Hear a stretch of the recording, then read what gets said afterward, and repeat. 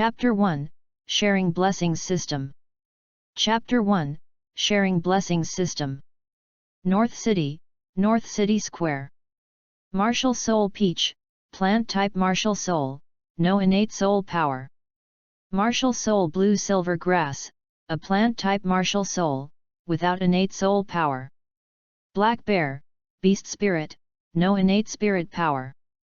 Martial Soul Hammer, Weapon Martial Soul, no innate soul power. In North City Square, a middle-aged man awakened the martial spirits of the children waiting in line. At this time of year, there are free opportunities to awaken martial spirits in the North City Square, and many children come to queue up to awaken their martial spirits. This is because if they miss this awakening opportunity, they will need to spend money to awaken their martial spirits. Deng Mu looked at the person who had awakened in front of him with some nervousness. It would be his turn soon. As a time traveler, he knew very well that without soul power he would be useless. In this world where strength is respected, without soul power he could only be an ordinary citizen. He didn't expect to awaken any heaven-defying martial spirit, he just hoped that he could possess soul power. As for whether it is possible to possess innate full soul power, Deng Mu feels that it is impossible. The possibility of innate full soul power is about the same as winning the lottery. The period he lived in was the era of the Peerless Tang Sect. That old Tang San was in the God realm, staring at the Doluo continent. It was impossible for him to become a god. Huo Yuhao, the son of destiny, was scolded like a dog by Tang San in the end. It was really pitiful. He didn't want to go through this kind of thing. He only hopes that he can possess soul power, become a powerful soul master, and then marry a few more wives. The girl beside him took Deng Mu's hand and said to him, "Don't be nervous, brother. You will definitely have soul power." Deng Mu nodded, "Yes, he will definitely have soul power." The girl's name is Zhang Nanan, and she is Deng Mu's god sister. A few years ago, Deng Mu's family suffered an accident, and before her mother died, she entrusted Deng Mu to Zhang Nanan's mother. Zhang Nanan's mother began to live with him and Zhang Nanan alone. Fortunately, his father gave his property to Zhang Nanan's mother before he died, so that Zhang Nanan's mother could take good care of him. The three of them lived a pretty good life. Soon it was Deng Mu's turn. Deng Mu walked into the awakening formation with some nervousness in his heart. The middle-aged man who was in charge of awakening the martial spirit injected soul power into the awakening formation. The next second, Deng Mu felt warm all over, as if he was soaking in a hot spring, extremely warm. Ding! Share the good times and the bad times together. The system has been successfully bound. A mechanical voice sounded in his ears, making Deng Mu extremely excited. Unexpectedly, when the martial soul is awakened, the golden finger will also awaken. The moment the system appeared, Deng Mu found that everyone was motionless, as if the pause button was pressed. Deng Mu guessed that it must be the system that did it, causing Doluo time to be paused directly. This system is called the Sharing Happiness and Difficulties system. The host chooses to bind to someone and can share their happiness. The other person cannot share the host's happiness. When the host is attacked by others, the damage will be transferred to the bound person. The damage the host causes to himself will be converted into equal damage based on the strength of the bound person. Until the bound person dies, the damage will continue to be transferred to other bound people. If the bound person dies completely, the host will gain everything from the other person. This feature is only available to the first bound person, so please carefully consider choosing the bound person. Listening to the introduction of the system, Deng Mu felt that this system was very unethical. Sharing the other person's blessings, all attacks encountered will be transferred to the bound person, and if the bound person dies, he can still get everything from the other person, then the person he is bound to can only be said to be unlucky for 8 lifetimes. Ding! The host has one chance to choose a binding partner. Please choose the person to bind to. Tang San. Deng Mu silently said Tang San's name in his heart. What a joke, for such a good thing, Tang San would definitely be chosen. Now Tang San is the sea god plus the Azura god, his strength is at the level of God King. If he is bound to this guy Tang San, he can't help but worry about being killed by someone in Doluo. When he has nothing to do in the future, he can torture Tang San to death. Anyway, Tang San will not be able to know that it was him who did it. Although it is a good idea to bind Huo Yuhao, according to the current timeline, Huo Yuhao has just awakened his martial spirit, so binding him is useless and may even kill him accidentally. This behavior is not acceptable. Ding! Successfully bound to Tang San. Detected that the host is awakening his martial spirit and began to share the blessings of the Divine King Tang San. Ding! The Divine King Tang San's spirit has been shared. You have obtained the Blue Silver Emperor and the Clear Sky Hammer. Good guy. Deng Mu was a little surprised to find that he shared Tang San's martial spirit. He didn't expect that he could share martial spirits. If Tang San noticed him, would he suspect that he was his own child? If his martial soul is an angel and blue silver grass, then things will be fun. If he can go to the realm of gods, it will be even more interesting. The next second, the whole world returned to normal. Deng Mu subconsciously raised his right hand, and the blue silver emperor appeared in his palm. After awakening his martial soul, Deng Mu noticed that he possessed the blue silver domain. He remembered that the blue silver domain possessed camouflage skills, which could resonate with the blue silver grass in the outside world. In a short period of time, it could transform the blue silver grass in the domain into blue silver emperor for its own use, greatly improving its combat effectiveness and isolating certain adverse conditions. Control all the blue silver grass within the domain. Use the domain as a medium to use skills, and cooperate with mental power to explore the surrounding information within the domain. Moreover, the blue silver domain can evolve 3 times, and each evolution will provide a skill. Second evolution, blue silver range entanglement, a range type group restriction skill. 3 evolutions, all things in the universe, assimilation and suppression. Final evolution, the blue-silver realm has the ultimate evolution. Wherever there is blue-silver grass, the realm can transform the vitality of all blue-silver grass into any form of energy required by the blue-silver emperor to replenish itself. As long as there is blue-silver grass, the blue-silver emperor's energy will not be exhausted. Deng Mu sighed silently in his heart, this is worthy of being the protagonist's domain, it is worlds apart compared to other people's domains. The person in charge of awakening had a look of being used to it. He had seen a lot of blue-silver grass spirits every year, but very few people possessed spirit power. However, he did not notice the golden lines on Deng Mu's blue-silver grass. Okay, you can go check your soul power. Ah! Deng Mu nodded to show that he understood, put away the blue-silver emperor, and came to the crystal ball. Looking at the crystal ball in front of him, Deng Mu guessed that he should have innate full soul power. Deng Mu stretched out his hand and placed it on the crystal ball that detected innate soul power. A suction force came from the crystal ball, and Deng Mu felt a flow of energy from his body entering the crystal ball. The energy entered the crystal ball, and the entire crystal ball emitted a dazzling light.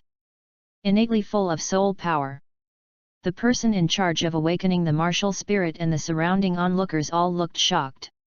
Although there have been many people in history who were born with full soul power, there is only one person who was born with full soul power of blue-silver grass, and that was Tang San, the sea god who became a god 10,000 years ago. Unexpectedly, they met the second person who possessed the innate full soul power of blue-silver grass.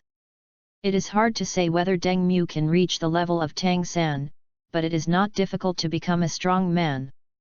End of this chapter. Chapter 2 Shocking Tang 3 Hammer 1. Chapter 2 Shocking Tang San's First Hammer.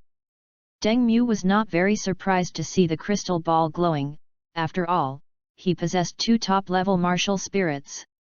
Moreover, his sister Zhang Nanan is also a person with innate full soul power. If I reveal that I own the Clear Sky Hammer, it will probably shock more people. However, he did not want to reveal the fact that he had twin martial souls, so as not to cause trouble. Deng Mu ran to Zhang Nanan and kissed her on the cheek. "Thank you, sister. If it weren't for your blessing, I might not have been able to have full innate soul power." Zhang Nanan was a little embarrassed after being kissed by Deng Mu. "Then you must listen to your sister in the future and stop bullying me all the time." The two have a very good relationship, but Deng Mu sometimes plays pranks on Zhang Nanan. Listening to Zhang Nanan's words, Deng Mu smiled and nodded. "Well, I'll listen to my sister from now on." After saying this, the two of them held hands and left the square amid the envious eyes of everyone, walking towards home. Many parents were very envious of Zhang Nanan's mother. Not only did she have a daughter who was born with full soul power, but she also didn't expect that her son also had full soul power. Zhang Nanan's mother will just have to enjoy herself at home from now on. On the way back, Deng Mu learned from Zhang Nanan that after he awakened his martial soul, the color of his hair changed from black to blue. After learning about this, Deng Mu didn't know what to say. He felt like Tang San's illegitimate son. I guess when Tang San saw him, he would suspect that he was an illegitimate child. "Brother, what do you want to eat?" On the way home, Zhang Nanan saw snacks being sold on the street and asked Deng Mu who was standing beside her. After she became a soul master, she could receive a soul master subsidy every month, but it was not 1 gold soul coin, but 5 silver soul coins. Zhang Nanan was very clear about this situation. Part of the money was embezzled by those who distributed the subsidies, but she had no way to do anything about it. Every time she received a subsidy, she would give the money to her mother, but her mother would always leave her a gintama coin as money to buy snacks. Deng Mu saw Zhang Nanan glancing at the candied haws from time to time, and said with a smile, "Then let's have the candied haws." 2 strings of candied haws. Following Deng Mu's words, Zhang Nanan came to the vendor selling candied haws and bought 2 strings. "Brother, take it." "Sister, just give me 1 bunch, and you can eat the rest yourself." Deng Mu took a string of candied haws and said to Zhang Nanan. Upon hearing this, Zhang Nanan gently touched Deng Mu's head. She didn't mind if Deng Mu wanted to eat both, because she loved her younger brother the most. The two of them walked towards home while eating candied haws. After returning home, Deng Mu threw himself into the arms of the beautiful woman and said, "Mom, I have awakened 2 martial souls, and they are both innate and full of soul power." The woman's name is Yan Yehua. She is Zhang Nanan's biological mother and Deng Mu's godmother. She was wearing patched clothes, but it couldn't hide Yan Yehua's perfect figure. Yan Yehua was surprised and delighted to learn that Deng Mu possessed twin martial spirits. "Very good, Xiao Mu, but don't tell anyone else about this. Understand?" They couldn't help but feel worried. They were just an ordinary family. How could they protect Deng Mu? Zhang Nanan was a little surprised. She didn't expect that her brother actually had 2 martial spirits, but she was not angry because Deng Mu hid it from her. She felt that what Deng Mu did was right. If you say it in the square, it will cause some unnecessary trouble and might even attract the attention of bad people. Deng Mu raised his head and said to Yan Yehua, "I understand, mother. I won't tell anyone else about this." He naturally knew what Yan Yehua meant. The period of Dou Er was not as safe as Dou Yi, and there were many evil soul masters on the continent. If the evil soul master knew about this, he might be killed by him. Although he was bound to Tang San, he was not too worried about his own death, but he would blame himself for the rest of his life for having implicated his sister and mother. Yan Yehua touched Deng Mu's head and said, "Xiao Mu, what do you want to eat today? I'll make it for you." Deng Mu thought for a moment and said, "Mom, I want to eat stir-fried carrots and meat, and some spare ribs." The situation at home was just average, so it was impossible for him to eat expensive food, but he didn't really like eating expensive food. He had eaten a lot of expensive food before traveling through time, and he felt that the taste was not very good, not as delicious as he had imagined.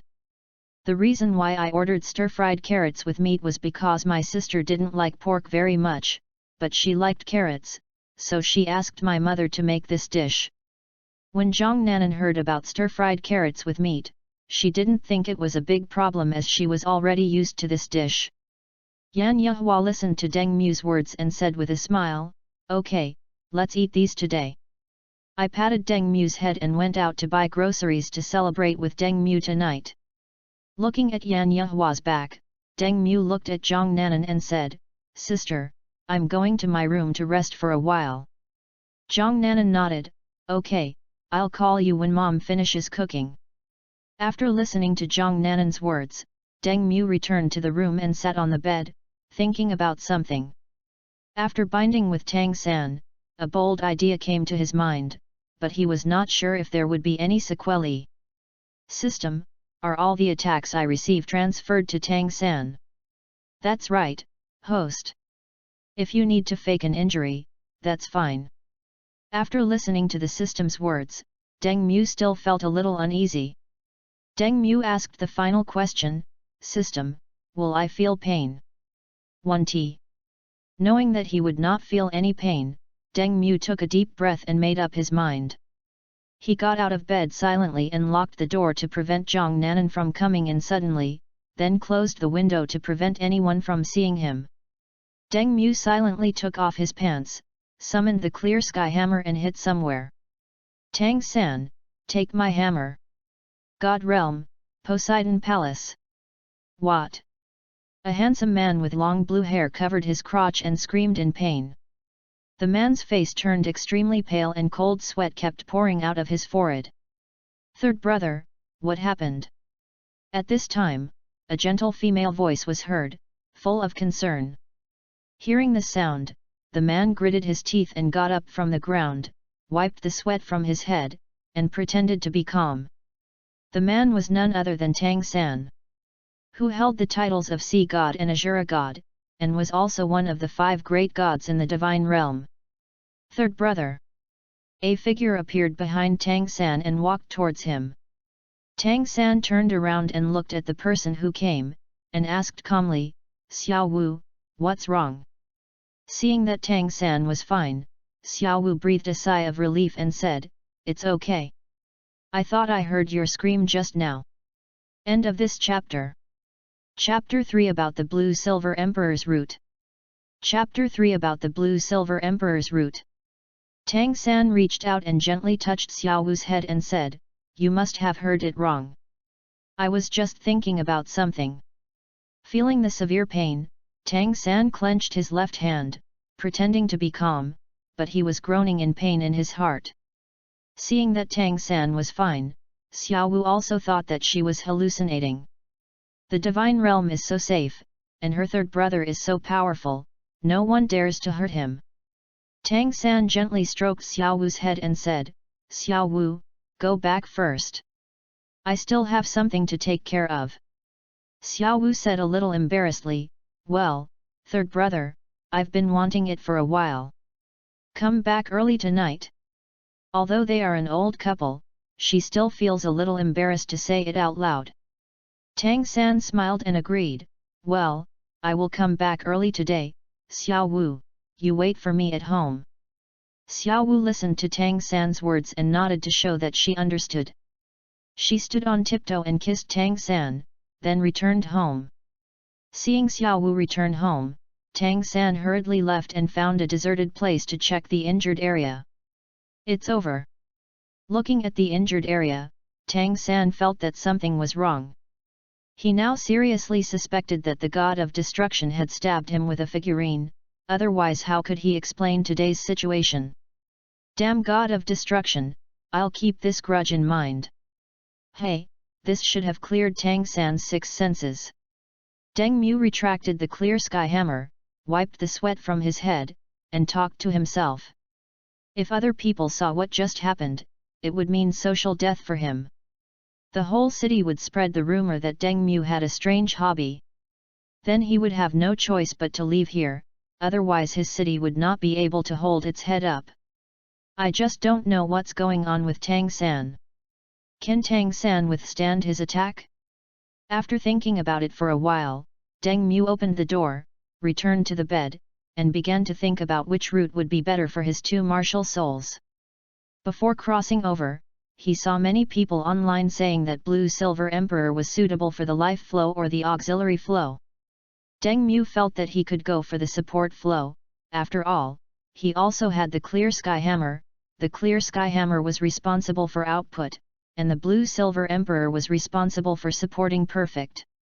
When Deng Mu thought of his first spirit ring, he felt a huge headache. My family didn't have much money, and my sister's first spirit ring was hunted by a teacher at school. Through his sister's relationship, he could indeed get a spirit ring. It was hard to say whether it was 100-year or 10-year spirit ring. He couldn't possibly ask the other party to hunt for what he wanted. Others are willing to help him out of kindness, but he cannot use other people's kindness to get what he wants. They are not related at all, so how could they help him to this extent? The more important thing is that his goal is to start after 1,000 years. As for 10,000 years, it is just something to think about. If it really takes 10,000 years to start, it will cause a lot of trouble. The schools during the Duyi period were similar to those during the Duyi period, and were divided into 3 levels: junior, middle and senior. There are 2 types of students in junior colleges: ordinary students and part-time students. Part-time students are the same as those in junior colleges, but they are paid less. In order to reduce the burden on the family, her elder sister Zhang Nanan chose to become a part-time student and gave the money she saved every month to her mother to supplement the household expenses.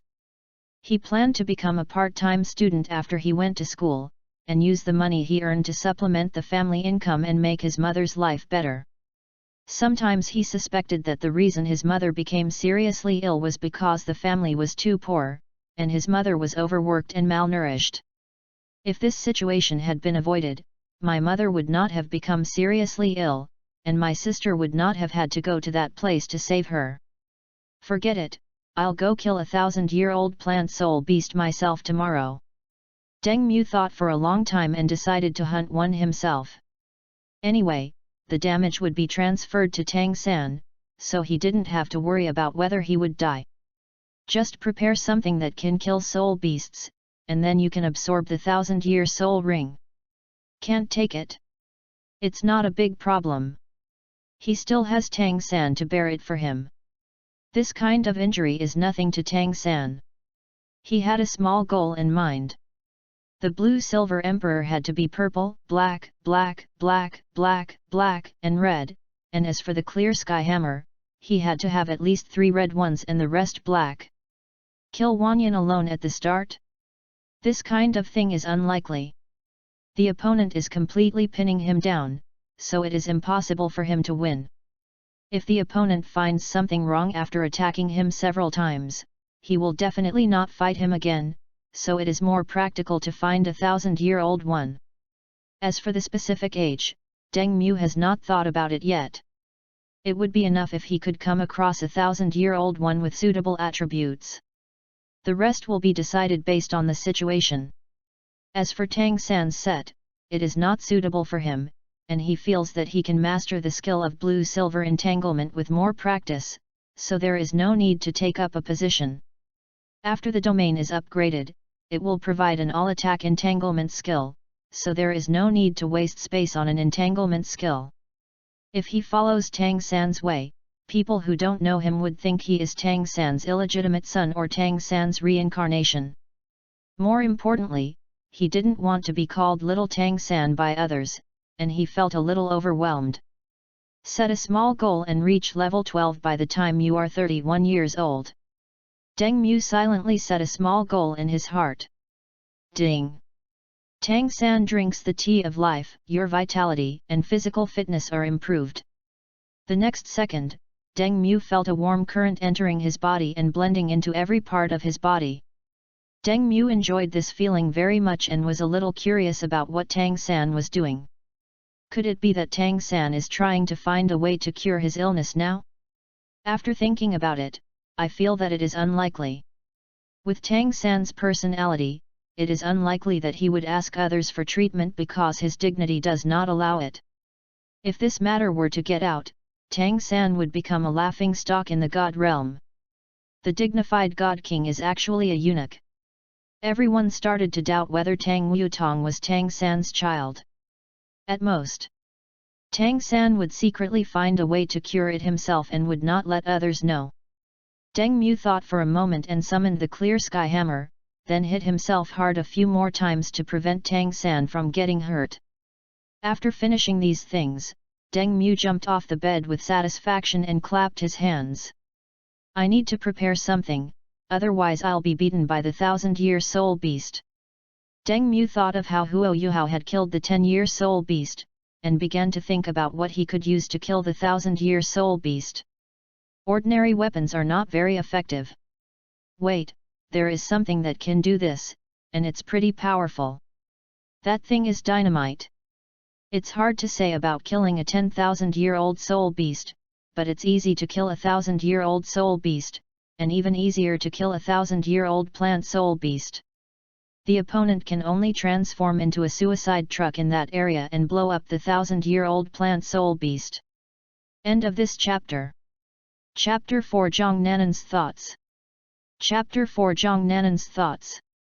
Deng Mu recalled what was needed to make gunpowder. 1 sulfur, 2 nitrates, 3 carbons plus white sugar. These things are not difficult to get. Except for the price of sugar, the prices of other things are not very expensive. The only thing that is not clear is what the ratio of these things is. I need to try it myself. He had some money on him, which was given to him by Zhang Nanan. Sister, I'm going out for a while and will be back soon. Well, leave early and come back early. Zhang Nanan, who was reading a book, nodded to show that she understood. The book Zhang Nanan was reading was called Journey to the West, which was written by Deng Mu when he was bored, and was picked up by Zhang Nanan to read. Originally they were planning to sell it, but Deng Mu thought that they couldn't keep the money, so he asked Zhang Nanan to look after it herself and not sell it, otherwise something big would happen.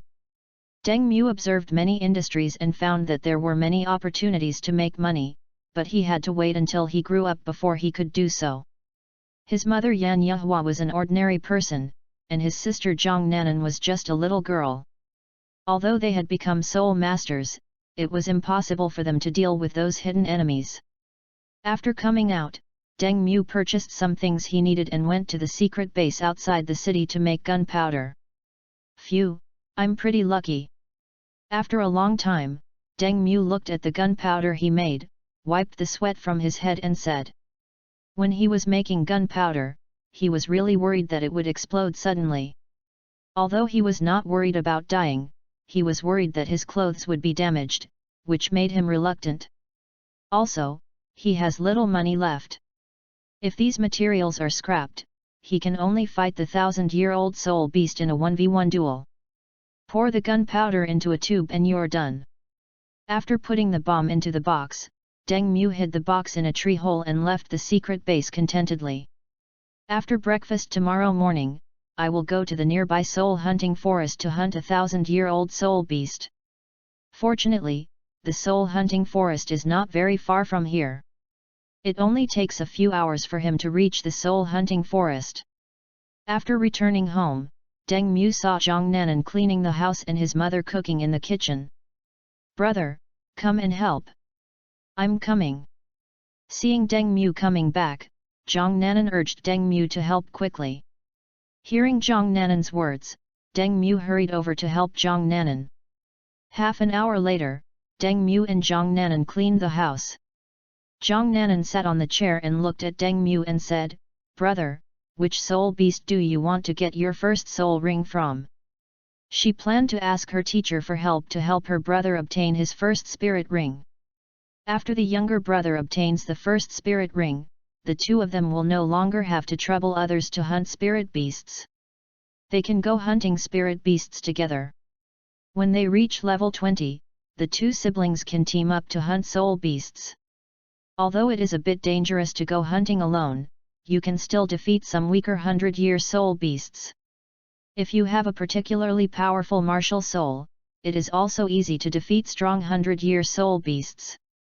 After she obtained the second soul ring, she helped her brother obtain the second soul ring when he reached level 20. With her and her brother's talents, it would not be difficult for her to join Shrek Academy. After graduating from Shrek Academy, she would take her brother in and live a good life with her mother. Thinking of taking her brother in, Zhang Nanan felt very happy. Her brother can only be her, and other bad women cannot touch her brother. Of course she knew that her brother was not her biological brother, and she planned to wait until he grew up and be with him before making a decision. Deng Mu pretended to think for a moment and answered Zhang Nanan's question, I plan to choose a soul beast with strong vitality and go the support route. Zhang Nanan was a little confused when she heard this. Brother, why don't you choose to be like the legendary Tang San? Most people in Doluo continent know about Tang San's soul skills and think that they are the best combination. There was clearly the best choice, but his brother didn't choose it.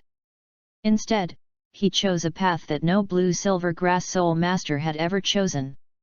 Deng Mu thought for a moment and explained, because I found that my blue silver grass is different from the blue silver grass in the book. It seems that it is not an ordinary blue silver grass, so I chose the auxiliary route. Upon learning that her brother's martial soul was mutated, Zhang Nanan nodded to show that she understood. In this way, it seems that there is nothing wrong with my brother taking the auxiliary route, but I am not sure whether the mutated blue-silver grass is powerful or useless when taking the auxiliary route. Zhang Nanan patted Deng Mu's head and said, in a few days, I will go find the teacher and he will help you hunt for your first spirit ring. Deng Mu nodded, well, I'll trouble you, sister. I thought to myself that I should get up early tomorrow morning and go to the soul hunting forest after breakfast to get the first soul ring. The soul hunting forest during this period is a little different from the one in Duyi. During the first period of the War of Resistance against Japan, the soul hunting forest was controlled by the state, and anyone who wanted to go in and hunt had to get permission. However, during the second period of the War of Resistance against Japan, most of the soul hunting forests were unattended, and people could enter and leave as they pleased. What are you talking about? You sound so happy. Just at this moment, Yan Yehua came over with a plate of fragrant spare ribs and asked Zhang Nanan and Deng Mu with a smile. When Zhang Nanan saw her mother coming out of the kitchen, she quickly got down from her chair, took the ribs from her mother's hand, and put them on the table. Deng Mu looked at Yan Yehua, scratched his head and said, Mom, let me talk to my sister about the spirit ring. Listening to the soul ring, Yan Yehua couldn't help but sigh. The family didn't have much money, so they couldn't hire anyone to help with hunting. You know, it would cost at least dozens of gold soul coins to hire someone to hunt soul beasts. Dozens of gold soul coins will only allow you to hunt one randomly. If you are lucky, it will be 100-year-old one, and if you are unlucky, it will be a 10-year-old one. If you want to specify a certain type of soul beast, you will need more money to help you hunt the specified soul beast. Zhang Nanan came to Yan Yehua and said, Don't worry, Mom. I'll go find the teacher and ask him to help. Yan Yehua sighed and said, Nanan, when you go there, buy some gifts for the teacher. They already owe the teacher a favor, and now they are asking the teacher for help. They can only give some gifts, and they can repay the favor when they have the chance. But now there is no other way except this one. Who told them to be poor? Only when they have money can they make their own choices. Zhang Nanan nodded after listening to Yan Yehua's words, yes, of course I know. As for what to buy, she already had a quantity in mind. Deng Mu went to the kitchen and brought all the food prepared by Yan Yehua to the table. Okay, let's not talk about this anymore. Let's celebrate Xiao Mu's awakening of his innate full soul power. End of this chapter. Chapter 5 Art is Pi Daxing. Chapter 5 Art is Pi Daxing. After Yan Yehua finished speaking, she had dinner with Deng Mu. After dinner, Zhang Nanan and Deng Mu went to the bathroom to wash up. Brother, let's sleep together tonight. All right, all right. Seeing that his sister wanted to sleep with him, Deng Mu had no choice but to agree to Zhang Nanan. In the past, he often slept with his sister, but now that his sister goes to school, they rarely sleep together. His sister has a hobby of pinching his face from time to time, which makes him dislike sleeping with his sister. Seeing this, Yan Yehua didn't say anything, but just smiled. After all, what could happen to two little kids? Nanan Xiaomu, remember to go to bed early and don't play too late. Oh, I see. Zhang Nanan and Deng Mu answered Yan Yehua in unison. After that, the two of them said good night to Yan Yehua and returned to their room to rest. Early next morning, Deng Mu got up early, ate some food for breakfast, took some dry food for lunch, and hurriedly left home and headed towards the secret base. He had to be back before night today, so he had to get up early to hunt soul beasts so that he could go home earlier. After arriving at the base, Deng Mu took out the explosives he had hidden yesterday and walked towards the soul hunting forest. Heading to the soul hunting forest, Deng Mu was thinking about which 1,000-year-old soul beast to choose as his first soul ring. Millennium plant-type soul beasts are pretty good, and if possible, a millennium dragon is also acceptable. However, the number of 1,000-year-old sub-dragon soul beasts is too rare, and it can be said that they are hard to come by. If anyone else encountered a millennium sub-dragon soul beast alone, they would definitely run away because they couldn't defeat it, but he didn't have to worry about that. Because he has explosives on him, and the damage he receives will be transferred to Tang San, so he will be fine even if he encounters a 10,000-year or a 100,000-year-old monster. Even if Dityan appeared now, he would dare to point at Dityan's nose and scold him for 3 days and 3 nights. If he couldn't become a god in the future, he would go find Guyuina, slap her in the face a few times, and let her kill him. With Guyuina's strength, if she beats him hard, Tang San will not be able to hold on for long and will die, and he will be able to inherit everything that Tang San has. System, when can I bind the second person? Deng Mu asked the system in his heart. He really wanted to bind to Huo Yuhao now. If he successfully binds to Huo Yuhao, and when Huo Yuhao obtains a 1,000,000-year spirit ring in the future, he will be able to obtain a 1,000,000-year spirit ring. Having a 1,000,000-year spirit ring is a pretty good thing. Ding! When the host reaches level 20, they can bind a second person. Every time they level up by 10, they have a chance to bind another person. If the host kills Tang San, they can choose a new person to bind. Clear. Deng Mu listened to the system and said that he understood. The second person to be bound must be Huo Yuhao. Starting from Huo Yuhao, he would bind his enemies and kill them one by one. A few hours later, Deng Mu arrived near the soul hunting forest. Looking at the soul hunting forest not far away, Deng Mu swallowed nervously. Although he knew that he would not be killed, he was still a little nervous. Stepping into the soul hunting forest, Deng Mu walked towards the depths of the soul hunting forest. The outskirts of the soul hunting forest are basically filled with 10-year-old soul beasts, and most of these soul beasts are special 10-year-olds. He really looks down on those Pokemon. After walking for a while, Deng Mu saw a human corpse in the distance.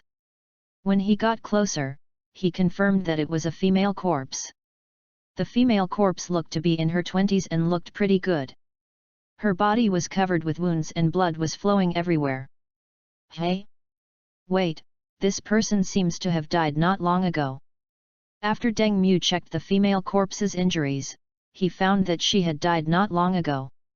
That means one thing, the soul beast that killed this woman should be nearby. Thinking of this, Deng Mu couldn't help swallowing and looked around vigilantly. There were many trees around, and he was not sure where the soul beast was hiding. What kind of soul beast? Deng Mu was alert to his surroundings while thinking secretly in his heart. At this moment, a figure suddenly rushed out and attacked Deng Mu quickly. Damn, it turns out to be a plant-type soul beast. When Deng Mu reacted, he found that his legs were entangled by vines. Following the direction of the vine, Deng Mu saw a white jade vine that was who knows how many years old.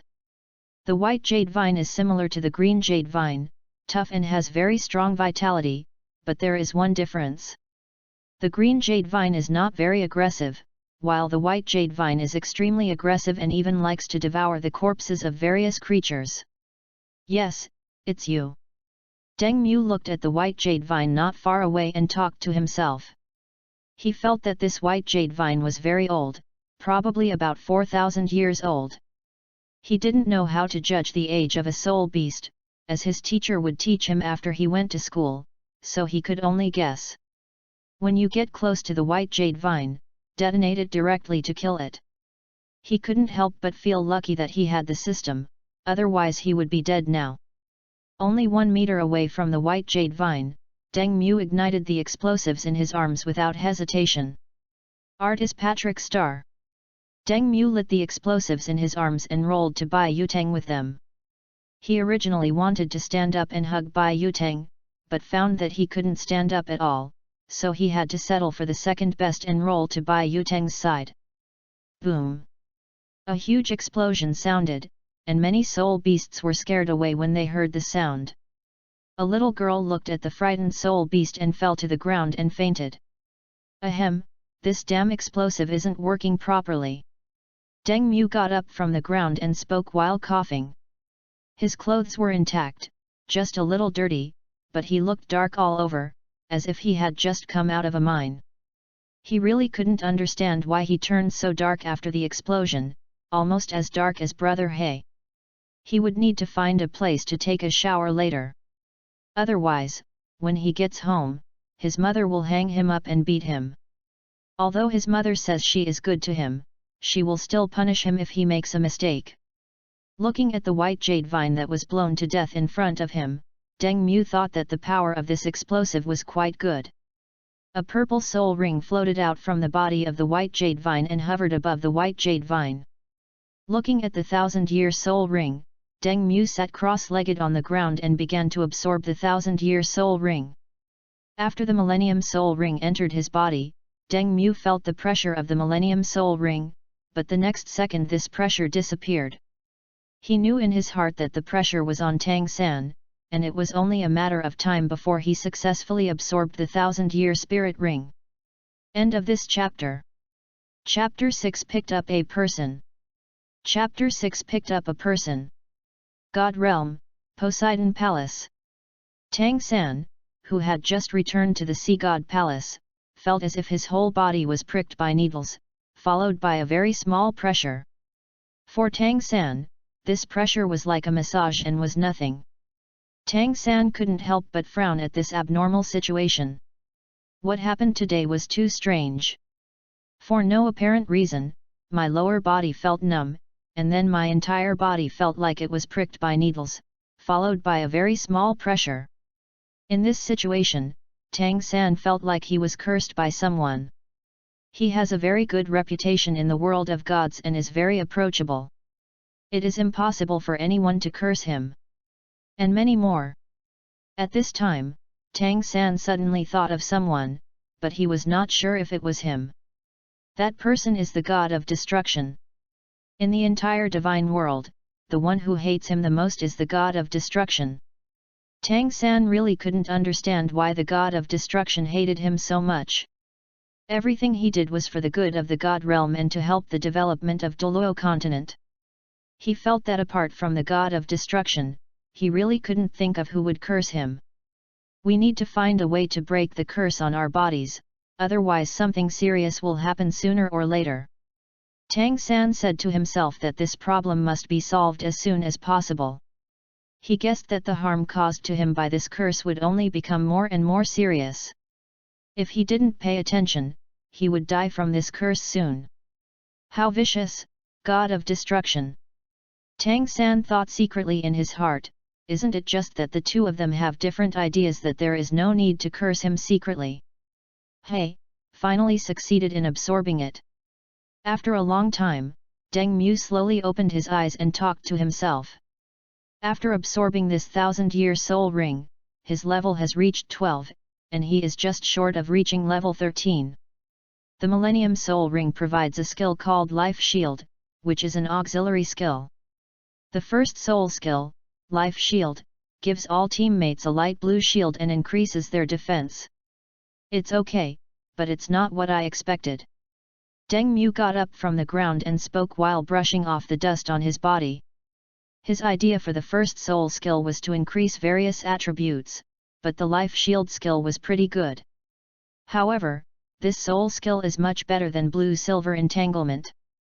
If his first skill is also blue-silver entanglement, he will be so angry that he will vomit blood. After saying that, he opened the blue-silver domain and looked for water sources around. He needed to take a good bath. If he goes back like this, he will definitely be spanked by both his mother and sister, so taking a shower is the only way to avoid being beaten. Someone is unconscious here, but he didn't get eaten by the soul beast. It's really God's blessing. At this time, Deng Mu noticed that there was a little girl fainted on the ground in a certain place. The little girl was covered in dirt and her clothes were a little torn, and it was unknown what had torn them. Deng Mu thought about it and decided to go and take a look, maybe it was a character in the plot. After lifting the blue-silver field, Deng Mu came to the little girl and checked her physical condition. Not bad, everything is normal. I guess he passed out because he ran for too long and couldn't hold on. Deng Mu looked at the girl and began to analyze it on his own. Judging from the girl's appearance, Deng Mu estimated that she was about the same age as her sister, around 9 years old. The clothes he was wearing were of pretty good quality, and his family was quite wealthy. There are two possibilities. The first possibility is that she encountered an enemy and was attacked by the enemy. The second possibility is that she encountered a soul beast on the road and was the only one who escaped. As for the true situation, only when the girl wakes up can she know what happened. Never mind, I'll show mercy and save you today. Deng Mu thought about it and decided to save the unknown girl. At first he didn't want to save this person because he didn't know who this girl was and didn't know if she would bring him trouble. But for some reason, my intuition told me that I needed to save that person. After a while, Deng Mu came to the girl who had fainted on the ground, carried her on his back and walked towards the North City. For some unknown reason, Deng Mu arrived at his secret base before dark. According to the time calculated before, we should reach the vicinity of North City after dark. Deng Mu thought to himself that it was probably because his body was strengthened after he became a soul master that he was able to return home early. After placing the girl in the secret base, Deng Mu went to a nearby river to take a bath. Pfft! Looking at himself in the river, Deng Mu couldn't help laughing. There's nothing I can do about it. I'm too dark, just like a little black man. It's really funny. Fortunately, the clothes on my body were not damaged, otherwise I would not be able to explain why they were torn. After taking a bath, Deng Mu carried the girl on his back into the city and hurried towards home. I only had one meal this morning and nothing at noon. I also walked for a long time carrying the girl on my back, and I was already very hungry. Mom, I'm back. As soon as Deng Mu returned home, he shouted loudly at home. The girl needed her sisters to clean herself and change into clean clothes. It was not a good thing for a boy like him to bathe the girl. After waiting for a while, no one responded to him. Deng Mu scratched his head in confusion. Not at home. Deng Mu thought about it and decided to simply wipe the girl's whole body and then change her clothes. As long as he doesn't say anything afterwards, no one will know about it. Thinking of this, Deng Mu took the girl back to the bedroom, then boiled a basin of hot water and returned to the bedroom with a towel. God bless her, please don't wake up in the middle of it. Deng Mu prayed to God and began to take off the girl's clothes. The girl's clothes were torn, as if she had been attacked by an animal, and some of them were torn by something. After taking off the girl's clothes, Deng Mu began to clean her body. After a while, he had wiped the girl's body clean. When the girl was being dressed, she suddenly opened her eyes. The two looked at each other and the atmosphere was extremely awkward. The girl's whole face turned extremely red as a monkey's butt. If she hadn't been so weak, she would have stood up and slapped Deng Mu a few times. When Deng Mu saw the girl wake up, he felt numb all over. The thing he least wanted had happened. Fortunately, he didn't wake up when he was wiping the girl's body, which would have been even more embarrassing. Deng Mu quickly apologized to the girl, I'm sorry, I saw your clothes were torn, so I changed your clothes for you. Now he just hopes that the girl can forgive him. If his sister and mother knew about this, he would be finished. End of this chapter. Chapter 7 Tang Yi. Chapter 7 Tang Yi. After listening to Deng Mu's words, the girl wished she could find a hole to crawl into. It was so embarrassing. Although the other party had good intentions, it was really embarrassing to think that her body was seen naked by a boy who was a few years younger than her. However, only the two of them knew about this matter. As long as Deng Mu didn't tell anyone, it would be fine. After all, he was her savior. After thinking all this, the girl said, My name is Tang Yi, thank you for saving me, little brother. When Deng Mu learned that the girl was Tang Yi, he was a little surprised. He didn't expect that he actually saved Tang Yi. He remembered that Tang Yi had indeed been hunted down. It seemed that it was because Tai Tang and Tai Li of the Taixu sect bribed the city defense forces of Tiandu city and raided the Tang sect at night. Tang Yi's parents were killed by Tai Li. Although Tang Yi was the only one who escaped, the Tang sect's foundation was also seized by the Taixu sect. Thinking of this, Deng Mu looked at Tang Yi with some sympathy. Deng Mu introduced himself, It's okay, my name is Deng Mu. I was wrong about what happened just now. I hope Sister Tang Yi can forgive me. Tang Yi sat up, her face red as she covered her body, It's okay, just give me the clothes and I can put them on myself. If Deng Mu were to let her wear it, it would be too embarrassing. Although she is only 9 years old now, she knows a lot about matters concerning men and women, all of which were taught to her by her parents. Thinking of her parents, Tang Yi couldn't help but feel sad. She secretly made up her mind to avenge her parents and revitalize the Tang clan. Upon hearing this, Deng Mu hurriedly gave the clothes to Tang Yi, left the bedroom and closed the door. Okay, I'm changed. After Tang Yi put on Zhang Nanan's clothes, she spoke to the outside in a weak voice. Hearing Tang Yi's words, Deng Mu walked in with herbs. Sister Tang Yi, let me apply some medicine to you. This way you can get better sooner. Thank you. Fine. Tang Yi nodded embarrassedly. When she looked at Deng Mu, she could still remember what happened before. Thinking that Deng Mu was about 6 years old, my shyness was reduced a lot. Deng Mu applied medicine to Tang Yi carefully, taking every step seriously, fearing that he would accidentally hurt Tang Yi. Looking at Deng Mu's cautious look, Tang Yi just thought Deng Mu was very cute. It's done. After a while, Deng Mu applied medicine to Tang Yi, wiped the sweat from his head, and said with great satisfaction. He took care of every injury, and after a while, all of Tang Yi's injuries were healed.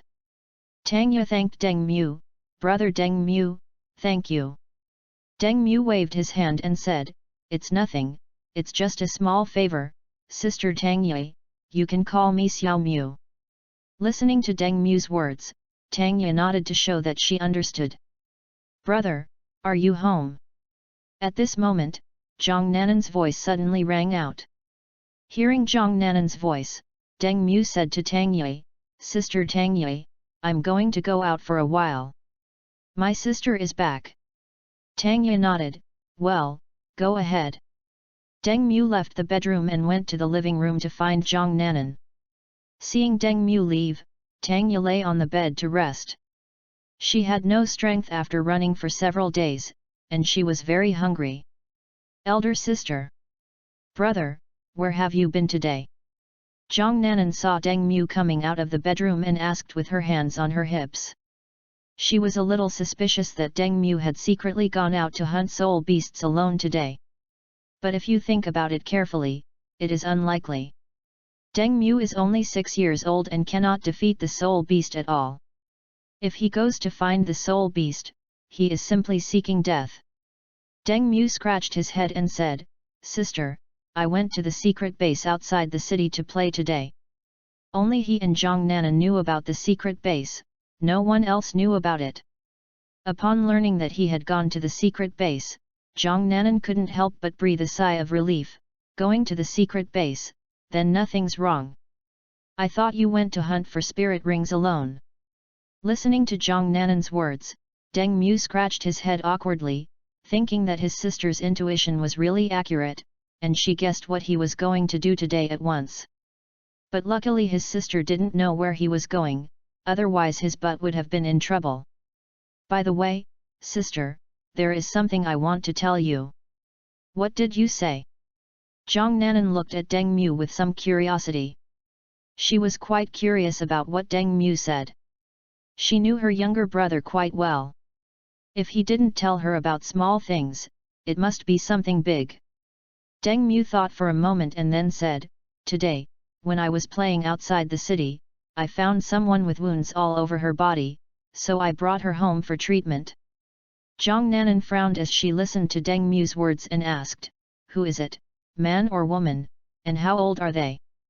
For some reason, she vaguely felt that the person her brother brought back was a trouble. Although there is nothing wrong with the younger brother's behavior, it does not mean that everyone is worth saving. If the other person is a bad person, then their whole family will be in trouble. Their family is just an ordinary family and cannot withstand any dangerous things. Any dangerous things may cause their family to fall apart. Deng Mu recalled Tang Ye's message and said, "Her name is Tang Ye, she's a girl, about the same age as my sister." Listening to Tang Ye's message, Zhang Nanan couldn't help but become alert. "Brother, let's go take a look." After saying that, he walked towards the bedroom, wanting to see the girl named Tang Ye. Seeing his sister heading towards the bedroom, Deng Mu hurriedly followed Zhang Nanan, feeling a little confused as to why his sister was so vigilant. It's like guarding against thieves, worrying that something will be stolen by a thief. When Zhang Nanan came to the bedroom, she saw Tang Ye resting. Very good looking. Zhang Nanan looked at Tang Ye lying on the bed, thinking secretly in her heart. As for the fact that Tang Ye wore her clothes, it was no big deal. Tang Ye opened her eyes and saw Zhang Nanan standing beside the bed. "Hello, my name is Tang Ye." Zhang Nanan looked at the frail Tang Ye and said, "My name is Zhang Nanan, and I'm Deng Mu's sister. Just rest in bed. I'll get you something to eat." Judging from Tang Ye's appearance, Zhang Nanan thought of several possibilities and became less wary of Tang Ye. Deng Mu, who was behind him, couldn't help but breathe a sigh of relief after hearing Zhang Nanan's words. He was still worried that his sister would kick Tang Ye out. If Tang Ye was kicked out, it would be unlikely for her to survive outside. Tang Ye listened to Zhang Nanan's words. "Well, thank you." After saying that, she closed her eyes and continued to rest. Now she just wanted to have a good rest and really had no intention of chatting with others. Seeing Tang Ye resting, Zhang Nanan took Deng Mu out of the bedroom. "Brother, did you change her clothes?" "Yeah, but she woke up halfway through the change." Deng Mu listened to Zhang Nanan's words and did not hide the fact that he changed Tang Ye's clothes. End of this chapter. Chapter 8 Surprised Zhang Nanan. Chapter 8 Surprised Zhang Nanan. There is nothing to hide about this kind of thing. Anyone who is not stupid can basically figure it out.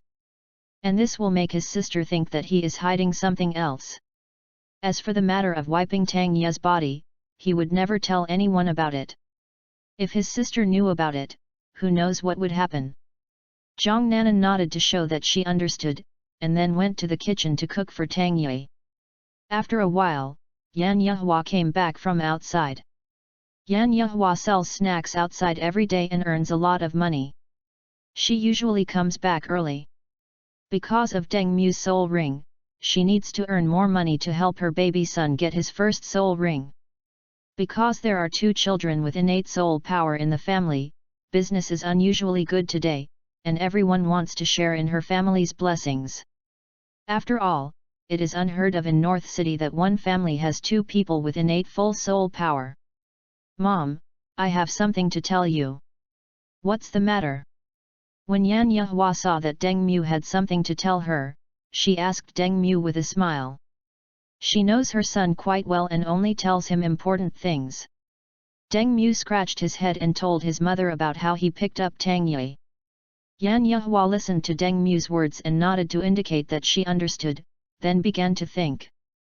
Looking at Yan Yehua who was thinking, Deng Mu couldn't help but get nervous. After a while, Yan Yehua said, "Well, I'll go see her." After saying that, he walked towards Deng Mu and Zhang Nanan's bedroom, wanting to meet Tang Yi before making a decision. Deng Mu looked at his mother's back and did not follow her. This kind of thing could only be discussed between his mother and Tang Yi, and his mother could make the decision. After a while, Zhang Nanan brought out a bowl of noodles from the kitchen. Seeing Deng Mu sitting alone in the living room, Zhang Nanan asked Deng Mu, "Brother, why don't you accompany Tang Yi?" Deng Mu scratched his head and said, "Mom said she wanted to talk to Tang Yi, so I sat outside and waited." Knowing that her mother was talking to Tang Yi, Zhang Nanan nodded to show that she understood, put the noodles she had cooked on the table, and sat next to Deng Mu waiting for her mother to come out. "Brother, have you been playing outside the city all day today?" "Well, what happened?" "Fine." Zhang Nanan listened to Deng Mu's words and shook her head to indicate that nothing was wrong. For some reason, she felt that her younger brother must have secretly gone to the forest to get a spirit ring. "I don't know how many years the spirit ring my younger brother got is. If it is a spirit ring that is more than 10 years old, then my younger brother will be doomed. Everyone knows the best ratio of soul rings, but only a few people can follow the best ratio of soul rings. Most civilian soul masters have their first soul ring for 10 years. Seeing his sister looking at him silently, Deng Mu felt that Zhang Nanan must have guessed that he went to the soul hunting forest to obtain spirit rings, but he absolutely could not say it out loud.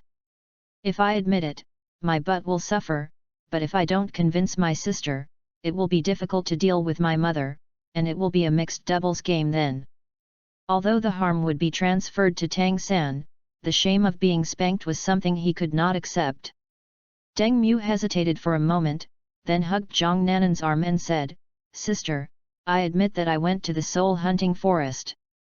Knowing that Deng Mu had really gone, Zhang Nanan looked at Deng Mu angrily and said, "Didn't I say I'd go hunting soul beasts for you in a few days?" Zhang Nanan was a little angry at this disobedient brother. She was worried about Deng Mu's safety and what if something unexpected happened in the forest. You have to know that soul beasts are not something a child can deal with. Even an adult who tries to deal with a 10-year-old soul beast may be killed, let alone Deng Mu, a 6-year-old child.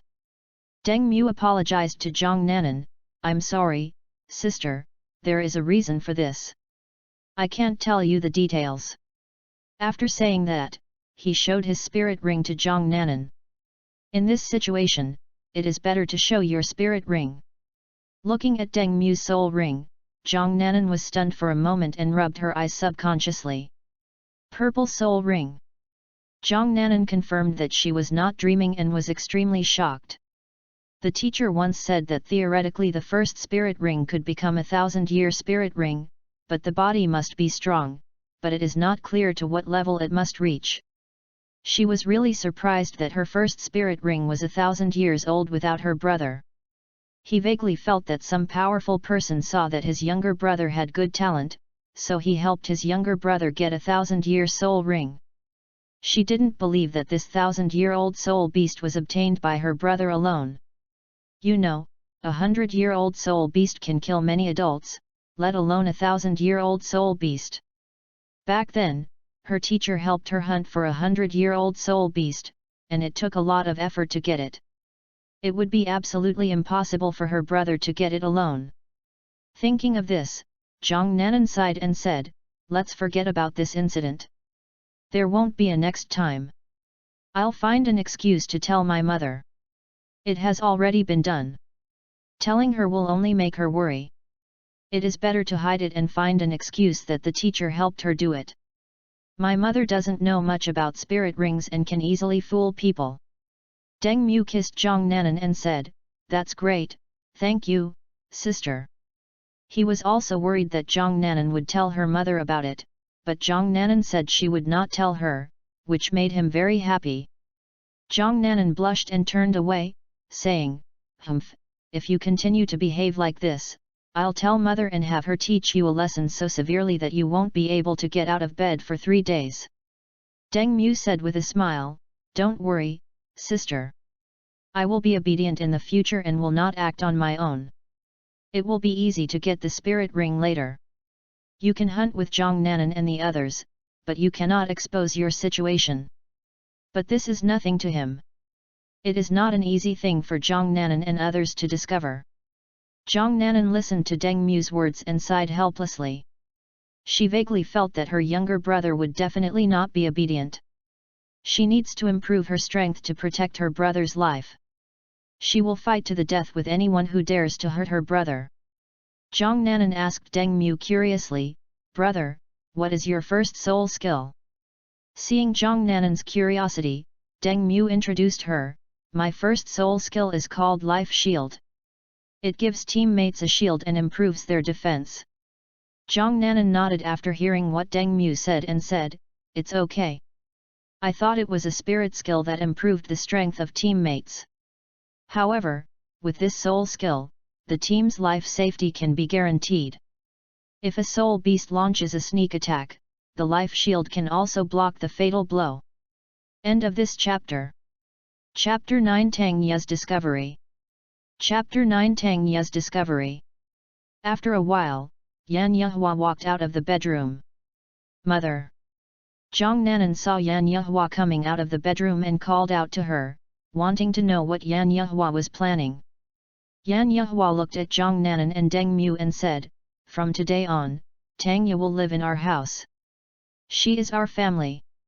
I couldn't help but sigh in my heart, and chatted with Tang Ye in the bedroom for a while, and learned about Tang Ye's life experience. I just think Tang Ye is a poor person. Her parents were killed by others, her home was occupied by others, and she is alone and helpless. After learning about Tang Ye's life experience, she decided to take Tang Ye in. After having a good chat with her for a while, Tang Ye decided to stay. Deng Mu and Zhang Nanan were surprised to learn that Tang Ye was staying and becoming a member of the family. They had not expected Tang Ye to stay. Especially Zhang Nanan, she thought that she would let Tang Ye stay for a while at most, and let her go after her injuries healed. This made her guess that Tang Ye's life experience must be very tragic. After her mother knew about it, she felt pity and took Tang Ye in. She had no objection to this, as long as Tang Ye did not bring trouble to the family. If Tang Ye brought trouble to the family, she would be the first to oppose Tang Ye staying. It's impossible that he would harm the whole family just because Tang Ye is pitiful. This kind of thing is impossible no matter how you think about it. Deng Mu thought the same as Zhang Nanan, thinking that his mother would at most let Tang Ye recover from her illness and then let her leave. He was planning to persuade his mother to let Tang Ye stay at home, but he didn't expect that his mother would actually take the initiative to keep Tang Ye. He probably knew Tang Ye's life experience. Yan Yehua then said, "Nanan, go and bring the noodles to Tang Ye. The child hasn't eaten for a day." Zhang Nanan listened to her mother's words, nodded to show that she understood, and went to the bedroom with the noodles she had made. "Xiao Mu, do you have something to tell me?" Seeing Zhang Nanan enter the bedroom, Yan Yehua came to Deng Mu with a smile and gently touched Deng Mu's head. During the chat just now, she learned some things, which were related to Deng Mu. Listening to Yan Yehua's words, Deng Mu couldn't help but swallow his saliva. It seemed that his mother should know. Oops! I'm going to be spanked. Deng Mu thought secretly in his heart, feeling extremely headache. How could he forget Tang Ye? When the mother talks to Tang Ye, she will definitely ask him where she found Tang Ye. Come with me to the room. It is good. Deng Mu sighed helplessly and followed Yan Yehua into the room. I'm going to be spanked. As he followed his mother into the room, Deng Mu thought secretly in his heart. Although spanking doesn't hurt at all, it is quite shameful. After a while, Yan Yehua finished spanking Deng Mu and went into the kitchen to cook dinner. Deng Mu blushed and pulled up his pants. It was the first time he was spanked. In the past, Zhang Nanan was the one who got spanked, and he watched with joy, but he never expected that now it would be his turn to be spanked. After dinner, Deng Mu and Zhang Nanan returned to the bedroom to rest. It's not crowded for 3 people to sleep together, but if all 3 of them were older, it would be a bit crowded. Early next morning, after Deng Mu and Zhang Nanan finished their breakfast, they stayed with Tang Ye. Zhang Nanan asked Tang Ye curiously, "Xiao Ye, what is your martial spirit?" Tang Ye sat up and said, "My martial spirit is blue silver grass, level 15. Nan Nan, what is your martial spirit?" The 2 of them spent some time together last night and became very close. Zhang Nanan introduced, "My martial spirit is the soft bone rabbit, and it's currently level 16. Upon learning that Zhang Nanan is now level 16, Tang Ye looked at Zhang Nanan in surprise. She can now reach level 15 because of Xian Tian Gong, and Zhang Nanan has no skills, but can practice to level 16, which means that Zhang Nanan is very talented. Deng Mu saw Tang Ye's surprise and explained, "Sister Xiaoa, I have innate full soul power." Upon learning that Zhang Nanan was born with full soul power, Tang Ye showed an expression of sudden enlightenment. If it was born with full soul power, then it was easy to explain. Tang Ye asked Deng Mu, "Xiao Mu, what about you? What is your martial spirit?" Deng Mu scratched his head and said, "My martial soul is the Blue Silver Emperor, also with innate full soul power, level 12. When Tang Ye learned about Deng Mu's martial soul, she was a little confused. She didn't know what the Blue Silver Emperor was.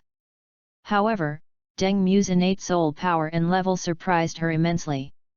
She never thought that there would be 2 people with full innate soul power in the same family, and the younger brother was better than the older sister. This gave Tang Ye an idea, and she wanted Deng Mu and Zhang Nanan to join the Tang Sect. In this way, the Tang Sect is likely to be revitalized in the future. Deng Mu saw that Tang Ye was a little confused, and then he remembered that Tang Ye didn't know anything about the Blue Silver Emperor. To be precise, only some people know about the Blue Silver Emperor, while others don't know what it is, especially those from the Tang Sect. Those people regarded the soul masters who possessed the blue silver grass as hope, hoping that a second Tang San would emerge among them and lead the Tang Sect to the peak. Unfortunately, they all don't know that Tang San's martial soul is the Blue Silver Emperor, not the blue silver grass. If the people of Tang Sect had not fought to the death against the blue silver grass, they would not have fallen so early. To be honest, Tang San himself did not expect that the Tang Sect would fight to the death for the blue silver grass. "I'll show you, and you'll know." Deng Mu said this while showing Tang Ye his Blue Silver Emperor. He remembered that the Blue Silver Emperor had a suppressive effect on plant-type martial spirits, especially the blue silver grass. After all, the Blue Silver Emperor was the emperor among the Blue Silver Emperors. Looking at the Blue Silver Emperor displayed by Deng Mu, Tang Ye felt the suppression from the Blue Silver Emperor's martial soul. She was sure that the Blue Silver Emperor was a top-level plant-type martial soul. Tang Ye came close to Deng Mu and looked at the Blue Silver Emperor martial spirit carefully. After looking at it for a while, Tang Ye discovered the difference between Deng Mu's Blue Silver Emperor and Blue Silver Grass. The Blue Silver Emperor is thicker than the Blue Silver Grass, and it has golden lines. If you don't look carefully, you can't find the difference between the Blue Silver Emperor and the Blue Silver Grass. And many more. Tang Ye suddenly remembered something. She had read books about Tang San's ancestors before, and one of the books was an introduction to Tang San's ancestors' martial spirit. Tang San's ancestor possessed twin martial souls and was born with full soul power. The martial souls were Blue Silver Grass and the top-level weapon soul Clear Sky Hammer. The description of the Blue Silver Grass is exactly the same as Deng Mu's Blue Silver Emperor, with no difference at all. They, the Tang sect, have always been wrong. Tang San's ancestor's spirit was not the blue-silver grass, but the blue-silver emperor spirit. At this moment, Tangya felt that their Tang sect was a joke. They had always regarded ordinary blue-silver grass spirits as hope. No one knew that Tang San's ancestral spirit was the blue-silver emperor.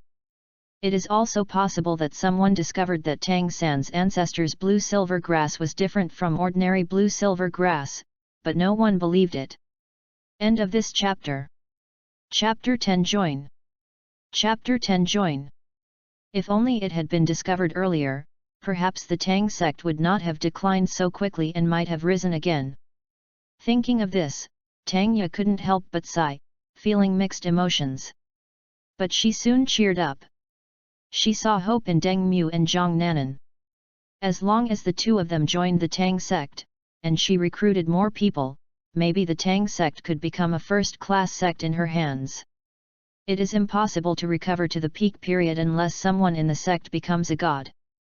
It is simply impossible to become a god.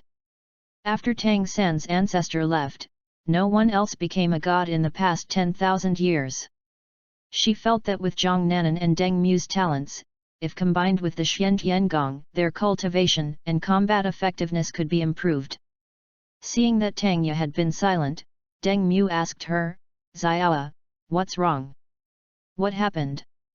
Tangya was extremely surprised by what he was thinking about.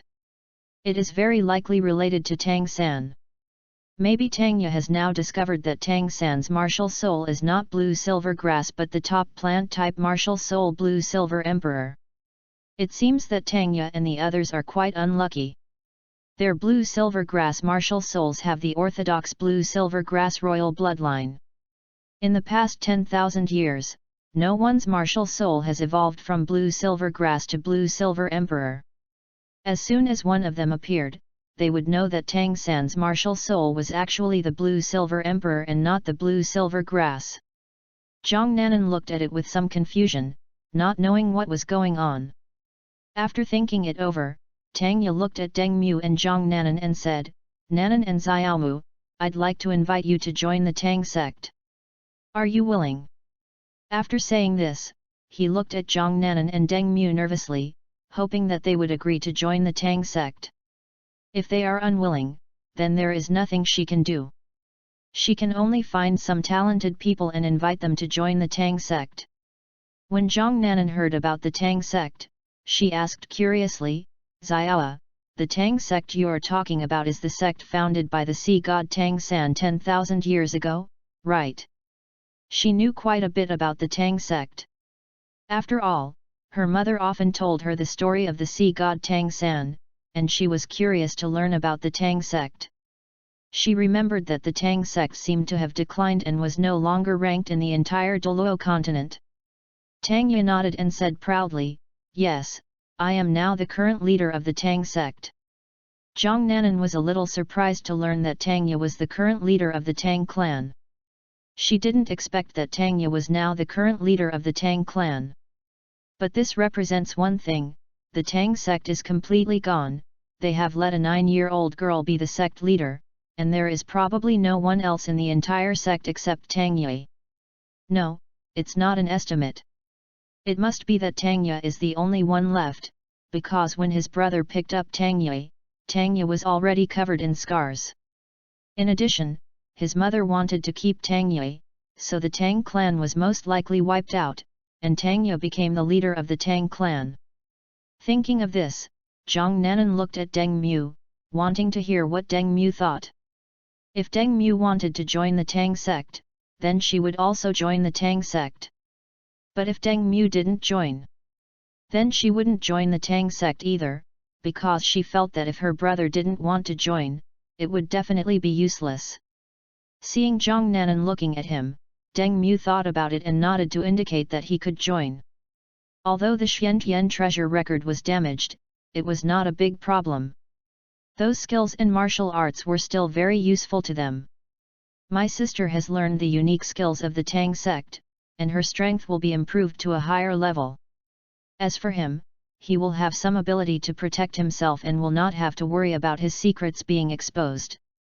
Okay, my brother and I will join the Tang sect. Seeing Deng Mu expressed his willingness to join the Tang sect, Zhang Nanan agreed without hesitation.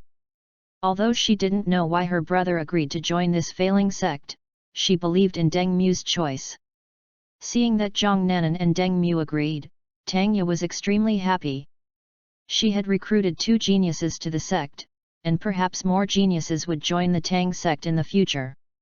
Tang Ye thought about it and decided to forget about the ceremony of joining the sect. The situation was already like this, so why bother about the ceremony? Nanan and Xiaomu, you are now disciples of the Tang sect. Today I will pass on my Tang sect's unique martial arts, the Xiantian Gong, to you. After being happy, Tang Ye said to Deng Mu and Zhang Nanan with a serious face. Looking at Tang Ye like this, Deng Mu found it very interesting.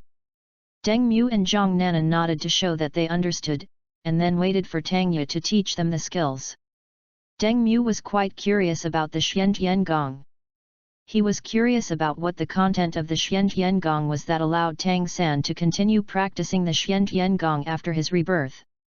He was quite confused as to why the skills of a sect that used hidden weapons were still so practical in another world.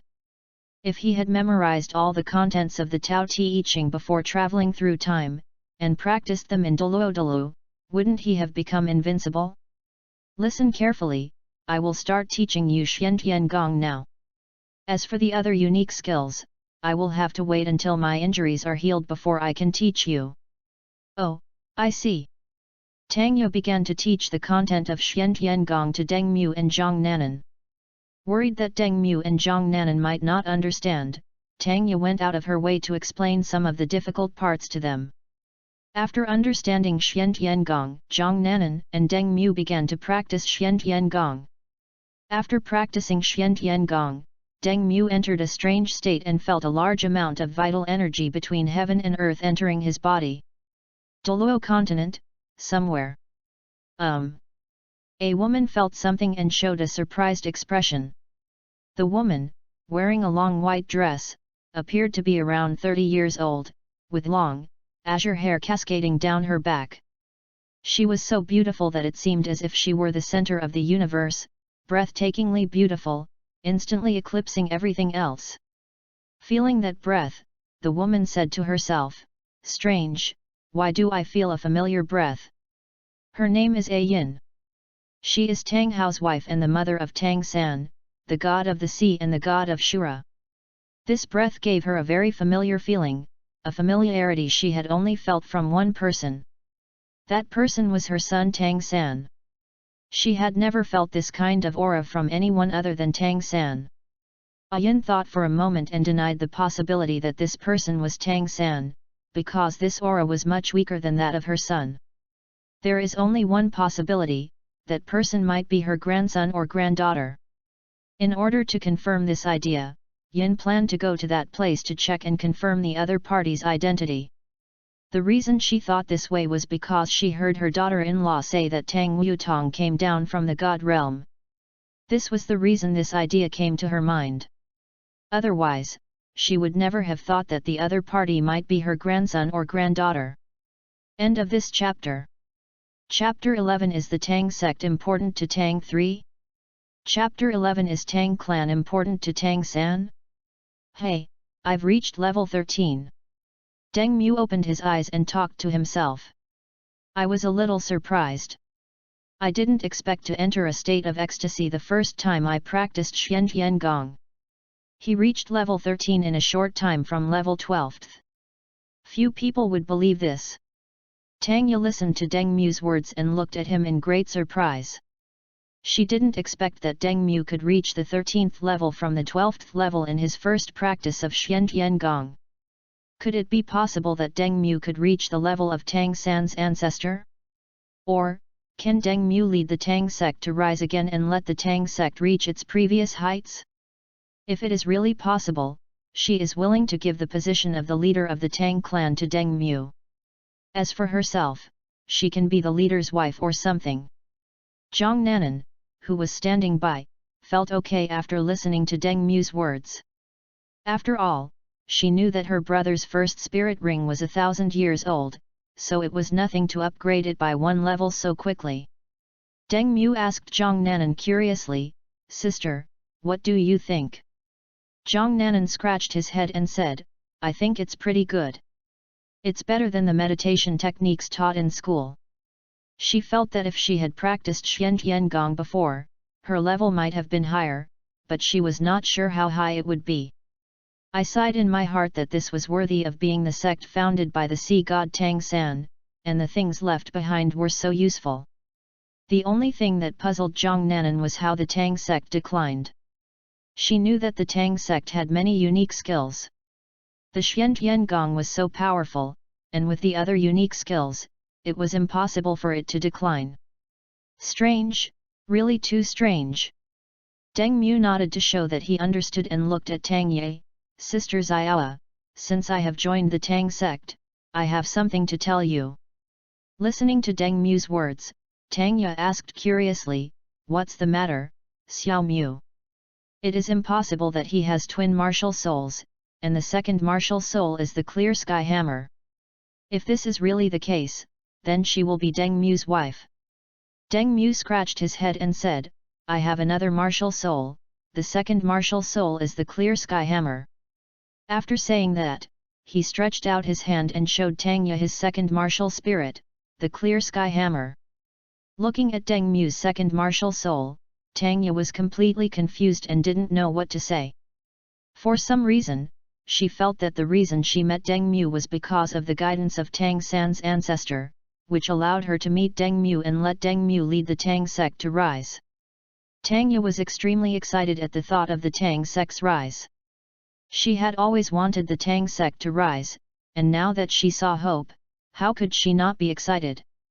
Tang Ye forced herself to calm down and said, "Xiao Mu, don't tell anyone else that you have the clear sky hammer. Having these two spirits will cause some unnecessary trouble. If Deng Mu only possessed these two martial spirits, it would not cause anything, but with Deng Mu's talent, others might regard Deng Mu as the second Tang San. If anything happened to Deng Mu, the Tang clan would have no chance of rising." Deng Mu listened to Tang Ye's words and nodded to show that he understood. Tang Ye's reaction was within his expectations. The Tang sect has always regarded soul masters with blue-silver grass martial spirits as their hope. Now that they have met someone like him who possesses the clear sky hammer and the blue-silver emperor, and is particularly talented, how could Tang Ye not be excited? Tang Ye took a deep breath and said seriously, "Xiao Mu, I want to give you the position of Tang sect master, and I will become the deputy master." Deng Mu looked at Tang Ye in surprise as he listened to her words. He hadn't expected her to actually want to give the Tang sect to him. It seemed like Tang Ye's obsession was to make the Tang sect rise. When watching Doluo before, Deng Mu had a question: is the Tang sect really important to Tang San? He personally felt that the Tang sect was not important to Tang San. The reason why the Tang sect was founded was more because of Tang San's obsession with the Tang sect. If the Tang sect was important to Tang San, he should have helped the Tang sect in secret, if not openly. This would have prevented Tang Ye from having only 3 people left by the time she died, and prevented Tang Ye's family from being almost wiped out by someone who wanted to seize their territory. He really couldn't understand why Tang San wanted to pickle and chop up the Xiantian treasure record. He could understand that he was worried that the poison chapter would be learned by people with ulterior motives, but why did he remove the medicine chapter? Moreover, during the Battle of 3, it was said that because opening up the 8 extraordinary meridians was too dangerous, there was simply no record of knowledge in this area. Isn't this bullshit? Tang Wulan practiced the original version of Xiantian Gong, while the people of Tang sect all practiced the modified version of Xiantian Gong. Deng Mu suddenly felt that the Xiantian Gong he practiced was a crude version, but he had no evidence to prove this. This matter did not matter to him. He had the Yufo Tongxiang system, and later bound the Huo plug-in to use Huo Yuhao's plug-in. Seeing Deng Mu was silent, Tang Ye blushed and said to Deng Mu, "Xiao Mu, if you agree, I am willing to be your fiancé. Listening to Tang Ye's words, Zhang Nanan looked at Tang Ye in a daze. I treat you as my best friend, and you actually want to seduce my brother? Deng Mu listened to Tang Ye's words and looked at her in surprise. He didn't expect that Tang Ye would say such words in order to make the Tang clan rise. Looking at Tang Ye's expression, she really regarded him as the hope of Tang clan. Deng Mu thought for a moment and said, Sister Xiaoa, how about you be the sect leader and I be the deputy sect leader? He didn't want to be the leader of a sect. After the Tang sect rose to power, he would have to deal with a lot of things. Just thinking about it made him feel very troublesome. Being a deputy sect leader is pretty good. I can slack off and let Tang Ye handle the things. Tang Ye shook her head and said, No, you should be the sect leader, and I will be the deputy sect leader. I will handle anything that comes up. She was mainly worried that when the Tang sect rose in the future, Deng Mu would be powerful but only a deputy sect leader, and the sect leader would not be as powerful as the deputy sect leader, which would definitely cause some controversy. Seeing Tang Ye's words, Deng Mu had no choice but to agree, okay. Then I agree to become the leader of the Tang sect. If there is anything to deal with in the future, he will hand it over to Tang Ye and let Tang Ye handle it, and he will just be a hands-off boss.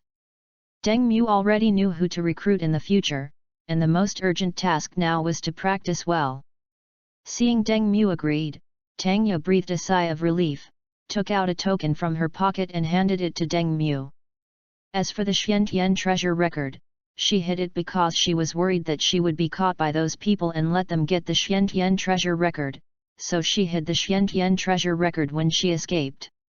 After her injuries healed, she went to get the Xiantian treasure record and gave it to Deng Mu.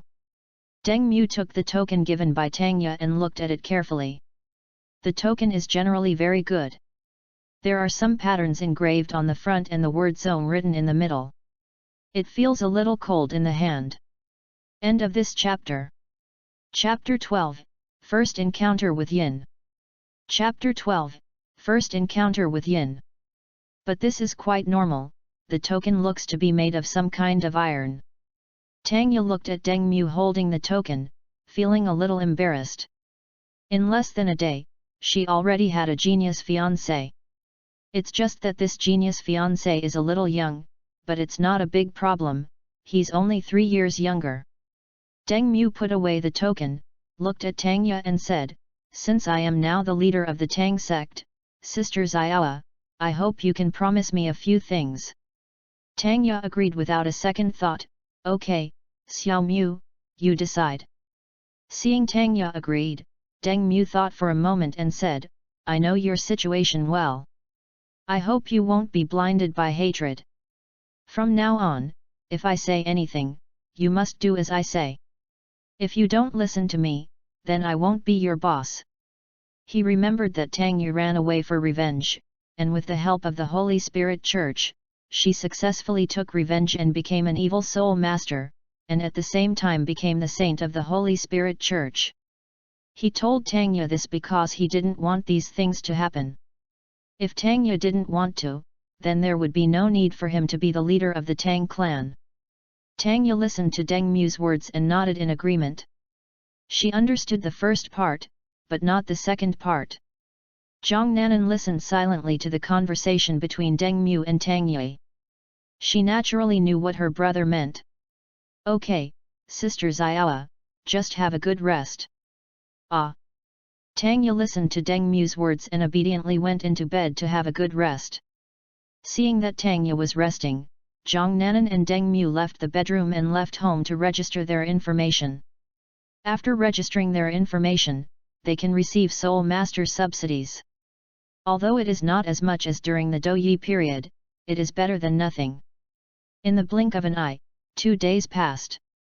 Deng Mu and Zhang Nanan were in the secret base, practicing the unique skills that Tang Ye gave to the Tang clan.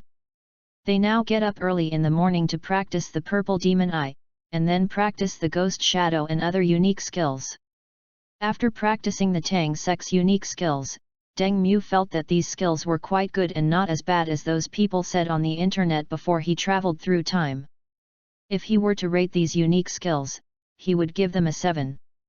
After all, he had never seen other unique skills, so he could only rate them based on his own feelings. Deng Mu was a little confused. When the Tang sect became the number 1 sect in Doluo continent, didn't anyone else create any body techniques? Phew, I'm exhausted. After Zhang Nanan finished practicing Ghost Shadow, she sat on the ground and spoke, panting. After each practice, Zhang Nanan felt extremely tired, but those unique skills were indeed good. She was increasingly confused about why the Tang sect declined. It was really too strange. Now she felt that there were 2 possibilities for the decline of the Tang sect. One was that someone was secretly causing trouble, and the other was that all the people in the Tang sect were fools. Apart from these 2 possibilities, he really couldn't think of any other possibilities. Deng Mu sat next to Zhang Nanan and said with a smile, "Sister, you can't do it. You need to practice hard." Zhang Nanan rolled her eyes at Deng Mu and said, "Not everyone is like you. With such a terrible physique." She couldn't help but worry about Tang Ye. If Tang Ye and Deng Mu got married, she felt that Tang Ye might not be able to bear it. Listening to Zhang Nanan's words, Deng Mu scratched his head with a smile but didn't say anything. Tang San drank some special tea these days, and his physical fitness and mental strength improved a lot. No one knew where Tang San got the tea. "I'll go back and see how Xiaoa is doing. You can practice here slowly. I'll come and call you when it's time to eat." "Oh, I see." Deng Mu nodded to show that he understood, picked up the cup beside him and took a sip of water. Zhang Nanan stood up and left, walking towards home. She smelled stinky, so she wanted to go back and take a good shower, and then check on Tang Ye's condition. After learning a lot about the Tang sect during this period of time, I have more and more doubts about the Tang sect. The biggest doubt is that the Tang sect is very famous in pharmacy, so why does Tang Ye know nothing about it? I feel more and more that Tang San is a very unreliable person. Seeing Zhang Nanan leave, Deng Mu lay on the grass and began to have wild thoughts. "Little boy, are you alone?" Just as Deng Mu was lost in thought, a gentle voice sounded.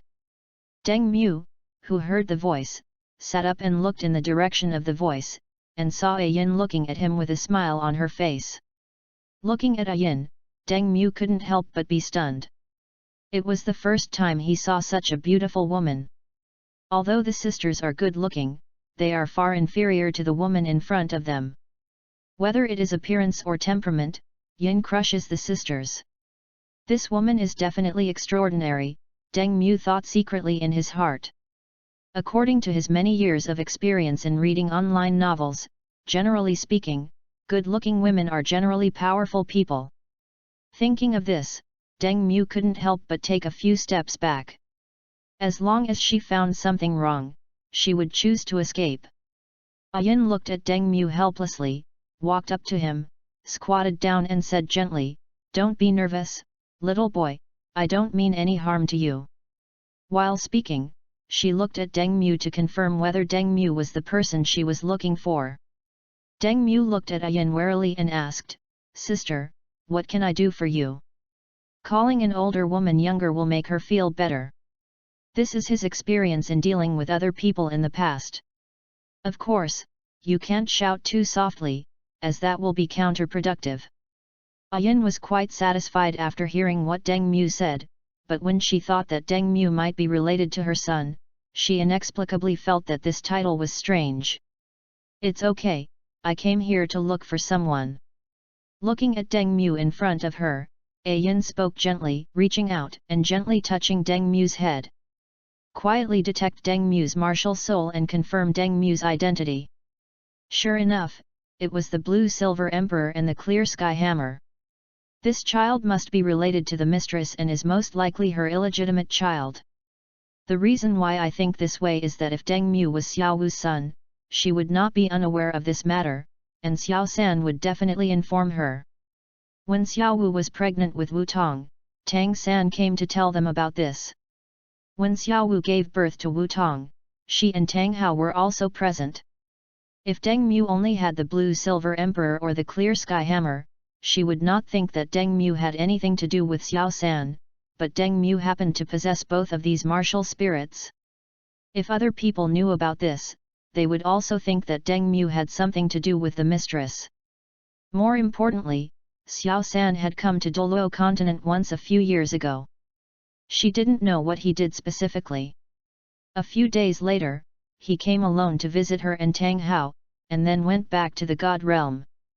Thinking of this, Ayan looked at Deng Mu with extremely gentle eyes, and some love and heartache. End of this chapter. Chapter 13, Deng Mu is confused. Chapter 13, Deng Mu is confused. Now Ayan has treated Deng Mu as her eldest grandson. She trusts her intuition very much and believes that it cannot be wrong. As for why he felt the blood, Ayan guessed that it was probably because his son helped his eldest grandson hide it and waited for the critical moment to help Deng Mu activate it. Or maybe it was his precious grandson who hadn't awakened his bloodline yet, but none of this mattered. Deng Mu looked at the silent Ayan, wondering what Ayan was going to do. After 6 years in this world, this was the first time he had seen such a strange person. Could it be that this person has some weird ideas about him? That shouldn't be the case. He is only 6 years old. How beastly must one be to attack a 6-year-old child? Deng Mu hesitated for a moment before asking, "Excuse me, what can I do for you?" Ayan said gently, "My name is Ayan, I'm your grandmother." "My child, you've suffered."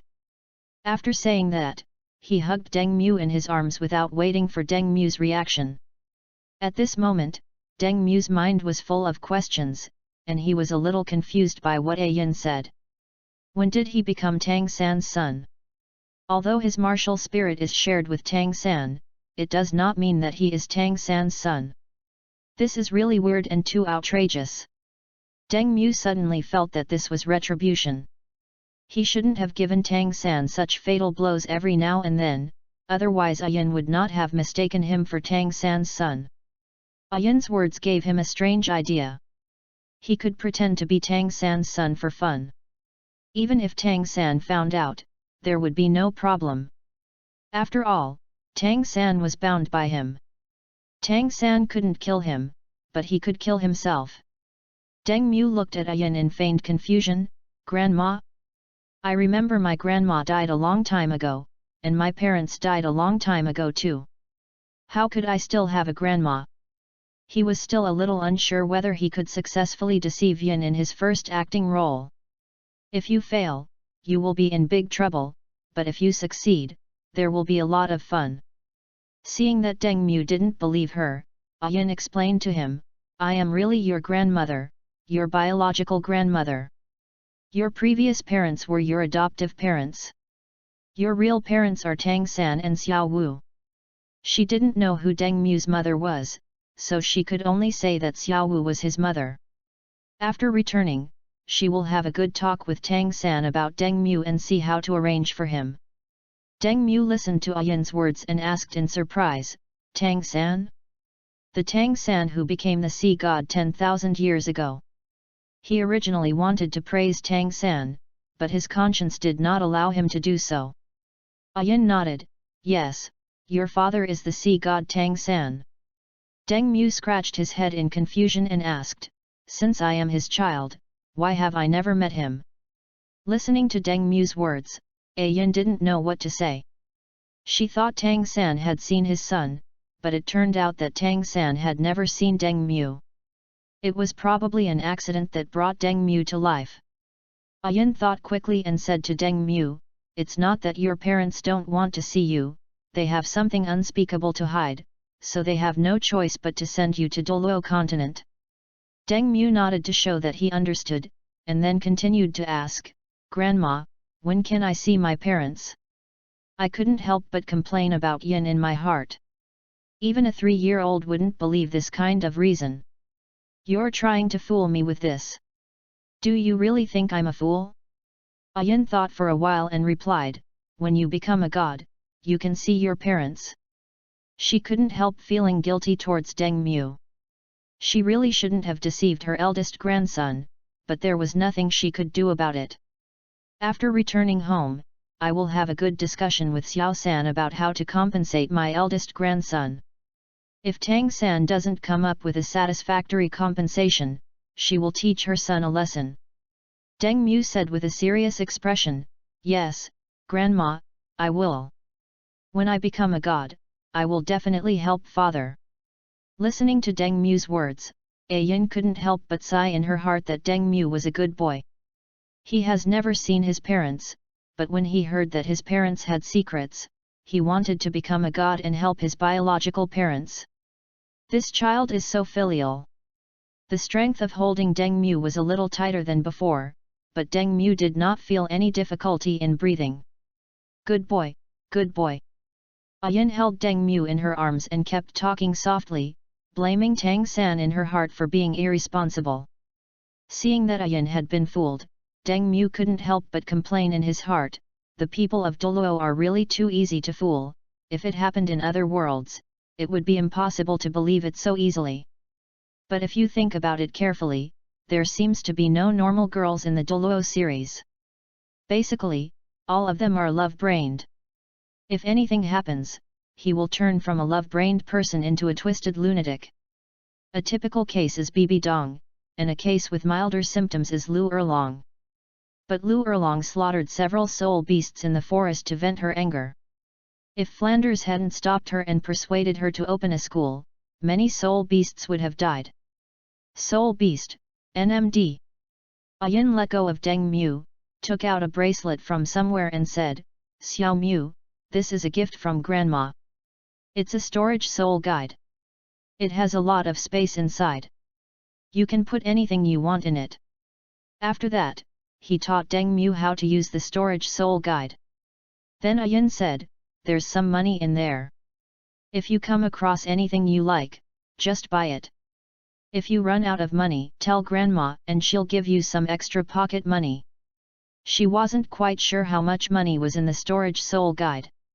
Usually, she was responsible for spending the money, while Tang Hao was responsible for putting it in. Deng Mu quickly refused when he heard this, "Grandma, no need. I have money myself. If I don't have money, I can earn it myself." After taking a look at the storage soul guide, I couldn't help but wonder how big the storage soul guide was and how many gold coins were inside. This money will definitely be used to supplement household expenses, but it will not be taken out all at once. It doesn't matter if he takes it all out at once. He now has Yin and the others as his backers. Yin and Tang Hao will definitely protect him well. After all, he was their only precious grandson, how could he not be protected? And if Tang-san also misunderstood, then he basically wouldn't have to worry about anyone in Doluo, and Tang-san might even help him get the deity, so he wouldn't have to find a way to find the deity himself. People like Tang-san care very much about their eldest son. After all, Tang-san was an ancient man before he traveled through time. Even wealthy families in modern times care very much about their first son. The eldest son is generally carefully nurtured, and only when the eldest son is a hopeless person will the second son be considered for nurturing. Seeing that Deng Mu was unwilling to accept it, Yin was tough and forced Deng Mu to accept it and put it on him. End of this chapter. Chapter 14 Tang 3, I have a son. Chapter 14 Tang-san, I have a son. I feel more and more that Deng Mu is a well-behaved and sensible child, and he deserves to be compensated. Thank you, Grandma. Ah. Yin gently touched Deng Mu's head, thinking that after returning, she would ask Tang-san for all those unique skills and then give them to Deng Mu. Of course she knew about the Tang sect's unique skills. The reason she went to Tang-san to ask for it was because the Tang sect had been destroyed and she had no choice but to ask Tang-san for it. If the Tang sect still existed, she would let Deng Mu join the Tang sect and let Deng Mu lead the sect founded by her father. It is not difficult to make Deng Mu a god. After Deng Mu becomes a titled Doluo, you can arrange a certain god position for Deng Mu and help the Tang sect rise up. If he doesn't want to, then so be it. She respects her eldest grandson's choice. For some reason, the more she looked at her precious grandson, the more she liked him. Ayan kissed Deng Mu on the cheek and said, "Xiao Mu, come with Grandma. From now on, Grandma will take care of you." Deng Mu shook his head and refused, "Grandma, no, I still have to accompany my mother and sister. My mother is very good to me. When I grow up, I will still be filial to her." He had already made up his mind that when he became a god in the future, he would definitely take Yan Yuhua with him.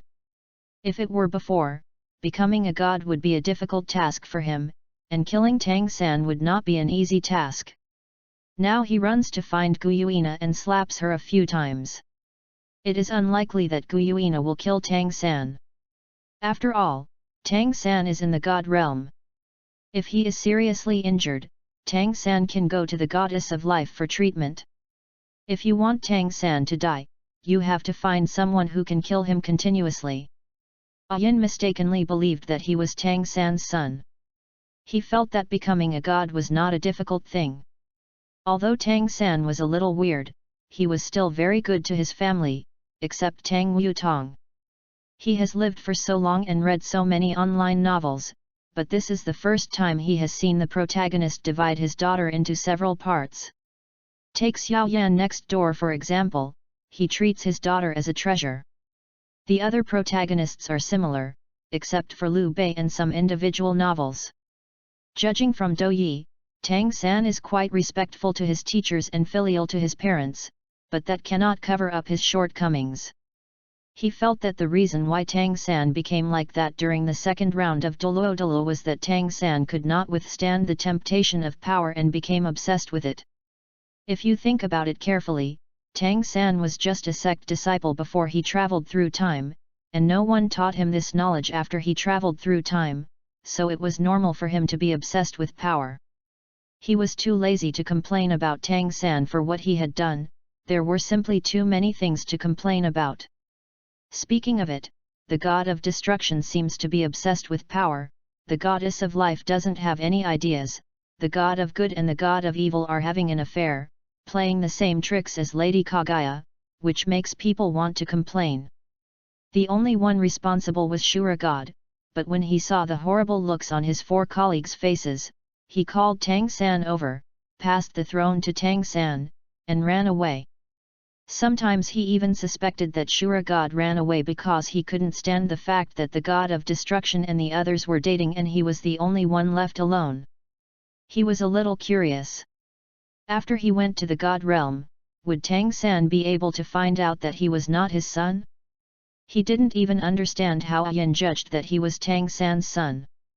Although the martial soul configuration is exactly the same, this may be a coincidence.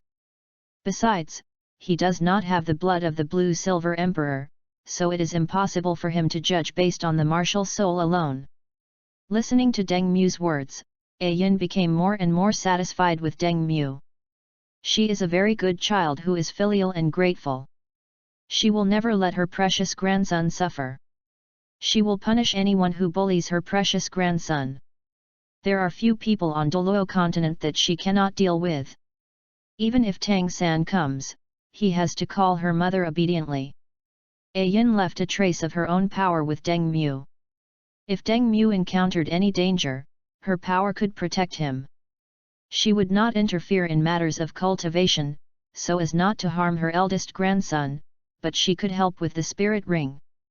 When she examined Deng Mu's body, she discovered that her grandson's first soul ring was actually from 2,400 years ago, which was unprecedented in the entire Doluo continent. According to Deng Mu's current situation, the first two soul rings can last for 1,000 years, and the rest can last for 10,000 years, but there is a prerequisite that the spirit meets the requirements. Xiao Mu, Grandma has something to do and needs to leave now. I'll come to see you next time. Okay, Grandma, please be safe. Seeing that Ayan was about to leave, Deng Mu said goodbye to Ayan, feeling a little curious about what Ayan was going to do. Could it be that Ayan went to the god realm to tell Tang San about this matter? After saying goodbye to Ayan, Deng Mu turned and walked towards the city. Looking at Deng Mu's departing back, Ayan quickly headed to the god realm. She wanted to tell Tang San about Deng Mu. God Realm, Poseidon Palace. Tang San looked at his condition with an unpleasant expression. He found that there was a problem with his most important part. He would not be able to have children in the future, and it would be a problem whether he could have a wedding night. He didn't understand what was going on and who wanted to make his Tang family extinct. It would be nice to have a son, Tang San thought secretly in his heart.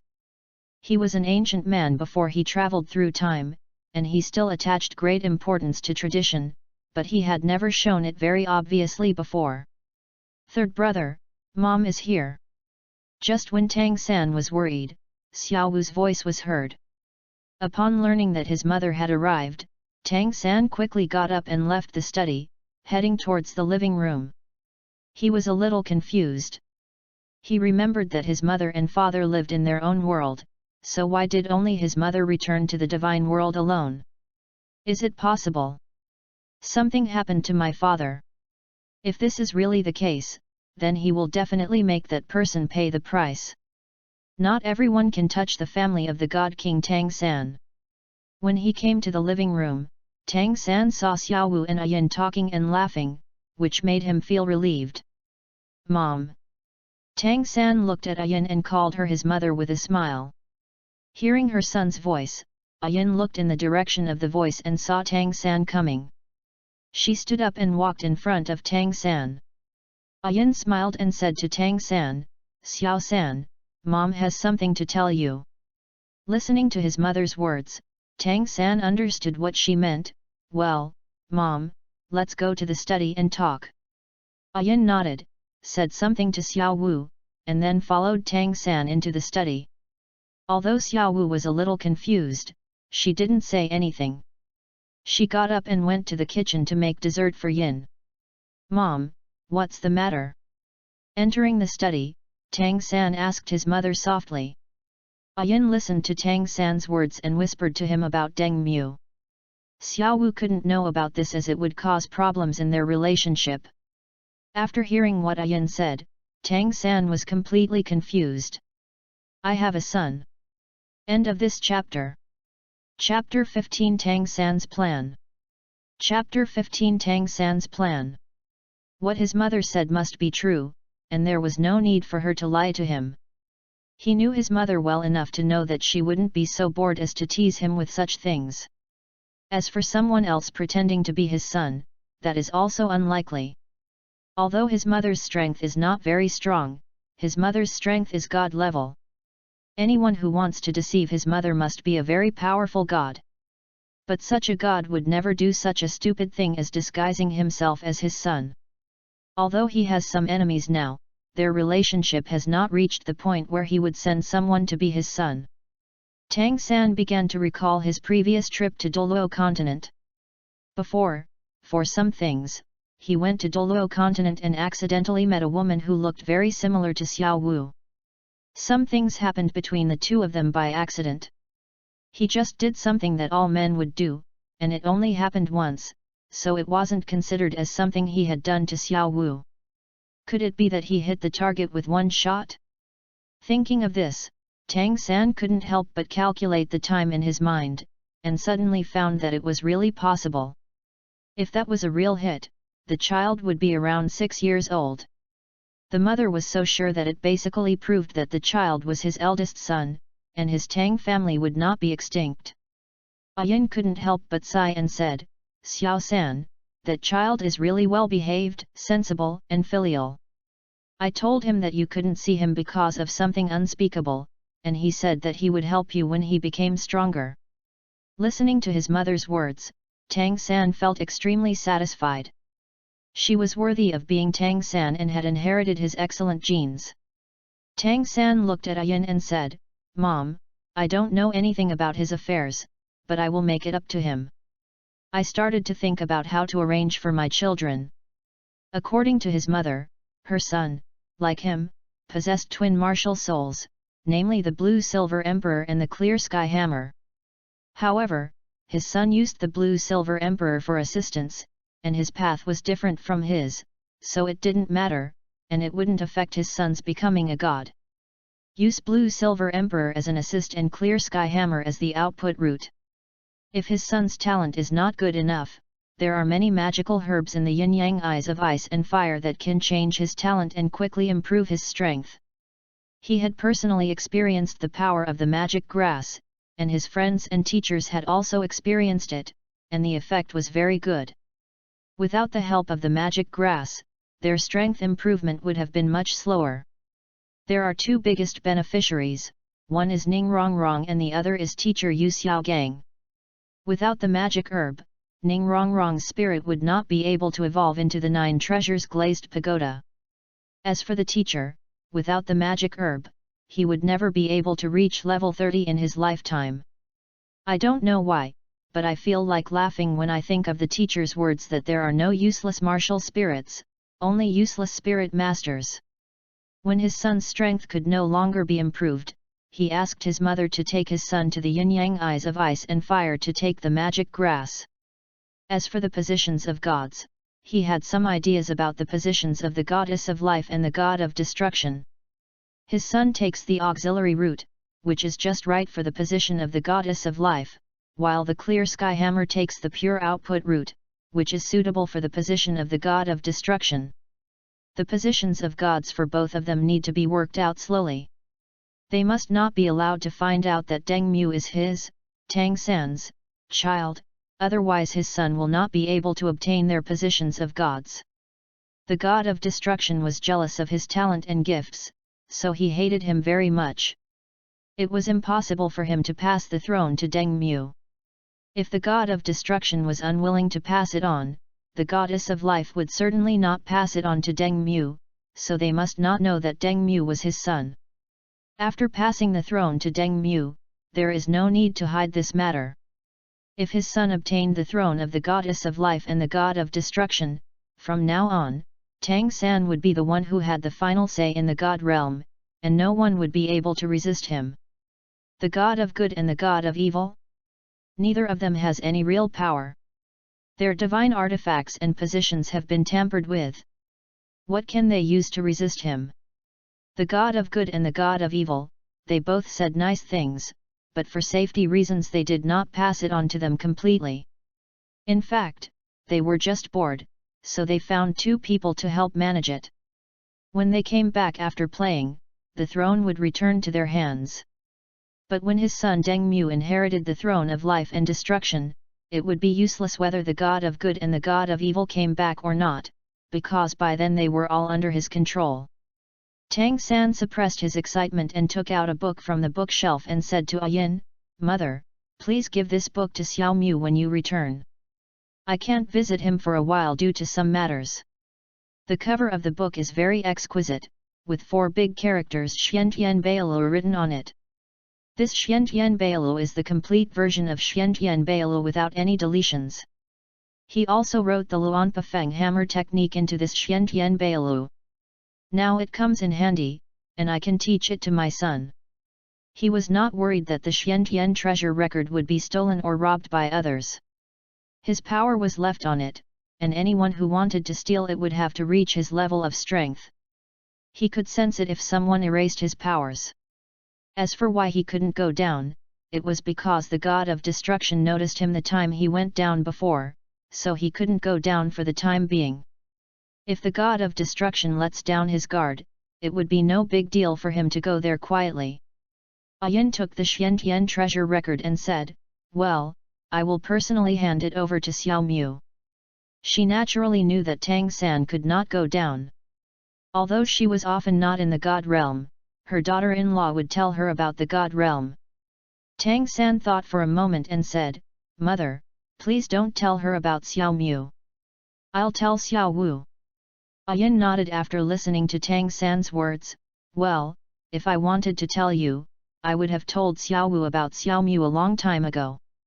She couldn't say anything about this matter, but Tang San was her son, so she naturally sided with her son and concealed the matter. After giving Tang San a few instructions, Ayin turned around and left the Sea God Palace to return to Doluo continent. Tang San sat on the chair and began to think about how to plan the throne of the goddess of life and the god of destruction for his son. As for the god of destruction, there was no need to think about it. The other party was guarding against him like a thief, and he had no chance to attack. However, there is a lot of room for maneuver on the side of the goddess of life. First, we need to let the goddess of life know who Deng Mu is. Only after she knows him can we proceed with the next plan.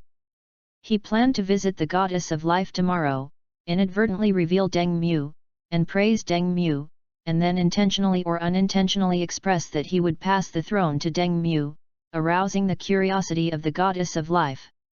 When the goddess of life becomes curious about Deng Mu, the plan is half successful.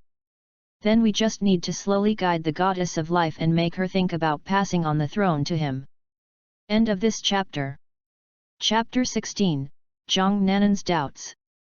Chapter 16, Zhang Nanan's Doubts. The goddess of life wants to pass the throne to Deng Mu, and she will definitely tell the god of destruction about this. Given the character of the god of destruction, he will definitely test Deng Mu. As long as Deng Mu passes, he and the goddess of life will pass the throne to Deng Mu. As far as their relationship is concerned, they will definitely look for someone who can accept two gods or a couple who can become gods. He only needs to secretly help Deng Mu pass the test when the god of destruction tests Deng Mu. If the assessment is passed, as long as Deng Mu is not dead, it is a foregone conclusion that he will obtain the throne of the god of destruction and the goddess of life. Deng Mu is his son, so naturally he will not be killed by others. Even if he is killed by others, it is no problem. He can ask Ning Rongrong and Oscar to resurrect Deng Mu. Tang San thought of something and muttered to himself, "We can let Xiao Mu contact that person and capture him." He originally wanted to let his daughter get close to that man, but after knowing that he had a son, he changed his mind and also thought about changing some plans. However, to be on the safe side, Tang Yutong still had to contact that person to avoid any accidents. Phew, it's finally better. Tanya got out of bed and spoke while stretching her body. She basically spent the past month lying in bed. If Deng Mu hadn't told her some interesting stories every day, she would have been bored to death. However, after spending some time together, she had developed a lot more affection for this boy who was 3 years younger than her, and seemed to really like Deng Mu. Deng Mu sat on the bed and said with a smile, "Sister Xiaoa, you have gained a lot of weight compared to before." He knew that weight was a woman's Achilles heel, and he just wanted to tease Tang Yi. After all, there are not many entertainment activities. If he doesn't practice to pass the time, he really doesn't know what to do. Sometimes he was really grateful that he did not travel back to the ancient times of Shenzhou. He didn't even know what he was doing there. For an ordinary person like him, if he is lucky, he will be born into the home of a small landlord, but if he is unlucky, he will become a eunuch. If he really becomes a eunuch, life will be worse than death for him. Listening to Deng Mu's words, Tang Ye's face turned red. She refuted Deng Mu's words, "No, I'm not fat. It will disappear after a while. I secretly made up my mind that I must lose weight during this period of time." Deng Mu said with a smile, "It's okay, Sister Xiaoa, I don't mind you being fat, you look good the way you are." Upon hearing this, Tang Yi rushed over, threw Deng Mu onto the bed, and started tickling him. When she was chatting with Zhang Nanan before, she accidentally learned that Deng Mu was very afraid of being tickled and would lose his strength when tickled, so she took note of this. Unexpectedly, this secret came in handy. "Ha ha ha ha ha ha, Sister Xiaoa, please let me go. I shouldn't have called you fat. Stop tickling me. I'm not getting fat. You have to admit that I'm not getting fat." Tanya said this while tickling Deng Mu. She really couldn't stand hearing people say she was getting fat. Doesn't he know that you can't say that a girl is fat? Zhang Nanan looked at Deng Mu and Tanya playing around and smiled helplessly. Suddenly I felt that Tanya and Deng Mu were a perfect match and were very suitable for each other. Although she and her brother would play together normally, the way they played was different from the way Tanya and her brother played. She felt inexplicably jealous, and she knew why she was jealous, because usually it was her and her younger brother who played together, and since Tang came, she felt that she had taken her younger brother away. All right, Xiaoa, just let Xiaomu go. He knows he's wrong. I'll let him go this time. If Xiaomu says that again next time, I'll tickle him for an hour. After a while, Zhang Nanan saw that Deng Mu couldn't stop laughing, so she acted as a peacemaker and persuaded Tang Yu to let Deng Mu go. Tang Yu listened to Zhang Nanan's words and reluctantly let Deng Mu go. Deng Mu lay on the bed panting. He really couldn't understand why the problem he had before traveling through time was so basic. Could it be that he is wearing? However, he remembered what was said on the internet: if ordinary people on Earth traveled to Doluo continent, they would be very strong. It seemed that he had been deceived. But it doesn't matter, whether it's a physical body or a soul body, it won't affect his desire to become a god. If he didn't have the system, he probably wouldn't have had this idea, but this idea only came up after the system was installed. Deng Mu felt that this era was the most difficult to become a god. After all, during this period, Doluo continent was becoming Tang San's back garden. In the first level, you can try your luck or something. As for the third level, those with good talent can also become gods, but they just don't have the status of gods. It is much better than the second level. Speaking of which, Two Saints 2 seems to be the only one where none of the teammates become gods, only the male and female protagonists become gods. As for Ultimate Doluo, he hadn't seen it, so he didn't know what the situation was, but he felt that Lan Xuanyu's teammates should have become gods as well. Grandma Xiaomu is here to see you. Go to the place where we met last time. Grandma will be waiting for you there. Just at this moment, Deng Mu heard A Yin's voice. Deng Mu was a little surprised when he heard A Yin's voice. He didn't expect A Yin to come back so soon. It has been a long time since we last met, and I don't know how much time has passed in the divine realm. Okay, I understand, Grandma. Deng Mu responded to A Yin silently in his heart. He didn't know if A Yin could hear it. After saying this in his heart, Deng Mu put on his shoes and got out of bed. Sister Xiaoa, I'm going out for a while and will be back soon. Ah.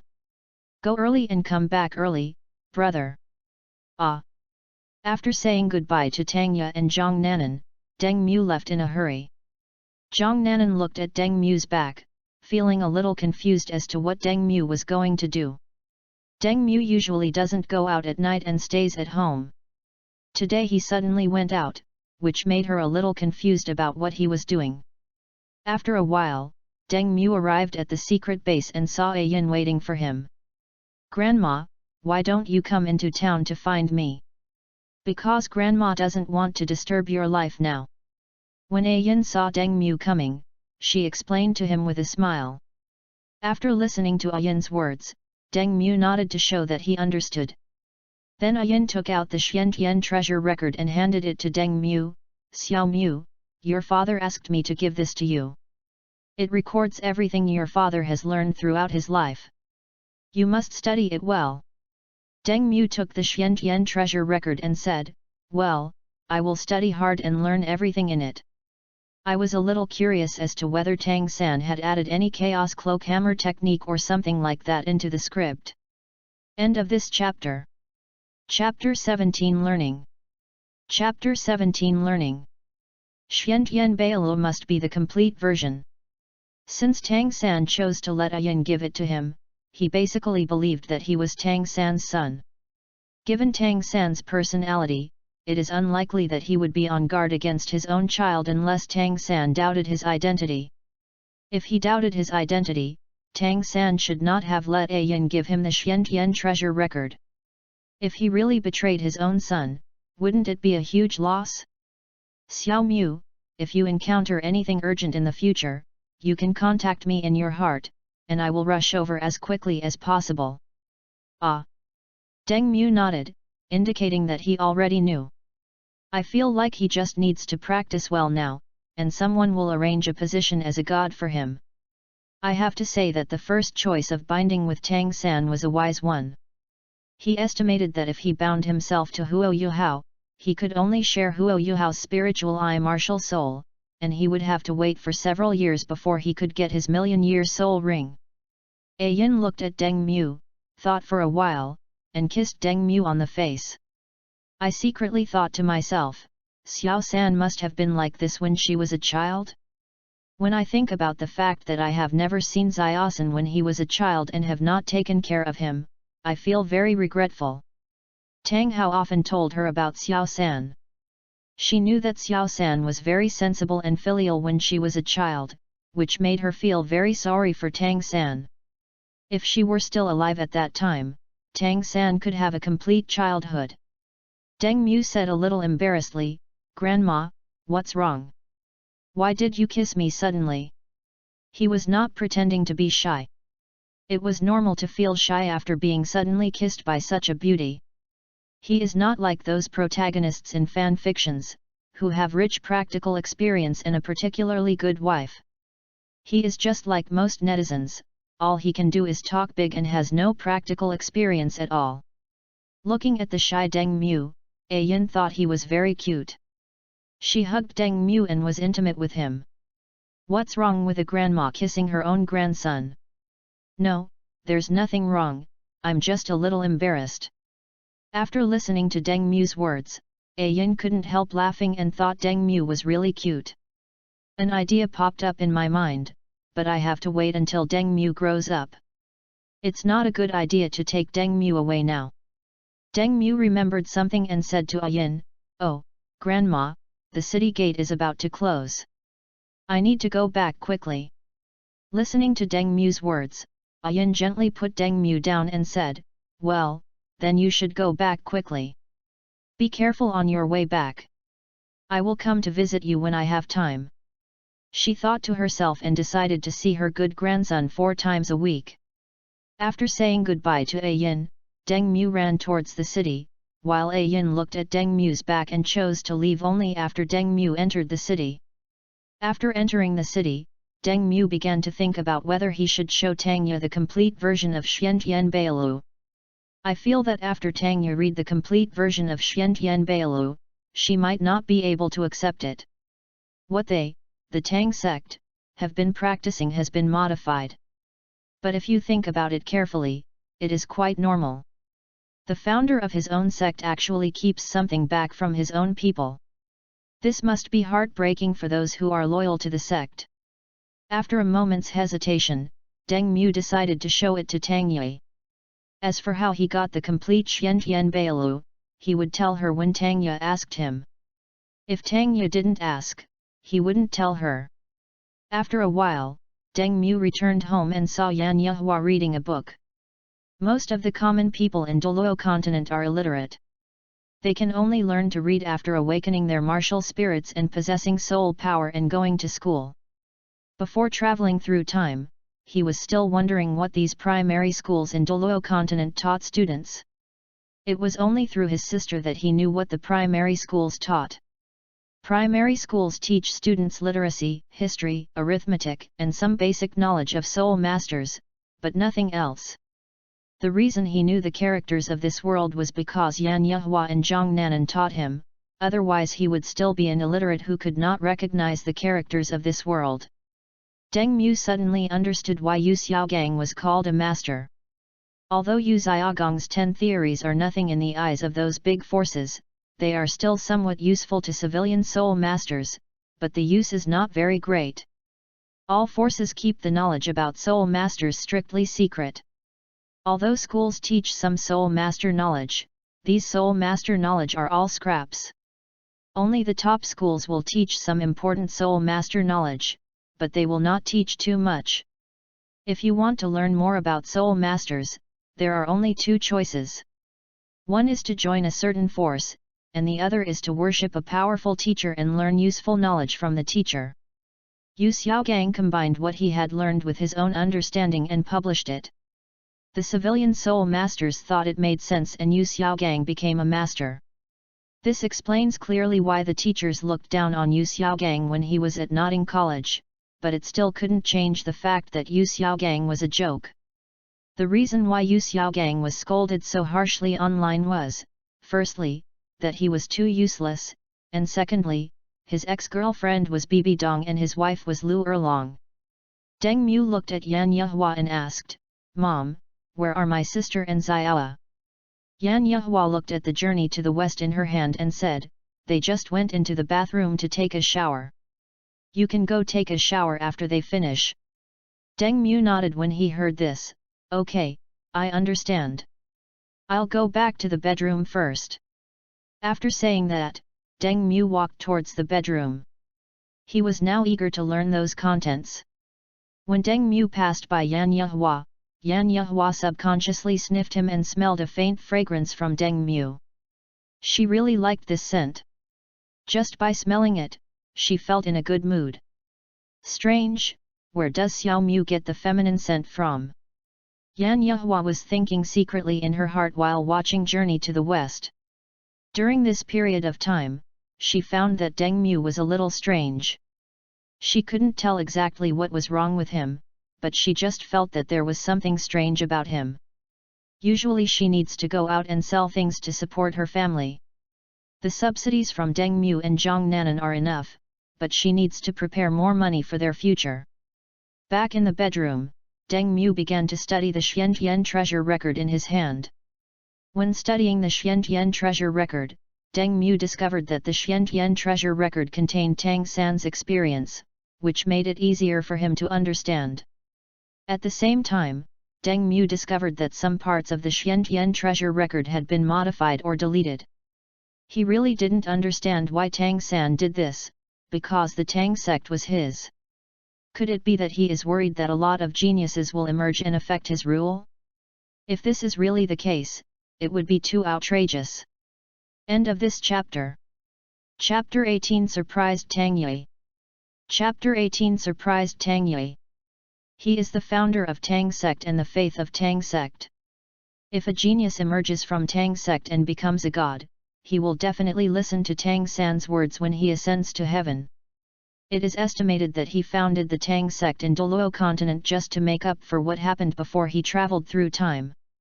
After a while, Deng Mu wrote down all the contents of Xiantian treasure record, and secretly digested the contents of Xiantian treasure record and the insights left by Tang San in his mind. As long as he digests all of this, his strength will be greatly improved, as well as his understanding of the martial arts. "Brother, it's your turn to take a shower." "Xiao Mu, it's time to take a shower." I don't know how long it took, but Tangya and Zhang Nanan's voices were heard. After hearing what Tangya and Zhang Nanan said, Deng Mu slowly opened his eyes. He had almost digested the content. He would be able to completely digest the rest after some good training tomorrow. Zhang Nanan saw something next to Deng Mu and picked it up curiously and said, "Brother, what is this? Where did you get it?" She thought this book was pretty good and that she could make a lot of money if she sold it. But she was a little confused about where Deng Mu got such a valuable thing. Deng Mu scratched his head and said, "This was given to me by a very good-looking person. He said that I should lead the Tang sect well and restore it to its peak." Listening to Deng Mu's words, Zhang Nanan nodded to show that she understood. Tangya was very concerned and asked Deng Mu, "Xiao Mu, can you tell me what he looks like?" For some reason, she vaguely felt that the person might be the one she was thinking of. If it really was that person, then Deng Mu was truly the hope for the rise of the Tang clan. Deng Mu thought for a moment and told Tangya what Tang San looked like. If it was Ayan who sent it, Tangya would definitely not know who the other party was, so she could just directly describe Tang San's appearance. Anyway, Tang San asked Ayan to give him the Xiantian treasure record, so there is nothing wrong with describing Tang San directly. After listening to Deng Mu's description, Tangya looked shocked. Because she thought of someone, that was Tang San, the founder of the Tang sect and the sea god. "Deng Mu, did you really meet Tang San's ancestor?" This thought popped up in Tangya's mind. Apart from this possibility, she really couldn't think of any other possibility. The reason for thinking this way is that in this era, not many people know what Tang San looks like, but many people know that there is a person named Tang San.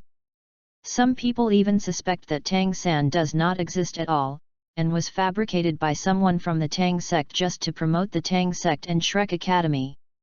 But in the end, the Tang Sect gradually declined, while Shrek Academy became better and became one of the top schools. Thinking of this, Tanya couldn't help but sigh in her heart. If Shrek Academy and Tang Sect worked together, then Tang Sect would not have declined.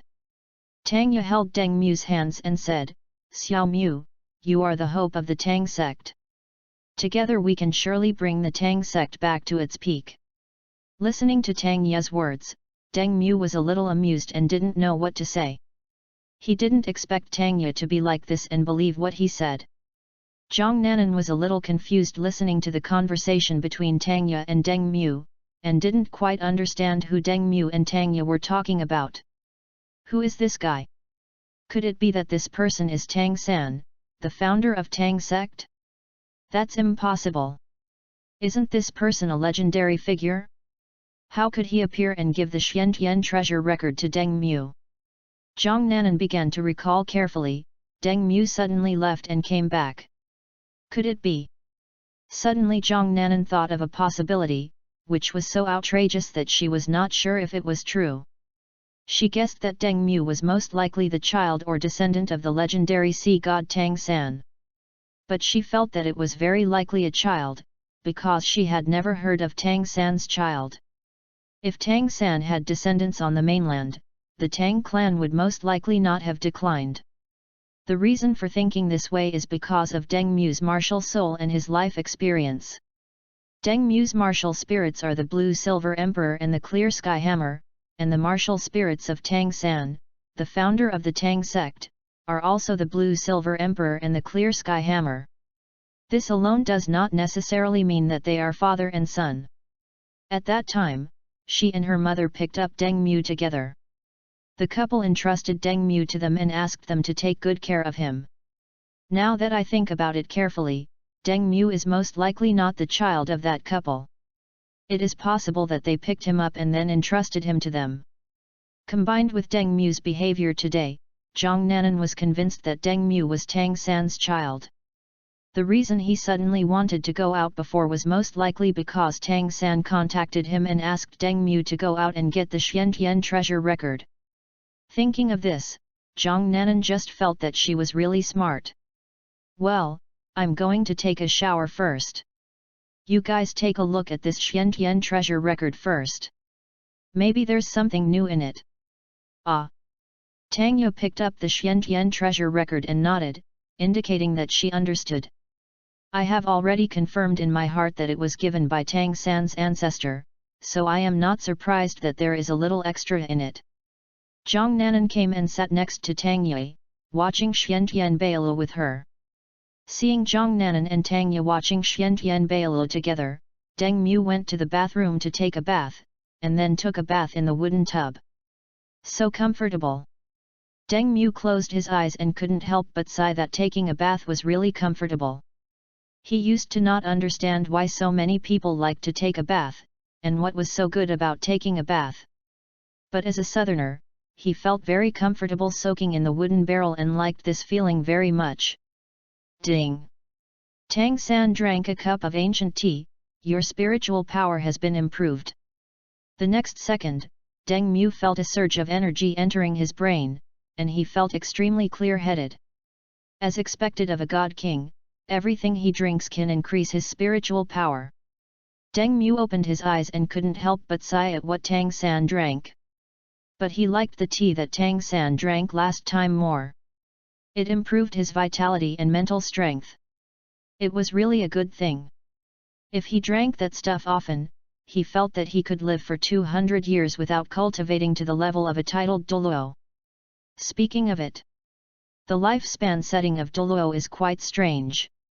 In Doluo 1, he can live for about 1,000 years, but in Doluo 2, it seems that he can live for less than 200 years. It is really too outrageous. With nothing to do, Deng Mu began to plan the future soul ring ratio in his mind. I feel that with the support of the Tang family, his spirit ring ratio will be better. For example, the blue-silver emperor can be purple, black, black, black, black, red, red. As for the clear sky hammer, he had a bold idea. All red was nothing. The first one would last for 1,000,000 years, and the rest would all be red.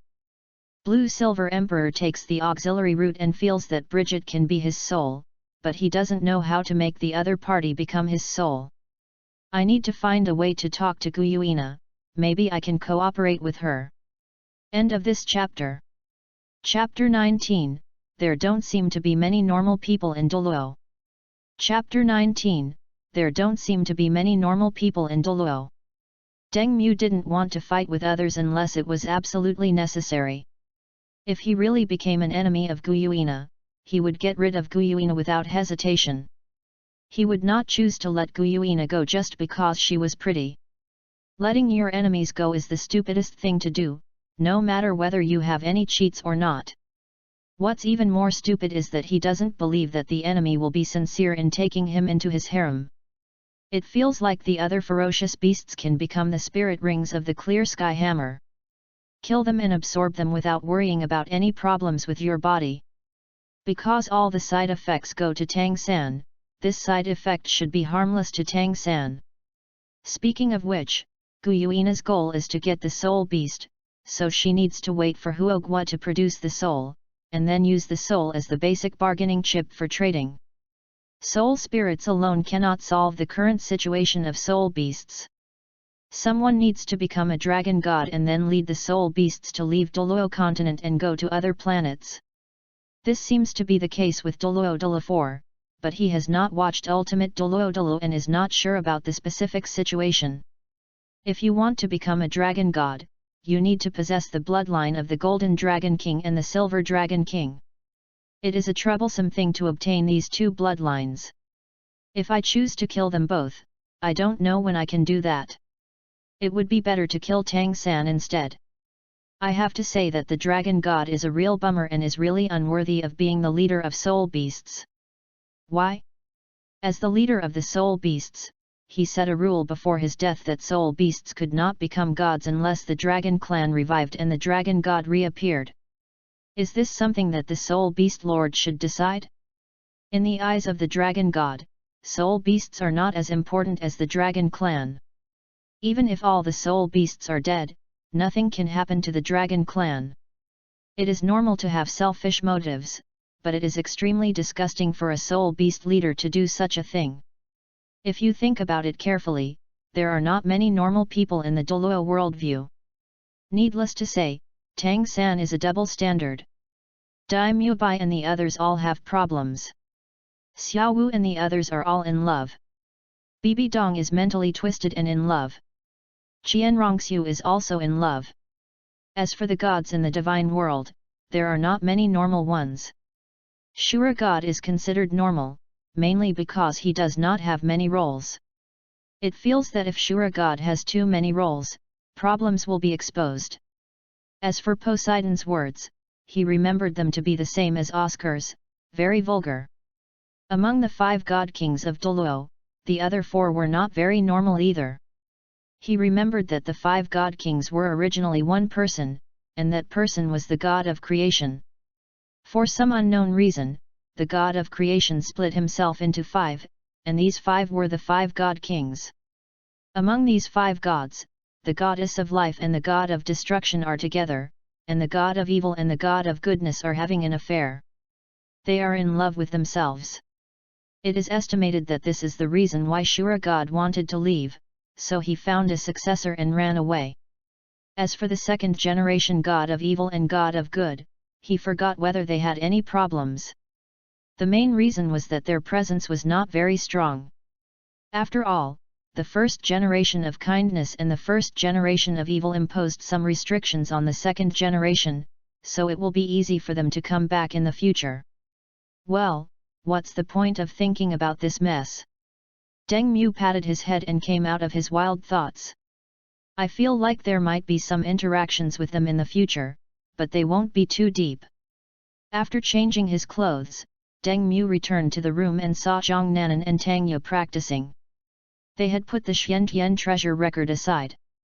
After glancing at their state, which seemed to be in a state of enlightenment, Deng Mu chose not to disturb them.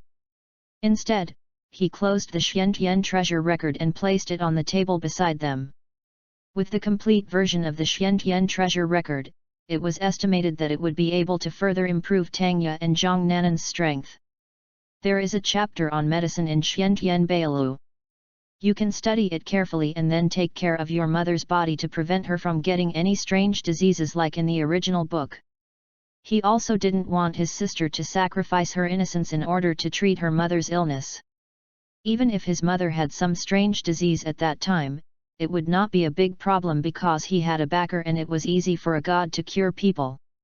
If the gods can't treat it well, then you can basically wait for death, with no possibility of survival, unless you are the protagonist. Deng Mu climbed onto the bed and began to practice Xiantian Gong. During this period of time, he planned to use practice instead of sleeping to slowly adapt to this situation. However, he remembered that many soul masters still chose to sleep to recover, probably because they were used to it. The next day, in the morning. Yes, the level has reached 14. After the breakthrough, Deng Mu opened his eyes and talked to himself. His training speed is quite good, he advances by 1 level every month. It seemed that Huo Yuhao had advanced by about 10 levels in a year, which was already outrageous. Sometimes Deng Mu feels that innate soul power does not represent everything, but without innate soul power, just be an ordinary person. He remembered that the only person who did not have innate soul power but was able to practice in the end seemed to be one of Tang San's disciples. That disciple saved Tang San's life, and then Tang San passed the Xiantian treasure record to that person and gave him a magic herb.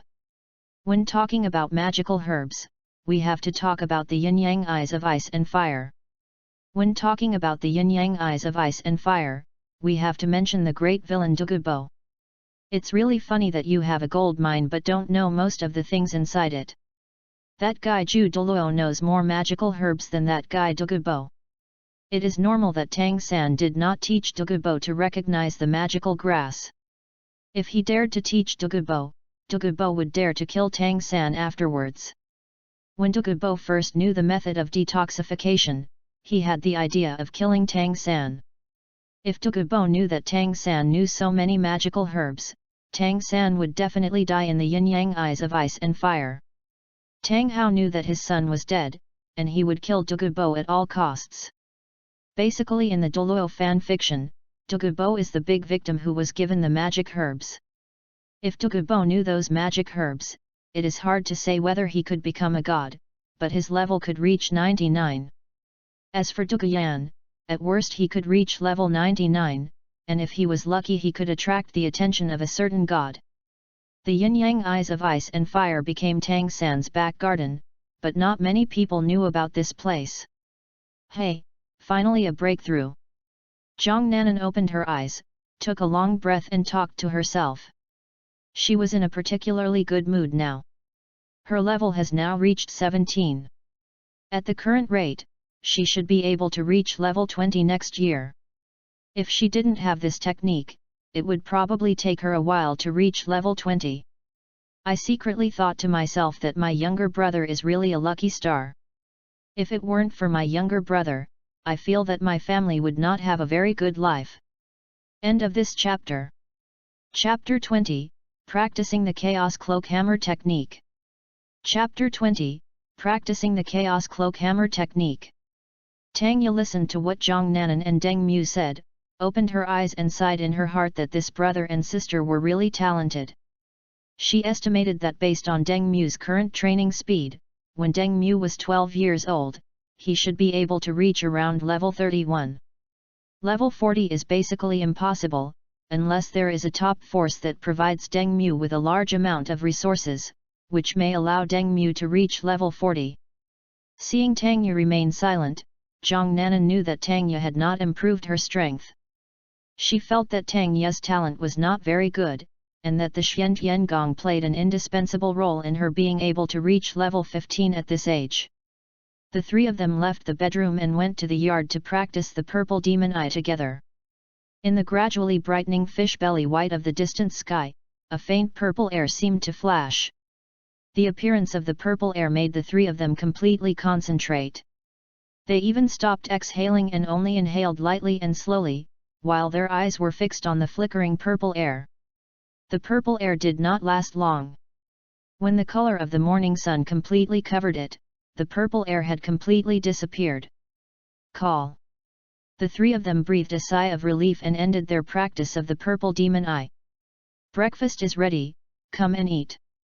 Yan Yehua's voice rang out just after the training ended. Because of practicing the purple demon eye, Deng Mu and the other two had to get up early. For this reason, Yan Yehua got up a little earlier and made breakfast with Deng Mu and the other three. The higher the levels of Deng Mu and the other two, the happier Yan Yehua felt. If Deng Mu and the other two reached level 31, they could become nobles. Although the spirit hall has disappeared, due to national reasons, one can become a noble if he reaches the soul master level. For big families and various forces, becoming a noble is nothing, but for ordinary people, it is the best opportunity to change their own destiny. After becoming a noble, one can marry a soul master of the opposite sex. If the soul master is a man, one can marry more and have many children to expand the family, and eventually become a soul master family. Coming. After hearing what Yan Yehua said, Deng Mu and the other two went to wash up together and went to the dining room to eat. Yan Yehua looked at Deng Mu and the other two who were having breakfast, then got up and went to prepare what they were going to sell today. Ever since Deng Mu became a soul master and Tang joined the family, the situation at home has been much better than before. They no longer have to prepare a lot of things to sell every day. After a while, the three finished their breakfast, and Yan Yehua went out to sell things.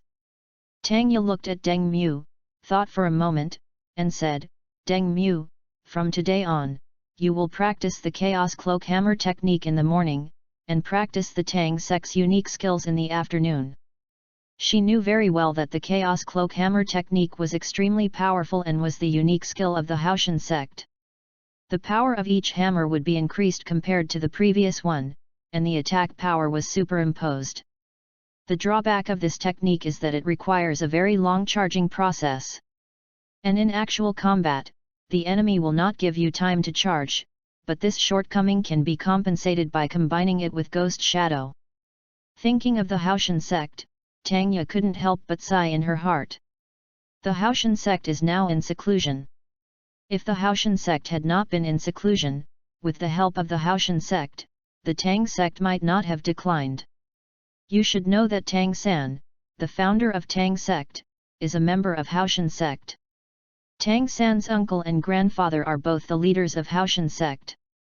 Because of this relationship, when Tang sect is in trouble, Haoshan sect can help Tang sect and prevent it from declining so quickly.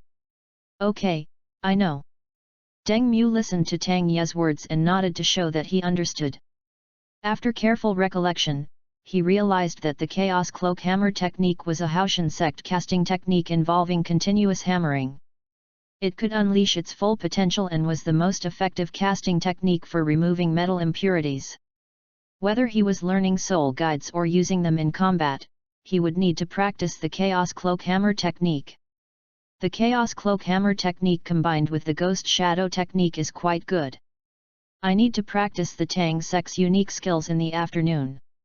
He remembered that when Tang Hao was training Tang San, he seemed to have Tang San practice the Chaos Cloak Hammer technique under a waterfall, and it would be considered a success if he could keep hitting the waterfall back. Now he cannot go under the waterfall to practice the Chaos Cloak Hammer technique. Going under the waterfall to practice is simply seeking death. He will go under the waterfall to practice the Chaos Cloak Hammer technique only after his physical fitness is greatly improved. After practicing the Chaotic Cloak Hammer technique well, he can try to make hidden weapons. He really couldn't understand why hidden weapons could kill everyone in the fantasy world. Shouldn't hot weapons be able to kill the God King with one shot? Come on, let's go out and practice. Ah! Tang Ye and Deng Mu listened to Zhang Nanan's words and followed Zhang Nanan out of the city. Although there is a small yard at home, it is too small and not suitable for their training. After the three of them arrived at the secret base, Deng Mu began to practice the chaotic cloak hammer technique. Taking a big tree as the target, Deng Mu had the clear sky hammer in his hand and began to practice seriously according to the Luan cloak hammer method in the Xiantian treasure record. There are 81 hammers in total in the chaos cloak hammer technique.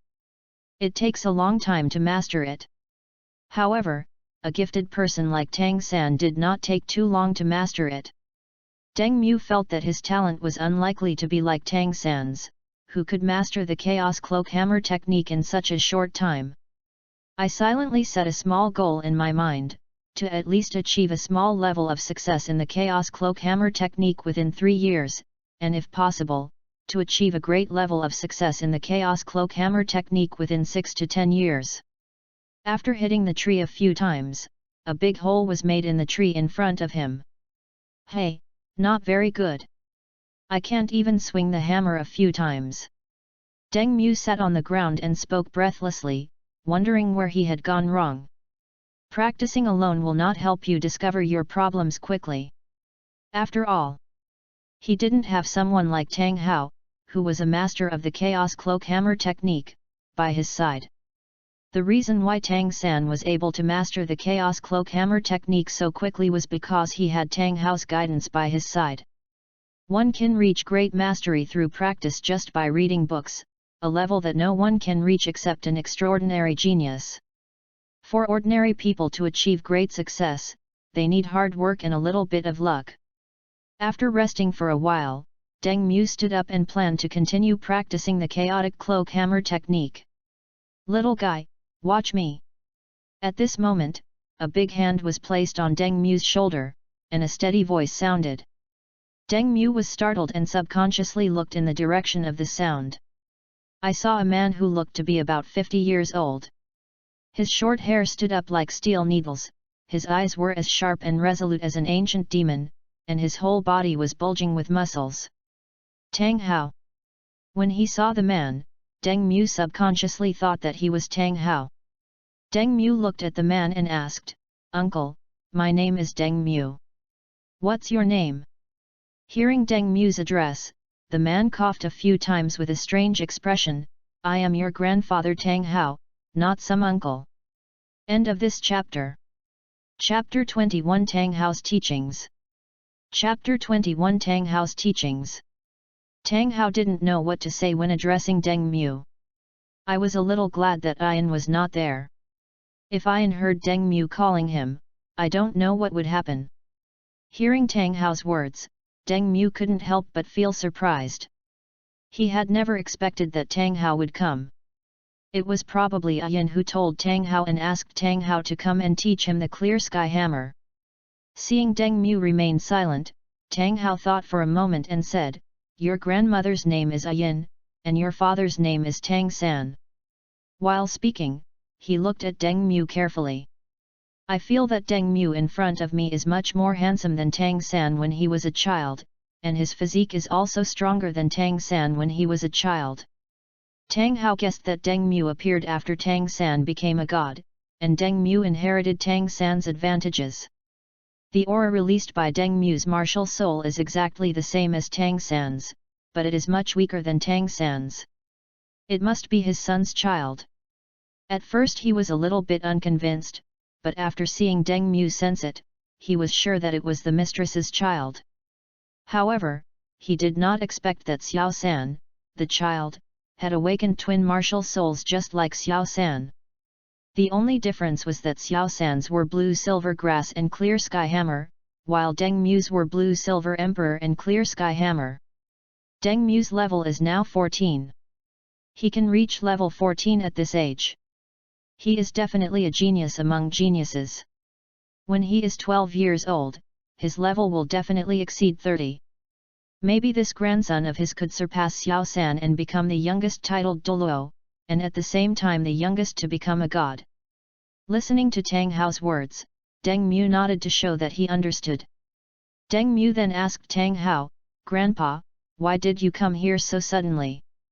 Tang Hao patted Deng Mu's head and said, Grandpa is here to teach you the Chaos Cloak Hammer technique and other unique skills of the Haoshan Sect. At first, he wanted to bring Deng Mu back to Haoshan Sect and train him well, but when he thought of Ayan's words, he gave up the idea. He knew what Ayan was thinking. If he brought Deng Mu back to Haoshan Sect, the two of them would know Deng Mu's identity. They would definitely tell their daughter-in-law about it, and if she knew, she might become emotionally unstable. When stroking Deng Mu's head, Tang Hao left a stream of energy into Deng Mu's body. This energy protected Deng Mu's life. If there was someone who was blind, he would beat that person into a pulp. Well, thank you for your hard work, Grandpa. Not hard, not hard. Tang Hao looked at Deng Mu with very kind eyes.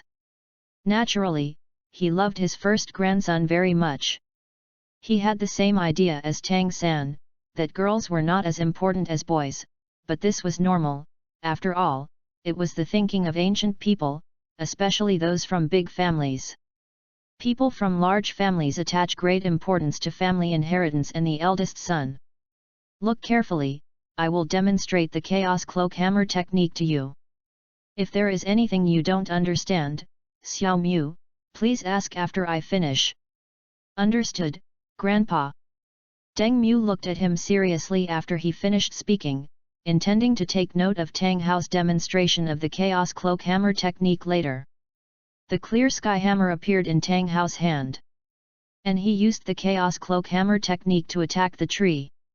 The speed of each attack was not very fast, and each attack only broke some trees.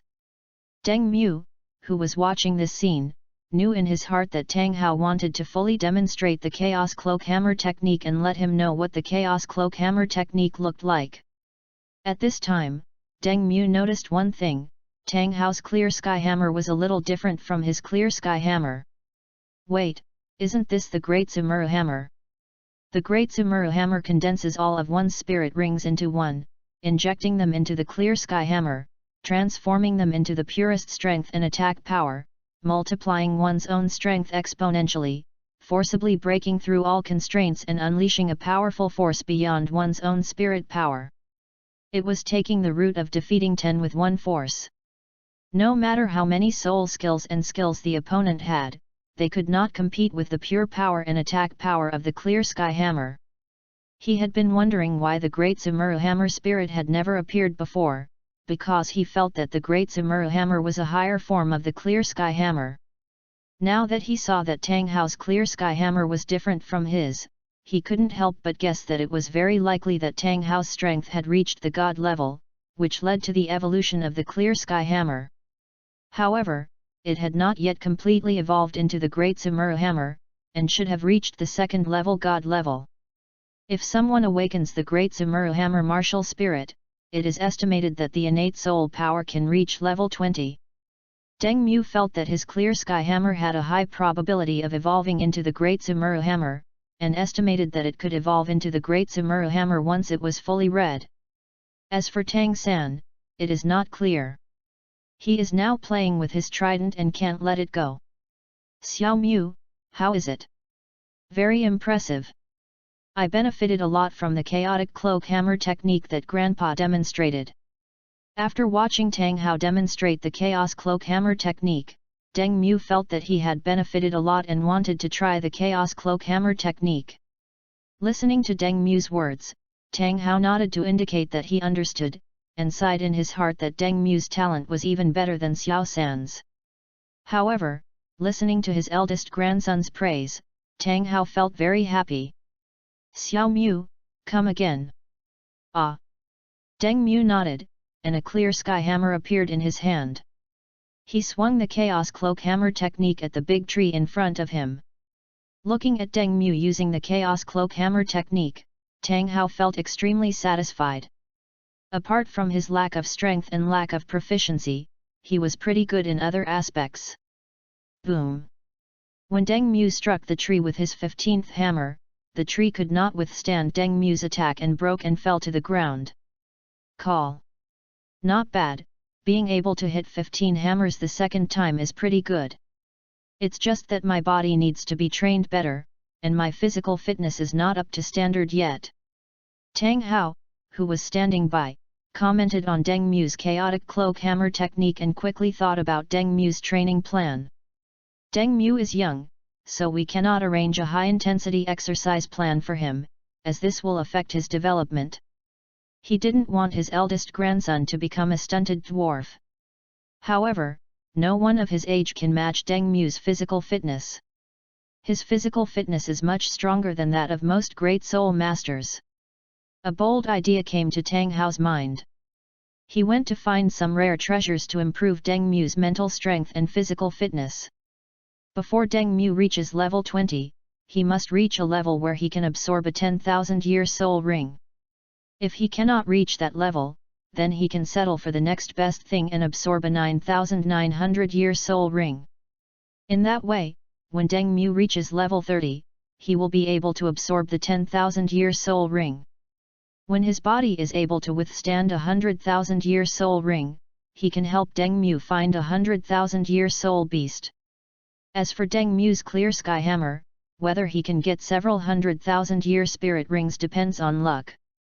Deng Mu paused for a moment and said, "Okay, I understand. I will exercise well." End of this chapter. Chapter 22, The Great Sumuru Hammer Conjecture and Experiment. Chapter 22, The Great Sumuru Hammer Conjecture and Experiment. Deng Mu then asked Tang Hao, "By the way, Grandpa, is the hammer in your hand the clear sky hammer?" Tang Hao nodded and showed Deng Mu the clear sky hammer. "Yes, this is my martial soul, the clear sky hammer." Upon hearing this, Deng Mu moved closer and looked closely at Tang Hao's clear sky hammer. It is indeed different from his clear sky hammer. It is somewhat similar to the Great Sumuru hammer, but it has not completely turned into the Great Sumuru hammer. After looking at Tang Hao's clear sky hammer for a while, Deng Mu asked Tang Hao, "Grandpa, does our clear sky hammer have a higher form?" Tang Hao listened to Deng Mu's question and was stunned for a moment before answering, "Yes, that form is called the Great Sumuru hammer." The Great Sumuru hammer is a magical skill. He remembered that his father told him that it should have been a magical skill. Only by breaking through level 100 can the power of the Great Sumuru hammer be fully exerted. There is also a rumor in the Haoshan sect that the Haoshan hammer has a higher form, which is called the Great Sumuru hammer, but no one can reach this form and create the Great Sumuru hammer. Deng Mu looked at Tang Hao's clear sky hammer and said, "Grandpa, have you noticed one thing? My clear sky hammer is a little different from yours." Listening to Deng Mu's words, Tang Hao looked at his clear sky hammer and Deng Mu's clear sky hammer. After looking at their two clear sky hammers, Tang Hao was surprised to find that it was indeed as Deng Mu said, their two clear sky hammers were somewhat different. Deng Mu put forward his own guess, "Grandpa, I have a guess about the Great Sumuru hammer, but you need to tell me about the Great Sumuru hammer so that I can confirm whether it is what I think." Tang Hao was a little curious when he heard this. He was curious about what his eldest grandson was thinking and what kind of guesses he could come up with about the Great Sumuru hammer. He told Deng Mu what he was thinking. As he listened to the stories about the Great Sumuru hammer, Deng Mu became more and more certain of what he thought. If you want to evolve the clear sky hammer into the Great Sumuru hammer, you need to reach the god level or have the power of a god. After listening to this, Deng Mu nodded and said, "Grandpa, my guess about the Great Sumuru hammer is that one needs to reach the god level, or possess the power of a god, in order for the clear sky hammer to evolve into the Great Sumuru hammer." Tang Hao couldn't help but recall the scene of using the Great Sumuru hammer in the past. He hadn't looked at his martial soul carefully since he became a god. If it weren't for his good grandson who discovered the change in his clear sky hammer, it might have taken him a long time to notice the change in the clear sky hammer, or he might not have noticed it at all. At this time, he remembered how the legend of the Great Sumuru hammer came about. The first rumor was that the ancestor of the Haoshan sect was a god who possessed the Great Sumuru hammer, but later generations could not withstand the power of the Great Sumuru hammer, so they could only awaken the Haoshan hammer. That god passed on the skill of the Great Sumuru hammer, hoping that future generations could evolve the clear sky hammer into the Great Sumuru hammer. After he became a god, he never met this god again. He didn't know whether this god was dead or not. The second rumor is similar to the first one. The ancestor of the Haoshan sect was a god who possessed the Great Sumuru Hammer. Because his descendants could not withstand the power of the Great Sumuru Hammer, they sealed the Great Sumuru Hammer. The sealed Great Sumuru Hammer became the Haoshan Hammer. Now it seems that the second rumor is likely to be true. Deng Mu is truly the most talented person in the Tang family. Tang Hao secretly sighed in his heart that the mistress had a good child. However, the Great Sumuru Hammer cannot be taught to his eldest grandson now, not because of guarding against Deng Mu, but because if he wants to learn the Great Sumuru Hammer, he needs a genius with extraordinary talent and excellent physical fitness. If he does not succeed in practicing it, it will be life-threatening. Therefore, it can only be passed down to one person in each generation. Grandpa, I want to try it. I need your strength to inject energy into my clear sky hammer. Ro. Tang Hao nodded to show that he understood, and began to inject his own power into Deng Mu's clear sky hammer.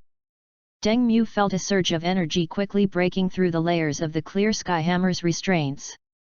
These restraints didn't exist originally, but after the energy impact, he felt them, and soon reached the last layer of the clear sky hammer's restraints.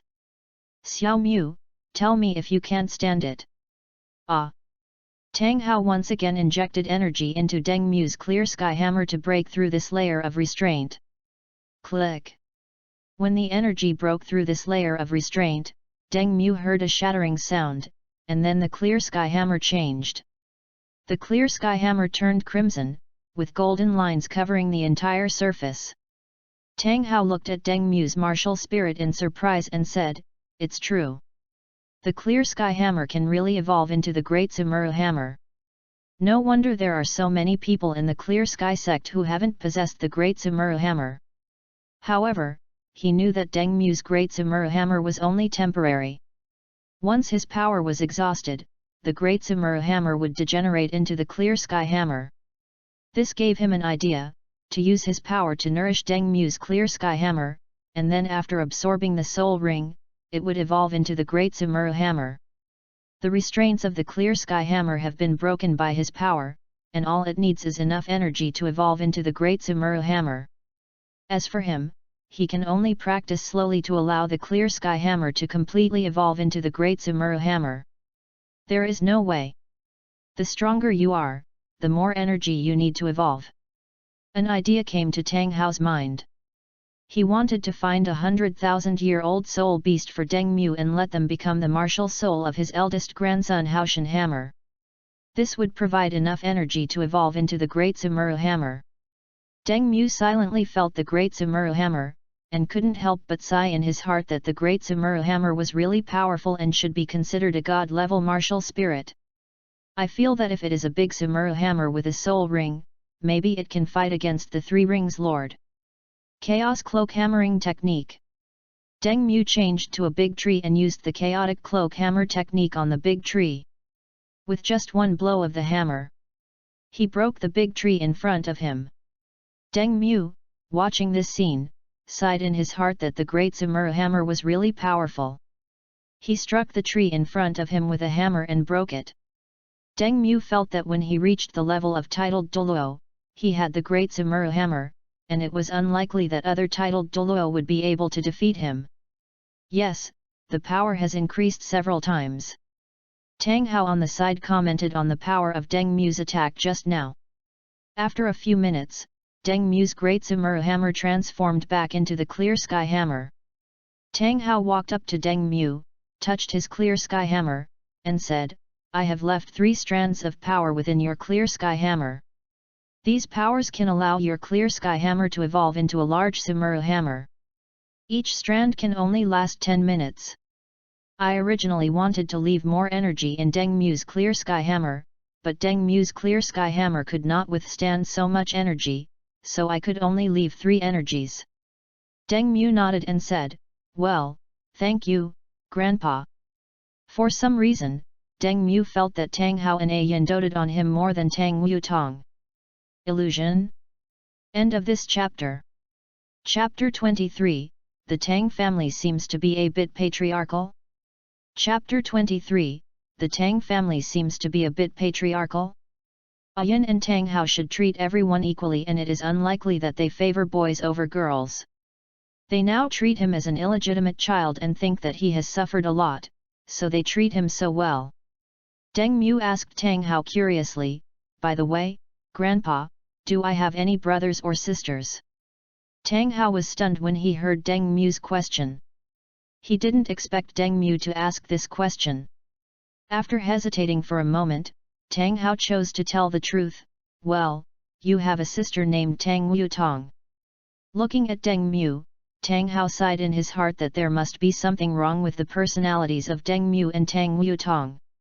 He felt that Deng Mu's personality was relatively quiet, while Tang Wutong's personality was very lively, and both were very likable. However, he felt that Tang Wutong's lively personality was in Deng Mu, and Deng Mu's quiet personality should be in Tang Wutong, but unfortunately it was not the case. Deng Mu thought for a moment and asked, "Grandpa, where is my sister now?" Tang Hao recalled for a moment and said, "She is in the Haoshan sect now, right? Do you want to go meet your sister?" Deng Mu shook his head and refused, "No, it's better not to see my sister now. If he met Tang Wutong at this time, no, it should be Wang Dong'er, De Ming and Ming, those two guys would know of his existence, and then there would be some fun. Both of them like Xiao Wu, but Xiao Wu doesn't know this. However, his appearance may make them see hope again. Ming, I didn't expect that Tang San would be this kind of person. De Ming, hey." When Deng Mu thought of this scene, he felt like he was about to burst into laughter. It was really too joyful. If Xiao Wu knew about this, she would probably have a conflict with Tang San, but would eventually be coaxed into peace by Tang San, because after all, the other party was a love-brained and pretty girl. Speaking of which, Tang Wutong's memory is now sealed by Tang San. He doesn't quite understand Tang San's behavior. Is he worried that Tang Wutong can't bear the hardship of training? He was a little confused about the plot of Peerless Tang Sect. He had read a lot of fan fiction before traveling through time, and had forgotten which ones were the original plots and which ones were fan fiction plots. The fans misled me. Deng Mu sighed silently in his heart, feeling a little regretful. Why did he read so many fan fictions before traveling through time? Now I can only say that based on my understanding of Doluo, I will look at this period of Peerless Tang Sect. Speaking of which, do Tang Hao and Yin know about this? As grandparents, they probably wouldn't agree with this. To say I don't know seems unlikely. It's impossible that before Tang Wutong went to Shrek, Yin and Tang Hao had never seen Tang Wutong once. If that's true, they must have disliked Tang Wutong very much. The most likely scenario is that Yin and Tang Hao knew that Tang Wutong's memory was sealed, but they did not say anything and respected Tang San's approach. So, it seems that the Tang family favors boys over girls. Tang Hao was a little curious when he heard this. He thought Deng Mu would go to see his sister whom he had never met. He was still struggling with how to stop Deng Mu from seeing Tang Wutong. Seeing Tang Hao's curiosity, Deng Mu scratched his head and said, "I know I'm an illegitimate child. If I go to see my sister now, it will cause a lot of trouble. I'd better wait until my father has dealt with it before going to see my sister." Hearing Deng Mu's words, Tang Hao was extremely surprised. He didn't expect that Deng Mu actually knew that he was an illegitimate child. At the same time, I felt a little sad. Deng Mu was really sensible. He knew his life experience and did not make a fuss or do anything else. I couldn't help but feel sorry for Deng Mu. Tang Hao felt that Deng Mu must be Tang San's offspring. He was as filial and sensible as Tang San, and inherited Tang San's strengths. After Yin died, he took Tang San to hide in the Holy Soul village, and earned some money to support Tang San. Later, when Tang San grew up and could take care of himself, he became addicted to drinking. From then on, it was Tang San who took care of him. Now, every time he thought of something, he felt ashamed and sorry for his son. Good boy. Tang Hao touched Deng Mu's head and spoke softly to him. He secretly thought to himself that he must find at least 900,000-year-old soul beasts for his grandson. Deng Mu smiled at what Tang Hao said, but didn't say anything. He estimated that even if he said he wanted to meet Tang Wutong, there was a 90% chance that Tang Hao would not let him meet her. Tang San is most likely in heaven now, thinking about how to influence Xiao Wu's thoughts. If word got out that he had a child down there, the god of destruction would probably mock Tang San to death. Xiao Mu, I will come to see you again when you have achieved a minor success in the Chaos Cloak Hammer technique. Okay, Grandpa, be careful on the road. Ah. After saying goodbye to Deng Mu, Tang Hao left quickly. He just sensed someone coming, and he didn't want to expose himself at this time. Xiao Mu, how's your Chaos Cloak Hammer training going? Tang Ye and Zhang Nanan came to Deng Mu, and Tang Ye asked Deng Mu with a smile. Zhang Nanan was surprised when she saw the two broken trees. Looking at the hammer mark on it, Zhang Nanan secretly thought to herself that her younger brother was really amazing. It had only been a short while since he had practiced the chaotic cloak hammer technique, but he could easily break two large trees. At the same time, he sighed that the chaotic cloak hammer technique was really powerful, and it was worthy of being one of the unique skills of the Haoshan sect. During the previous training, she heard Tang Ye introduce the chaos cloak hammer technique, which is one of the unique skills of the Haoshan sect. At this moment, Zhang Nanan had an idea in her mind that Deng Mu should be allowed to return to his ancestral home. Although she was not familiar with the Haoshan sect, she knew from the power of the Chaos Cloak Hammer technique that the Haoshan sect must be a powerful sect. It should also be a hidden sect. She had heard from her teacher before that there are many hidden sects in this world. If Deng Mu returned to Haoshan sect, given his talent, he would definitely be trained by Haoshan sect, and there would be people to help him hunt soul beasts. If he stayed here, he could only figure out the chaotic cloak hammer technique by himself, and he would have to rely on himself to find ways to hunt soul beasts. Deng Mu pointed to the two fallen trees and said, "Not bad, but you need more practice." Tang Ye looked in the direction Deng Mu pointed and saw two trees on the ground with a look of shock on her face. Tang Ye paused for a moment, then looked at Deng Mu and said, "It's amazing. They were able to create such a powerful force in less than a day." She felt that with Deng Mu's destructive power, if he encountered a Soul Master level warrior, he could fight with him for 300 rounds. Now she just felt that Deng Mu was worthy of being Tang San's child, having inherited Tang San's talent. Maybe Deng Mu could become a god in the future. Thinking that Deng Mu might become a god in the future, Tang Ye felt extremely excited. The Tang sect would definitely rise in the future, and the wishes of all the people in the Tang sect would be realized in no time. Deng Mu scratched his head and said with a smile, "It's okay, Sister Xiaoa, how are you practicing?" End of this chapter. Chapter 24 Tang 3's Confirmation. Chapter 24 Tang San's Confirmation. Zhang Nanan, who was standing by, replied, "Not bad. I'll be able to achieve minor proficiency in Ghost Shadow after practicing it for a while." Among the Tang sect's unique skills, she felt that Ghost Shadow Mystery and controlling cranes and capturing dragons were most suitable for her. The others were also good, but she felt that none of them were as suitable for her as Ghost Shadow Mystery and controlling cranes and capturing dragons. Tang Ye sighed and said, "My situation is not very good. I have reached a bottleneck." She felt that her talent was too poor and she couldn't make a breakthrough quickly. At the same time, he sighed in his heart that Zhang Nanan and Deng Mu were really talented. If the Tang sect had not declined, Zhang Nanan and the other two would also be top players. Deng Mu comforted Tang Ye, "Sister Xiaoa, you are worried. I think you lack practical experience. You and I should practice for a while. When I reach a small level of success, you two can spar with each other. That way, you can break through the bottleneck."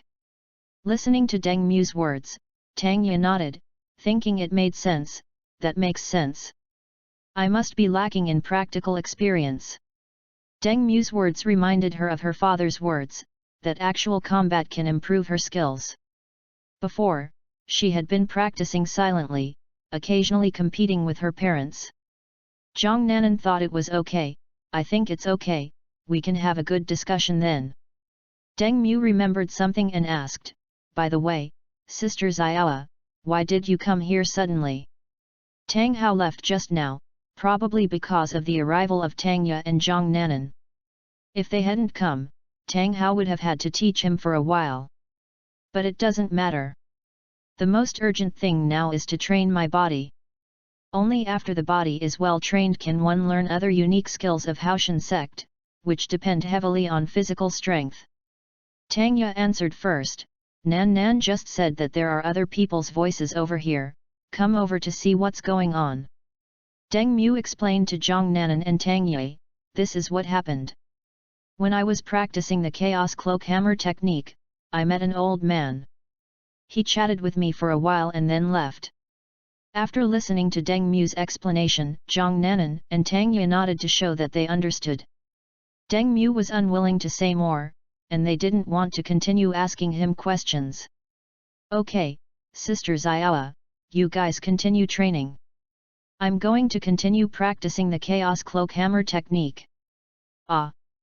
After Zhang Nanan and Tang Ye said goodbye to Deng Mu, they returned to their original practice place and continued practicing. After seeing Zhang Nanan and the others leave, Deng Mu continued to practice the Chaotic Cloak Hammer technique. Ding! Detected that Tang San is secretly testing the host, starting to share Tang San's bloodline. Ding! Congratulations to the host, you have obtained the Blue Silver Emperor bloodline. Seeing the system prompt, Deng Mu looked confused. After all this time, he still doesn't have the Blue Silver Emperor bloodline, he only has the Blue Silver Emperor martial spirit and the Blue Silver domain. Wait, then how did Yin think he was Tang San's child? If he possessed the Blue Silver Emperor and Clear Sky Hammer's martial spirits, as well as the Blue Silver Emperor's bloodline, then being mistaken wouldn't be a problem, but he didn't have the Blue Silver Emperor's bloodline. Yin, could it be that just based on his martial spirit, he really felt that Tang San wanted a child? Deng Mu asked the system in his mind, System, what's the situation with my martial soul? Replying to the host, this system directly copies Tang San's martial spirit. The domain is basic and needs to be upgraded by the host himself, so the host does not have the Blue Silver Emperor bloodline. But just now, this system discovered that Tang San was secretly observing you. In order to avoid any unnecessary accidents, this system copied Tang San's Blue Silver Emperor bloodline. Grass. After listening to the system's explanation, Deng Mu couldn't help but swear in his heart. Fortunately, the system intervened and avoided some unnecessary trouble, preventing Tang San from finding out. God knows what would have happened. By the way, system, as long as it's a blessing, it can be shared. Yes. I've discovered a brilliant idea. For example, if I'm bound to someone, and that person happens to be getting married today and spending their wedding night with their wife, then shouldn't I also be there? Not really, not really. This system isn't that beastly yet. Ha ha ha. On the other side, the center of the divine world. Tang San, who had just finished dealing with something, suddenly wanted to take a look at his illegitimate child and confirm whether he was his own child. It's not that he doesn't trust his mother, but he is worried that her mother will make a mistake. When seeing Deng Mu's appearance, Tang San felt certain that Deng Mu was the child. Except for him, Tang San, no other children of this age could have such good looks. He could also sense the same Blue Silver Emperor bloodline from Deng Mu. The only people who possess the Blue Silver Emperor's bloodline are him and his mother. No one else possesses the Blue Silver Emperor's bloodline. Although there is still a Blue Silver Emperor on the Doluo continent, that Blue Silver Emperor has not yet transformed. Even if it transformed, he could still tell the difference. Moreover, a soul beast's transformed form uses its own martial soul, so it is impossible for it to have a second martial soul. This made him certain that Deng Mu was his, Tang San's, child. Looking at Deng Mu, who was practicing the Chaos Cloak Hammer technique, Tang San sighed in his heart that he was worthy of being Tang San's offspring, and that he could practice the Chaos Cloak Hammer technique with the same style as he did back then. Tang San looked at Deng Mu, touched his chin and said to himself, "He must be my child. I must have been a little suspicious before." After confirming that Deng Mu was his child, Tang San began to think about how to arrange opportunities for his eldest son. This is his eldest son. Although he is an illegitimate child, his identity as the eldest son cannot be changed. In the future, Deng Mu will become his right-hand man, so opportunities and so on must be arranged in the best way. As for Tang Yutong, as an older sister, she must take good care of her younger brother. After Deng Mu goes to Shrek to study, she will arrange for them to live together to strengthen their relationship. As for Deng Mu's future wife, he already had an idea in mind. He was still thinking about how to bring that person into his camp. Until his son appeared and gave him an idea. Let her become his daughter-in-law, her status is barely worthy of his little child, the God King Tang San. He has already thought of a new name for his son, and he is very satisfied with it. "Third brother, what are you doing?" At this moment, Xiao Wu's voice rang out. Hearing the voice, Tang San subconsciously saw Xiao Wu coming towards him with dessert. Looking at Xiao Wu, Tang San smiled and came to her side and said, "Xiao Wu, why are you here?" Xiao Wu handed the dessert to Tang San. "I see that third brother is too tired, so I will make something for him to eat." Listening to Xiao Wu's words, Tang San reached out and touched Xiao Wu's head. "By the way, Xiao Wu, if we have a son, what name do you think would be best?" Third brother, your question has stumped me. I can't think of an answer for now. What name do you think would be better?" Tang Wulin. End of this chapter. Chapter 25, The First 10,000-Year Soul Ring. Chapter 25, The First 10,000-Year Spirit Ring. Hearing the name Tang Wulin, Xiao Wu thought it was a good name. When she has a son in the future, she will give him this name. However, why did the third brother suddenly ask this question? This incident made Xiao Wu feel a little confused, but the doubt was soon resolved. She believed that her third brother would not do anything to let her down. He loved her so much, how could he do anything to betray her? Xiao Wu smiled and said, "Third brother, I won't bother you anymore. I'll go find Rong and the others." Tang San put down the dessert. "Well, go ahead, Xiao Wu." After bidding farewell to Tang San, Xiao Wu left the center of the divine realm and flew towards Ning Rong's home. In the blink of an eye, a year and a half passed. Finally reached level 20. It was a bit difficult. Deng Mu opened his eyes, stretched his body, and talked to himself. According to his initial training speed, he could reach level 20 in a year at most. But because of the Clear Sky Hammer, part of his soul power was absorbed by the Clear Sky Hammer while he was practicing, causing him to progress half a year slower than expected, but it didn't matter. As long as his soul power is sufficient, his Clear Sky Hammer can evolve into the Great Zimuru Hammer. In the past year and a half, Yin and Tang Hao visited him many times.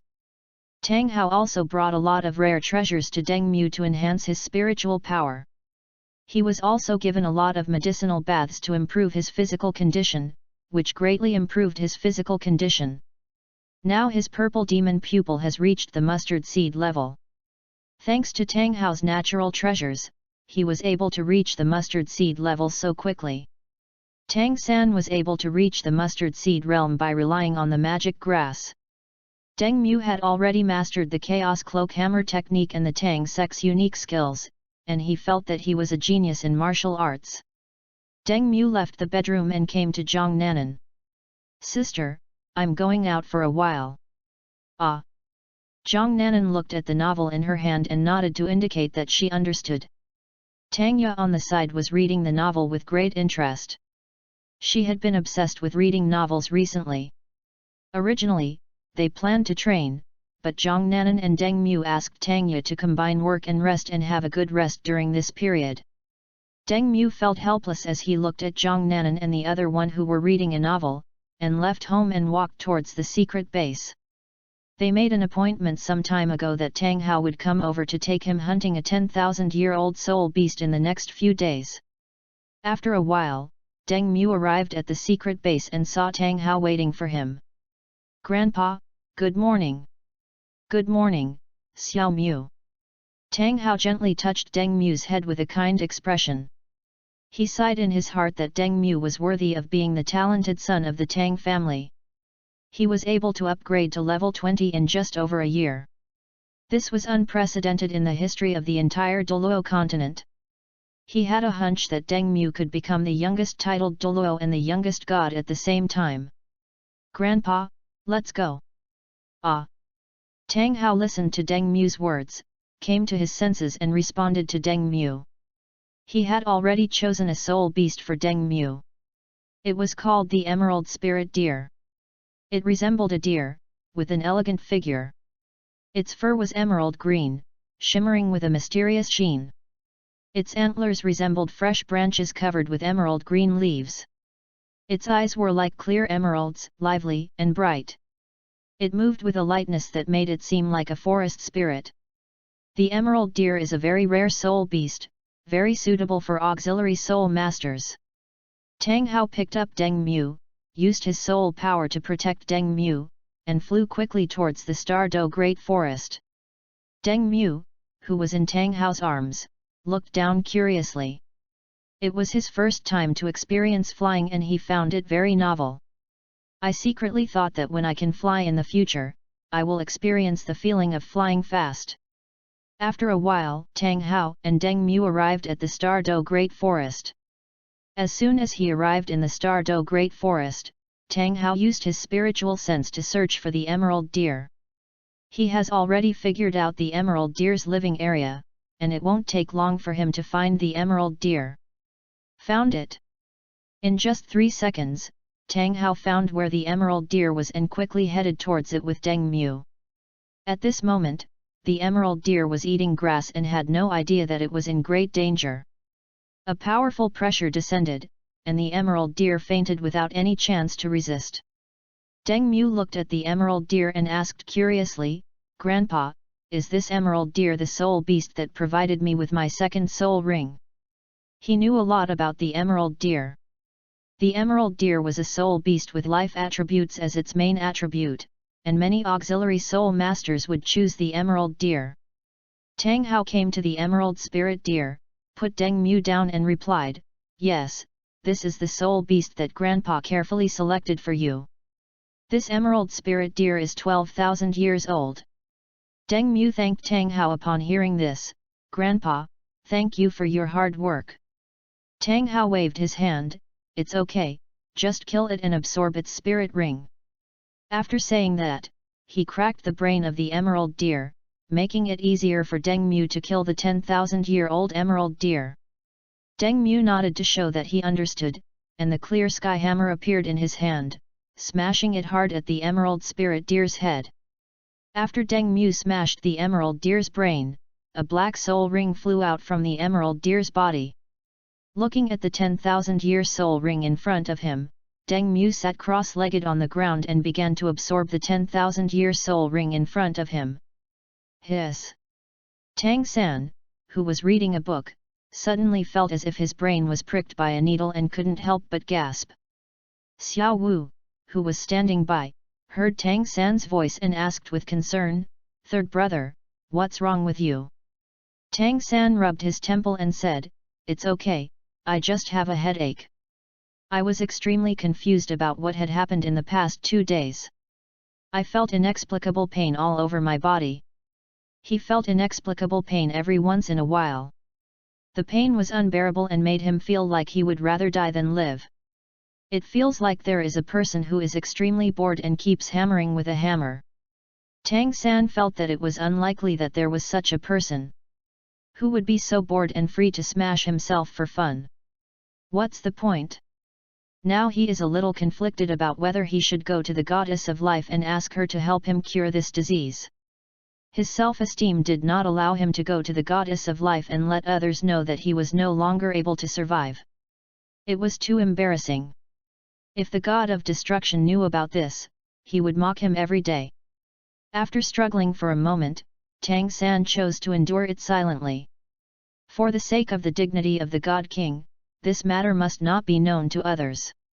Fortunately, he has an illegitimate son in the lower world, otherwise his Tang family would be extinct.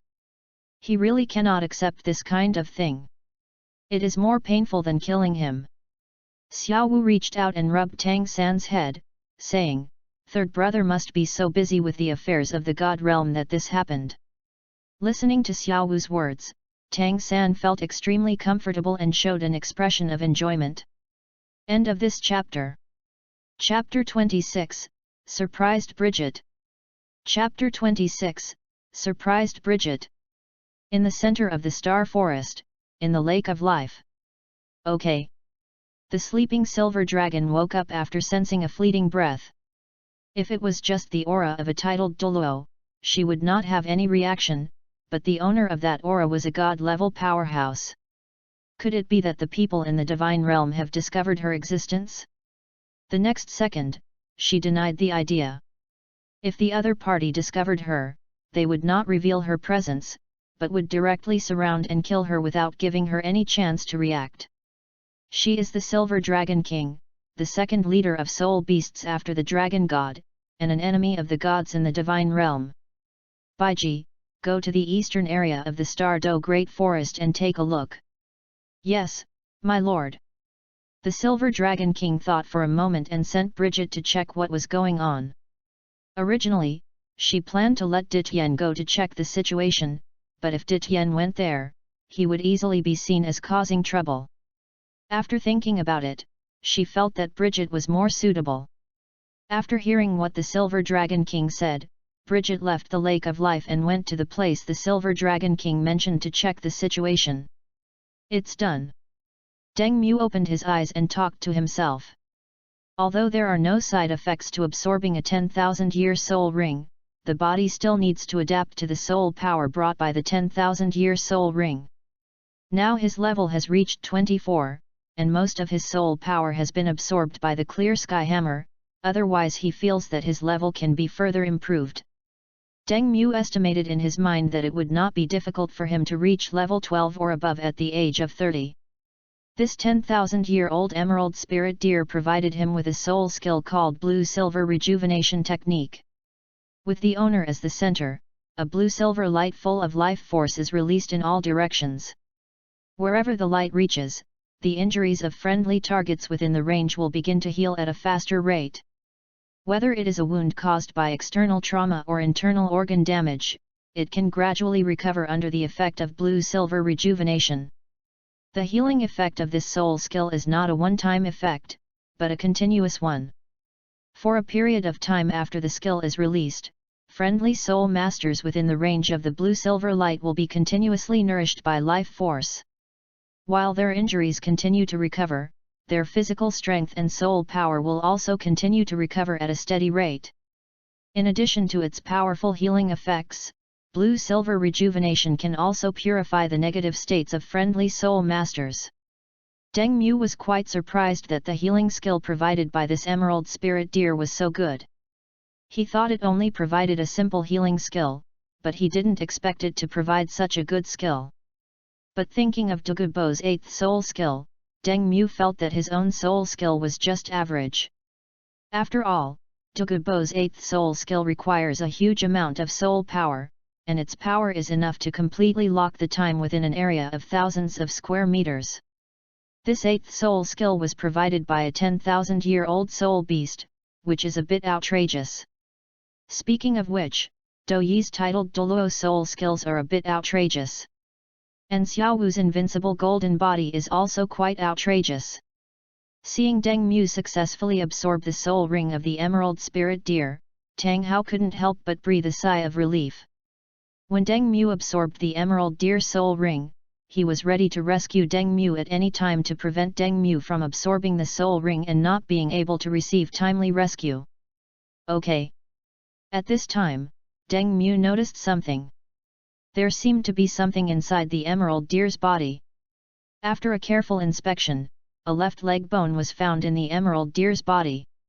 Looking at the left leg bone in his hand, Deng Mu turned to Tang Hao and said, "Grandpa, I found a left leg soul bone in the emerald deer's body." Deng Mu had no intention of absorbing this left leg soul bone. His dream is to have the clear sky hammer fully red. If it is fully red, each soul beast can produce a soul bone. The most outrageous thing is that no matter what soul bone you need, that 100,000-year-old soul beast can drop it, unless it is a soul beast that can only drop specific soul bones. It felt like when the soul beast died, God glanced at him and gave him a soul bone that he didn't have. It's similar to the game, but he remembered that Doluo seemed to be based on the game. Tang Hao was a little surprised to see the soul bone in Deng Mu's hand. He didn't expect Deng Mu to be so lucky to get a soul bone. However, he did not recommend Deng Mu to absorb it. He planned to hunt a 100,000-year soul beast for Deng Mu. The soul bones of a 100,000-year soul beast were many times more powerful than those of a 10,000-year soul beast. Of course, the soul bones produced by some special soul beasts can be compared with those of a 100,000-year-old soul beast, but those special soul beasts are even rarer than a 100,000-year-old soul beast. Tang Hao thought for a moment and said, "Xiao Mu, I don't recommend you absorb it now. You can put this soul bone away." Deng Mu listened to Tang Hao's words and nodded. Even if Tang Hao asked him to absorb it, he would not be able to absorb this 10,000-year-old left leg soul bone. Then he put away the left leg soul bone. He had already thought about what to do with this soul bone. This soul bone can be given to my sister or to Tangya and the other two, or to the biological sister Wang Donger whom I have never met in the future.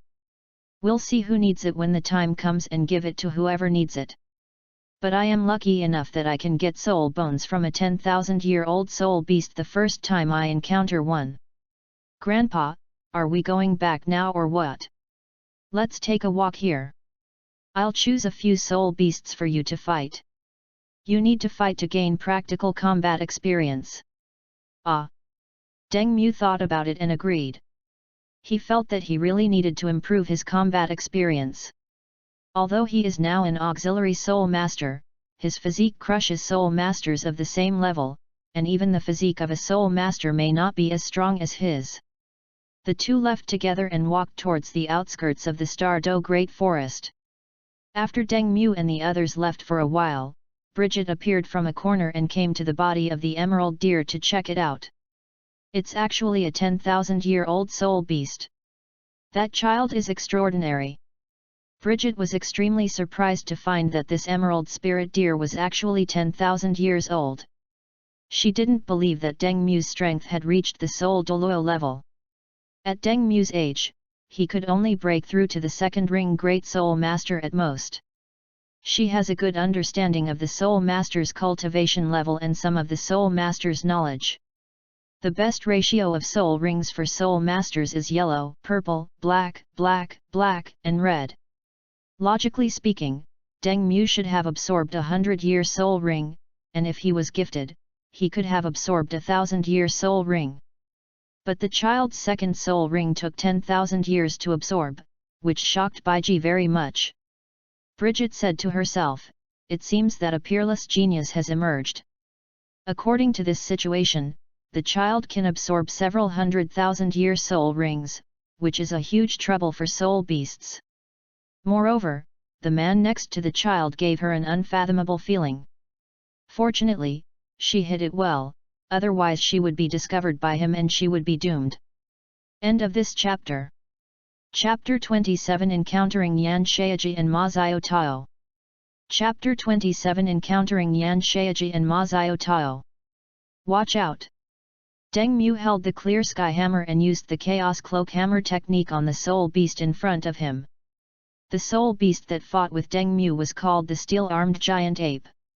It was huge in stature, more than 3 meters tall when standing upright, and its body was covered with black hair as hard as steel, which gleamed with metallic luster in the sun. His arms were incredibly strong, with muscles like a coiled python, and every swing carried the power to split mountains and crack rocks. Its facial contours are clear, its eyes are like deep copper bells, emitting a firm and fierce light, and its bloody mouth has fangs as sharp as swords. This is the soul beast that Tang Hao chose for Deng Mu. It is very good for sparring. Each hammer hit the steel-armed giant ape hard, as if it was going to kill the steel-armed giant ape with one blow. The giant ape with steel arms kept blocking Deng Mu's attacks. He really couldn't imagine that every attack from the human child in front of him was so powerful. It was impossible for him to fight back. The most important thing was that each of Deng Mu's attacks was stronger than the last, and he gradually couldn't hold on. However, he had no chance to resist at all. Boom! With Deng Mu's heavy blow, the steel-armed giant ape was directly knocked away and hit a big tree and fainted. Looking at the unconscious steel-armed giant ape, Deng Mu thought secretly in his heart that this 1,000-year-old soul beast was a little weak and not enough for him to train. Tang Hao looked at this scene and nodded secretly, but the strength of this giant ape with steel arms was a little weak. We need to find a new soul beast for Deng Mu, and the next one will be a 5,000-year-old soul beast. Before training, you must know your grandson's strength so that you can better choose the soul beast to train Deng Mu. Deng Mu looked at the unconscious steel-armed giant ape and thought about using his second soul skill, the blue-silver rejuvenation technique. The next second, a blue-silver light filled with life force was released in all directions with him as the center. The light shone on the steel-armed giant ape, and the injuries on the steel-armed giant ape recovered quickly. After a while, all the injuries on the steel-armed giant ape were healed. Seeing the injuries on the steel-armed giant ape recovering quickly, Deng Mu had a rough idea of the effect of his soul skills healing. He was not a kind-hearted person. He treated the steel-armed giant ape because the other party had trained with him, and he also wanted to see the effect of his second soul skill. Seeing Deng Mu treating the steel-armed giant ape, Tang Hao thought that Deng Mu was very kind, just like his Ayin. Although Deng Mu is kind, he does not hesitate in battle and has no intention of showing mercy, which is very good. After a while, the steel-armed giant ape gradually woke up and was extremely surprised to see that there was nothing on his body. Seeing Deng Mu not far away, the steel-armed giant ape felt that it might be the human in front of him who was killing him. He felt that this human was really strange. He had severely injured him but had also healed him. Unable to figure out the reason, the steel-armed giant ape chose to flee from here to avoid being beaten by this human. Deng Mu couldn't help laughing as he watched the fleeing steel-armed giant ape. He thought the steel-armed giant ape would continue to fight with him. "Grandpa, let's go and find other soul beasts." Ah! Tang Hao took Deng Mu to find other soul beasts to give Deng Mu more practical experience. It only took Tang Hao a minute to find a soul beast suitable for sparring with Deng Mu. The flame shadow leopard is a 1,000-year-old soul beast with the attribute of flame. It has a sturdy body and graceful posture, and its body is covered with flame patterns, as if it was carefully carved by flames. Its fur was red and black, like a dancing flame in the darkness, emitting a fiery aura. However, this flame shadow leopard was a 7,000-year-old soul beast. If Deng Mu fought against it, he would probably suffer a lot. After all, he asked Deng Mu not to use soul skills, but to rely on the chaotic cloak hammer technique and the Tang Sect's unique skills to fight the soul beast. After all, Deng Mu's blue-silver emperor is a supporting root. If he does not have rich combat experience, he will be easily taken down by others. Tang Hao thought about it and decided to take Deng Mu with him. If anything unexpected happened, he would deal with the flame shadow leopard. Okay.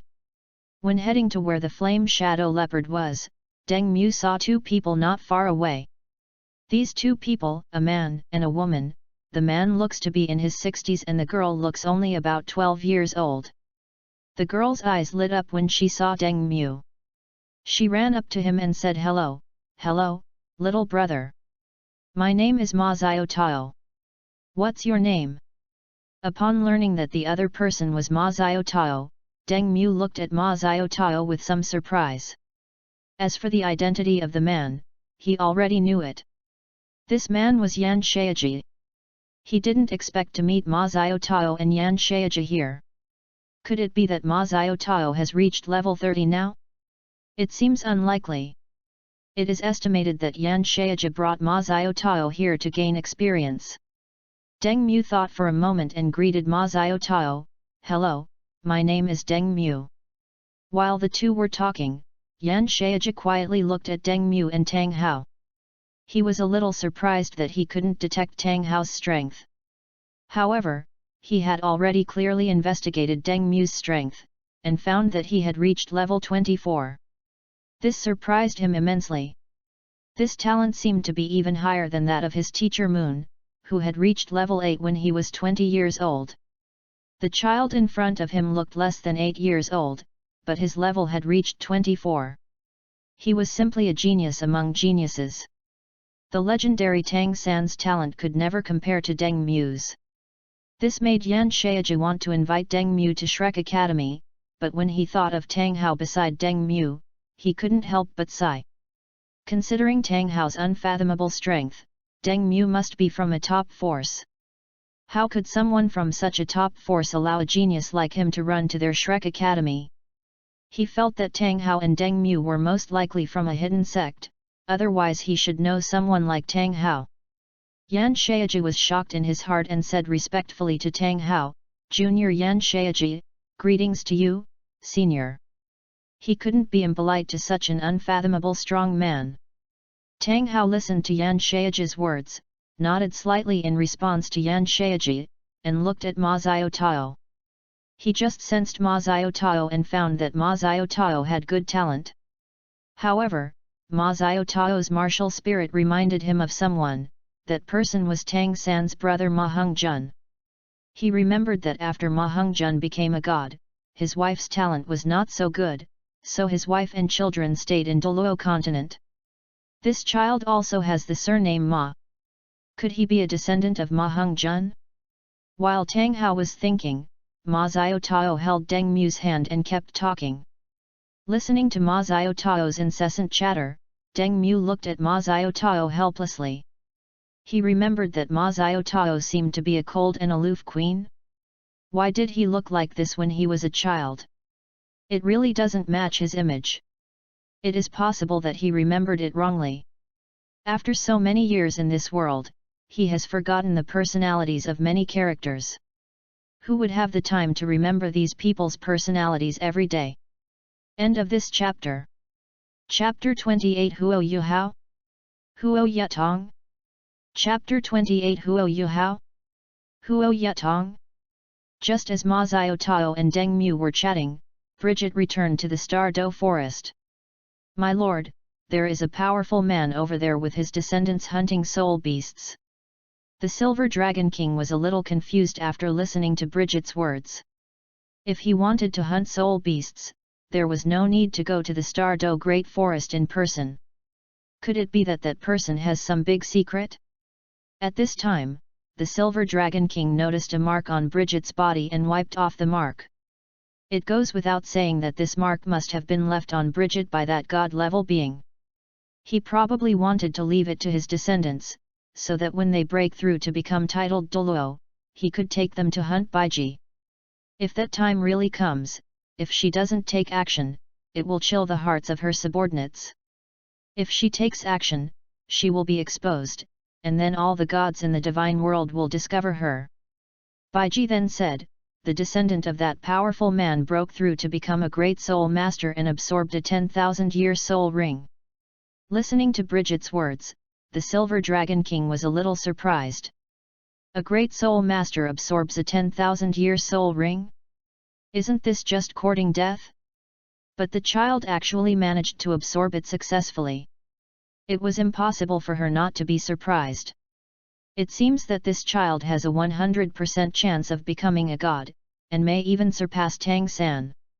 The Silver Dragon King thought this way because Deng Mu was protected by a powerful god-level being, which meant that he had connections in the divine realm. With Deng Mu's talent, she felt that Deng Mu was at least a first-level god, and if he was luckier, he might be able to inherit the throne of the God King. She used to think that the position of God King was impossible, but what happened to Tang San 10,000 years ago made her see the possibility. The Silver Dragon King thought for a while and felt that he could contact Deng Mu secretly. After Deng Mu becomes a god, he might be able to help her, but this requires that they have a very good relationship. However, their meeting needs to be carefully considered, and the god beside Deng Mu must not notice anything unusual. Okay. Tang Hao suddenly realized that the mark he left on Baiji had disappeared. He was sure that Bridget had definitely not discovered it.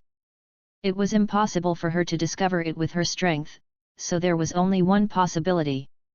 That is, there is a god-level powerful being hidden deep in the Star-Do Great Forest. This surprised him a little. There was actually a god-level strongman in the depths of the Star-Do Great Forest. He had been there several times before. This made Tang Hao feel a little fortunate that the other party did not take action at that time. Tang Hao couldn't help but speculate in his heart that the reason why the god hid was probably to avoid the gods in the divine realm. There are many enemies in the divine world, and he is not sure who is hiding in the Star-Do Great Forest. I need to tell my son about this and ask him to investigate. Because he was worried that the strong man would attack Deng Mu in the future. Xiao Mu, let's go. Ah! Deng Mu listened to Tang Hao's words and nodded to show that he understood. Although it was unclear why Tang Hao suddenly wanted to take him away. It was probably because he discovered something. Seeing Deng Mu was about to leave, Ma Xiaotao looked at Deng Mu with some disappointment. She liked this little brother very much and was reluctant to let Deng Mu go. Seeing that Ma Xiaotao was very disappointed, Deng Mu reached out and touched Ma Xiaotao's head. Sister Xiaotao, see you next time. Ma Xiaotao took Deng Mu's hand and asked, Xiao Mu, can you come to Shrek Academy in the future? I live in Shrek Academy. Listening to Ma Xiaotao's words, Yan Shayaji's eyes lit up and he praised Ma Xiaotao in his heart. He was still thinking about how to invite Deng Mu to Shrek Academy, but he didn't expect Ma Xiaotao to directly invite Deng Mu to study at Shrek Academy. Deng Mu listened to Ma Xiaotao's words, thought for a while and said, okay, I'll go when I'm 12 years old.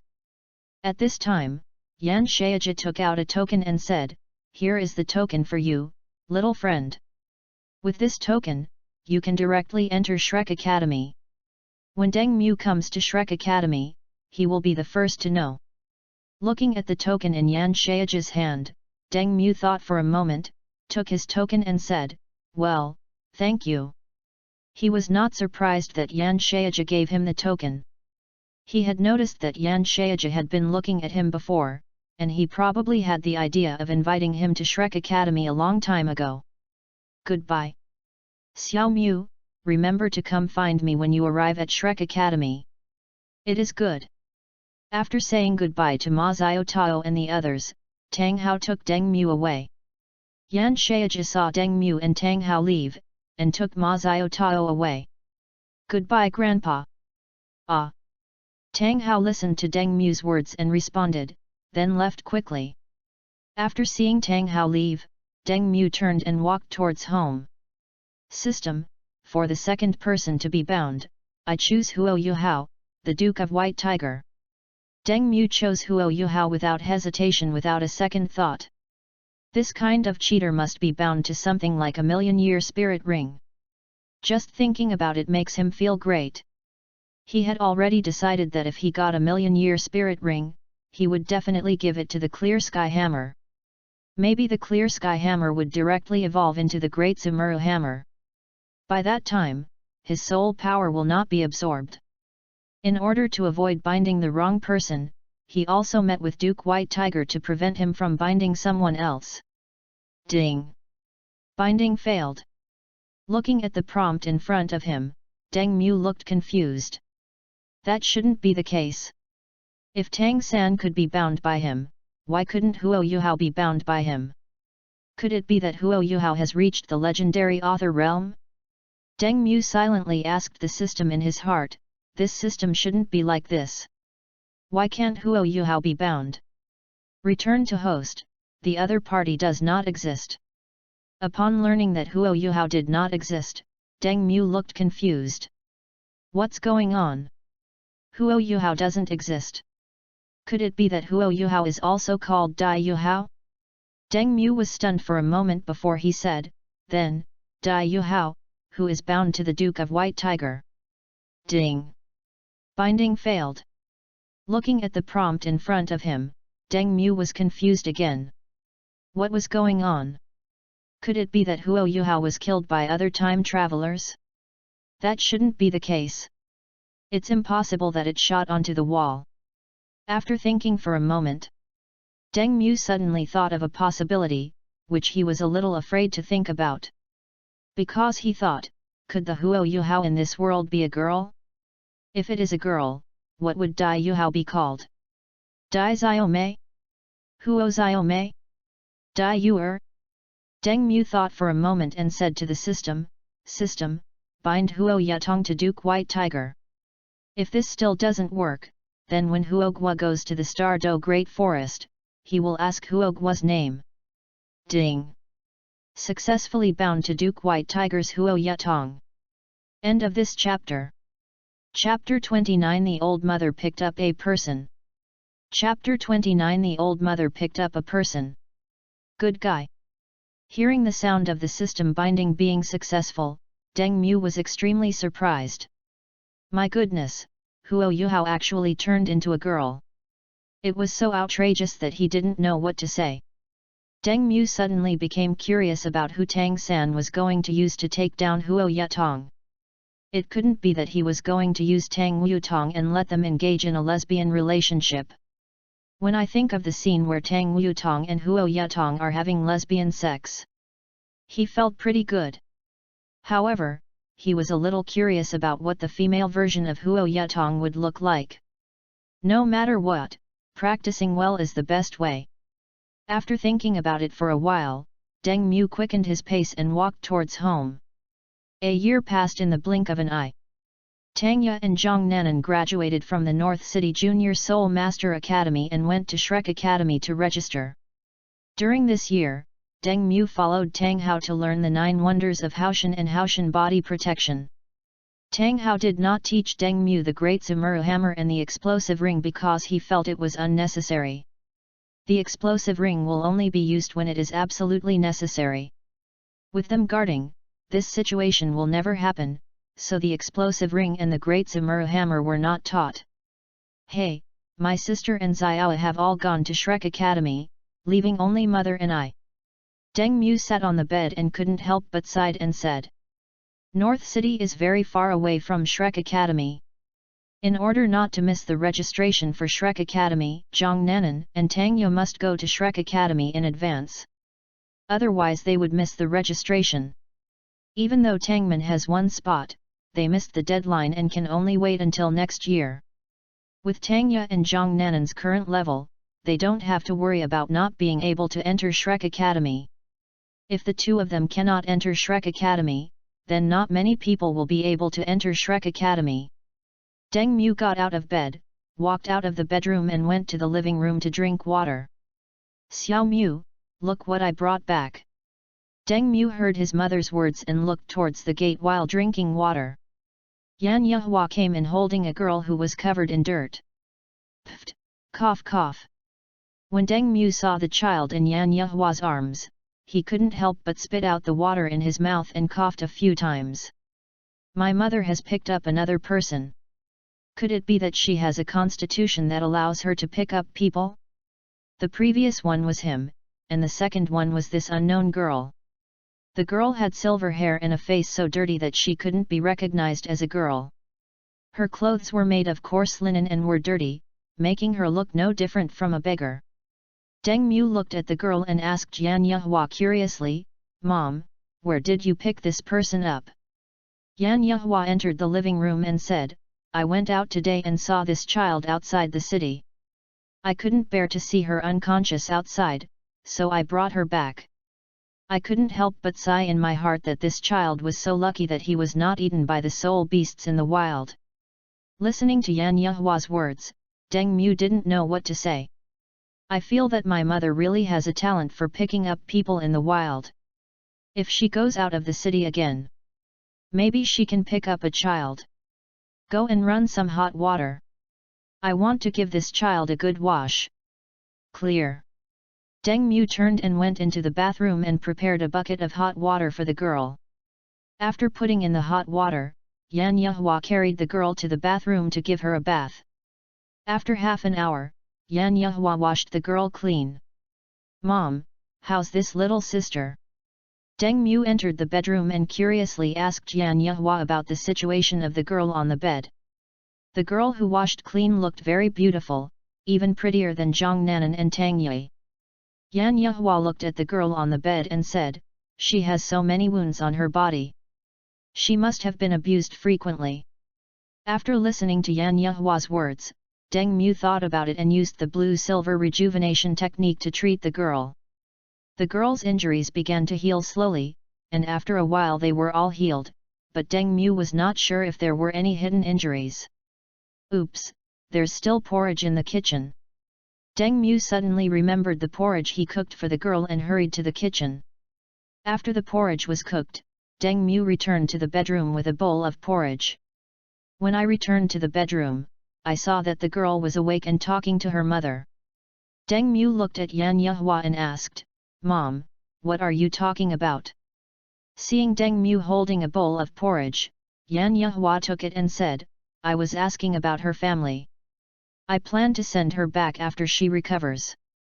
I don't know if it was due to brain injury or something else, but she has lost her previous memory and only knows that her name is Naer. When he heard the name Naer, Deng Mu couldn't help but frown. When he heard this name, he subconsciously thought of Guyuina. When he thought of this person, Deng Mu rejected the idea without hesitation. What a joke!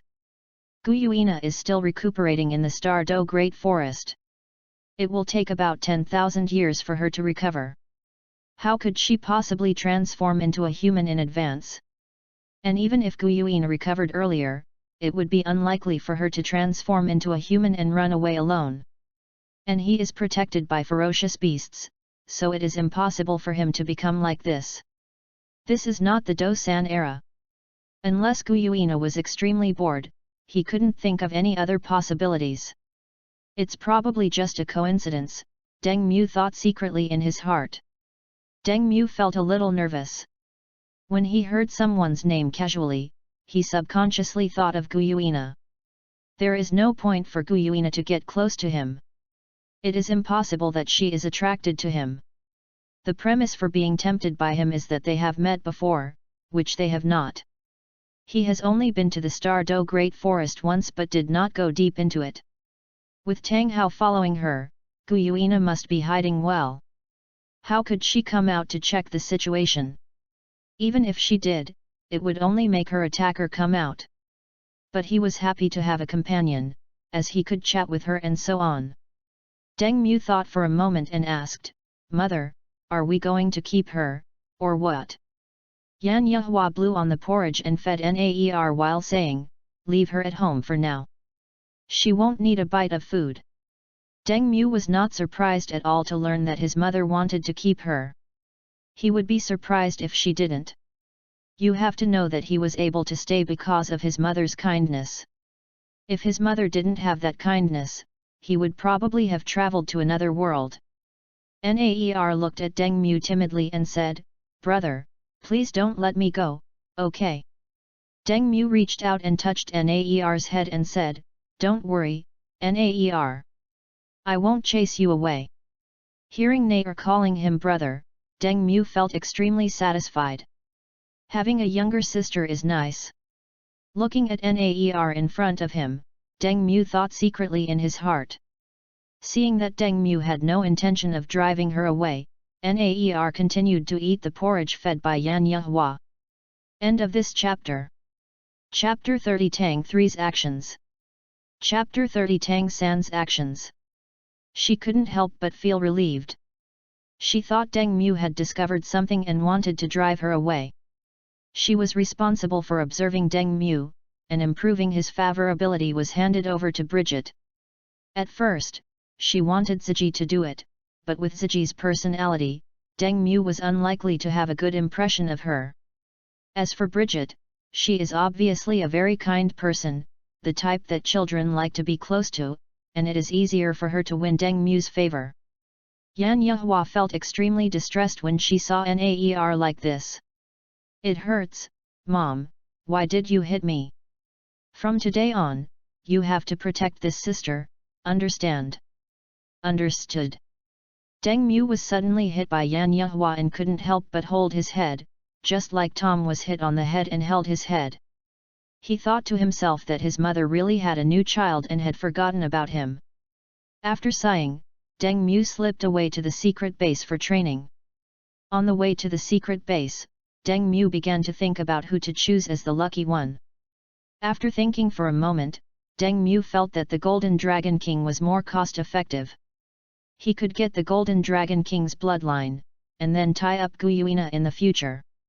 Maybe he could even become a dragon god. Hey! The second one was the wrong person. It should have been the idiot Golden Dragon King. Deng Mu patted his head and said in his heart that he really had a pig brain and should think more before kidnapping people in the future. What is her purpose? Tang San looked at Naer and talked to himself, thinking about Naer's purpose. Yesterday, his father came to the God realm and told him that there was a god-level powerful being in the Star Do Great Forest, who had probably existed for a long time. He had been to the core area of the Star Do Great Forest and knew that there was a life lake deep in the core area. This lake had rich life force and was an excellent place to recuperate. Daming once lived in the Lake of Life, and after his resurrection he went to the Haoshan Sect. He quickly thought of the Silver Dragon King, the second-generation soul beast leader, who was an existence that could make the Ming dynasty guard him and was also a god-level powerful being. He was surprised that the Silver Dragon King, whom the gods in the divine realm had been looking for so many years, was actually hiding in the Lake of Life. After knowing that the Silver Dragon King was in the Lake of Life, Tang San had an idea in his mind. He wanted to control the Silver Dragon King, so he began to monitor the Lake of Life, waiting for an opportunity. If he could use the Silver Dragon King at his disposal, he could plan more things. Just as he was thinking about how to control the Silver Dragon King, he saw a girl emerge from the Lake of Life, leaving the Star Do Great Forest and walking towards the area where his son was. This gave him the opportunity to control the Silver Dragon King, so he sealed her memory without hesitation and threw her near Yan Yehua. He planned to let his son control the Silver Dragon King with love. Wouldn't the Silver Dragon King be obedient if he became his daughter-in-law? Although he planned to make that person Deng Mu's daughter-in-law, it did not affect the Silver Dragon King becoming her daughter-in-law. As a man, it is quite normal to have 3 wives and 4 concubines. Moreover, Deng Mu was his son, and it was his responsibility to expand the Tang family. It's time to meet the Goddess of Life and let her know of Mu'er's existence. Tang San stood up and left the center of the God realm, flying quickly towards the Forest of Life. The Forest of Life is where the Goddess of Life lives. She usually stays there and rarely goes to other places. If she goes out, she usually goes to look for the God of Destruction. After a while, Tang San arrived at the place where the Goddess of Life was. Seeing Tang San coming, the Goddess of Life stood up and came to Tang San, "See God." She was a little confused as to why Tang San suddenly came to find her. She felt something was wrong. Although she did not get involved in the affairs between her husband and Tang San, she was still very clear about many things. Tang San came here suddenly, there must be something going on, and this thing is probably a big one. Looking at the Goddess of Life in front of him, Tang San smiled slightly and said, "It's my fault for making such a sudden visit today. Please forgive me, Goddess of Life." The Goddess of Life smiled and waved her hand, saying, "It's okay, Poseidon, please take a seat." The two sat facing each other, and the Goddess of Life poured a cup of tea for herself and Tang San respectively. Tang San did not rush to tell his purpose, but picked up the teacup and took a sip of tea. This tea is a good thing. The tea leaves are carefully cultivated by the goddess of life, and he likes it very much. After drinking it, Tang San was about to say that the tea was good, but his expression changed slightly but quickly returned to normal. The goddess of life saw this scene and asked, "Poseidon, what's wrong with you?" Tang San put down his teacup after hearing this. "It's the same old problem. This isn't your tea, the goddess of life." I cursed in my heart, why did this problem come at this time instead of earlier or later? The goddess of life suggested, "Poseidon, let me help you take a look." When it comes to treatment, she is second to none. Helping Tang San cure an illness is a piece of cake. And it can also make Tang San owe her a favor, which is a very good thing. Listening to the words of the life goddess, Tang San refused without a second thought. No, I'm almost well again, no need to trouble the life goddess." What a joke! The goddess of life must never know about this. If she knew, it would mean that the god of destruction knew. If the god of destruction knew that there was something wrong with him, he would die of laughter. The reason why the god of destruction has no children is because their life energy conflicts with the energy of destruction, making it impossible for them to have children. Moreover, if they communicate deeply with each other, it will cause harm to the goddess of life, so their love is basically a platonic one. Otherwise, it is unlikely that the two of them would live separately. Listening to Tang San's words, the goddess of life was a little confused, but didn't say much. This was Tang San's own choice. Tang San thought for a moment and said, "Goddess of life, I have something I would like to trouble you with." The goddess of life was a little curious when she heard this and asked, "Poseidon, please speak." She was very curious about what Tang San needed her help with. Tang San waved his hand, and a light screen appeared in front of the two of them, showing Deng Mu, who was practicing the Chaos Cloak Hammer technique. Looking at Deng Mu in the picture, the goddess of life thought he was pretty good, but she was a little confused about what Tang San wanted to do. Tang San introduced Deng Mu to the goddess of life. "This child's name is Deng Mu. He's someone I've had my eye on for a while. I'm going into seclusion for a while, so I'd like to ask the goddess of life to help look after this child for me." Upon learning that Deng Mu was the person Tang San had his eyes on, the goddess of life looked at Deng Mu in the picture again. The goddess of life is very clear about Tang San's vision. It is impossible for Tang San to choose someone with average talent. This child must be extremely talented, and his character must be good as well, but it is hard to say what he is like in detail. End of this chapter. Chapter 31 Single chapter about System 1 Partial setting issues. Chapter 31 Single chapter about some system settings. After looking at the suggestions given by others, the author rechecked his system settings and found that there were indeed some problems. According to the reader's suggestion, the system setting in the first chapter was changed so that when the host is attacked by others, the damage will be transferred to the bound person. The damage caused by the host to himself will be converted into equal damage based on the strength of the bound person, until the bound person dies, and the damage will continue to be transferred to other bound people.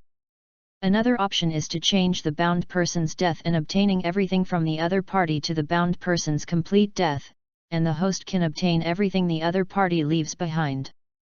End of this chapter. Chapter 32 The Thoughts of the God of Destruction. Chapter 32 The Thoughts of the God of Destruction. But the child is still young and his personality can be taught to be normal. The goddess of life looked at Deng Mu and noticed something and asked, "See God, why didn't you pass on your inheritance to him?" Tang San smiled and explained to the goddess of life, "It's like this, Deng Mu is too young now. Giving him the divine test too early would be harmful to him. I plan to wait until he's older before giving it to him." Listening to Tang San's words, the goddess of life nodded in agreement. Deng Mu is too young now and needs some training. An idea came to the goddess of life's mind. She wanted to pry Deng Mu away. She was very satisfied with Deng Mu. The only pity is that Deng Mu is too young and has no wife. It would be better if he had a wife. And many more. The goddess of life then discovered that Deng Mu possessed two martial souls, one was the blue-silver emperor and the other was the clear sky hammer. She discovered that Deng Mu's clear sky hammer was transforming into a god-level weapon, and understood why Tang San took a fancy to Deng Mu. If other gods discovered a child with such talent, they would all want to pass on their inheritance to this child. Being a god has its pros and cons, but it's okay for her. It is impossible for her and Xiao Ziyai to have children. Xiao Ziyai is the condensed liquid of destruction, and she is the ancient tree of life. Although she grew out of the condensed liquid of destruction, they are essentially conflicting, so it is impossible for them to have children. The most embarrassing thing is that her artifact is the ancient tree of life, but the ancient tree of life is her. She didn't tell anyone about this because it was so embarrassing. Well, I'll help you watch the child. Thank you. Fine. When Tang San saw that the goddess of life agreed, he thought he had finally been fooled. With his son's excellence, he would naturally be noticed by the goddess of life. If the goddess of life noticed him, she would definitely tell the god of destruction about it. The god of destruction knew that this matter would definitely cause trouble. He might even snatch Muir away and make Deng Mu his successor. He would probably observe Muir for a while, and then give Muir some tests. If Muir passed the tests, the couple would be tested by God. After chatting with the goddess of life for a while, Tang San found an excuse and hurriedly left the forest of life. Looking at Tang San's back, the goddess of life fell into deep thought. After a while, the goddess of life contacted the god of destruction and asked him to meet her at the old place. Although they are husband and wife, they are not very adaptable to where each other lives, so they chose a place to meet. After notifying the god of destruction, the goddess of life flew towards the agreed place and arrived at the location in a short while. The god of destruction arrived early, waiting for the arrival of the goddess of life. When he saw the goddess of life coming, he smiled faintly. The goddess of life came before the god of destruction and said, "Xiao Ziyai, I have something to tell you." Then the goddess of life told the god of destruction that Tang San was looking for her. She is the wife of the god of destruction, so naturally she is somewhat biased towards him in her heart. But when it comes to dealing with matters in the divine world, she can only remain silent. The god of destruction listened to the words of the goddess of life and fell into deep thought. He was somewhat surprised that Tang San actually found a successor. He guessed that Tang San would pass the position of Shura god to Deng Mu. When that child becomes the Shura god, he will definitely be biased towards Tang San. After all, it was Tang San who passed the throne to Deng Mu, so Deng Mu owed Tang San a favor. Moreover, Deng Mu was so young, and if Tang San taught Deng Mu for a while, then Deng Mu would become Tang San's man. The thought of someone joining Tang San's camp gave the god of destruction a headache. It feels like it won't be long before the entire god realm will belong to Tang San. The second generation god of evil and the second generation god of good have no real power at all. Their positions were tampered with by the first generation god of good and the god of evil. Moreover, they don't even have any divine weapons. They are just two decorations. Both goodness and evil wanted to come back, but things were happening at any time, and the second generation evil god and the second generation good god had no chance to resist at all. Kindness and evil, they are really two old foxes. The god of destruction thought secretly in his heart, and at the same time felt inexplicably tired. Among the 5 great gods, he is the only one who works tirelessly for the entire divine world. This guy Tang San wants to make the god realm his own alone, and the second generation god of goodness and the second generation god of evil are just 2 decorations. As for Xiaolu, she doesn't have to worry about the affairs of the divine world. As Xiaolu's husband, he worries about the affairs of the divine world for Xiaolu. The goddess of life held the hand of the god of destruction and said, "Xiao Ziyai, I have an idea. I want to train that child to be our successor and let him inherit our throne." The god of destruction listened to the words of the goddess of life. He originally wanted to refuse directly, but when he looked at the goddess of life, he hesitated. For some reason, he vaguely felt that this was Tang San's conspiracy, but he had no evidence to prove it. The god of destruction thought for a moment and said, "There's no rush for this. Let's observe for a while, then test the child. If the child passes our assessment, we'll give him a divine test." The goddess of life listened to the words of the god of destruction and nodded in agreement, thinking that this was a good idea. This way we can confirm whether this is Tang San's conspiracy. After all, these god kings all knew Tang San's character. When Tang San came to her before, she was a little confused. She didn't quite understand why Tang San came to her and asked her to take care of his successor. After the two of them finished talking about this, they started to act affectionate with each other. "Excuse me, little brother. I have something to ask you." "Okay." Deng Mu, who was practicing the chaotic cloak hammer technique, stopped when he heard the gentle voice behind him. Deng Mu retracted the clear sky hammer, looked behind him, and saw a beautiful woman. The woman had long emerald green hair and eyes, a slender figure, and was wearing a water green long dress. Her exposed arms were as white and tender as snow-white lotus roots. Looking at this woman, Deng Mu thought that this woman was definitely extraordinary. A beautiful woman, alone in the wild, you can tell no matter how you think about it that she is definitely not an ordinary person. If this woman was an ordinary person, alone in the wild, there would only be two possibilities. The first possibility is that she was eaten by a soul beast, and the second possibility is that she was kidnapped by bandits. The woman came up to Deng Mu with a smile and introduced herself to him. "My name is Baiji. I came to Baikan to visit my relatives and got lost. Do you know where Baikan is?" Listening to Bridget's words, Deng Mu subconsciously thought of Bridget, one of the 10 ferocious beasts, but quickly denied this idea. How is this possible? How could it be such a coincidence? However, you still have to be careful and keep your eyes open. End of this chapter. Chapter 33 Gentle Big Sister Bridget. Chapter 33 Gentle Big Sister Bridget. Deng Mu came back to his senses, looked at Baiji in front of him and said, "I know, I am from North City." When Bridget learned that Deng Mu was from North City, she was very happy. "Little brother, I wonder if you can take me to North City. I can pay you." "Okay, but I don't need any money. I'm just showing you the way, and I need to go back too." Deng Mu listened to Bridget's words, thought about it and agreed to take Bridget with him. He was not too worried about whether Baiji was a bad person or not. The injuries he suffered would be transferred to Tang San, and when Tang San died, the injuries would be transferred to the next person. The two walked towards North City together, chatting occasionally on the way to North City. I learned from Bridget that she came to visit her aunt. After entering the North City, Deng Mu said goodbye to Bridget and walked towards home. On the way home, Deng Mu bought 2 strings of candied haws.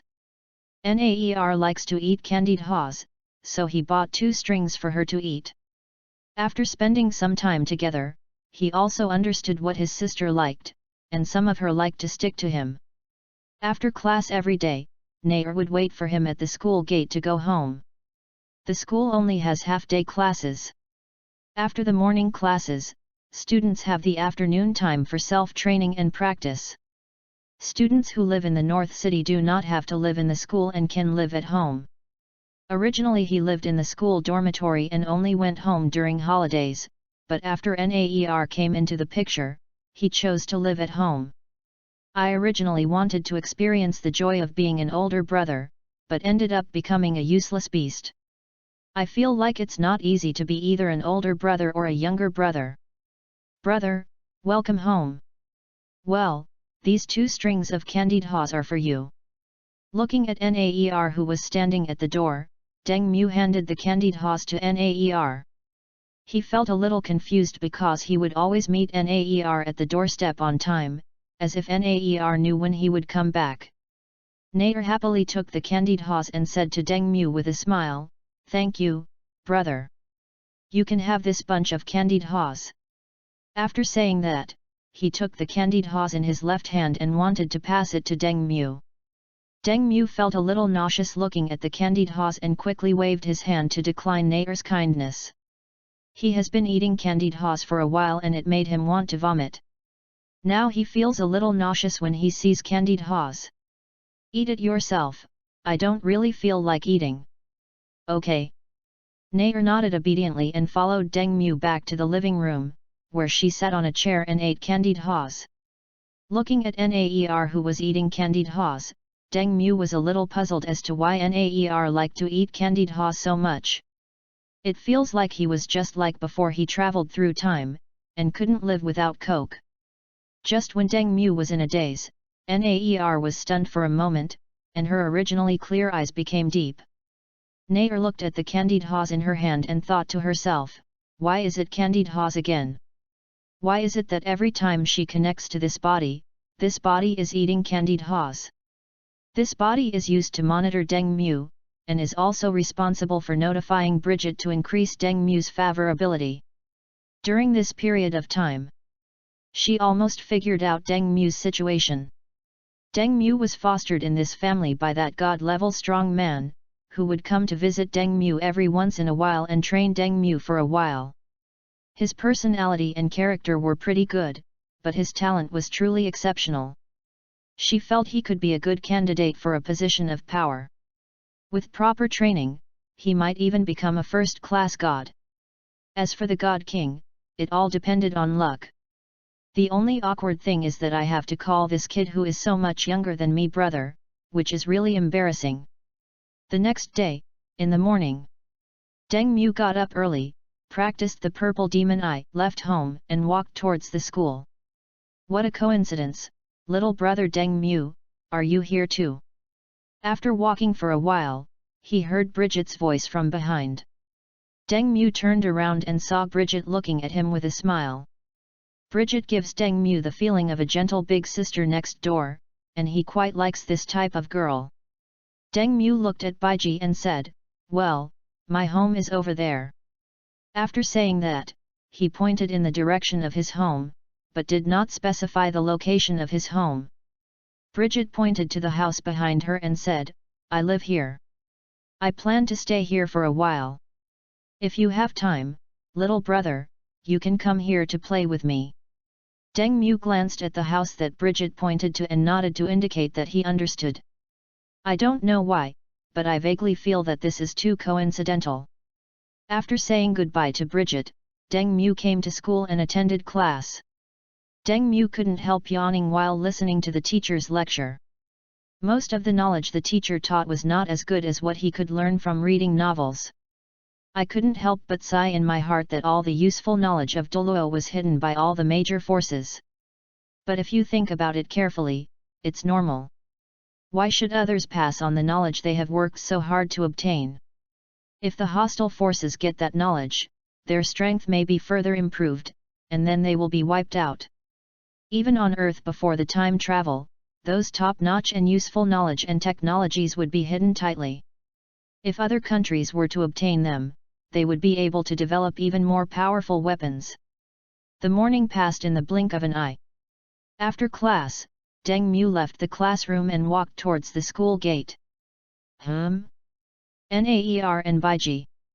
When Deng Mu arrived at the door, he saw Bridget and Nair coming towards him.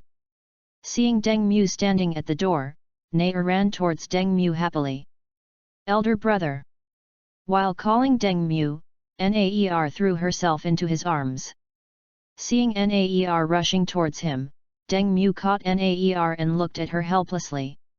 I had told her many times before that she didn't need to come and pick him up, but Nair still came to pick him up. Deng Mu looked at Baiji and said with a smile, "Sister Baiji, what a coincidence, why are you with my sister?" Baiji explained to Deng Mu, "I saw someone trying to take Nair away on the road, so I rescued her. She told her she was looking for you, so I brought her to you." After learning that Baiji had saved Nair, Deng Mu's affection for Baiji increased a lot, and he quickly thanked her, "Sister Baiji, thank you." He looked at Naer in his arms with a headache. The reason why he didn't let Naer come to pick him up was because he was worried about this matter. Naer looked at Deng Mu with some grievance. "Brother, Naer knows that I was wrong. I will listen to you obediently in the future." The story that the bad guys wanted to take her away was nonsense. It was made up just to make Deng Mu have a better impression of Bridget. Listening to Naer's words, Deng Mu said helplessly, "Okay, from now on you just wait for me at home obediently. If you do this next time, I will spank you." Naer nodded quickly and promised Deng Mu that she would wait for him obediently at home in the future. End of this chapter. Chapter 34 Big Sister, Children are not allowed. Chapter 34 Big Sister, Children are not allowed. Deng Mu looked at Baiji. "Sister Baiji, it's almost time for lunch, why don't you come to my house for lunch?" Bridget thought for a moment and replied, "Okay, sorry to bother you then." The three of them walked towards home together, chatting occasionally on the way back. Deng Mu was a little confused and felt that Bridget had some purpose. Hiss, could it be that Bridget is a pedophile? She wants to run me over? Thinking of this possibility, Deng Mu couldn't help but take a breath and looked at Bridget with a strange look. "The reason I think this way is because it is such a coincidence. Meeting her yesterday was a coincidence, but we met again this morning and Bridget again at noon. Either she is greedy for his body, or she has some conspiracy." Bridget noticed that Deng Mu was looking at her with strange eyes, and she secretly wondered if Deng Mu had discovered something. Thinking of this possibility, Bridget couldn't help swallowing, not knowing what to say. Seeing that the atmosphere was not right, Naer hugged Deng Mu's arm and said, "Brother, I want to eat candied haws." Deng Mu came back to his senses after hearing Naer's words, and said seriously, "No, you can eat when you get home. If you eat the candied haws now, you won't be able to eat much when you get home." Now he is increasingly suspicious whether there is something added to the candied haws, otherwise how to explain why Naer likes to eat candied haws so much. Seeing that Deng Mu didn't think about it anymore, Bridget secretly breathed a sigh of relief. It would be difficult if she was discovered. If the other party notifies that strong man to come over, she will be finished. She has no fighting ability and only has the ability to heal. If that strong man comes, she will have no chance of escaping. The final result is that she will be captured by that strong man, then imprisoned and become Deng Mu's soul ring. She knew from her master that Deng Mu was an auxiliary spirit master, and as the Emerald Swan, she was very suitable to be an auxiliary spirit master. How could that powerful man let her go? Fortunately, the master interrupted Deng Mu's thoughts, otherwise she would be finished. Naer felt a little depressed when listening to Deng Mu's words. Okay, I'll buy you some candied haws this afternoon." "Well, my brother is the best to me." When Naer learned that Deng Mu bought her candied haws in the afternoon, she smiled happily. "I couldn't help but feel relieved, but at the same time I felt a little embarrassed. I couldn't understand why I had such a brainstorm and let Bridget follow me. I almost got exposed just now. It was nothing that she was discovered. This body was just used to monitor Deng Mu. It was no big deal if it was gone. But without Baiji, it would be a huge loss. No one and no soul beast in the entire Doluo continent could compare with Baiji's healing ability." After returning home, Deng Mu told Yan Yehua about Baiji. Yan Yehua knew that Baiji had saved Naer, and was very grateful. She held Baiji's hand and said, "Thank you very much, Miss Baiji. If it weren't for you, Naer would have been doomed." Although Naer is not her child, she has treated Naer as her own child. She likes the well-behaved and sensible Naer very much. If Naer was captured, with her beauty, she would definitely become a plaything of the noble lord. Becoming a plaything of the noble lord would not have a good ending. Baiji was shaken tightly by Yan Yehua, and said a little uncomfortably, "It's okay, it's just a small favor." Deng Mu looked at Yan Yehua and said, Okay, Mom, let's eat. After hearing Deng Mu's words, Yan Yehua nodded to show that she understood and asked Bridget to sit down. Seeing this, Baiji sat down at the dining table and had a sumptuous lunch with Deng Mu and the others. She liked the food cooked by Yan Yehua very much. After lunch, Baiji said goodbye to Deng Mu and the others and left Deng Mu's house. Deng Mu looked at Bridget's back and couldn't help but think again. He planned to test Bridget to see what her purpose was. In the blink of an eye, 2 months passed. Well, it's certain that Sister Baiji wants to run me over with her truck. Deng Mu sat on the bed, recalling what had happened during this period of time. He is now more and more certain that Bridget is a pedophile pervert. It really surprised him. He never thought that such a beautiful lady like Bridget would have such a strange hobby. The reason I thought so was that I could happen to meet him every day and give him a lot of delicious food, but most of the delicious food was given to Nair. At first he suspected that Bridget approached him for some conspiracy, but now he feels more and more that Bridget is just lusting after his body, which is really too outrageous. We need to be careful with her, otherwise something big will happen if she gets into trouble. Although Bridget gave him the feeling of a gentle older sister and saved Nair, he still had to be on guard after discovering her purpose. Xiao Mu, what are you doing in the bedroom alone? Just when Deng Mu was thinking about how to guard against Bridget, Bridget pushed open the bedroom door, walked in and asked Deng Mu with a smile. During these months of getting along, she and Yan Yehua had a very good relationship, and sometimes Yan Yehua even let her stay overnight. When Deng Mu heard Baiji's words, he subconsciously asked, Sister Baiji, what is your purpose? Listening to Deng Mu's words, Bridget swallowed subconsciously and cold sweat kept coming out. He found out. Bridget now couldn't figure out how she was exposed. She was clearly following her master's instructions, constantly getting closer to Deng Mu and trying to build a good relationship with him, but she didn't expect Deng Mu to find out. Bridget felt extremely frightened when she thought that the god-level powerful man might be around her. It is impossible to get help from the master now, because the master is now taken out by Yan Yehua to buy things. Even if he comes back, it will take some time. This time is enough to deal with her. At this moment, Deng Mu wanted to slap himself. Why did he ask this question subconsciously? Now there are only him and Bridget at home. If Bridget wants to force herself on him, he will be doomed. But seeing her nervous look, it confirmed what he was thinking. It was really like that. Sister Baiji, I'm still a child, don't have any strange ideas about me. What? Bridget was stunned for a moment when she heard Deng Mu's words, but she quickly realized that they were not on the same wavelength. She thought Deng Mu had discovered her purpose, and Deng Mu thought she had a strange hobby. Forget it, let's just misunderstand. Recalling the time they had spent together, she did have a big problem. She was too diligent in looking for Deng Mu. People who didn't know her would think she really had some weird thoughts about Deng Mu. Bridget thought to herself that at least she didn't reveal her true purpose.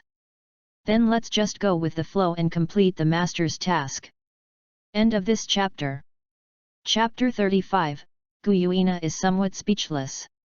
Chapter 35, Guyuina is somewhat speechless. Since Deng Mu misunderstood, then that god-level strongman would definitely not be around. Thinking of this, Bridget couldn't help but breathe a sigh of relief. Bridget blushed and said to Deng Mu, Xiao Mu, how did you find out that I like you? Deng Mu was a little surprised to see Bridget admit it so quickly. He thought Bridget would never admit it. However, he always felt that something was wrong. In response to Baiji's question, Deng Mu thought for a moment and replied, it's very simple. Every time we run into each other, it's just such a coincidence. It's so coincidental that I think you did it on purpose. Listening to Deng Mu's answer, Bridget thought that it was just as she thought. I secretly thought that the master's arrangement was a bit hasty. This kind of thing should be done slowly and not too hastily. Fortunately, Deng Mu misunderstood, otherwise she would be locked up in a dark dungeon and would not be released until Deng Mu became a titled Doluo. The day she was released was the day she died. She didn't quite believe that the master would fight a battle with a god-level strongman for her, and this would cause the master to reveal her whereabouts. The gods in the divine realm know where the Lord is, and they will definitely kill the Lord without hesitation. If the Lord is gone, then their soul beasts will have no future. Baiji asked a little embarrassedly, Xiao Mu, do you like me, your sister? Listening to Bridget's words, Deng Mu couldn't help but twitch the corners of his mouth. Even after he revealed all this, Bridget still refused to give up and coveted his body. Deng Mu sighed and said, Sister, I have a good impression of you, but the age gap between us is too big. Baiji sat next to Deng Mu, Sister, I can wait for you. Xiao Mu, can you give me a chance? If you don't like me when you grow up, I will choose to leave. Seeing that Bridget was not giving up, Deng Mu sighed and began to think about it. After thinking for a moment, Deng Mu looked at Baiji and nodded, Okay, then don't do anything weird before I promise you. Bridget listened to Deng Mu's words, agreed with a smile, and then hugged Deng Mu in her arms. She will play the whole role and from now on she will be a gentle big sister who is greedy for Deng Mu's body. I just don't know what my lord would think when he knew about this. Deng Mu, who was held by Bridget, had a very red face and silently said in his heart that color is emptiness. Then, I'll leave first. Okay, bye-bye. Bridget hugged him for a while, then suddenly remembered something, her face turned very red, and she quickly said to Deng Mu. Seeing that Bridget was about to leave, Deng Mu said goodbye to her without thinking. Deng Mu thought about it and continued to practice. It was certain that he would reach level 12 at the age of 30, but he couldn't say what level he could reach specifically. If the Clear Sky Hammer evolves into the Great Zamuru Hammer, the cultivation speed will probably become very slow, or it may not be affected at all. No matter what, it is better to practice well. It would be embarrassing if the Clear Sky Hammer absorbs your level down. After Baiji returned home, she contacted Nair and said that she would tell the master about this matter and see how the master would deal with it. After a while, Nair came to Baiji's house and entered the bedroom. Nair looked at Baiji and asked, What's wrong with Baiji? What happened? When she received Bridget's message, she was a little surprised and confused about what had happened. Bridget first bowed to Nair and told her what had happened before. Listening to what Bridget said, Nair couldn't help but fall into deep thought, not knowing what to say. She was indeed too hasty. She had not noticed the existence of the god-level strong man before. She thought that something had happened to the other party and he would not be able to come back for a while, so she let Bridget keep getting closer to Deng Mu. Now that I think about it carefully, I was really stupid. If I had let Bridget get to know him slowly, Deng Mu would not have discovered Bridget's purpose. I felt a little relieved. Fortunately, Deng Mu didn't discover their real purpose. He just misunderstood that Bridget was a pervert. If Deng Mu discovered their true purpose, then Bridget would be finished. She would be captured by that god-level strongman, and then imprisoned in a secret place, and eventually become Deng Mu's soul ring. If that happens, she will suffer a great loss. Nothing can happen to Bridget. She is her right-hand man. In some ways, Bridget's value is greater than Dityan. As for her, it was just the loss of a body, no big deal. Anyway, this body was used to monitor Deng Mu. Baiji looked at Nair and asked cautiously, Master, what should I do now? Nair thought for a moment and replied, Then let's just go with the flow. Deng Mu thinks you're a pervert, so just act like one. Otherwise, your purpose will be exposed, and then you'll be finished. It will be impossible for me to save you. She didn't know the specific strength of that god-level strongman.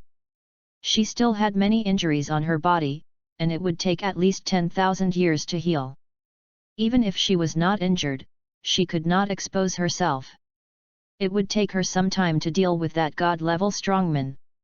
During this time, the gods in the divine realm would definitely discover her existence, and then she would be finished. Bridget's face turned red when she heard Nair's words. She still couldn't accept being called a pervert. Nair looked at Baiji, who was hesitant to speak, and comforted her. Baiji, thank you for your hard work. This is a big plan for the future. She had already made many plans in her mind, and the best plan was to get Deng Mu to join her. However, if you want to get Deng Mu on board, you need something to tie him up tightly, otherwise Deng Mu may turn against you at any time. After listening to what Bridget said, an idea came to her mind. She wanted Bridget to tie Deng Mu tightly, which would be unfair to Bridget. She was not worried that Baiji would become like that soft-bone rabbit. Baiji was very loyal to her and would not be like that soft-bone rabbit, who forgot her identity as a soul beast after marrying a human. Because of the soft-bone rabbit, no one knew where the azure bull python and the titan giant ape had gone. Listening to Nair's words, Baiji sighed, "My lord, I'm a little worried. When Deng Mu grows up and discovers our purpose, he will become extremely hostile to us. By then, our actions will backfire."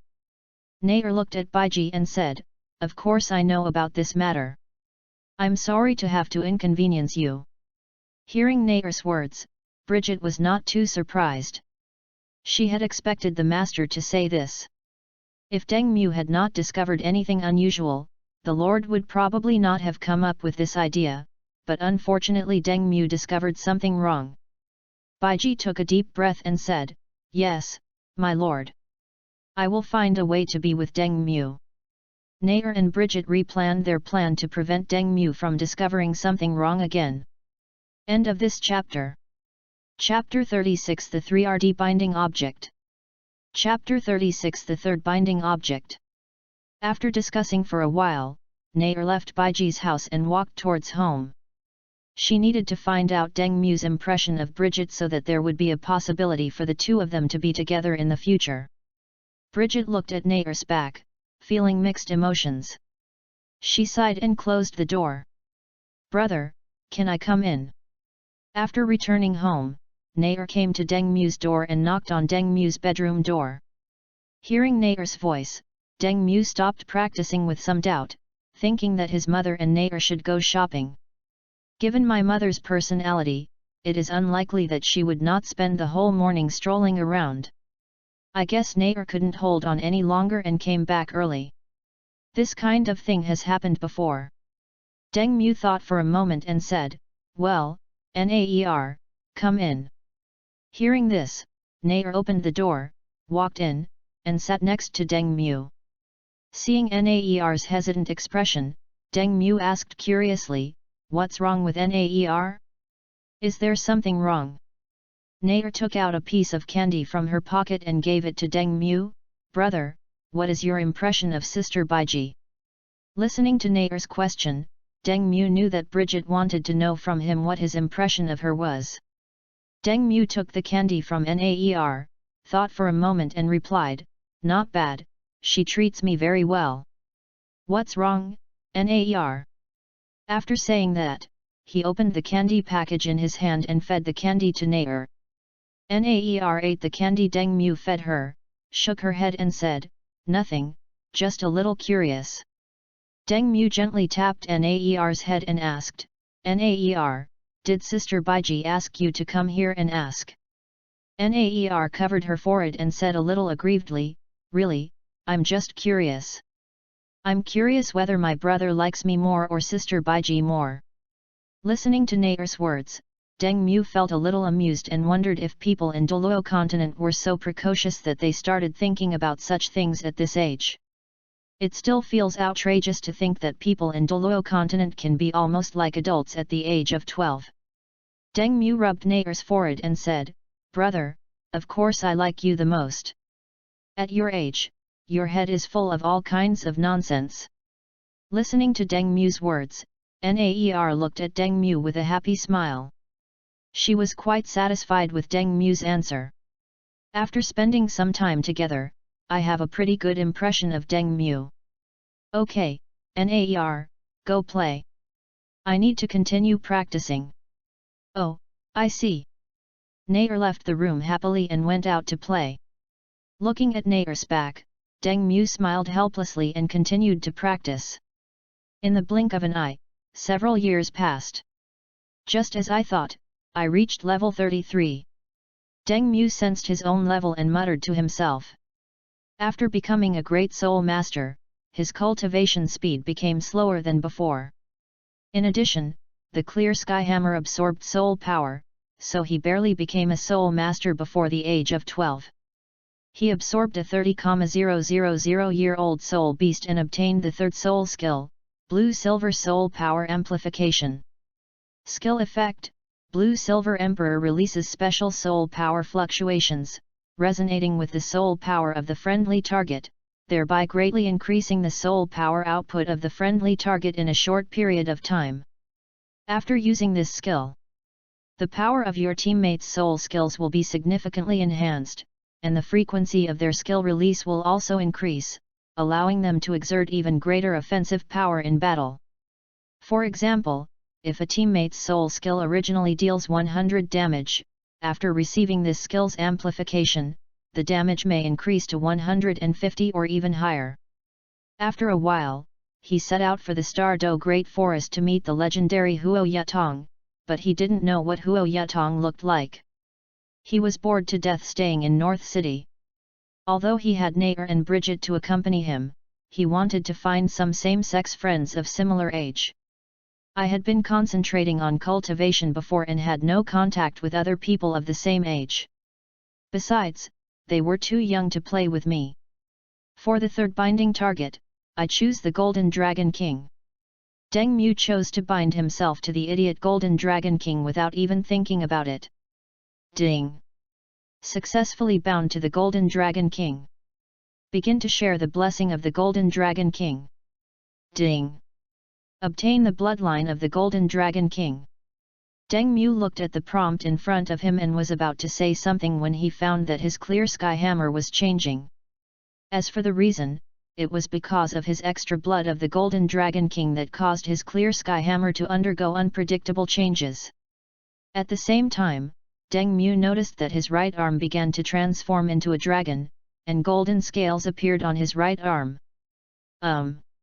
While eating, Nair felt a special breath and showed a shocked expression. She knew this aura very well, it was the aura of the Golden Dragon King. Why is there the aura of the Golden Dragon King's bloodline here? Nair confirmed again and again to make sure that she was not hallucinating and was sure that this was the breath of the Golden Dragon King. What surprised her even more was that this breath came from Deng Mu's room. Nair jumped off the chair without hesitation and ran towards Deng Mu's room. When she entered the house, Nair saw Deng Mu's appearance and showed a shocked expression. At this moment, Deng Mu's upper body was naked, his two arms had turned into dragon claws, and his originally black pupils had turned into golden pupils. Deng Mu was startled when he saw Nair coming in, and quickly asked Nair to leave. Nair, how did you come in? Get out now. While speaking, he felt the changes in his body. Now his physique is much stronger than before. Now Deng Mu feels that a 10,000-year soul beast is nothing. He wants to solve the problem easily, so he dares to fight with the opponent even if it is a 100,000-year soul beast. Now his clear sky hammer has changed, but he is not sure what the specific changes have been. He will wait until Nair goes out and then check what the clear sky hammer has become. Nair looked at Deng Mu and quickly analyzed what was going on. I originally thought that Deng Mu was the descendant of some god-level powerful person, but now it seems that Deng Mu's identity is not ordinary, and he has many secrets. Such pure blood of the Golden Dragon King gave Nair a bad feeling. Could it be that the Golden Dragon King was eliminated by the gods in the divine realm? Before his death, the Golden Dragon King released his divine core into Deng Mu's body. The gods in the divine realm sealed the Golden Dragon King's divine core, and then sent Deng Mu to Doluo to train and slowly absorb the Golden Dragon King's power. Apart from this possibility, she really couldn't think of any other possibility. Moreover, with the strength of the Golden Dragon King, he is no match for the gods in the divine realm, so it is not a difficult task to get rid of the Golden Dragon King. Thinking that the Golden Dragon King was dead, Naer was very angry. She had been planning how to rescue the Golden Dragon King, but now there was no need to rescue him. Naer's eyes changed when she looked at Deng Mu, and she was determined to bring Deng Mu into her camp, no matter what the cost. End of this chapter. Chapter 37, The Golden Dragon King Breaks the Seal. Chapter 37, The Golden Dragon King Breaks the Seal. Deng Mu's future potential is limitless. He will be at least a first-level god, and may even inherit the throne of a certain god king. She felt that it should be the god of Shura or the god of destruction. The god of evil was also possible, but the possibility was not high. Among the 5 great gods, the god of good and the god of evil are both old foxes, while the god of Shura is a bit hypocritical. After Deng Mu grows up to be a titled Doluo and marries Baiji, she will confront Deng Mu and pull him into the Soul Beast camp. If there is really no other way, she will marry Deng Mu and get him to join the Soul Beast camp.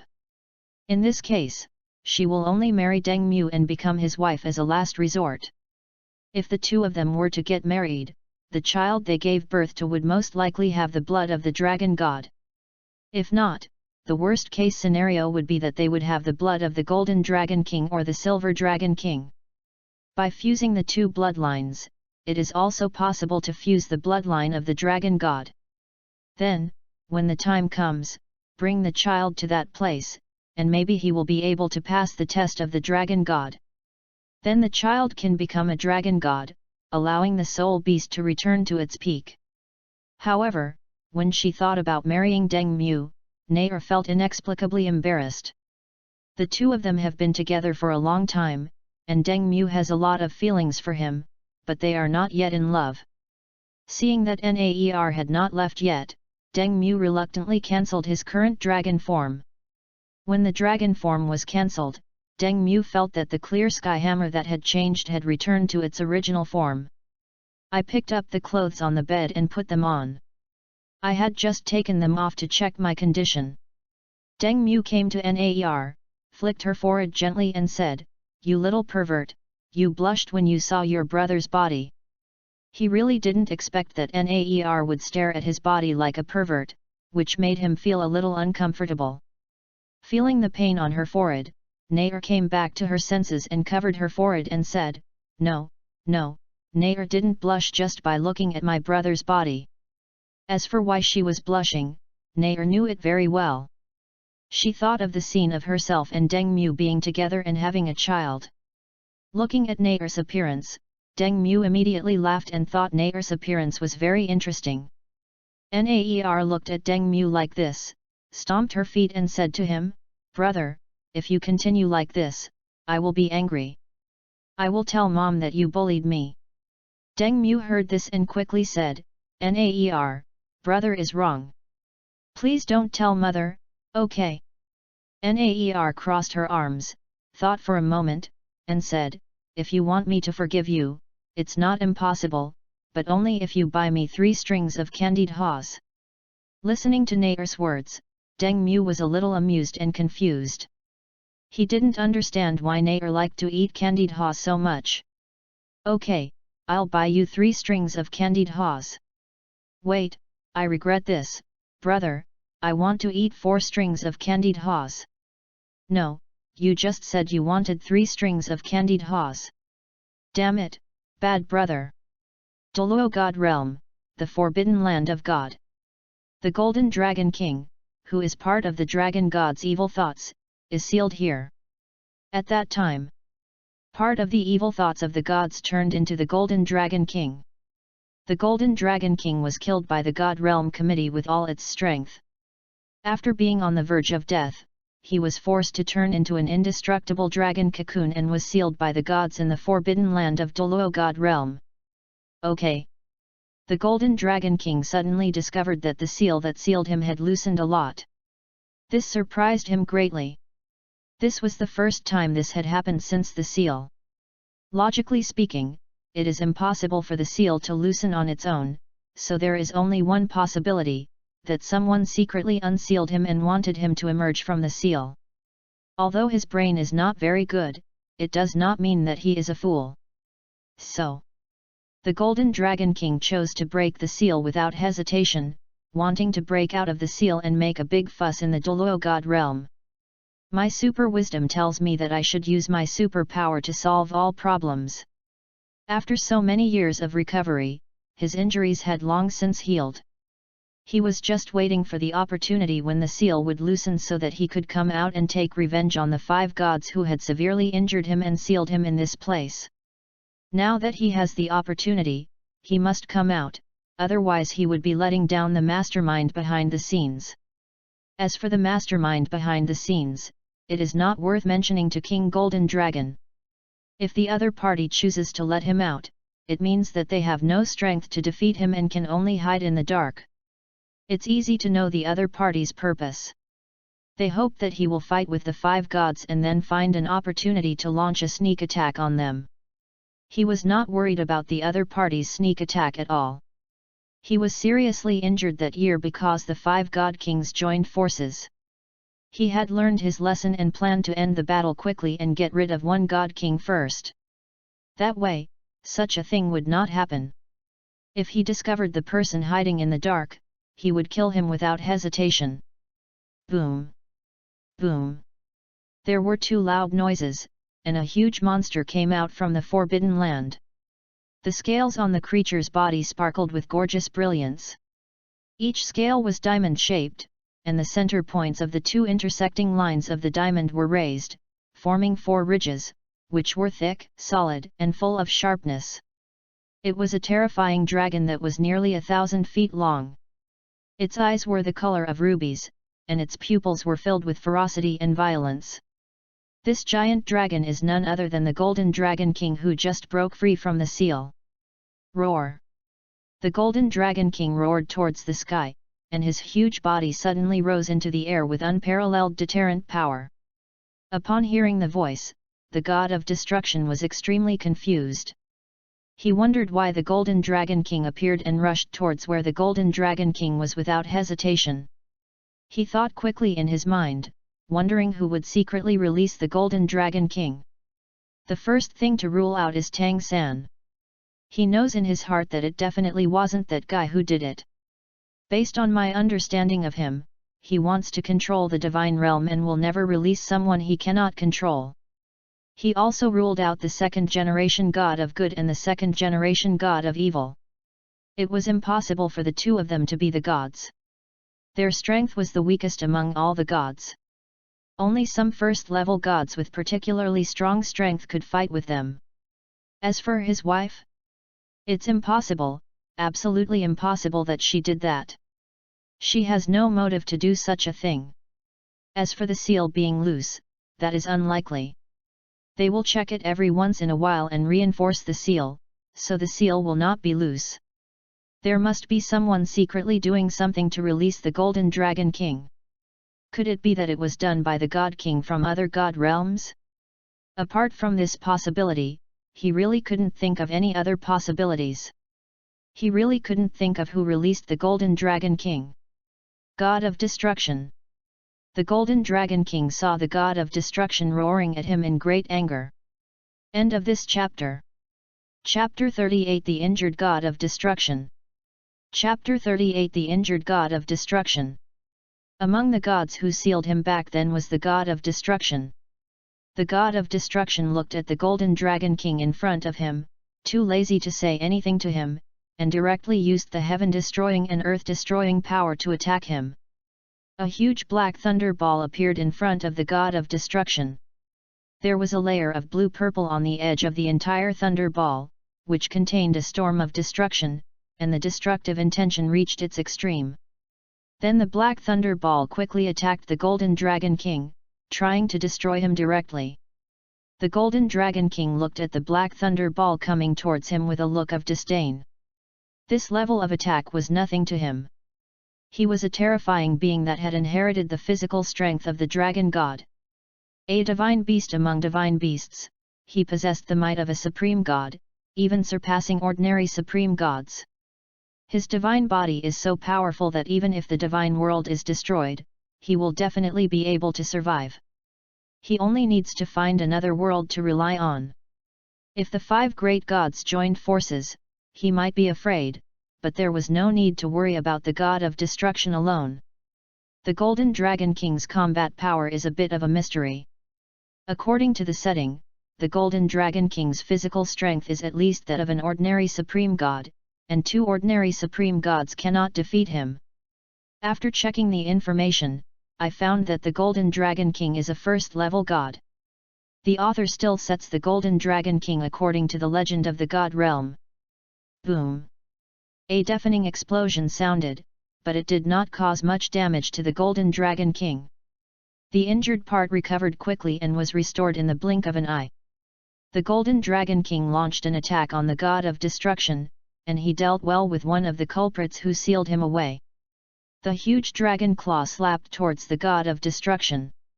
The god of destruction looked at the huge dragon claw coming towards him, and the scepter of destruction appeared in his hand to resist the attack of the Golden Dragon King. Puff! The god of destruction, who was attacked, couldn't help but spit out blood. I was very surprised that the Golden Dragon King recovered so quickly. Who was secretly helping the Golden Dragon King? If it was the Golden Dragon King who had not fully recovered, it would be easy for him to block the Golden Dragon King's attack. But the Golden Dragon King has fully recovered, which gives him a headache. If he can't deal with the other party quickly, the Divine Realm will be destroyed. When they dealt with the Golden Dragon King, it took the combined efforts of the 5 God Kings to beat him to the brink of death. Now he just needs to delay time and wait for his wife and Tang San to arrive. This time, the Golden Dragon King must be killed. Thinking of this, 5 black thunder balls appeared around the god of destruction and attacked the Golden Dragon King. Boom! 5 explosions were heard, and the damage caused by the god of destruction was quickly healed thanks to the Golden Dragon King's terrifying recovery ability. When the god of destruction and the Golden Dragon King were fighting, Tang San and the goddess of life rushed towards where the god of destruction and his men were. After the other first-level gods sensed the appearance of the Golden Dragon King, they rushed to where the Golden Dragon King was without hesitation. All the gods were extremely shocked and confused. They were shocked by how the Golden Dragon King appeared, and confused by why the Golden Dragon King was in his prime. Many first-level gods knew about the battle that year and watched it from afar. They knew very well how powerful the Golden Dragon King was. Tang San hurried on his way while thinking about what was going on. Whoever released the Golden Dragon King deserves to die. Although he had not participated in that battle, he had heard the description of that battle from the first-generation Shura god, and he knew very well how powerful the Golden Dragon King was.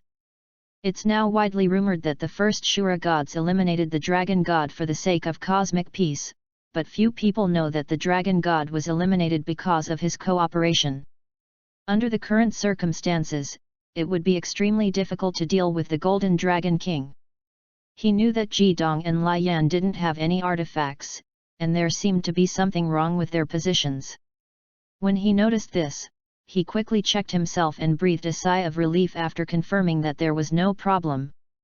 The reason why he dared to compete for power with the god of destruction was because Lai Yan and Ji Dong had no real power, and the goddess of life didn't care about anything at all, leaving only him and the god of destruction. At the same time, he understood why the first-generation Shura god told him to be careful of the 2 old foxes, the god of goodness and the god of evil, when he left. The goddess of life was extremely anxious along the way. She knew that it was unlikely that the god of destruction would defeat the Golden Dragon King. If she did not arrive in time, the god of destruction might die. When the gods arrived, they saw the injured god of destruction fighting the Golden Dragon King. Well, God of destruction, it's time for you to die. The Golden Dragon King looked at the disadvantaged god of destruction with great pride. At first he wanted to kill the god of destruction, but when he thought about how he had been sealed for so many years, he wanted to have some fun with the god of destruction. After the goddess of life and others arrive, he will get rid of the god of destruction. When seeing Tang San, Lai Yan, and the others, the Golden Dragon King secretly thought in his heart that these three people should be the new god kings. However, among these three gods, the new Shura god is quite powerful, but the new god of evil and god of good are much weaker than that Shura god. After getting rid of the god of destruction, he got rid of the new god of good and the god of evil. With the death of three gods, the goddess of good and the god of Shura were no longer a concern. Quick, block his attack. When Tang San saw the god of destruction, he immediately took the lead in charging to rescue him. The god of destruction must not allow any accidents to happen, otherwise he could be deprived of power. If any accident happens, it will be a big deal. Upon hearing this, Lai Yan and Ji Dong rushed forward with Tang San. They naturally knew the importance of the god of destruction. The three of them worked together to help the god of destruction withstand the full force of the Golden Dragon King's attack. The goddess of life quickly came to the side of the god of destruction, took the god of destruction away from the battlefield, and began to heal his injuries. God Shura, what's your name? The Golden Dragon King asked as he looked at Tang San who had blocked his attack. Looking at Tang San in front of him, he felt inexplicably disgusted, feeling that the other party was also an old fox. Tang San looked at the Golden Dragon King and said, Ashura God, Tang San. He originally wanted to call himself Sea God Tang San, but he remembered that he was still using the power of Shura God, so it would be better to call himself Shura God. Having just experienced the full force of the Golden Dragon King, Tang San felt that a quick and decisive battle would be better. He remembered what the previous generation of God of Good and God of Evil had said to him seriously before they left the God realm. The Sword of Judgment of the Three Realms was specifically designed to deal with the Golden Dragon King. The Golden Dragon King would eventually find a way to break free from the seal, and that would be his death.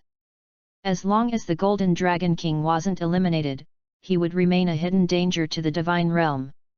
But in front of the Sword of Judgment of the Three Realms, it wouldn't even have the chance to transform into a dragon cocoon again.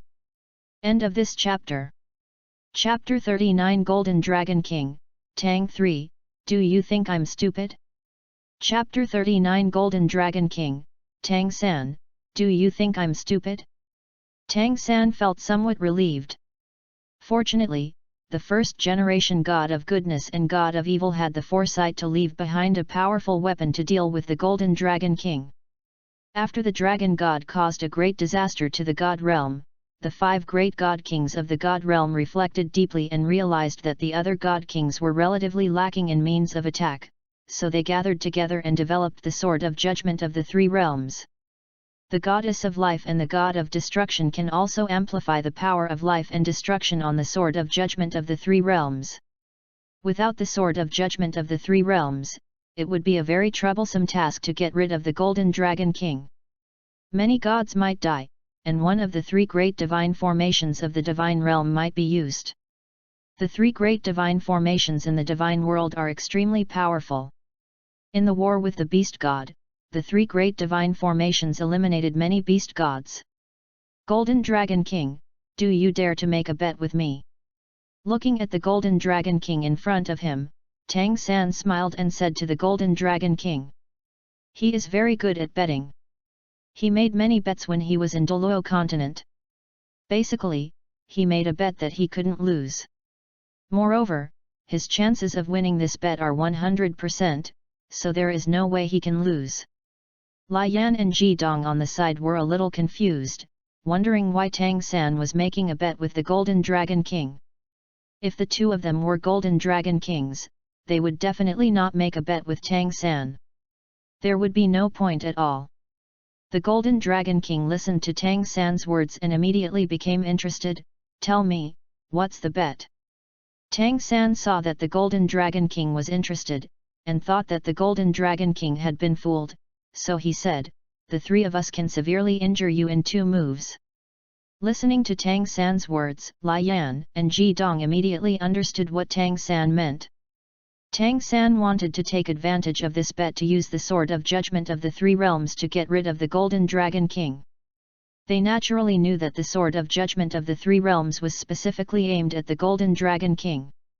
Although the position of the god was tampered with and there were no divine weapons, the first generation god of good and god of evil taught them the sword of judgment of the three realms.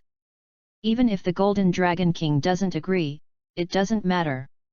The other gods can help delay time, and they can use the sword of judgment of the three realms to get rid of the Golden Dragon King. However, will the Golden Dragon King really agree? Unless you are a fool, basically no one will agree to this bet. Okay, I agree. The Golden Dragon King laughed when he heard Tang San's bet, as if he had heard a huge joke. With his physical strength, he can easily block most attacks, and when it comes to physical strength, he dares to claim to be second, no one dares to claim to be first. If Tang San said that the 5 God Kings came together, he would not agree to the bet, but if 3 God Kings attacked together, 2 of them were much weaker and could not seriously injure him. If we lose, we'll be at your mercy. Okay, if I lose, I'll let you do whatever you want. Lai Yan and Ji Dong listened to what Tang San and the Golden Dragon King said, looked at each other, and both of them had confused expressions on their faces. What happened?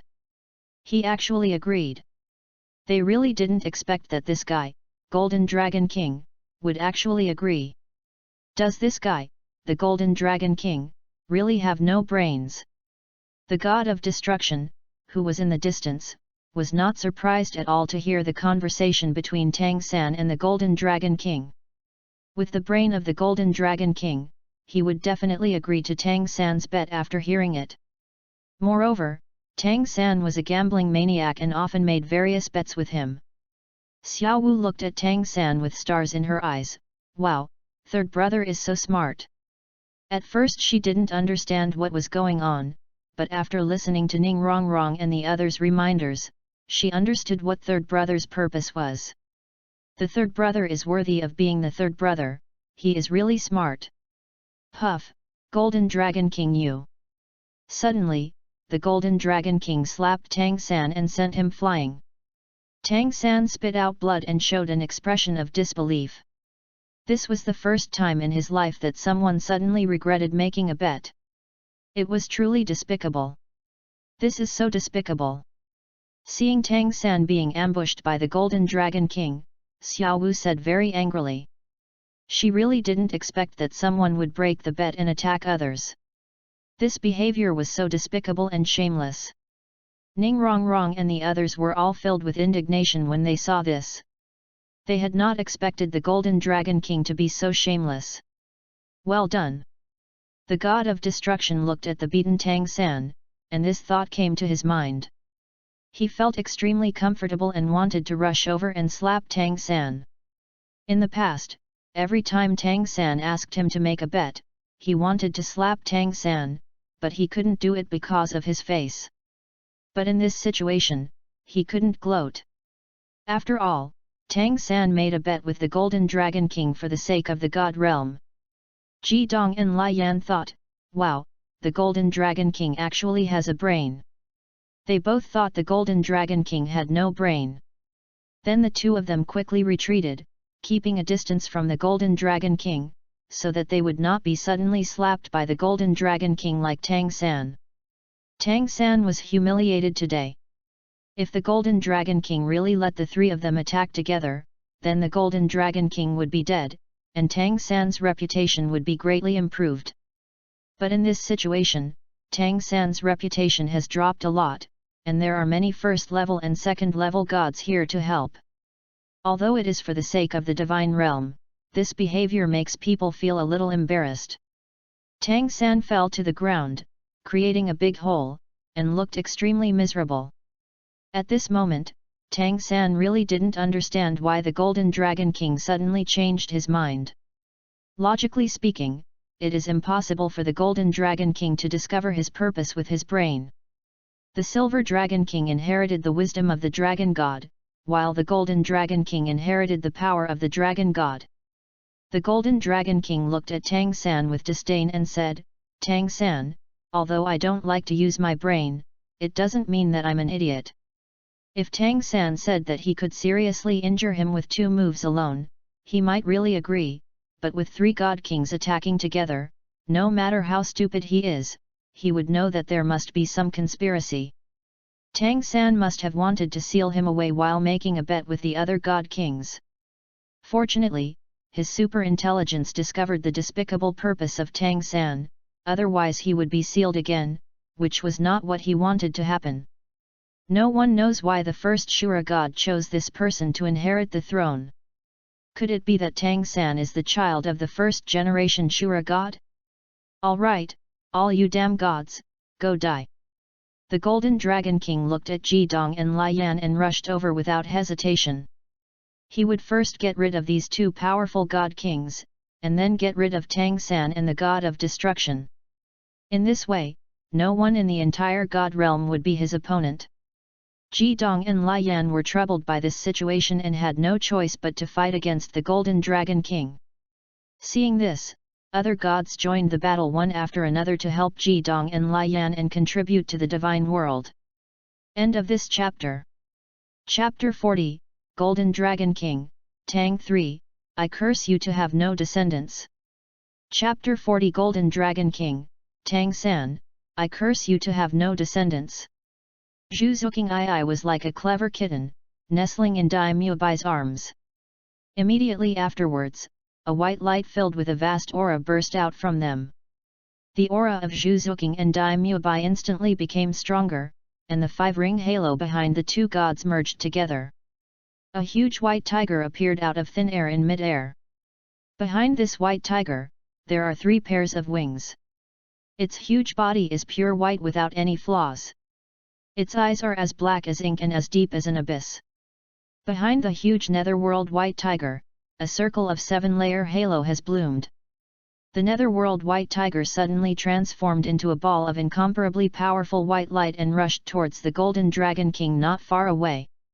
Coming in front of the Golden Dragon King, the netherworld white tiger swung its huge tiger paw and suddenly slapped the Golden Dragon King.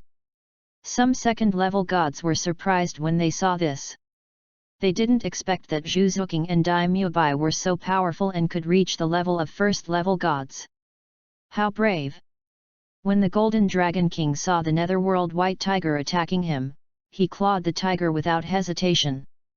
A mere little white tiger dares to engage in close combat with the Golden Dragon King and risk his life. The glazed pagoda has 9 floors. The first is power. The second is speed. The third is God. The fourth is control. The fifth is attack. The sixth is increase. 6 different colors of light floated out from the lower 6 floors of the 9-story glazed pagoda under the influence of Ning Rongrong's clear and pleasant voice. The first layer releases red light, followed by orange light, yellow light, green light, cyan light, and blue light, 6 different kinds of light. Each one is divided into 8 strands, and all are injected into the nether white tiger. Puff! The netherworld white tiger was beaten by the Golden Dragon King until it vomited blood and its soul fusion skill was released. The Golden Dragon King looked at Dai Muabai and Zhu Zuqing and said, "You 2 are far less powerful than the real netherworld white tiger." After saying that, he casually attacked Dai Muabai and Zhu Zuqing twice, wanting to get rid of them both. Looking at the attack coming towards them, Dai Muabai hugged Zhu Zuqing without hesitation and used his body to block the attack of the Golden Dragon King. Puff! Dai Muabai was vomiting blood and his vitality was rapidly disappearing.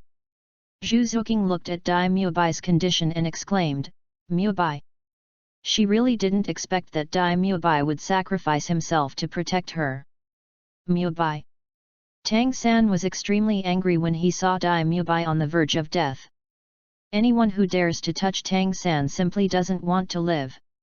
Tang San looked at Ji Dong and Lai Yan who were fighting and sent a message, "Good and evil, come quickly." Nothing can happen to Ji Dong and Lai Yan, otherwise the 3 swords of judgment cannot be used. It took a long time to create the sword of judgment of the 3 swords. Now that Ji Dong and Lai Yan have encountered trouble, it is impossible for them to create another skill to deal with the Golden Dragon King because they don't have the time. After hearing Tang San's words, Ji Dong and Lai Yan withdrew from the battlefield and flew quickly towards Tang San. Want to run? Impossible. The Golden Dragon King saw Ji Dong and Lai Yan withdraw from the battlefield and flew towards Tang San, wanting to stop them. For some reason, he had a vague bad feeling that if the three of them were to get together, he would most likely die. A huge black thunder ball attacked the Golden Dragon King. Boom! An explosion sounded and the Golden Dragon King was blocked. The God of Destruction flew in front of the Golden Dragon King and said, "Golden Dragon King, your opponent is me." Now his mission was to stop the Golden Dragon King and allow Tang San and his companions to successfully use the three swords of judgment. Although he was unhappy with Tang San, he couldn't act rashly at this time. He had to deal with the Golden Dragon King first before continuing to fight Tang San. "Just you, the defeated general." The Golden Dragon King looked at the God of Destruction with disdain. The previous battle had greatly boosted his confidence. "While you're at it, take care of one or two gods who overestimate their abilities." These two gods actually wanted to launch a sneak attack on him, they really overestimated their own abilities. Ji Dong and Lai Yan came in front of Tang San and used the three swords of judgment together. Black, white and red, the three colors of light condensed together in the air, and at this moment it had transformed into a giant three-color sword, appearing out of nowhere. Sensing the dangerous aura of the Sword of Judgment of the Three Realms, the Golden Dragon King, who was fighting the God of Destruction, changed his expression drastically. If he didn't run, he would be dead. He couldn't withstand this attack at all. Thinking of this, the Golden Dragon King flapped his wings without hesitation, turned around and fled in an attempt to escape the attack of the Sword of Judgment of the Three Realms. Go! The Golden Dragon King flapped its wings desperately and fled in front, but its body seemed to be pulled by something, and was still being gradually caught up by the Sword of Judgment of the Three Realms. Destroy life! Watching the Sword of Judgment of the Three Realms chasing the Golden Dragon King, Tang San shouted to the God of Destruction and the Goddess of Life. Listening to Tang San's words, the God of Destruction and the Goddess of Life understood what Tang San meant, and they used their own power to amplify the Sword of Judgment of the Three Realms. Although the two of them can get rid of the Golden Dragon King without amplification, it is better to amplify the Sword of Judgment among the three swords to avoid any accidents. Tang San, I curse you to have no descendants. Feeling that the dangerous aura of the Sword of Judgment of the Three Realms was getting stronger, and that he would surely die if it attacked him, the Golden Dragon King could not help but curse Tang San. He didn't expect that Tang San was so shameless that he actually asked the Goddess of Life and the God of Destruction to amplify the Sword of Judgment of the Three Realms. Hearing the words of the Golden Dragon King, Tang San felt as if his heart was pierced by a sword. But when he thought that he had an illegitimate child, he felt much better.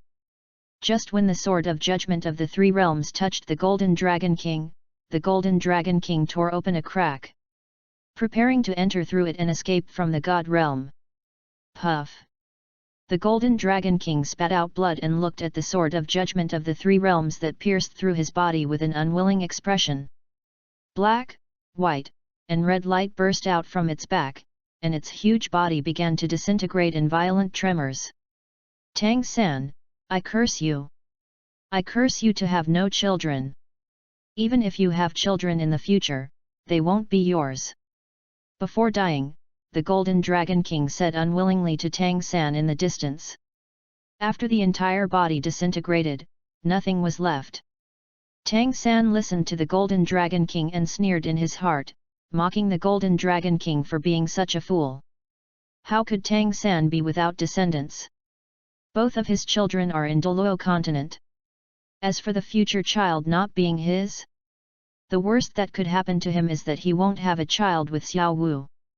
Anyway, he has some problems, so it doesn't matter whether he has a child or not. Third brother. After hearing what the Golden Dragon King said, Xiao Wu came to Tang San and said with some concern. What the Golden Dragon King meant was that she would cheat on her husband. Xiao Wu would never betray her third brother. Seeing Xiao Wu's worried face, Tang San comforted her, Don't worry, Xiao Wu. I'm already very content with having a daughter. I don't need to have another son. After hearing what Tang San said, Xiao Wu finally breathed a sigh of relief and showed a happy expression. She has always felt guilty about not giving birth to a son for her third brother. Although it is good for her third brother to have a daughter, she still wants to give birth to a child for her third brother to continue the Tang family's bloodline. End of this chapter. Chapter 41, The Golden Dragon King is dead? Chapter 41, The Golden Dragon King is dead? Lai Yan and Ji Dong came to the place where the Golden Dragon King died, looking for something. Strange, where's the stuff? Seeing that he didn't find what he wanted to find, Ji Dong frowned and muttered to himself. What he was looking for was the Golden Dragon King's divine core. He had to ensure that the divine core would not be obtained by people with ulterior motives, otherwise it would cause big trouble. Lai Yan looked at the healing space and said to Ji Dong beside him, the Golden Dragon King's divine core is likely to be sent to other worlds by the Golden Dragon King. She guessed that it was very likely that the Golden Dragon King felt that he had no chance of surviving, so he sent the divine core to other worlds. If people from other worlds got the divine core, they would want to avenge him or something. Ji Dong listened to Lai Yan's words, looked at the healing space, and nodded in agreement. Apart from this possibility, he really couldn't think of any other possibility. Although it is possible that the Golden Dragon King's divine core disappeared along with the Golden Dragon King, it cannot explain why the Golden Dragon King wanted to tear open the space. Good and evil, what happened? At this moment, Tang San came to Ji Dong and Lai Yan and asked what happened. Seeing Tang San coming, Ji Dong told Tang San about the missing divine core. Upon learning that the divine core was missing, Tang San couldn't help but frown. He always felt that the divine core was a conspiracy of the Golden Dragon King, and he didn't know where the Golden Dragon King had gone. The Golden Dragon King himself is equivalent to the divine power of the Supreme God, and this divine core is its most core power. If an evil god obtains this divine core, his strength can be greatly enhanced, and it is very likely to reach the level of the Supreme God. This is a very troublesome matter. We need to search carefully. After listening to Ji Dong's words, Tang San spoke to Ji Dong and Lai Yan. Doluo continent will definitely let him check it out. If he finds that the Golden Dragon King's divine core is in Doluo continent, then he will prepare it for his eldest son. He has now decided to raise his eldest son well. Moreover, the god of destruction suffered a serious injury this time, and it will take a long time for him to recover. The god of destruction certainly does not want him to be alone, so he will train someone as soon as possible to fight against him. During the battle just now, he noticed that the god of destruction's injuries had not healed. Some of the Golden Dragon King's power remained in the god of destruction's body, and it was unlikely to be healed immediately. He waited for the god of destruction to give Mu a divine test, secretly recognized Deng Mu, waited for Deng Mu to ascend to the realm of gods, pretended that they did not know each other, and after the god of destruction left, revealed Deng Mu's true identity. At that time, the god of destruction would probably be furious if he knew about this. Tang San just felt that he was really smart. As for Xiao Wu, she can only recognize Deng Mu at that time, and he will just need to coax Xiao Wu then. With Xiao Wu's personality, she will forget about this matter in a few days. Ding! Bound subject number 3, the Golden Dragon King, has died. Congratulations! You have obtained the Golden Dragon King's divine core. The divine core has been integrated into the host's body. As the host's strength increases, more power of the divine core will be released. Deng Mu looked at the prompt in front of him with a confused expression. What happened? Why did the Golden Dragon King die? It had not been long since he bound himself to the Golden Dragon King, but the Golden Dragon King died. He really did not expect that. Deng Mu sat on the bed and began to think about what was going on. Someone must have broken the seal on the Golden Dragon King, allowing him to come out. But the question is, who released the Golden Dragon King? The god of destruction? impossible. The god of evil and the god of good, they're both impossible, too. As for Tang San and the goddess of life, it is impossible for the two of them to be together. After recalling the plot of the original novel, I couldn't imagine that there was any boss who could quietly release the Golden Dragon King. Moreover, there is no point in releasing the Golden Dragon King without taking him away, unless he has set his sights on something in the divine realm. However, he remembered that there was nothing important in the divine realm. The only important things are the God King's divine weapons and their divine cores. Apart from that, there seems to be nothing important. Deng Mu felt a violent force strengthening his limbs and bones, but it stopped after a while. He couldn't help but feel lucky that all the hurt and pain were transferred to Tang San, otherwise he would have died of pain. Given my current physical condition, it would be easy for me to single-handedly defeat a 10,000-year soul beast. As for a 100,000-year soul beast, that's hard to say. Deng Mu felt his physical condition and talked to himself. He was very curious. If he absorbed all the power of the Golden Dragon King's divine core, he wondered to what level his strength would be elevated. The Golden Dragon King's fighting power is very mysterious. He is very powerful in the legends of the gods. Not all two gods can defeat the Golden Dragon King, but his strength becomes not so good later on. However, the next thing to consider is which person is better to bind to. It would be better not to bind the Silver Dragon King for the time being. He obtained the blood of the Silver Dragon King, and he has the blood of the Golden Dragon King and the Silver Dragon King in his body. If Tang San finds out, he will become suspicious. Possessing the bloodline of the Golden Dragon King can explain why he accidentally absorbed the Golden Dragon King's divine core and possessed the Golden Dragon King's bloodline. There was nothing wrong with that. You must know that Tang Wulan possesses the bloodline of the Golden Dragon King because of the Golden Dragon King's divine core. Deng Mu suddenly remembered something and asked the system, "Wait a minute, system, didn't you say that after the other party is completely dead, we can obtain everything from them?" According to the system's function, he would have ascended to heaven in broad daylight and possessed all the power of the Golden Dragon King, but not the Golden Dragon King's divine core. Replying to the host, it is true that the host can obtain everything left behind by the bound person, but the Golden Dragon King's body was completely destroyed, leaving only the divine core. So the host can only obtain the divine core. Deng Mu listened to the system's explanation and suddenly discovered a key point.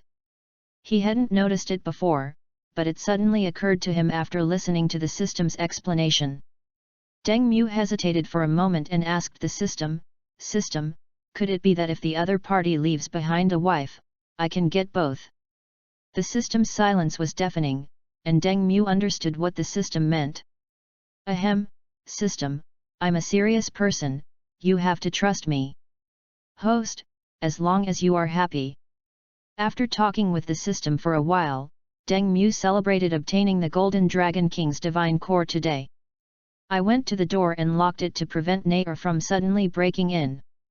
When he obtained the bloodline of the Golden Dragon King, Nair suddenly broke in for some unknown reason and showed a shocked expression when she saw him. Could it be that Nair is really Guyuina? What is the other party's purpose? Deng Mu thought about it and decided to have a good talk with Nair, since they were brother and sister. End of this chapter. Chapter 42 Nair's Identity. Chapter 42 Nair's Identity. After finishing his work, Deng Mu left the room satisfied. He estimated that his attack could cause considerable damage to Tang San. When he came to the living room, Deng Mu saw Nair sitting at the door. Nair supported her head with her hands, staring blankly at the people coming and going outside, not knowing what she was thinking about. "What's wrong, Nair, what are you thinking about?" Deng Mu sat next to Nair and asked her questions curiously, rubbing her head while speaking. He didn't know why, but he felt that something was wrong with Nair, but he couldn't tell what exactly was wrong.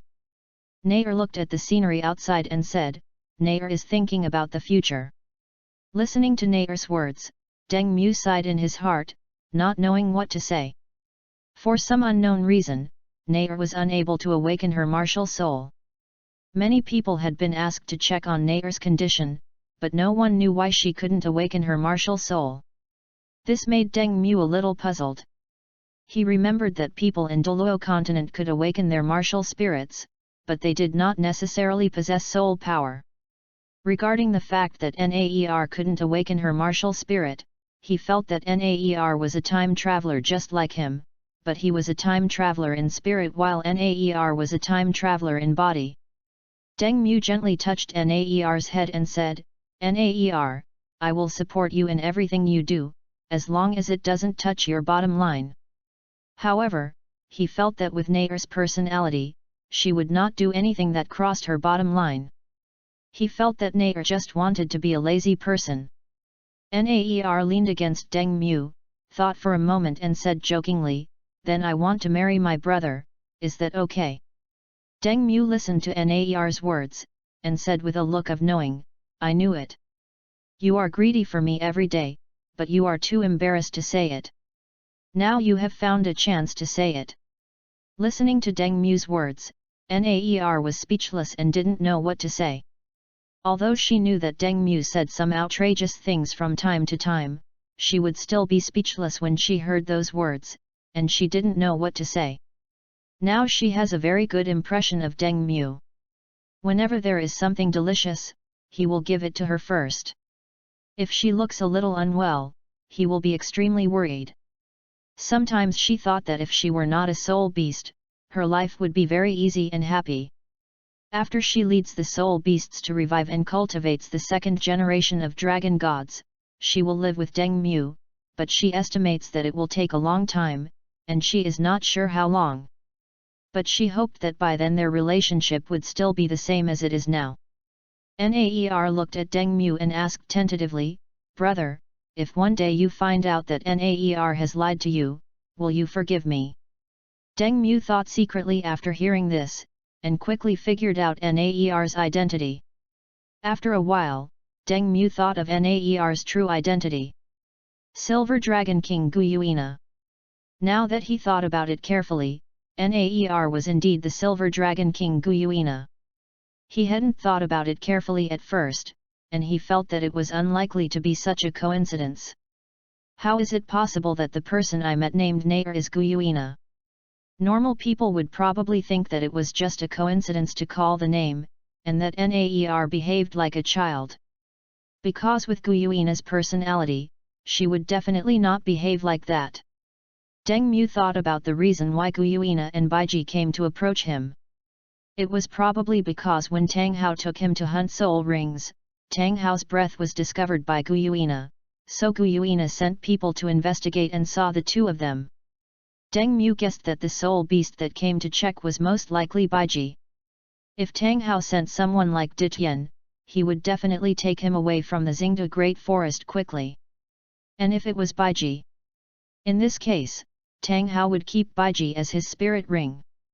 Bridget's healing ability is indeed very powerful. He had thought about making Bridget his soul ring before, but after thinking about it, he felt that this possibility was not great. Because when he went there, Ditian and the others were by Bridget's side. When they found that they couldn't kill him, their first reaction would definitely be to seal him, and then they would be in big trouble. Now no matter who puts the seal there, he has no way to solve it. After thinking about all this, Deng Mu said to Naer with a smile, "If I find out that Naer has been lying to me, then I will spank Naer and teach her a lesson." Hearing Deng Mu's words, Naer's face turned red. She didn't want to be spanked by Deng Mu, and she felt a little relieved. It seems that Deng Mu doesn't care much about the fact that she deceived him. Deng Mu pinched Naer's face and said, "You little pervert, you're blushing again. If you really lied to me, but you have something to hide, I will forgive you, but you can't avoid a spanking." When Naer heard Deng Mu's words, she was very touched. She thought that he was really a good brother and felt a little sorry for him. But when I heard the latter part, all the emotions in my heart disappeared. "Bastard, give me back my feelings." Naer blushed and gently patted Deng Mu's shoulder and said, bad brother, you only know how to bully Naer. After saying that, he stood up and walked towards the bedroom, looking a little angry. Seeing this, Deng Mu panicked and quickly got up and followed Naer into the bedroom. Naer, brother was wrong. Please forgive me, okay? Humph. Naer pretended to be a little angry, but still ignored Deng Mu and sat on the bed waiting for Deng Mu to coax her. For some reason, she liked Deng Mu coaxing her and felt very comfortable. When she saw Deng Mu and Bridget interacting, she felt inexplicably jealous of Deng Mu and Bridget.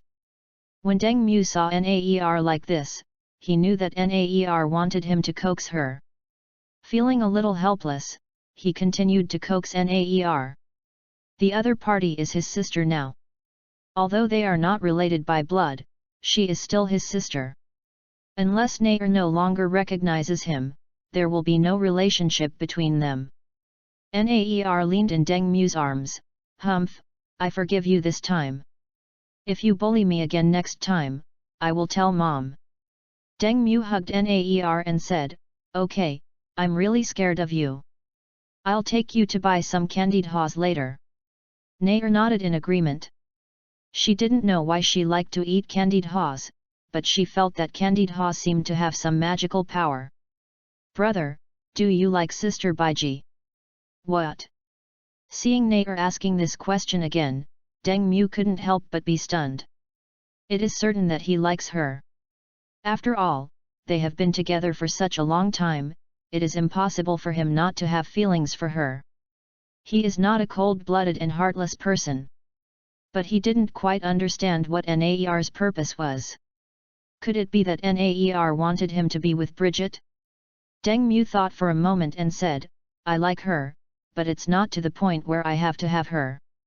But compared to you, Baiji is definitely far inferior to you. Listening to Deng Mu's words, Naer blushed again, and she didn't know why she blushed so often. End of this chapter. Chapter 43 Leaving. Chapter 43 Leaving. If she had heard these words in the past, she would definitely have no reaction, but after spending a long time with Deng Mu, she would blush at the slightest provocation. Deng Mu patted Naer's head and said, Naer, I'll be leaving soon. You have to behave well at home, okay? Naer nodded, yes, Naer will definitely be good. She felt inexplicably lost in her heart. She didn't want Deng Mu to leave and hoped that Deng Mu would stay with her. But she couldn't let Deng Mu stay, as this would limit his development. Seeing that Naer was a little lost, Deng Mu gently touched Naer's head and said, don't worry, Naer, I will come back to see you after the holiday. Zhang Nanan and Tang came back once, but it took too long to go back and forth, and they had to go to Shrek school after just a few days, so their mother asked them to study hard in school. When my sisters came back that day, they learned that my mother had picked up another person, and they looked at her in great surprise.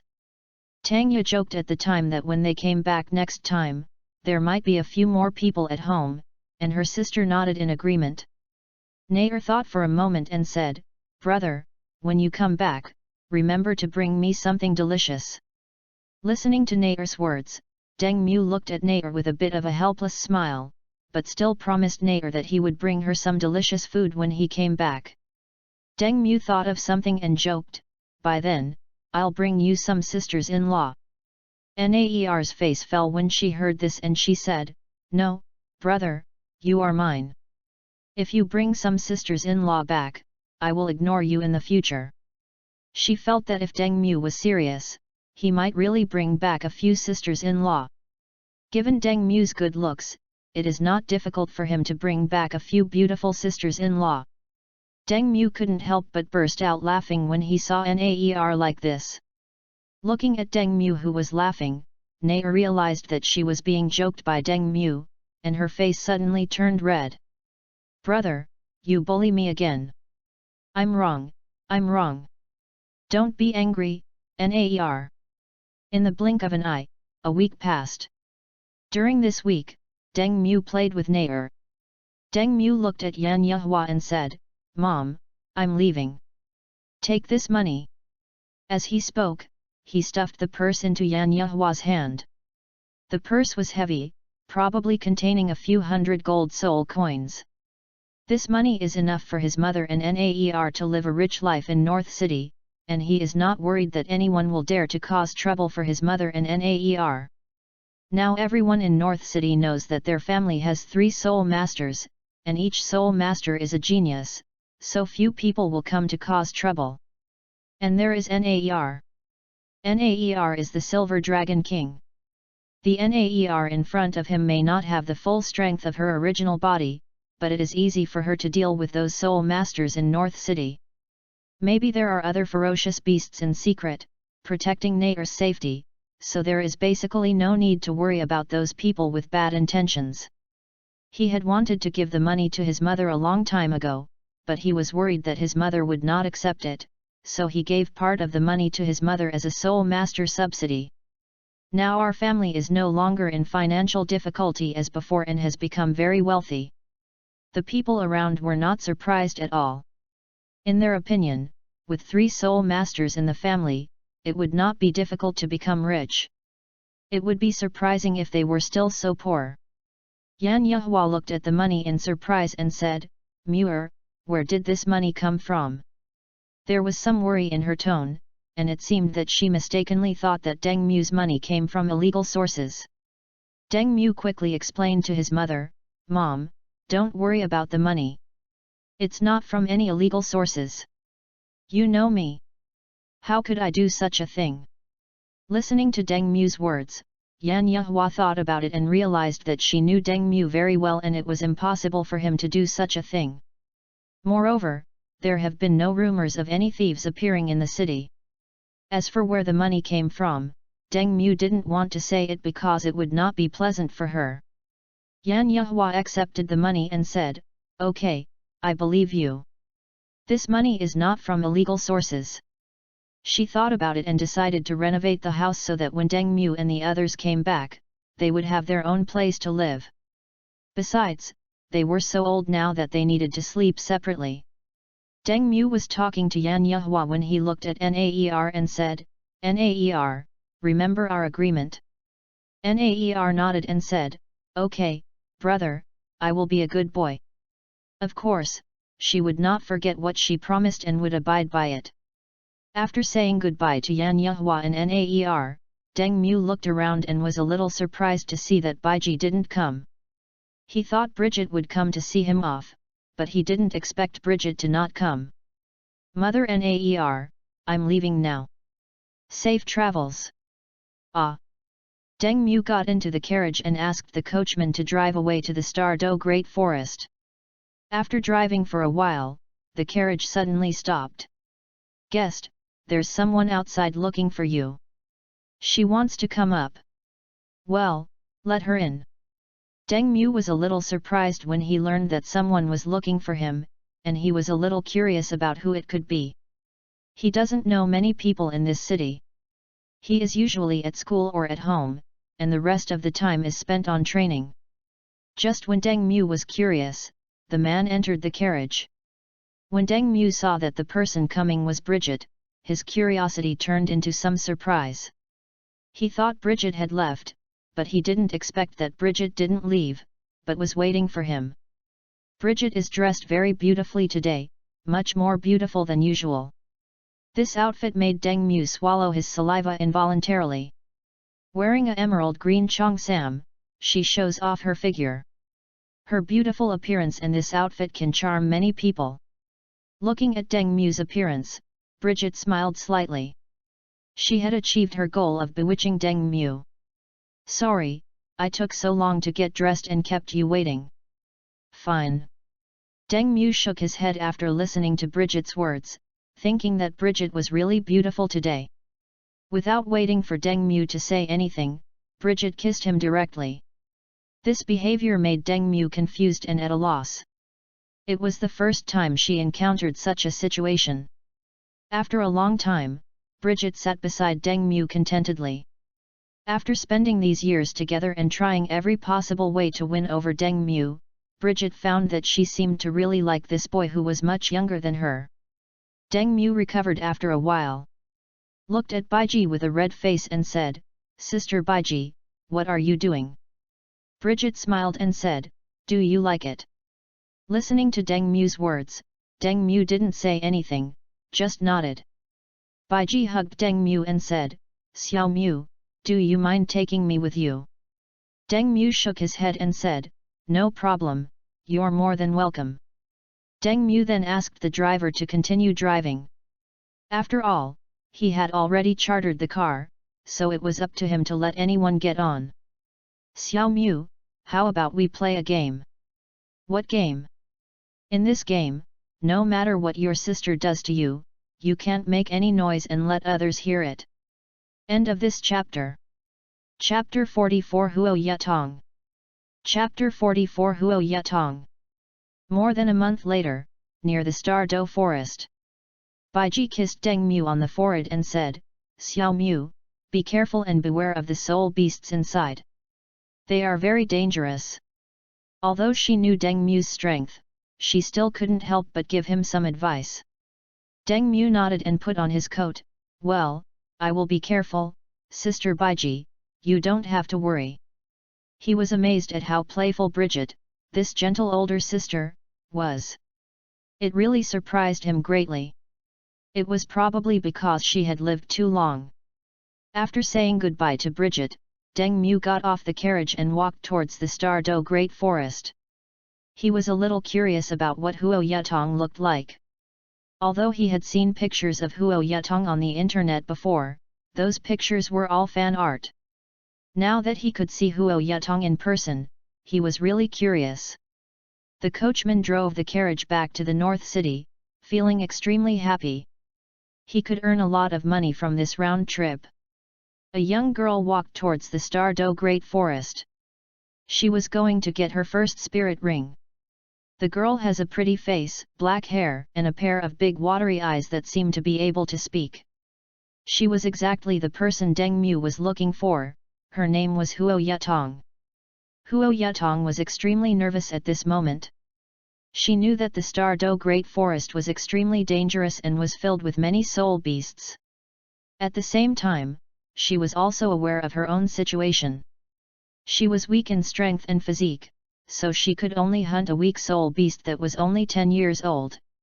"Alas, I don't know when I can get revenge," Huo Yatong muttered to himself as he walked towards the Star Do Great Forest. After entering the Star Do Forest, a black figure flashed past behind Huo Yatong. "Okay." Hearing the noise, Huo Yatong subconsciously looked behind him. Not seeing anything behind him, Huo Yatong thought he was hallucinating and continued moving forward. After walking for a while, a figure quickly attacked Huo Yatong. Not good. Huo Yatong heard some movement behind him and turned to look back. She saw a wind baboon coming towards her quickly, and it was too late to dodge the attack. "It's over. Am I going to die here today?" Just when Huo Yatong was about to leave, he felt a warm embrace from behind. Court death. Huo Yatong saw a hammer and directly smashed the wind baboon away. The wind baboon fell to the ground and rolled a few times. Then a white soul ring floated out from the wind baboon's body. So strong. Looking at the corpse of the wind baboon, Huo Yatong thought secretly in his heart that he liked this embrace a little bit, and his heart beat inexplicably faster. "Are you okay?" Hearing the voice behind her, Huo Yatong came to her senses and quickly left the embrace, looking at the person who had been holding her with some embarrassment. When Huo Yatong saw clearly the person holding her, her heart beat faster and she swallowed involuntarily. So handsome. Looking at Deng Mu in front of him, Huo Yatong thought secretly in his heart. Deng Mu looked at Huo Yatong in front of him and asked with a smile, "Are you okay?" She was a little curious about who the girl in front of her was. She actually dared to come to the Star Do Great Forest alone. She thought she was Huo Yuhao. Listening to Deng Mu's words, Huo Yatong shook his head and said, "It's okay. Thank you for saving me. My name is Huo Yatong, you can call me Yatong." "What's your name, please?" Deng Mu was a little surprised to learn that the other person was Huo Yatong. It's okay, it's just a small favor. My name is Deng Mu.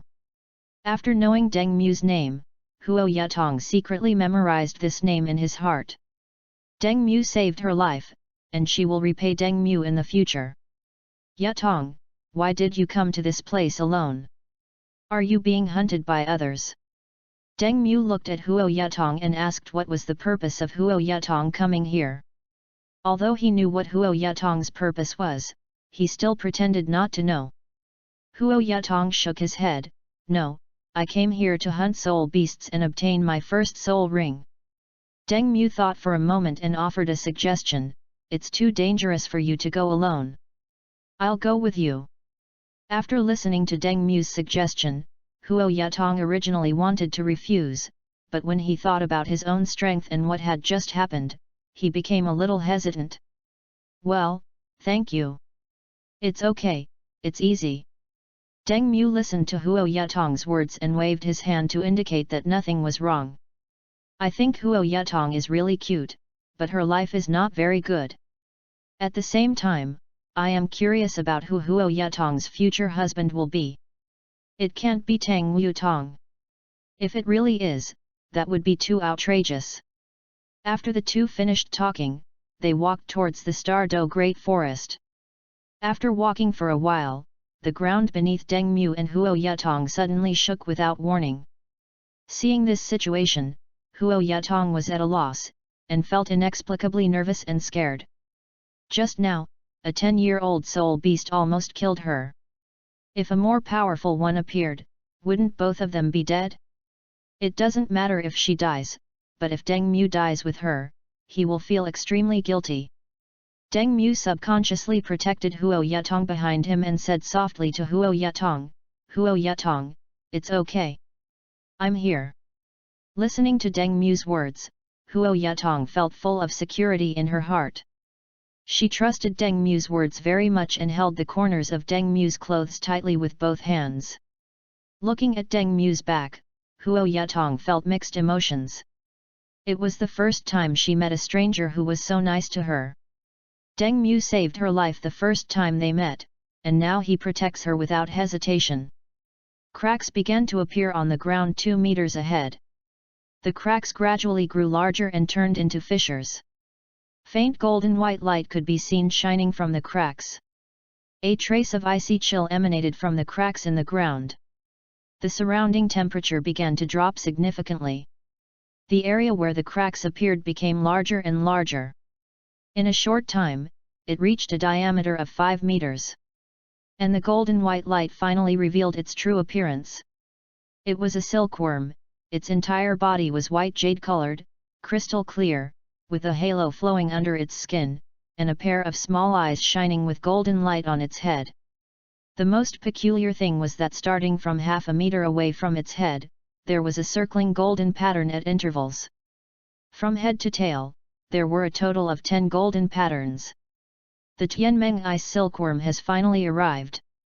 Deng Mu looked at the Tianmeng ice silkworm in front of him and thought secretly in his heart. Huo Yatong, who was standing behind him, looked at the Tianmeng ice silkworm and thought that the two of them were doomed. This silkworm was at least 100-year-old soul beast, maybe even 1,000-year-old soul beast. As for 10,000 years? She didn't even dare to think that it would be easy for a soul beast of that level to kill them. When the Tianmeng ice silkworm sensed Deng Mu's breath, the whole beast was stunned. How could she sense danger from the person in front of her? Well, I have no ill intentions. Tianmeng Binkan admitted defeat without hesitation. She didn't want to die. She wanted to complete her plan. Listening to the voice of Tianmeng ice silkworm, Deng Mu was a little confused. How could Tianmeng ice silkworm also turn into a female? End of this chapter. Chapter 45 Huo Yatong's Touch. Chapter 45 Huo Yatong's Touch. Do we all have to follow gender change these days? I have a vague feeling that other people might also be feminized, and the thought of that possibility makes my scalp tingle. Well, what's the matter with you? After Deng Mu came back to his senses, he looked at Tianmeng ice silkworm and asked. Although he knew the purpose of Tianmeng-I's silkworm, he still had to pretend. Huo Yatong looked at the Tianmeng-I's silkworm in surprise. It was the first time she had seen a talking soul beast. What a powerful soul beast it was! She couldn't help but feel relieved. Fortunately, the other party didn't come to kill them, otherwise they would both be dead. The soul beast that can speak is extremely powerful and is not something the two of them can deal with. Tianmeng-I's silkworm hesitated for a moment before saying, "I want to become the spirit ring of the girl behind you. Is that okay?" She vaguely felt that Deng Mu was protected by a big boss, and she didn't dare to provoke such a person. After all, she had no fighting ability at all. Deng Mu looked at Huo Yatong and asked, "Yatong, what do you think?" When Huo Yatong learned that the other party wanted to become her spirit ring, she was extremely surprised, but she quickly calmed down. After hesitating for a moment, Huo Yatong made up her mind to let the Tianmeng-I's silkworm become her soul ring. She wanted to take revenge on those people. "I agree.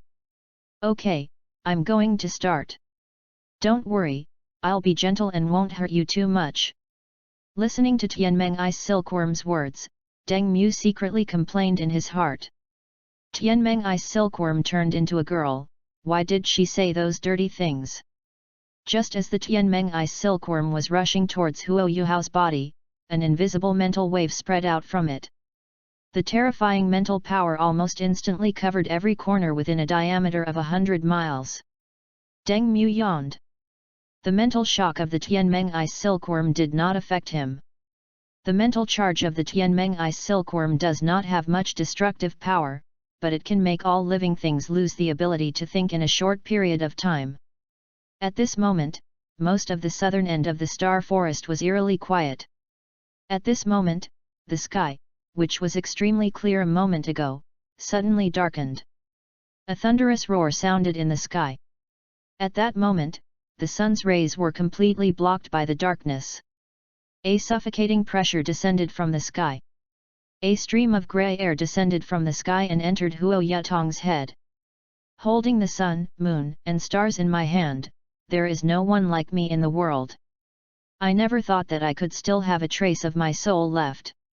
A very vague figure appeared behind Huo Yatong, and an old voice sounded with an indescribable majesty. Ding! Huo Yatong obtains Electrolux and begins sharing. Ding! Congratulations on winning Electrolux. Deng Mu looked at the prompt in front of him and felt that it was okay. He could resurrect Alex later. He had a good impression of Alex, as well as Long Hoken from the Throne of Seal of God. Long Hoken in Throne of Sealed Gods seems to be the most normal protagonist among those novels, but Long Hoken in the second part is hard to describe. Speaking of which, there don't seem to be many normal protagonists among the protagonists in the Doluo universe. The protagonist of the Mad God was an old rapist, and he was too lazy to complain about the other party's behavior. Anyway, he didn't like that kind of protagonist. As for the kind god of death, Deng Mu thinks it should not be called the kind god of death, but the yellow god of death. Some of the plots in it are really weird. Tianmeng-I's silkworm was cursing and swearing, saying that someone was actually trying to snatch people from her. This was really too much of an abuse of soul beasts. The Tianmeng-I's silkworm became Huo Yatong's soul ring, and the system's voice appeared at the same time. Ding! Huo Yatong obtains the sealed million-year spirit ring and begins sharing it. Ding! Congratulations on obtaining a sealed million-year spirit ring. The system has added this million-year spirit ring to the clear sky hammer. Deng Mu looked at the system prompt and thought about adding this million-year soul ring to the clear sky hammer. He was a little confused as to why he didn't get the Tianmeng-I's silkworm. Although he didn't really want the Tianmeng-I's silkworm, he was still a little curious. Okay. Seeing Huo Yatong falling to the ground, Deng Mu quickly caught Huo Yatong and helped him sit under the tree.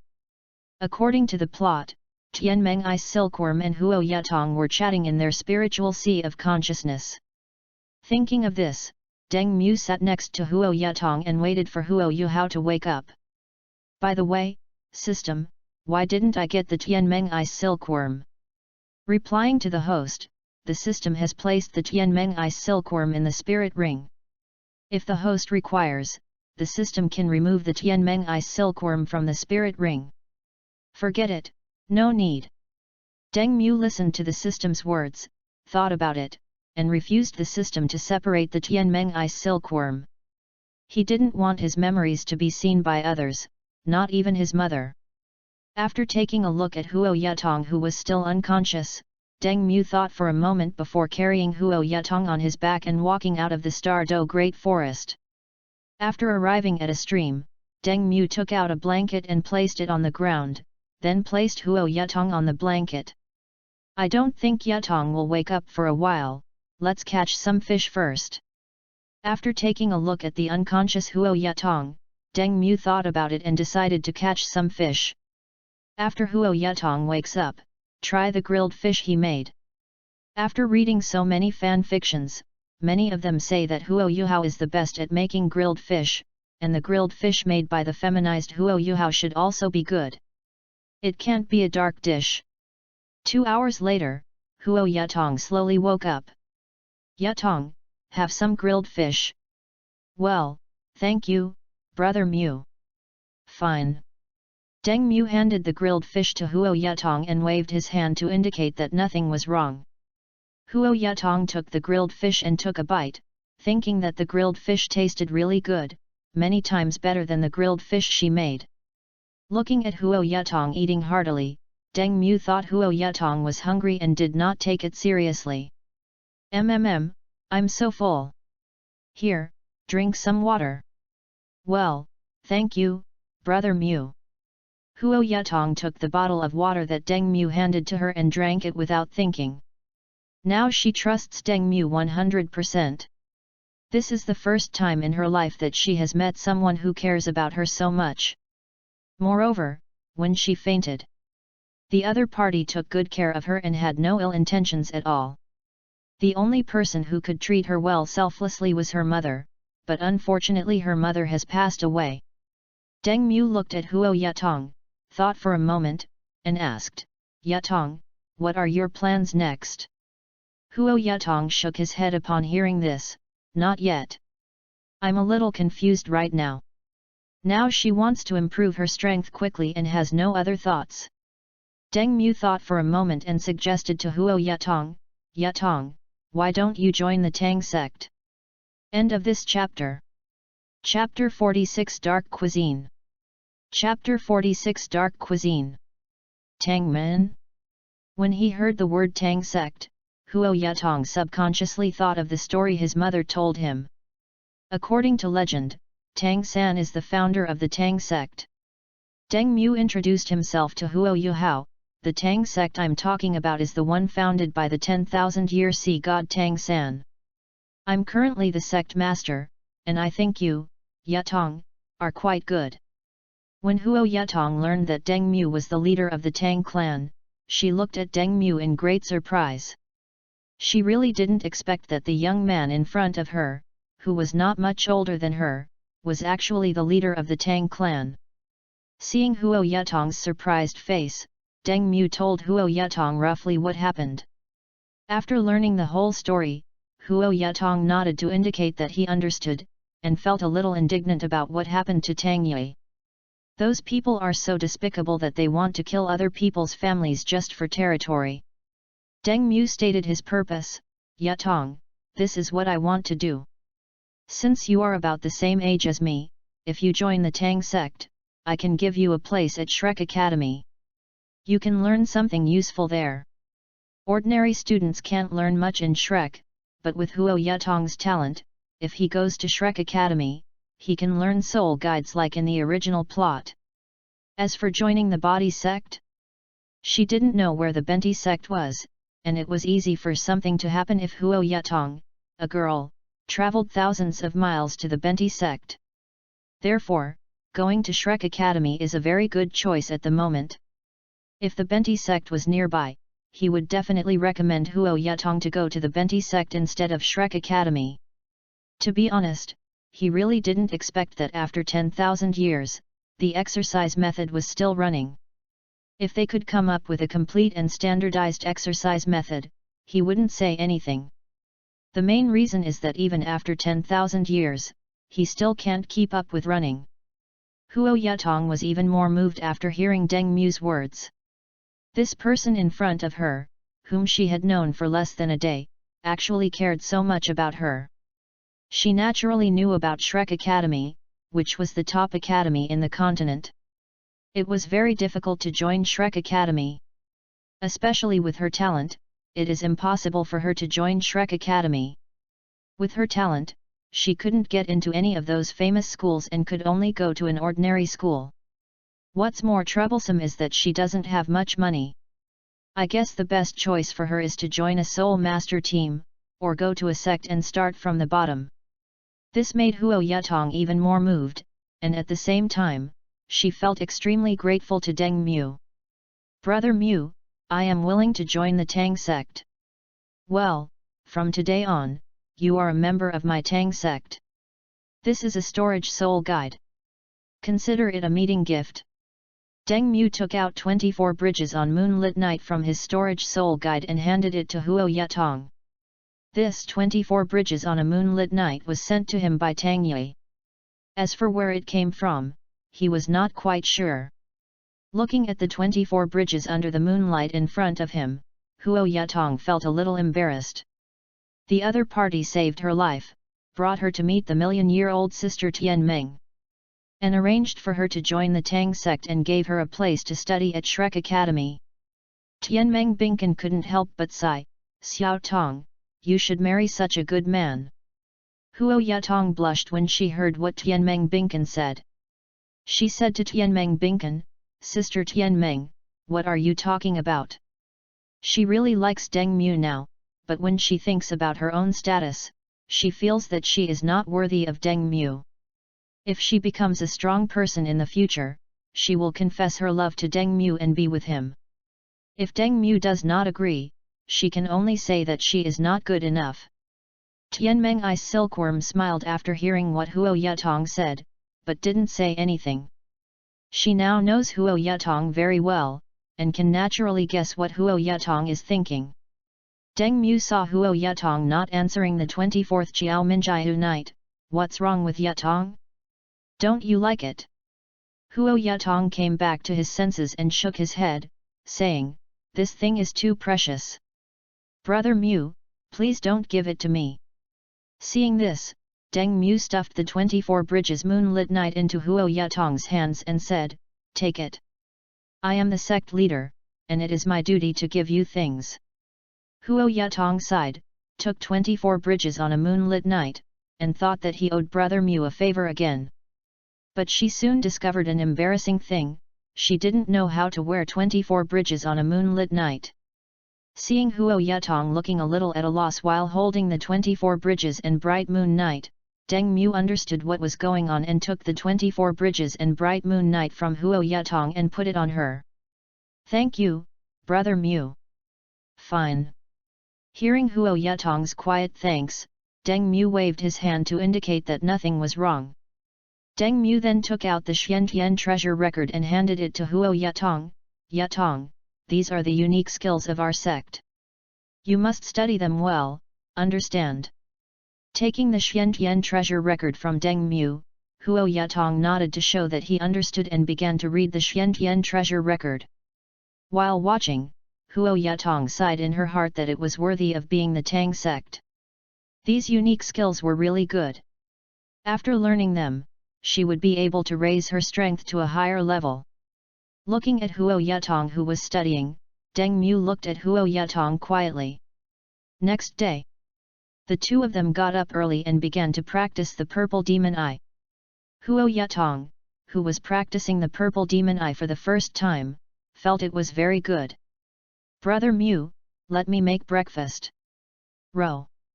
Seeing Huo Yatong taking the initiative to cook, Deng Mu thought about it and agreed to let Huo Yatong make breakfast. I was very curious about what the breakfast made by Huo Yatong would taste like. Brother Mu, you can have this breakfast. Soon 2 hearty breakfasts were ready, and Huo Yatong gave the largest one to Deng Mu.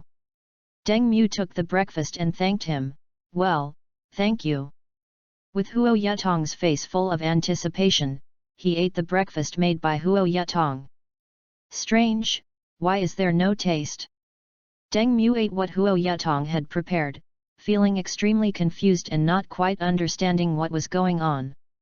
It is impossible that there was no seasoning. He saw Huo Yatong at it with his own eyes, so there must be something wrong with the food system. Why can't I taste these things? Host. The taste of this food is hard to describe. You may not want to eat it. Upon hearing this, Deng Mu glanced at Huo Yatong, who looked expectant. He really didn't expect that Huo Yatong would cook something so unpalatable that he transferred it to Tang San. Deng Mu smiled and said to Huo Yatong, "It's delicious, Yatong, you made it very delicious."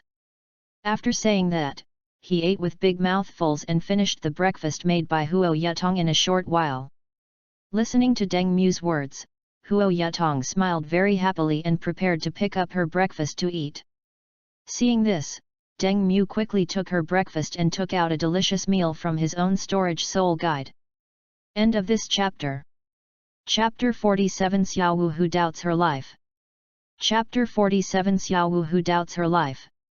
Yatong, eat this to replenish your body. You are too thin now. Ah!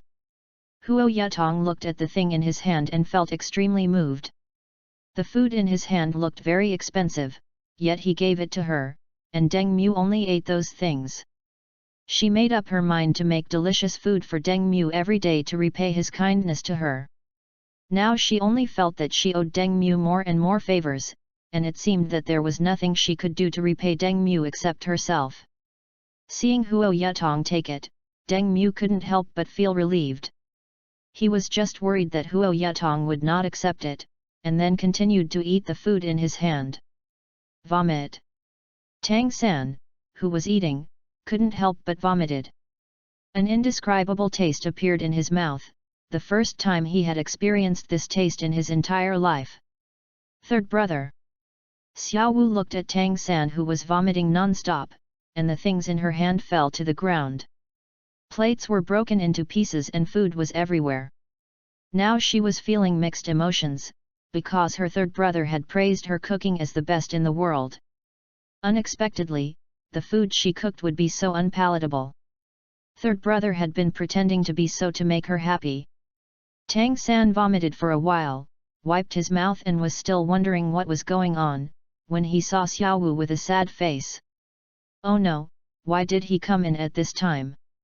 Looking at Xiao Wu in front of him, Tang San just felt a huge headache. There was absolutely nothing wrong with the food Xiao Wu cooked. He had never vomited after eating it before, but today he vomited for no apparent reason, which made him very confused. He didn't want to experience that feeling again. He would rather fight for power with the god of destruction than experience that feeling. Tang San quickly stood up and walked over to Xiao Wu. Xiao Wu, listen to my explanation. I was feeling a little unwell, so I suddenly vomited. It's definitely not because your cooking was not tasty. If I didn't like it, you would have noticed it long ago. Listening to Tang San's words, Xiao Wu, who was about to cry, forced herself to hold back her tears. Third brother, is it true?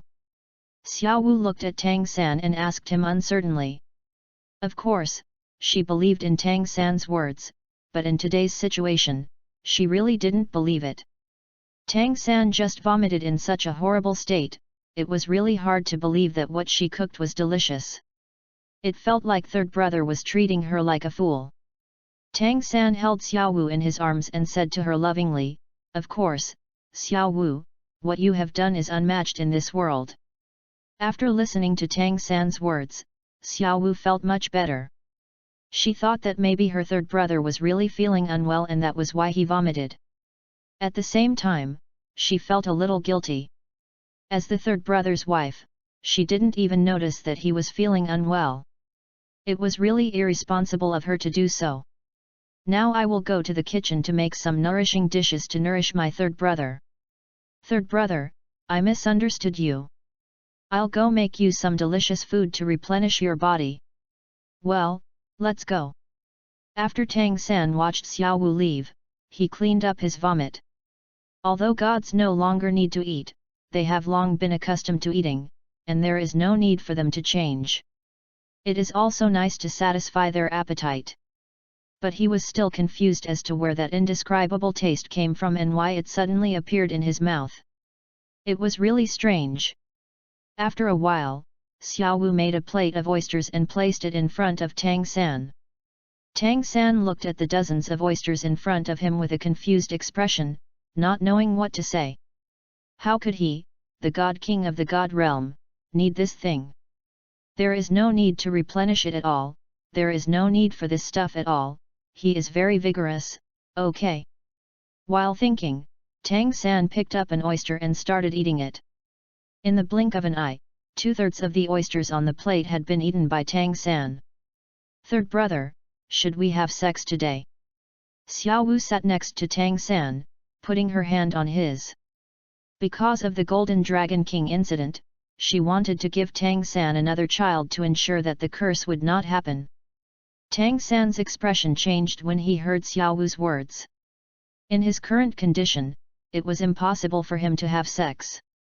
As for what Xiao Wu was thinking, he naturally knew it, but he was not able to put enough effort into it. Hateful! What is going on? Who is behind this? The only thing that made Tang San feel fortunate was that he had a son, which prevented his Tang family from becoming extinct. Although he is one of the supreme gods in the divine world, he is very concerned about whether he can continue the incense. The curse of the Golden Dragon King is nothing but a mere trifle. The only thing that puzzled him was where the Golden Dragon King's divine core had gone. If someone with ulterior motives got it, it would be a troublesome matter.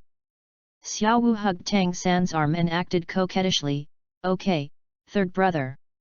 Looking at the spoiled Xiao Wu, Tang San sighed helplessly in his heart and said, Xiao Wu, let's do it next time. I have some things to deal with during this period of time. He needs to treat that area quickly, otherwise Xiao Wu will find out sooner or later, and his male pride will be insulted at that time. At first I wanted to seek treatment from the goddess of life, but considering the current situation and other reasons, I did not seek treatment from the goddess of life. Tang San wanted to say something, but that strange and disgusting smell came again.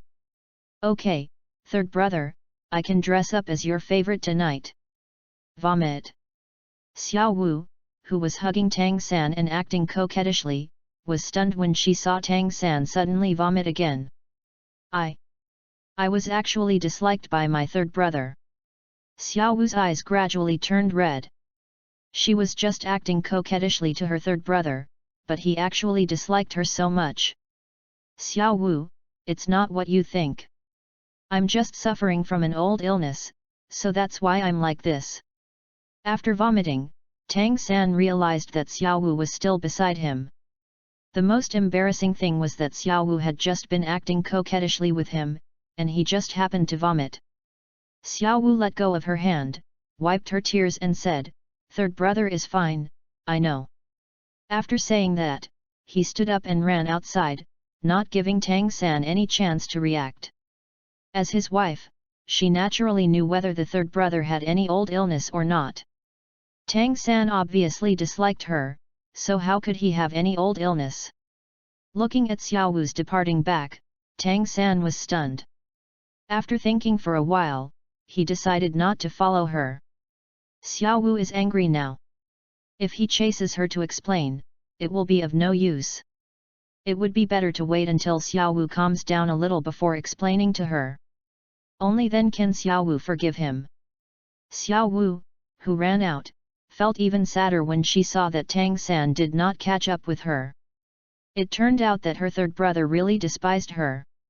End of this chapter. Chapter 48 Roommate Wang Dong. Chapter 48 Roommate Wang Dong. If it were in the past, the third brother would definitely come after her and explain to her what happened, but this time he didn't come. He must be disgusted with her, that's why he behaves like this. Thinking of this, Xiao Wu went to find Ning Rongrong and the others sadly. She wanted to complain to those good sisters. At this moment, Tang San was still trying to figure out what was going on and where that strange smell came from. He really hated that smell and couldn't stand it. And if something like this happens next time, it will be difficult to deal with if no one cares. On the other side, Shrek Academy. Yatong, don't worry about your tuition. I've already paid for it, and I'll cover your tuition in the future as well. Brother Mew, this isn't too good, is it? Huo Yatong felt a little embarrassed to say this to Deng Mu. She owed Deng Mu too much, and now she wanted Deng Mu to help pay the tuition, which made her feel embarrassed. But it must be said that the tuition of Shrek Academy is quite expensive, and most people can't afford it at all, but it is nothing for those soul master families. Deng Mu waved his hand and said, "You are now a member of my Tang sect. Isn't it the sect master's responsibility to take care of his disciples?" He silently complained in his heart that the Tang sect had a place in Shrek Academy, but they were asking for money. Listening to Deng Mu's words, Huo Yatong felt that it made some sense, but denied it the next second. How could someone like her, who has neither talent nor good looks, be worthy of Deng Mu's training? Because she was bullied since childhood, she developed some inferiority complex in her heart. This inferiority complex does not appear at other times, but it will appear in front of people who are nice to her. Deng Mu thought for a moment and joked, "If Yatong feels bad about it, how about becoming my wife in the future?" Hearing Deng Mu's joke, Huo Yatong's face turned red. "I really wanted to agree, but when I thought about my status, I felt that I was not worthy of Deng Mu." Seeing Huo Yatong remain silent, Deng Mu patted her on the shoulder and said, "Yatong, don't feel any psychological burden. I believe you have great potential. You will definitely be able to make great achievements in the future. I don't know why, but I just feel that Huo Yatong has an inexplicable inferiority complex, so I should praise him more." Listening to Deng Mu's words, Huo Yatong nodded happily. Deng Mu and Huo Yatong came to the door of the white building, where an old man who looked very old was sitting. The old man was dressed in a grey cloth, his face covered in wrinkles enough to kill more than 24 flies at once. His eyes were dim and his eyelids drooped, giving him the appearance of being in his twilight years. The sunlight between the buildings just happened to fall on him, and the half-reclining chair seemed quite comfortable. Looking at the old man, Deng Mu recalled that this person was Moon. After traveling through time for so long, some characters won't suddenly come to mind unless you think about them carefully. However, I have to complain that Shrek Academy has become a top academy, but they are reluctant to separate the male and female dormitories. "Hello, Grandpa. We are freshmen and are here to move into the dormitory. Would you like to check our freshman badges?" Just when Deng Mu was complaining about Shrek Academy in his heart, Huo Yatong came to Moon and said to him respectfully. Without even looking up, Moon stretched out his trembling right hand and said in a hoarse, low voice, "Show me the badge and dormitory key." Upon hearing this, Huo Yatong and Deng Mu took out their badges and dormitory keys and handed them to Moon for inspection. After taking the badge and dormitory key, Moon looked at them, then returned them and told Deng Mu and Huo Yatong the location of their rooms. After saying goodbye to Moon, Huo Yatong and Deng Mu separated and headed to their own dormitories. At least it's better than my dorm in college." Deng Mu came to the dormitory, took a look at the situation and commented. It was only about 10 square meters, and 2 beds took up most of the area. Apart from that, there was only a table and 2 metal wardrobes. There was also a lamp on the ceiling and a few metal protrusions on the wall. If this were the school dormitory before the time travel, there would be either 4 or 8 people in a dormitory. I have to admit that overall, the dormitory is still a little worse than before the time travel. On Earth, there were beds above and desks below, but it is not like that here, and the space for activities is a bit small. If the 2 beds were put together, there would be more space for activities, Deng Mu thought to himself as he looked at the dormitory. What's wrong with this classmate? Just as Deng Mu was thinking, a young man's voice came from behind him. Deng Mu heard the voice and subconsciously looked back. He was stunned when he saw the other person. The boy has a delicate face and fair skin, and his big eyes are very special, they are a light pink blue, and his neat short hair is also the same color. Wang Dong. Deng Mu looked at Wang Dong and felt very confused. He didn't understand what was going on and why he met Wang Dong. He thought Tang Wutong would not dress up as a man, but in the end she did, and she was in the same dormitory with him. It was such a coincidence. It was such a coincidence that Deng Mu didn't know how to describe it better. When Wang Dong saw Deng Mu, she was also stunned. She felt a sense of intimacy from Deng Mu, a feeling she had felt from her father before. She couldn't help but feel a good impression of Deng Mu. Deng Mu came back to his senses, smiled and extended his hand to Wang Dong, saying, "Hello, classmate. My name is Deng Mu, and I'm from this dormitory. How about you?" Wang Dong came back to his senses after hearing this and reached out to shake hands with Deng Mu. "My name is Wang Dong, and I'm also in this dormitory." When the two shook hands, they felt the resonance of their martial spirits, and Deng Mu and Wang Dong were extremely surprised. Deng Mu was surprised that he could resonate with Wang Dong's martial spirit, while Wang Dong was surprised that his clear sky hammer and goddess of light butterfly resonated with the person in front of him. The two withdrew their hands, and Wang Dong entered the dormitory. He was a little disgusted by the dormitory because it was dirty. "Wang Dong, how about we clean the dormitory together?" "Row." Wang Dong thought about it and agreed to Deng Mu's proposal. If it were someone else, she might not agree, but the young man in front of her gave her an extremely close feeling, so she agreed. Deng Mu was a little surprised to see Wang Dong agreed. And the two of them cleaned the dormitory together.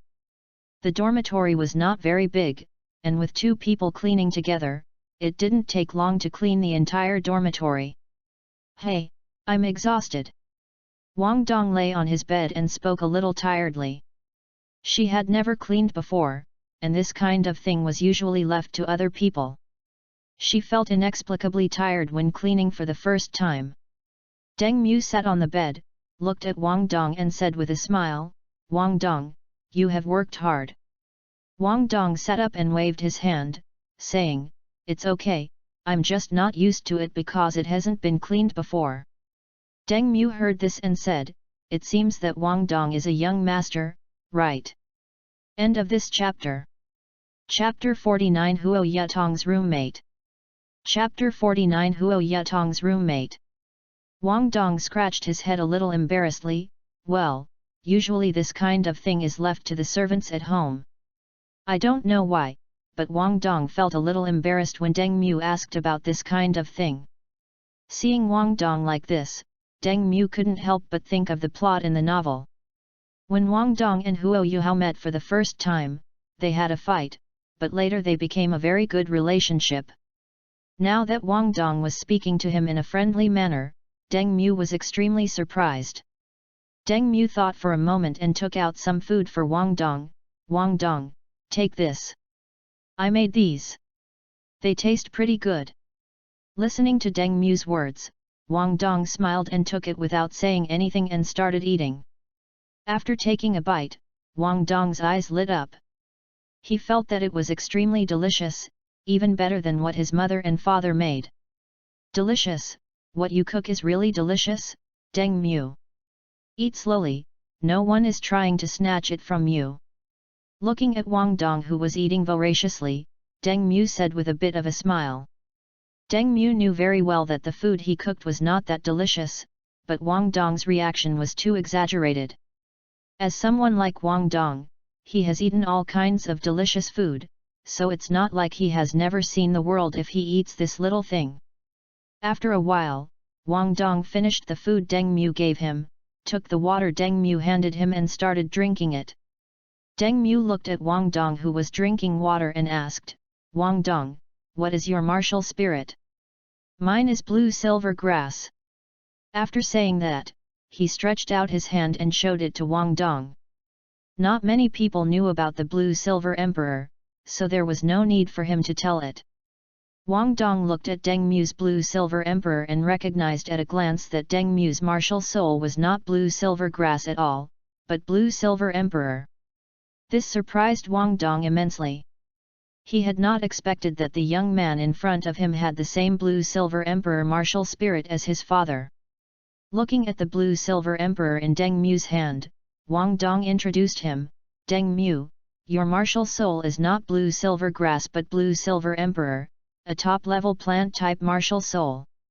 Listening to Wang Dong's words, Deng Mu looked at Wang Dong in surprise. He didn't expect that Wang Dong actually knew the blue-silver emperor at this time. Wait, maybe Wang Dong's memory is not sealed.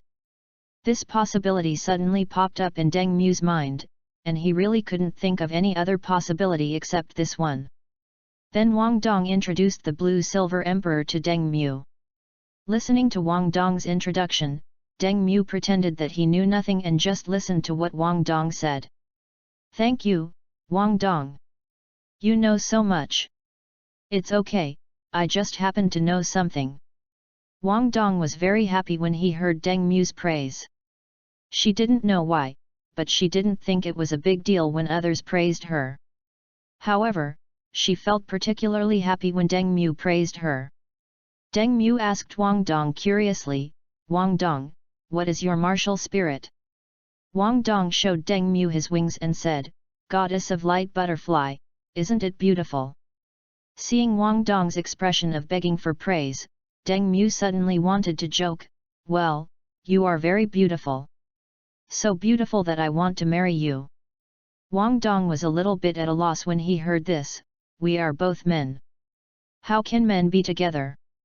He felt a little shy and wondered if he had been exposed, otherwise why would Deng Mu come up with this idea? It's impossible that Deng Mu likes boys. No, the person she likes cannot like a boy. She must make Deng Mu like a girl, so that she will have a chance in the future. Seeing Wang Dong like this, Deng Mu couldn't help but burst out laughing.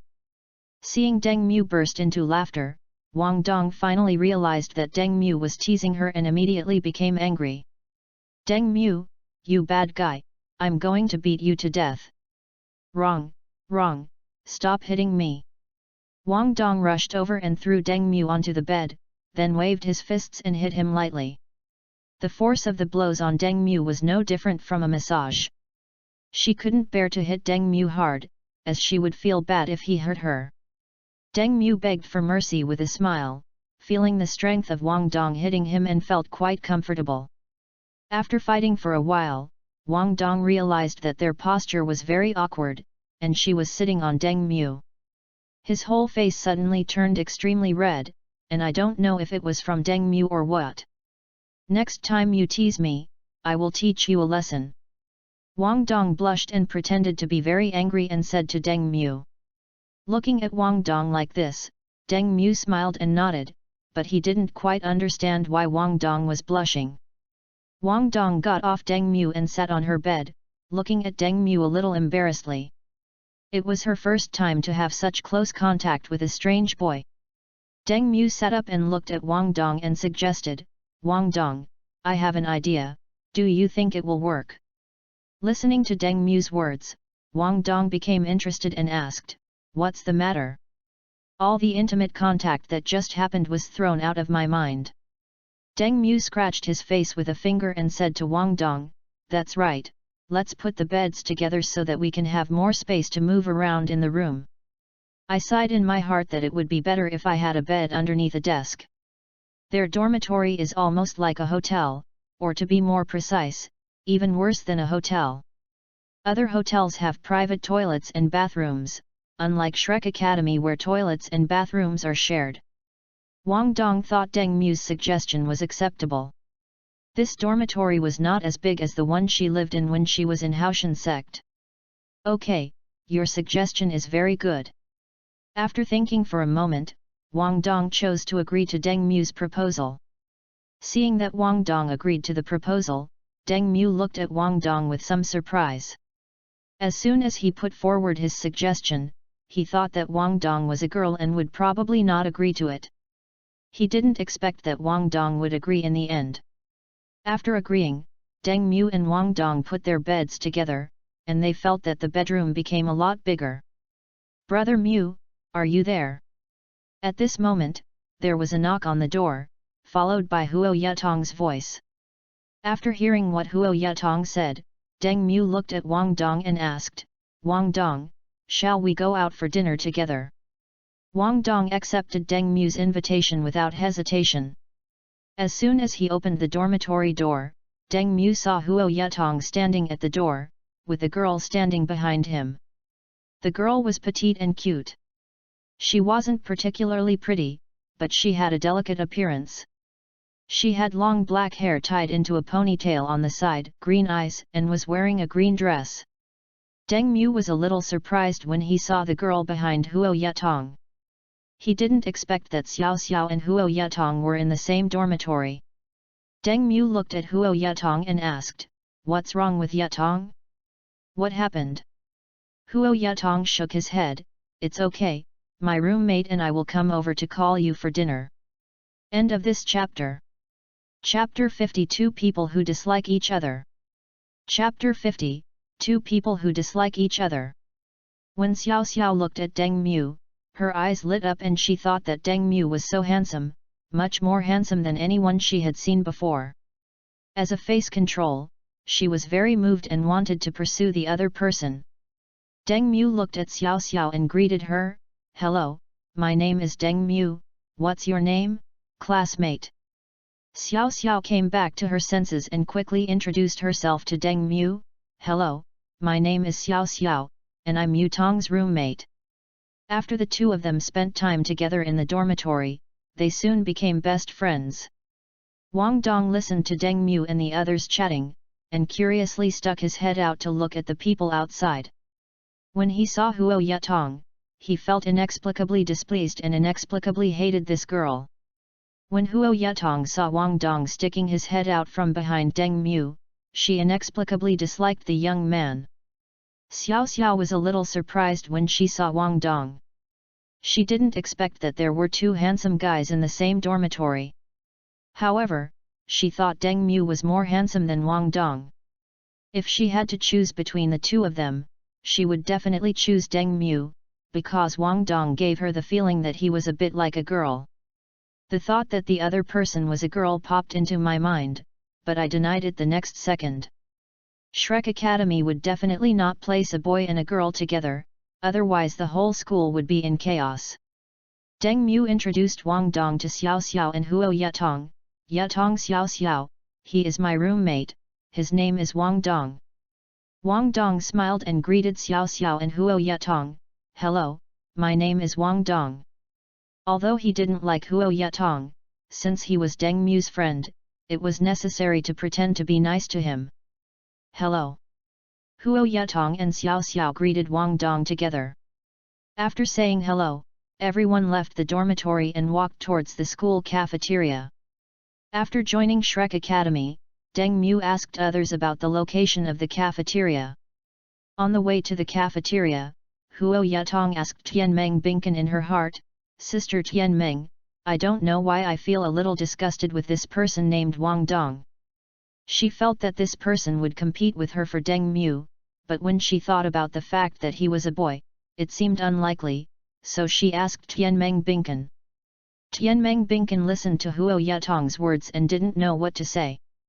She felt that this young man named Wang Dong was okay, and she didn't quite understand why Huo Yatong hated Wang Dong. "Xiao Yatong, are you jealous? Are you jealous that Wang Dong and Deng Mu are so close? That's why you hate Wang Dong?" "No." Huo Yatong listened to what Tianmeng Binkan said and refuted it with a blushing face. She would never be jealous, and it was impossible for Deng Mu to like a man. Xiao Xiao, who was happily chatting with Deng Mu, noticed that Huo Yatong remained silent and was a little confused as to why Huo Yatong blushed. The four of them bought themselves rice bowls on the way. The money on Huo Yatong was given by Deng Mu before, and they came to the cafeteria.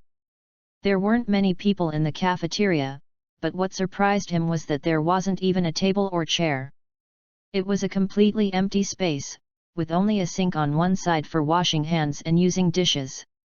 Inside is a window for purchasing meals, with prices marked outside each window. There are 8 windows in total, with different dishes and more expensive prices from right to left. Deng Mu complained in his heart that Shrek Academy was crazy. Why didn't they even prepare some tables, chairs, and benches for the cafeteria? A set of tables, chairs, and benches doesn't cost much, and the annual tuition at Shrek Academy is more than a dozen gold coins. No way. The cafeteria doesn't even have tables, chairs, or benches, and you're not even allowed to take food out. Seeing this, Wang Dong couldn't help but complain about the cafeteria. Huo Yatong and Xiao Xiao listened to Wang Dong's words and nodded in agreement. Without tables, chairs, or benches, they could only eat with their hands. After complaining, Deng Mu, Wang Dong and others went to the window to buy food together. In order to take care of Huo Yatong, Deng Mu directly invited Xiao Xiao and Wang Dong. Xiao Xiao looked at Deng Mu and said with a smile, "Thank you, Deng Mu. I'll treat you to a meal next time." Deng Mu nodded and agreed, "Okay." Seeing Deng Mu agreed so readily, Xiao Xiao started to think about when to go out to eat with Deng Mu, and she would definitely not bring Wang Dong and Huo Yatong. Since there were no tables, chairs, or benches, Deng Mu and his 3 companions ate quickly and finished their meal in no time. "Deng Mu, the food in the cafeteria is nothing compared to what you cook."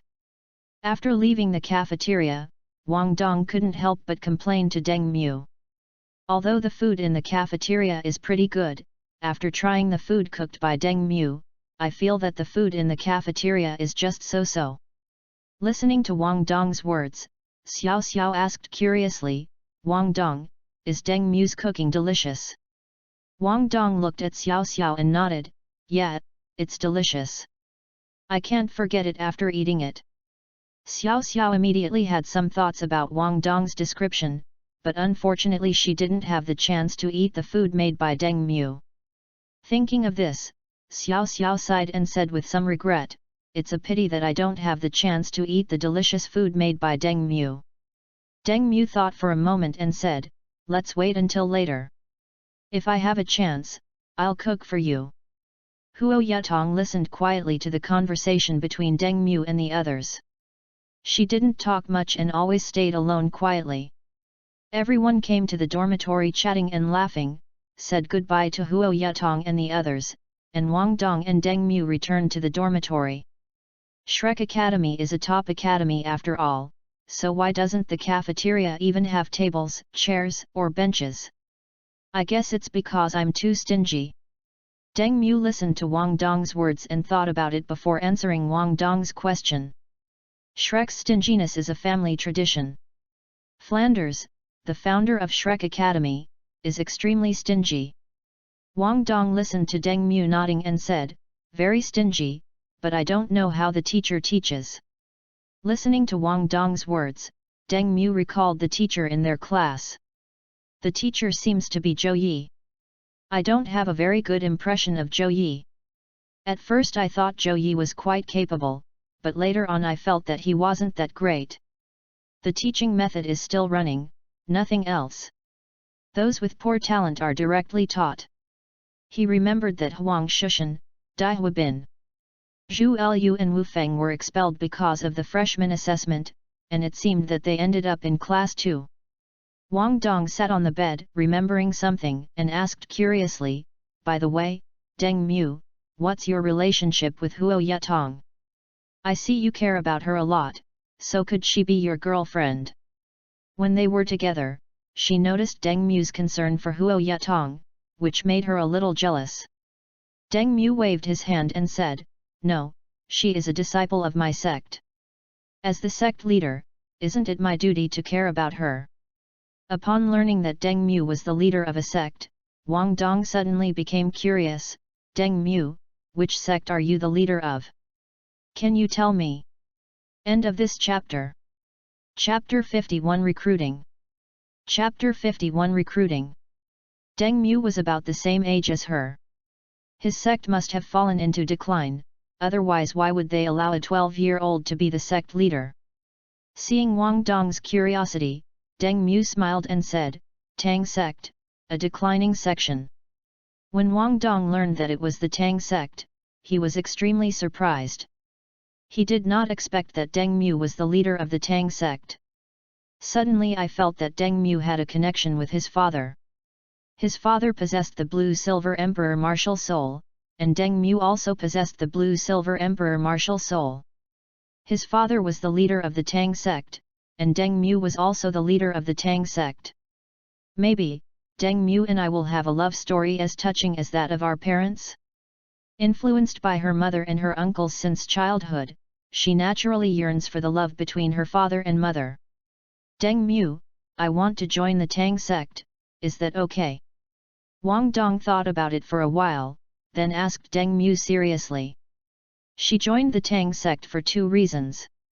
The first was to revitalize the sect founded by her father, and the second was to bring herself closer to Deng Mu. According to her observation, Deng Mu is very popular with women, and the girl named Xiao Xiao seems to be interested in Deng Mu. As for Huo Yetong, anyone who is not a fool knows that Huo Yetong likes Deng Mu. Huo Yetong looked at Deng Mu the whole time, and there was no one else in his eyes except Deng Mu. Deng Mu was very surprised to learn that Wang Dong wanted to join the Tang sect. Deng Mu looked at Wang Dong and said, Okay, from today on, you are my Tang sect disciple. After saying that, he took out a copy of Xiantian Bailu and handed it to Wang Dong. He didn't know if Wang Dong knew the unique skills of the Tang sect. Probably not. Tang Yutong is a little princess in the God realm. How could she possibly practice the Tang clan's unique skills? Even if she came down from the God realm, it would be unlikely. Daming and Erming are the two guys who dote on Tang Yutong. After taking the Xiantian treasure record, Wang Dong began to learn Xiantian Gong. Deng Mu sat next to Wang Dong and taught her how to practice Xiantian Gong, helping her master it faster. In the blink of an eye, it was the next day. Deng Mu and Wang Dong practiced the Purple Demon Eye together. Deng Mu, let's go have breakfast together. Okay, let's go. After practicing the Purple Demon Eye, Deng Mu and Wang Dong left the dormitory together. Just in the stairwell, I met Huo Yetong and Xiao Xiao who were coming downstairs. Good morning, Yetong, Huo Yetong, Xiao Xiao. Good morning, Muj, Deng Mu, Deng Mu. Xiao Xiao and Huo Yetong were a little surprised to see Deng Mu and the others. They didn't expect to meet them here. The two of them planned to wake up Deng Mu and the others, and then have breakfast together in the cafeteria. Deng Mu and the others were also very surprised. They didn't expect to meet Huo Yetong and the others here. They just felt it was a coincidence. Come on, let's have breakfast together. Ah! Xiao Xiao and Huo Yetong nodded after listening to Deng Mu's words, and walked towards the cafeteria with Deng Mu and the others. After a simple meal in the cafeteria, everyone went to the training ground. Yetong, continue practicing your unique skills. Wang Dong joined the Tang sect yesterday, and I want to teach him. Yet. Huo Yetong nodded obediently, with a hint of loss in his eyes. Xiao Xiao asked curiously, Tang sect? Deng Mu, which Tang sect are you talking about? Deng Mu explained with a smile, it's the Tang sect that was once so glorious, famous for its hidden weapons and various unique skills. Although it has declined a bit now, its heritage is still there. If it weren't for the Xiantian treasure record, the Tang sect would really be ruined, Deng Mu thought secretly in his heart. Xiao Xiao listened, her eyes filled with surprise and curiosity. Wow, so it's the legendary Tang sect. I've heard many stories about the Tang sect before, but I didn't expect you, Deng Mu, to be the current sect master. After taking a look at Wang Dong, an idea came to her mind. She could also join the Tang sect, so that she could get closer to Deng Mu. The more Xiao Xiao thought about it, the more excited she became. After hesitating for a moment, she blushed and said to Deng Mu, I also want to join the Tang sect. Is that okay? I'm curious about the Tang sect's unique skills, and I also want to contribute to the Tang sect's revival. Deng Mu was a little surprised, but soon smiled and said, welcome. One more person means more strength. The Tang sect needs fresh blood. He didn't expect that Xiao Xiao would choose to join the Tang sect. Could it be because of Wang Dong? In the early stage of Peerless Tang sect, Xiao Xiao fell in love with Wang Dong because of his good looks, but was solved without hesitation by Wang Dong, which made her feel a little embarrassed. As he spoke, Deng Mu took out a copy of Xiantian Baila from his storage device and handed it to Xiao Xiao. Start with the basics. If you don't understand, just ask. I was thinking that the number of people in the Tang sect is no longer just a few kittens. Now the Tang sect consists of him, Xiao Xiao, Wang Dong, Huo Yatong, Tang Yi, Zhang Nanan and Bei Bei. Bai Bei and the other two took the initiative to join the Tang sect. It goes without saying that it was Elder Mu who suggested it, but it is hard to say why. In the original novel, Bai Bei joined the Tang sect at Moon's instruction, became the eldest brother of the Tang sect, and fell in love with the leader of the Tang sect, Tang Yi. After Tang Yi disappeared, he temporarily took over the position of the sect leader and presided over the overall situation of the Tang sect. Now the plot has changed. It is impossible for Tang Yi and Bei Bei to become a couple, but it is possible that Zhang Lexuan and Bei Bei will become a couple. But in the original novel, after Zhang Lexuan and Bai Bei passed the test in Qiankun Valley, Qiankun Valley used its power without Zhang Lexuan's consent to make Zhang Lexuan forget her feelings for Bai Bei. This behavior is disgusting. It erases other people's feelings without their consent. Matters of the heart should be handled by the person himself. Xiao Xiao took it as if it were a treasure and thanked him repeatedly. After looking at Xiao Xiao and thinking for a while, Deng Mu said to Huo Yatong beside him, I'd better teach you together. If there are any problems, I can find them in time. Huo Yatong's eyes lit up and he nodded hurriedly. His initial disappointment was instantly replaced by joy. Okay, Brother Mu, thank you for your help. Seeing that Huo Yatong was happy now, Deng Mu smiled helplessly, and without saying anything, he began to instruct Huo Yatong and Wang Dong. Xiao Xiao found a place to sit down and began to study the things in the Xiantian treasure record. I sighed in my heart that the Tang sect's unique skills were really good, but I didn't quite understand why the Tang sect eventually declined. Brother, Xiao Mu, Just as Deng Mu was instructing Huo Yatong and Wang Dong, the voices of Tang Yi and Zhang Nanan came from behind. Deng Mu was very happy when he heard the voice. He looked behind him and saw Tang Yi and Zhang Nanan walking towards him. Deng Mu stopped instructing, a bright smile bloomed on his face. Sister Yi, sister, long time no see. Tang Yi and Zhang Nanan came closer, and Tang Yi pinched Deng Mu's cheek affectionately. Little Mu, look at how seriously you teach. You really have the demeanor of a sect leader. Zhang Nanan also smiled and nodded, thinking that Deng Mu looked really handsome when he was teaching seriously. End of this chapter. Chapter 52 School starts. Chapter 52 School starts. Then Tang Yi said, Xiao Mu, you came to school but didn't look for me and Nan Nan. Did you forget about us? Zhang Nanan watched with a smile, wanting to hear Deng Mu's explanation, while looking at Huo Yatong, Wang Dong, and others. Deng Mu heard this and quickly waved his hand, saying, Sister Xiaoa, I haven't forgotten. I just arrived at Shrek Academy yesterday afternoon. Wang Dong and the others joined the Tang sect, and I plan to come find you after I finish teaching them. Tang Yi listened to Deng Mu's words and nodded to show that she understood. She was very happy in her heart. There were more and more people in the Tang sect now. She naturally believed in Deng Mu's vision, and these three people were quite talented. Deng Mu introduced Huo Yatong and the others to Tang Yi and Zhang Nanan. Sister Xiaoa, Sister Nanan, this is Huo Yatong, whom I recruited on my way to Shrek Academy. This is Wang Dong, my roommate.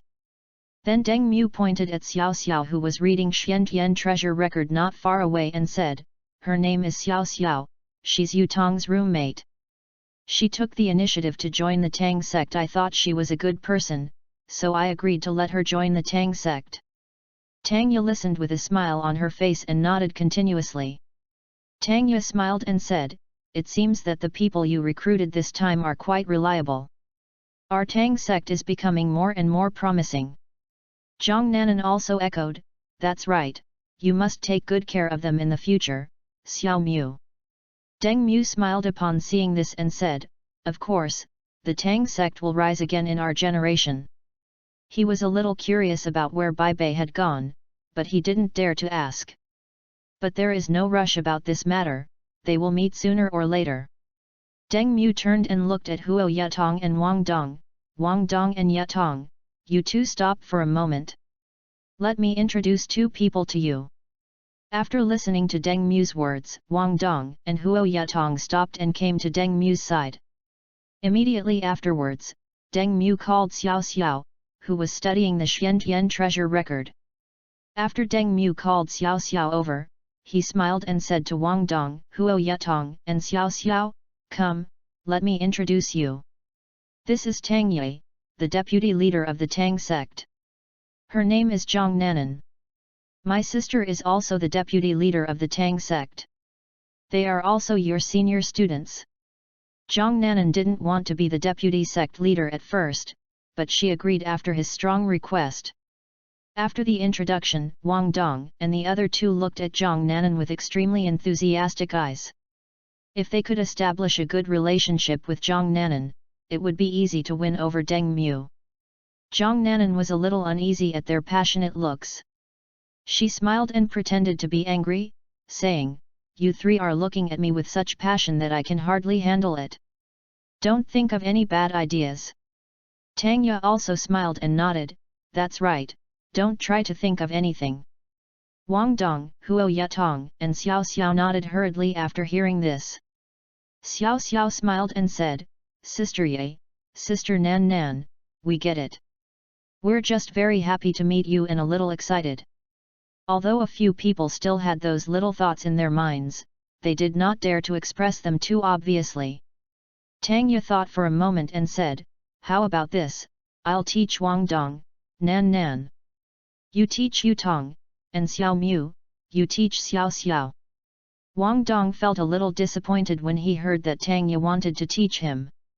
Well, Sister Ye, I will definitely learn from you and make sure I don't let your teachings down.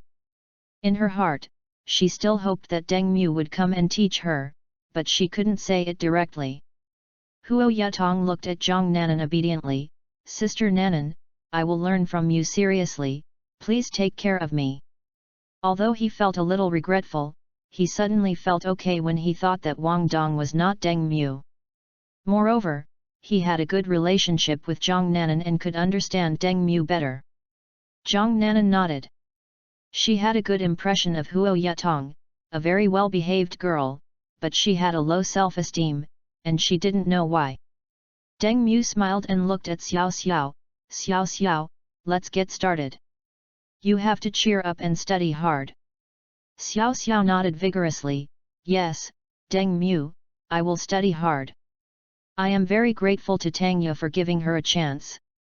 Therefore, the training ground was divided into 3 groups, each of which started a new learning guide. In the blink of an eye, it's time to start school. Deng Mu, Wang Dong and others arrived at the classroom early, found a seat and sat down, waiting for class to start. After sitting down, Deng Mu looked around the classroom. The classroom was very large and had 100 seats. Deng Mu thought to himself that there were so many students in a class. Before he traveled through time, there were only about 40 students in his class. New students came in one after another, and soon the seats were full. The bell rang and a person walked into the classroom door. It was an old woman with chicken skin and white hair curled on top of her head. She was wearing a white robe and was of medium build. What is very strange is that she has a pair of very bright eyes, and her black eyes are full of light. Looking at the old woman, Deng Mu thought that this person was Zhou Yi. Seeing the teacher coming in, the previously chaotic class suddenly became quiet, and all eyes were focused on the podium. Zhou Yi scanned the classroom, putting a lot of people under pressure. My name is Zhou Yi, and I am your class teacher. I am not sure how many of you can walk through the next year with me.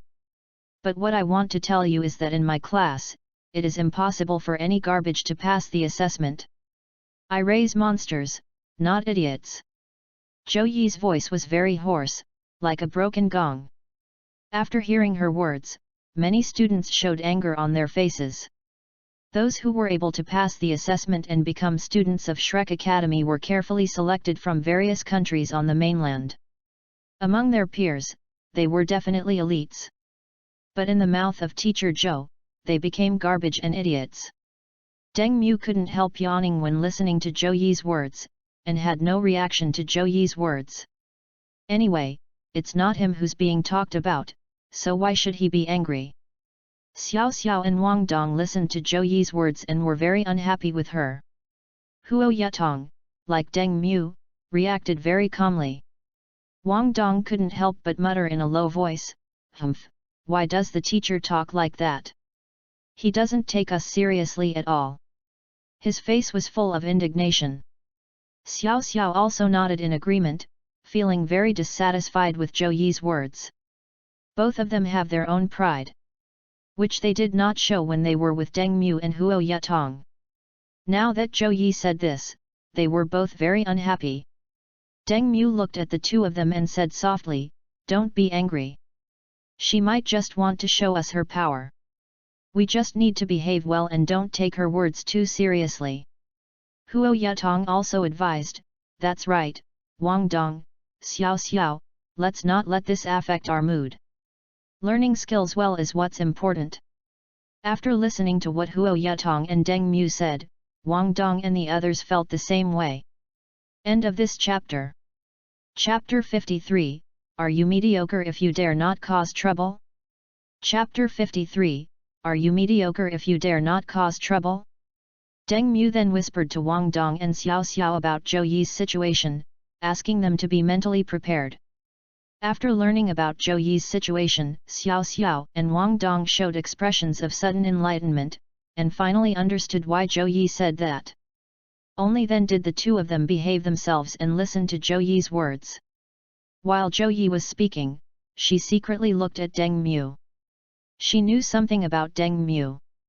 It is said that Deng Mu is very talented, but she is not sure to what extent. According to those people, Deng Mu will be promoted to the inner courtyard after a while and will receive intensive training. During this period of time, she will be the one teaching Deng Mu. When Deng Mu noticed Zhou Yi looking at him, he felt goosebumps all over his body and always felt that the other party was up to no good. What happened next was just as Deng Mu had expected. Zhou Yi asked if anyone was fighting, but it turned out that no one was fighting. Zhou Yi punished the whole class by making them run 100 laps, saying that those who dared not cause trouble were mediocre. In response, Deng Mu said that Zhou Yi was a psychopath. The statement that those who dare not cause trouble are mediocre is a huge joke. Are you mediocre if you dare not cause trouble? Why didn't Zhao Wuji confront Tang Hao directly, but instead let Tang Hao beat him up? To put it bluntly, they just bully the weak and fear the strong, and dare not provoke those who are stronger than themselves. Isn't the incident at Kanghui College a typical example? If they had met people from the spirit hall at that time, and the leader was a titled Doluo, Ma Hongjun, and his men would not have dared to fart. If they dared to cause trouble for the spirit hall at that time, he would respect Ma Hongjun and the others as men. It is estimated that this matter has not been passed down, or it is possible that it has been passed down, but they do not care about it. After all, strength is respected in Doluo continent, and being weak is wrong. What kind of nonsense is this? If we don't fight, we'll be punished. Speechless. Wang Dong and Xiao Xiao couldn't help but complain about Zhou Yi's behavior. Although he already knew about Zhou Yi's affairs, he still couldn't help but complain about her. When Deng Mu passed by Zhou Yi suddenly said, "Deng Mu, you don't have to run." Listening to Zhou Yi's words, Deng Mu was a little confused and didn't quite understand Zhou Yi's behavior. Deng Mu stood there bewildered, looking at Zhou Yi, wondering, what's Zhou Yi up to? Why is she telling me not to run? I couldn't figure it out after thinking about it. Could it be that Yan Shaiji said something? Deng Mu scratched his head and couldn't help asking, "Teacher, why? Everyone is running, but I'm not. This is not good. I don't want to be special." Zhou Yi frowned and said, "You want to run away?" Deng Mu thought about it and nodded. It was only 100 laps, which was easy for him. You know, Wang Dong ran 100 laps easily, which was even easier for him, and he also wanted to help Huo Yatong, who was a little weak. When many classmates saw Deng Mu wanted to run with them, they had a good impression of Deng Mu and started running laps obediently. In the end, Zhou Yi chose to agree and respect Deng Mu's choice. "Deng Mu. That's quite nice. Of course, I'm doing this for you." Deng Mu joked with Wang Dong with a smile, wanting to see how Wang Dong would react. Hearing Deng Mu's words, Wang Dong's face suddenly turned red, and he didn't even think about leaving Deng Mu. Xiao Xiao and Huo Yatong ran over. Xiao Xiao asked Deng Mu with some confusion, "Deng Mu, what happened to Wang Dong?" Deng Mu thought for a moment and replied, "She probably wanted to go to the bathroom, so she ran so fast." He definitely wouldn't say the joke he just made with Wang Dong. If Xiao Xiao and Huo Yatong heard it, they would definitely think he was gay. Round and round, many people were running out of breath, but Zhou Yi just stood aside with a stern face, showing no intention of letting up. As Xiao Xiao ran, she whispered to Deng Mu, "Humph, when I become powerful, I'll see if she dares to punish us like this again." Deng Mu smiled and nodded. He knew that this was just an angry remark. However, he was more worried about Huo Yatong, because Huo Yatong was in poor health and could not sustain running so many laps. Although Huo Yatong has been well nourished during this period, he is still not fully recovered. Deng Mu kept an eye on Huo Yatong while running. Huo Yatong was in good condition now and could still keep running for a while. After running a few more laps, Huo Yatong's steps became heavier, his face turned pale, and his body became shaky. Seeing this, Deng Mu hurriedly approached her and whispered, "Yatong, don't be so stubborn, I'll help you run slowly." Huo Yatong shook his head stubbornly, I can do it. I don't want to hold everyone back." But despite saying that, after a while, she still stumbled and fell forward. Deng Mu was quick to act and supported her. "Thank you." "Fine." Seeing Huo Yatong thanking him, Deng Mu waved his hand to indicate that nothing was wrong. After Deng Mu helped Huo Yatong steady herself, he said seriously, "Yatong, you can't just run blindly. You have to pay attention to the rhythm. Don't take too big steps. Breathe with your steps. Inhale deeply and exhale slowly, counting the beats in your mind. This will save a lot of energy and help you last longer." Huo Yatong listened, nodded weakly, and tried to adjust according to Deng Mu's suggestion.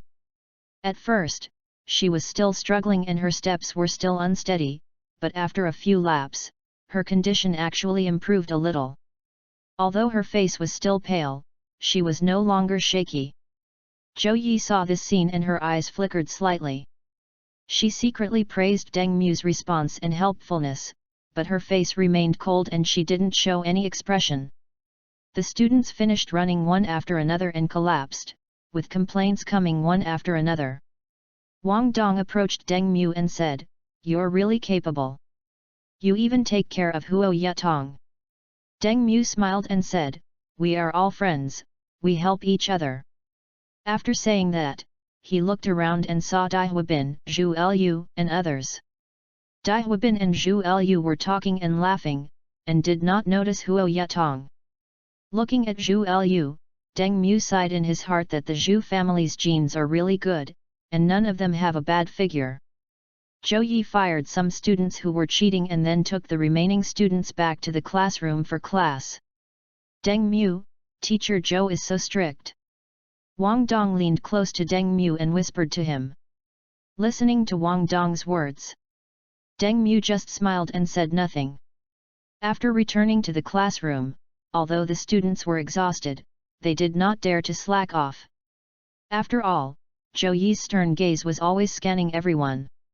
After entering the classroom, Zhou Yi began to explain some basic knowledge about martial spirit cultivation.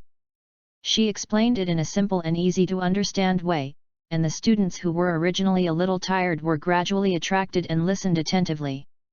At first, Wang Dong managed to stay focused and listen to the lecture, but not long after, he began to secretly doze off. Seeing this, Deng Mu smiled helplessly. Xiao Xiao and Huo Yutong listened carefully to Zhou Yi's lecture and took notes from time to time. End of this chapter. Chapter 54 Meeting Ma Xiao Tao again. Chapter 54 Meeting Ma Xiao Tao again. After the class, the students left the classroom one after another. Wang Dong pulled Deng Mu's arm and said, "Let's go. We're exhausted today. We need to go eat something good to replenish our energy." Xiao Xiao covered her mouth and laughed. "Wang Dong, with your movements and appearance right now, I would have thought you were a girl." Huo Yutong nodded in agreement. She also felt that Wang Dong looked like a girl. Wang Dong's face flushed instantly when he heard this. He let go of Deng Mu's arm, put his hands on his hips and said, "Hey, I'm just good looking, don't you understand? Besides, it's normal to want to eat something when you're tired. Why are you talking so much nonsense?" Deng Mu laughed and joked, "Hey, Wang Dong, don't be angry. You really look like a good guy. Whether you look like a boy or a girl, we are still good friends." Huo Yutong also hurriedly said, "That's right, Wang Dong, don't be angry. We were just joking. Let's go to the cafeteria quickly. I'm starving." Xiao Xiao also agreed with a smile, "That's right, after all this trouble today, I feel like I can eat a soul beast. Let's go." Wang Dong snorted after hearing what they said, but the anger on his face also dissipated a lot. "Humph, I'll forgive you this time, but don't say that again next time. I'm a real man." As he spoke, he straightened his chest. Several people responded with a smile and quickened their pace to rush to the cafeteria. A few days later, after Deng Mu and Wang Dong finished their breakfast, they decided to walk around as there was still some time before class. Go around the freshman teaching building and walk east along the south side of Shrek Square. You will soon arrive at the lakeside path. Passing through the woods beside the trail, the sparkling Poseidon Lake was presented to them. A soft mist mixed with fresh air blew towards me. Although Poseidon Lake is just a man-made lake, the water is extremely clear. The azure blue water is pure, deep, gentle, and elegant. On the blue satin-like surface of the lake, there is a layer of slight ripples, like the watery eyes of a little girl. It reflects the blue sky and white clouds and the green trees shading the lakeside. So beautiful! Wang Dong couldn't help but take a deep breath and stretched his body vigorously. Huo Yutong and Xiao Xiao, who were standing by, nodded in agreement. Looking at the Poseidon Lake, Deng Mu couldn't help but think of the lakes he had seen before traveling through time. Those lakes were so good. This sea god lake covers an extremely large area, probably even larger than the main campus of Shrek Academy west of Shrek Square. In the distance, a layer of mist still covered the surface of the water. At this time, Deng Mu remembered something. According to the plot, he was about to encounter the runaway Ma Xiao Tao, and then be killed by Tian Mengai's silkworm. Just as Deng Mu was thinking, Huo Yutong noticed a red dot in the distance moving towards them. The red figure was completely red, even his hair was blood red. He had a slender figure, but his whole body exuded a cold and fierce aura, like a terrifying soul beast. He wore a red mask on his face, and even his eyes were blood red. The air around his body was slightly distorted, and wherever he passed, there were even patches of water mist rippling under his feet. This senior looks very strong. Look. He can run on the lake without even releasing his martial spirit. Wang Dong said to Deng Mu excitedly. Xiao Xiao Sa Ma Zio Tao nodded, agreeing with Wang Dong's words, and guessed in her heart that it must be a senior from the inner courtyard. Just as everyone was talking, a terrifying high temperature suddenly swept over, and Huo Yatong and the others showed horror in their eyes. No, run away! Xiao Xiao reacted the fastest and quickly told Deng Mu and the others. After saying that, he quickly grabbed Deng Mu and the others, trying to escape. Before they could escape, Xiao Xiao and Wang Dong fainted, leaving only Deng Mu and Huo Yatong still awake. Tian Meng, help her cool down. Deng Mu grabbed Ma Zio Tao's arm and said to Huo Yatong beside him. After hearing Deng Mu's words, Tian Meng I Silkworm spoke to Huo Yatong and temporarily took control of Huo Yatong's body. Clear. Tian Meng I Silkworm slowly raised its right arm and pointed its index finger forward. Suddenly, an ice blue light flashed in the air and headed straight for Ma Zio Tao. The temperature around Ma Zio Tao's body dropped sharply due to the extreme coldness emitted by the Tian Meng ice silkworm. After being hit by the blue light, Ma Zio Tao fainted and fell into the lake behind her. Deng Mu quickly caught Ma Zio Tao and put her on the ground. Tian Meng ice silkworm came over curiously and asked Deng Mu, how did you know I was here, and why do you know I can freeze? Huo Yatong didn't say anything about her affairs, so she was very curious about how Deng Mu knew about it. Deng Mu was speechless. He gently tapped Tian Meng ice silkworm's forehead and said, Fool, when you first appeared in front of us, your whole body was emitting cold air. You most likely possess ice attribute. The reason we know of your existence is that you took the initiative to become Yatong's spirit ring. If you dare to become a human spirit ring, there must be some way to keep yourself alive. Listening to Deng Mu's words, Tian Meng ice silkworm looked at Deng Mu with admiration. She felt that Deng Mu was very good. If she didn't think Deng Mu had some big secret, she would have chosen Deng Mu. Yes, I am very loyal to you, so I will give you a reward. What? Come closer and you'll know. Seeing Tian Meng ice silkworm smiling, Deng Mu came over without thinking to see what Tian Meng ice silkworm wanted to do. What Deng Mu didn't expect was that Tian Meng Binkan came over, stood on tiptoe and kissed Deng Mu on the face. Deng Mu looked at the Tian Meng ice silkworm in surprise. Just as he was about to say something, he saw Huo Yatong falling to the ground. Seeing Huo Yatong suddenly faint, Deng Mu hurriedly checked Huo Yatong's physical condition and couldn't help but breathe a sigh of relief when he confirmed that Huo Yatong was fine. At this moment, in Huo Yatong's sea of consciousness. Sister Tian Meng, how could you be like this? Huo Yatong's face flushed as he hit the Tian Meng ice silkworm in front of him. She really didn't expect that Tian Meng ice silkworm would use her body to kiss Deng Mu. Although it was not herself who kissed him, but it was Tian Meng Binkan who kissed Deng Mu with her body, so it still counted as her kiss, which really made her feel embarrassed.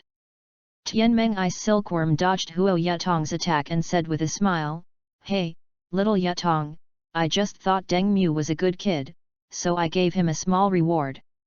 Don't be angry. Huo Yatong stamped her feet in anger. What kind of reward is this? You're not the type to do that. Humph, I don't care. You have to go and explain things to Deng Mu. We can't just let this go. Tian Meng Binkan waved his hands helplessly. Okay, I'll go and tell you, but don't take it too seriously, just treat it as a small incident. End of this chapter. Chapter 55 Discussion. Chapter 55 Discussion. After saying this, Tian Meng ice silkworm withdrew from Huo Yatong's spiritual space and returned to reality. Deng Mu saw Huo Yatong wake up and asked with a smile, Is it Tian Meng or Yatong? Tian Meng Binkan scratched his head and said, It's me, Tian Meng. Just treat what happened just now as a joke. Xiao Yatong is a little embarrassed, so don't take it to heart. Deng Mu was slightly stunned after hearing this, then he smiled and said, haha, I get it, Tian Meng, you are really something, you really pissed off Yatong. At this time, Huo Yatong shouted in the spiritual space, Sister Tian Meng, please let me out quickly. I want to talk to Brother Mu on my own. Tian Meng I's silkworm shrugged helplessly and returned control of its body to Huo Yatong. As soon as Huo Yatong regained control of her body, her face turned red like a ripe apple. She lowered her head and whispered, Brother Mu, don't take what happened just now to heart. Sister Tianmeng just loves to joke around. Deng Mu smiled and waved his hands, don't worry, Yatong, I'm not worried about it. I know it was just Sister Tianmeng joking, don't be embarrassed. Then, Deng Mu leaned over to Huo Yatong's ear and whispered, Yatong, I actually like you quite a bit. Huo Yatong's face turned even redder, her heart pounding like a rabbit in her chest. She secretly raised her eyes to look at Deng Mu, then quickly lowered her head, her voice as soft as a mosquito, Brother Mu, you, stop teasing me, I don't know what to say. Seeing Huo Yatong like this, Deng Mu smiled and said nothing. Deng Mu looked at the unconscious Wang Dong and Xiao Xiao, and thought about using his skills to heal them. In the distance, from the depths of Poseidon Lake, dozens of figures arrived at an alarming speed. It only took a few blinks of an eye to reach the shore.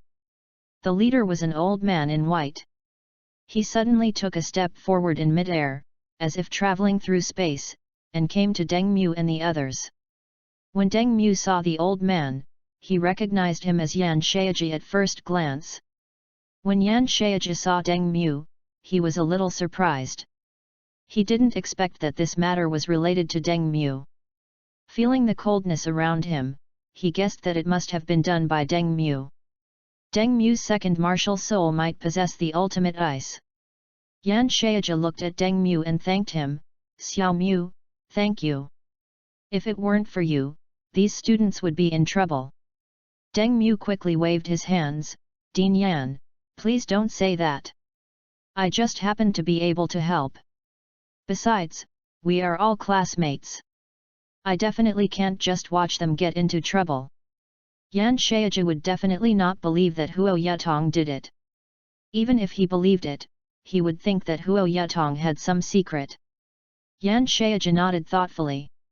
He glanced at Huo Yatong and indeed noticed something unusual about this little girl, but he didn't delve into it any further. Huo Yatong felt relieved, she didn't know how to explain it better.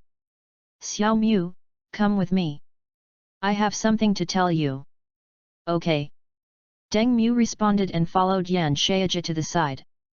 Huo Yatong looked at their backs with some worry, wondering in her heart what Dean Yan was going to say to Deng Mu. After a while, Wang Dong and Xiao Xiao woke up. Shrek's teacher gave Huo Yatong and the others a pill each and let them go back. On the other side, in a room, Yan Shaiji looked at Deng Mu and explained his purpose, Xiao Mu, the situation is like this. Ma Xiao Tao's martial soul is the evil fire phoenix. She is often troubled by the evil fire, causing her to go berserk and lose control from time to time. That's what happened today. Her condition is getting worse. We have been trying to find ways to help her suppress the evil fire, but the results have not been ideal. Yan Shaiji paused, his eyes fixed on Deng Mu. Just now by the lake, I sensed that chilling force, and thought that if your martial spirit truly possesses the properties of ultimate ice, it might be able to counteract Ma Xiao Tao's evil fire. So I want to ask you, are you willing to try to help Ma Xiao Tao suppress the evil fire in her body? Of course, this process may be risky, and I won't force you. It's entirely up to you. In his heart, he actually wanted to arrange a marriage for Deng Mu and Ma Xiao Tao so that they could be together, but when he thought about the power behind Deng Mu, he gave up after thinking about it. Deng Mu listened to Yan Shaiji's words and pretended to think, Dean, I'm willing to try to help Senior Ma Xiao Tao suppress the evil fire, but I can't guarantee that it will work. Yan Shaiji smiled and nodded, well, Xiao Mu, it's great that you have this thought. If you can help her solve this problem, it will be a great thing for her, and Yan Shaiji deliberately kept the secret. Deng Mu looked at him puzzledly, and what, Dean? Yan Shaiji patted Deng Mu's shoulder and said, besides, if you two can spend more time together and understand each other, you might be able to create a good story. I think you are a good kid, and Ma Xiao Tao is also very outstanding. If they can be together, it will be a good story in the academy. Listening to Yan Shaiji's words, Deng Mu was a little amused. Although he liked Ma Xiao Tao very much, it had not reached that level yet. He guessed that Yan Shaiji had the idea of getting engaged, as Yan Shaiji had mentioned it in the original novel. If you want to solve it completely, you still need the magic grass. Later, you can go to the yin-yang eye of ice and fire to help Ma Xiao Tao solve it. Looking at Ma Xiao Tao on the bed, Deng Mu said to Yan Shaiji, Dean, you can't force things like feelings. If one party doesn't like the other, wouldn't it be very embarrassing? Anyway, he won't be a bootlicker, because bootlickers will end up with nothing. Upon hearing this, Yan Shaiji was slightly startled, then burst into laughter. Xiao Mu, you are a child who thinks long-term. I just mentioned it casually. Matters of the heart will naturally develop. Then Yan Shao said, Xiao Mu, the academy has decided to make you a core disciple of the inner courtyard. Are you willing? He had previously reported the matter between Deng Mu and the mysterious strong man. After discussion, they wanted to make Deng Mu a core disciple of the inner courtyard. If Deng Mu was unwilling, then forget it. Deng Mu was a little surprised at Yan Shaiji's words, but after thinking about it, he agreed. It is better to go to the inner courtyard to obtain resources and improve strength than to waste time slacking off in the outer courtyard. Since the clear sky hammer changed, his cultivation speed has been much slower than before, but his soul power is very strong. Yan Shaiji said something to Deng Mu and asked him to go to the inner courtyard in the next few days so that any matters could be handled during these days. As for where Deng Mu lives, of course it's next door to Ma Xiao Tao. After saying goodbye to Yan Shaiji, Deng Mu walked towards the freshman dormitory. He thought the get out of class was over, so there was no need to go to the classroom. He could just go back to the dormitory and pack his things. End of this chapter. Chapter 56 Shai Wang Dong. Chapter 56 Shai Wang Dong. I guess if I tell Huo Yutong and the others about my trip to the inner courtyard, they will be very surprised. Few were not surprised to suddenly become a core disciple of the inner courtyard. Maybe Huo Yutong and the others were reluctant to let him go, or maybe they wouldn't react too strongly. After all, the time they spent together was not very long. Thinking about it, my sisters and the others would be extremely surprised when they enter the inner courtyard and find that he had already entered. Ding!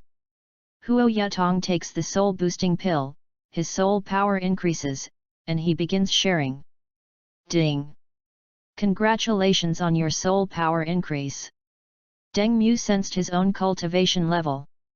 He was already at level 35, which was still a long way from level 36.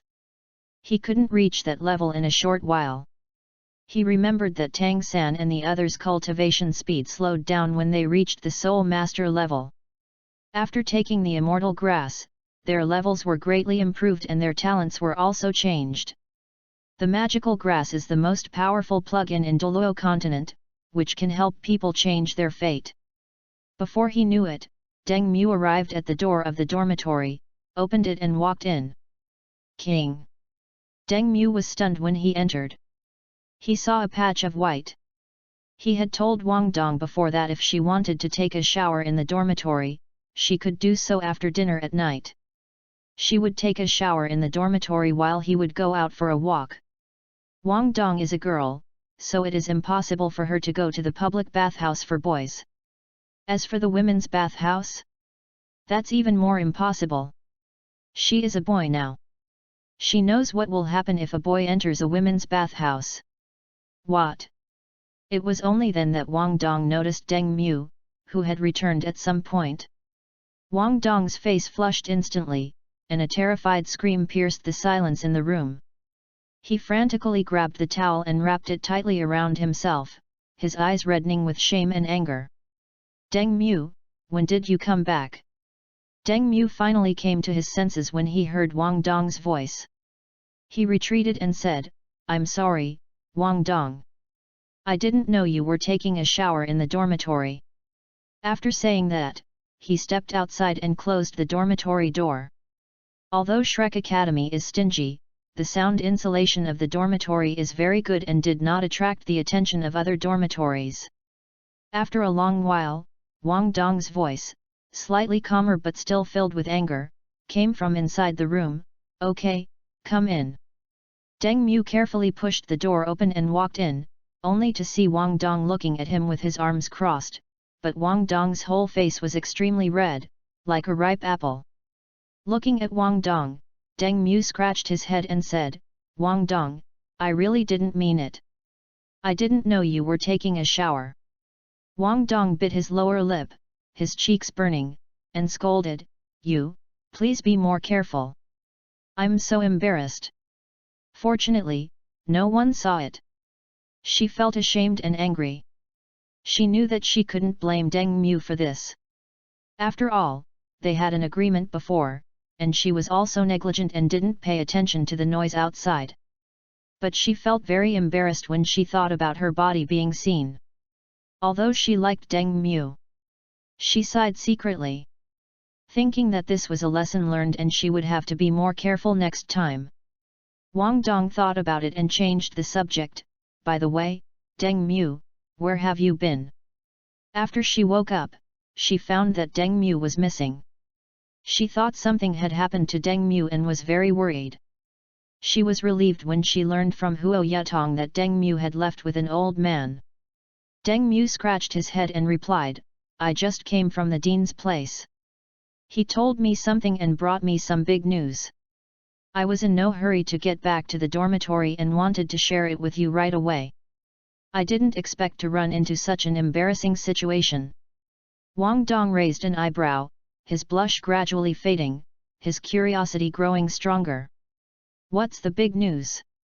Don't keep me in suspense, tell me quickly. Deng Mu cleared his throat and said, the dean decided to make me a core disciple of the inner courtyard. I can't tell you the specific reason. Now I come back to pack my things and go to the inner courtyard. When Wang Dong learned that Deng Mu had become a core disciple of the inner courtyard, he felt both happy and disappointed. He had met someone he liked, but they had to part ways not long after being together. Wang Dong's lips curled into a smile, his eyes filled with mixed emotions, joy for Deng Mu, yet also a hint of bitterness at parting. Ah, boy, you've hit upon such great fortune. Becoming a core disciple of the inner court is such a rare feat. You'll definitely be able to show your talents in the future. As he spoke, he raised his hand and lightly hit Deng Mu's shoulder. But after she finished speaking, she lowered her eyes slightly, feeling melancholy in her heart. She thought to herself that they had just felt that they got along well, but then she had different thoughts in her heart, and now they had to separate. It would be difficult for them to meet again in the future. Wang Dong bit his lower lip lightly, paused for a moment, and then raised his face. Humph, but when you go to the inner courtyard, you are not allowed to forget our dormitory friendship. If you have any good resources or new things, you must tell me first. Deng Mu smiled and nodded, Wang Dong, don't worry, how could I forget? I will remember our friendship. I will come back to see you when I have the chance. If the inner courtyard can find any good things that can help with cultivation, I will also find a way to bring them to you. Listening to Deng Mu's words, Wang Dong's face gradually turned red again. Wang Dong quickly turned his head away, raised his hand and stroked his burning cheek. His heart was beating like a deer, and he scolded, Humph, stop talking so smoothly. Take care of yourself first. The competition in the inner courtyard is going to be very fierce. Don't go and you'll be outdone.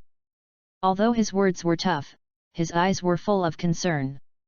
Deng Mu looked at Wang Dong and asked, "Wang Dong, are you reluctant to let me leave?" Wang Dong's heart skipped a beat when he heard this, and his blush deepened. He said stubbornly, "Humph, who can't bear to part with you? Stop being so conceited. I'm just worried that you'll get bullied in the inner courtyard, and then come back crying. Don't bring shame to our dormitory." But despite saying that, I secretly admitted in my heart that I really couldn't bear to let him go. We had just started to feel a little different when we were getting along. And now we were about to separate. The dormitory would really feel empty without him in it. Deng Mu saw this and knew that Wang Dong was not sincere. He thought for a moment and said, "How about this? I won't go to the inner courtyard today. I'll stay with you tonight and go to the inner courtyard tomorrow."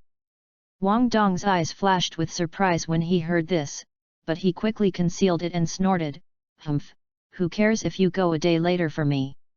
You can go whenever you want, but don't let the dean blame you and then put the blame on me." But I couldn't help but feel a little sweet in my heart, thinking that he could stay one more night for me, and whether he cared about me a little. Deng Mu looked at Wang Dong's little emotion, which he tried hard to hide but couldn't, and thought it was adorable. He smiled and said, "Don't worry, I will talk to the dean and make things clear. I won't blame you. Besides, even if something does happen, I will take the responsibility." Although his mouth was still tough, he couldn't suppress the slightly upturned corners of his mouth. Wang Dong felt warm in his heart after hearing what Deng Mu said, but he still kept nagging him, "Humph, you have a conscience, but you have to keep your word. If something really happens, you have to take full responsibility. Don't try to cheat again." As she spoke, she lowered her eyes slightly, but the corners of her mouth rose unconsciously. She thought to herself that since he could say that, it seemed that he cared about her a lot. End of this chapter. Chapter 57 Electrolux. Chapter 57 Electrolux.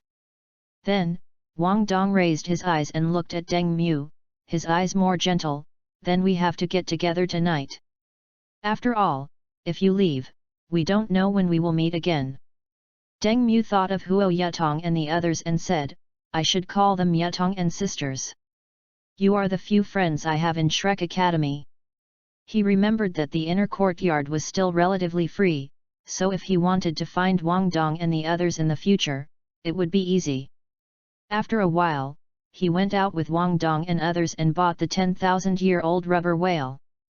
Wang Dong nodded. She didn't have many friends in Shrek Academy now. Although she felt a little uncomfortable looking at Huo Yutong, he was still her friend. Wang Dong also laughed, his eyes full of anticipation, "Yet, we have to have fun. I haven't had such a lively time in a long time. We must leave behind many happy memories tonight. Don't forget about us when you enter the inner courtyard." As he said this, he pretended to glare at Deng Mu fiercely. Deng Mu quickly raised his hands in surrender, nodding his head with a smile. "Oh, how could I forget? I promise I'll remember this party tonight for the rest of my life. I've been looking forward to playing with you guys every day since I entered the inner courtyard. If I dare forget, I'll be forced to practice and get stuck. How about that?" Wang Dong was so amused by his appearance that he burst out laughing. His pretended fierceness disappeared instantly. He smiled and scolded him, "Humph, you only know how to say nice things. But since you are so sincere, I will believe you for once." The two chatted about the things at Poseidon Lake for a while and then started their lunch break. The afternoon sun shines through the window onto the two of them, adding a lazy atmosphere to the lunch break. Deng Mu and Wang Dong lay on the bed. After a while, Wang Dong gradually fell asleep, while Deng Mu entered the sea of spiritual space. When his consciousness entered the sea of spirituality, Deng Mu saw a grey ball of light floating calmly in front of him. Deng Mu looked at the grey ball of light in front of him and said, "Don't play dead. I've noticed you're awake." When he was chatting with Wang Dong before, he found that Alex had woken up, but he was not in a hurry to enter the sea of spirituality. Alex said, "I don't think I originally belonged to this world. I only remember that I seemed to be dying at that time, but perhaps because my soul power was too strong, at the moment of death, it broke through the space and a trace of consciousness remained. As a result, I ended up in your world. At that time, a strong energy fluctuation occurred, which attracted me. Thus, my consciousness took up residence in your spiritual sea. Don't worry, I have no ill will towards you. I'm afraid I won't be able to leave your side from now on."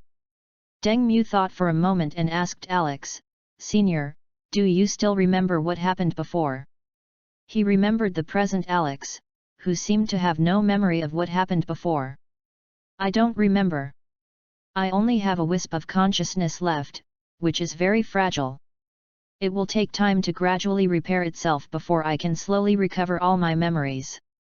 After hearing what Alex said, Deng Mu nodded to show that he understood. Now Alex needs to recover well, otherwise it will be of no use. In the original novel, Alex woke up because of Huo Yuhao's hatred, advised Huo Yuhao and then continued to sleep. Deng Mu looked at Alex and said, "If you have no ill will towards me, I will not drive you away. If you have ill will towards me, I will use all means to deal with you." He still believed in Electrolux's character, but he couldn't show it so obviously. After hearing Deng Mu's words, Alex shook the grey ball of light slightly, as if nodding, "Don't worry, kid. Although I've fallen to this point, I wouldn't do such a despicable thing.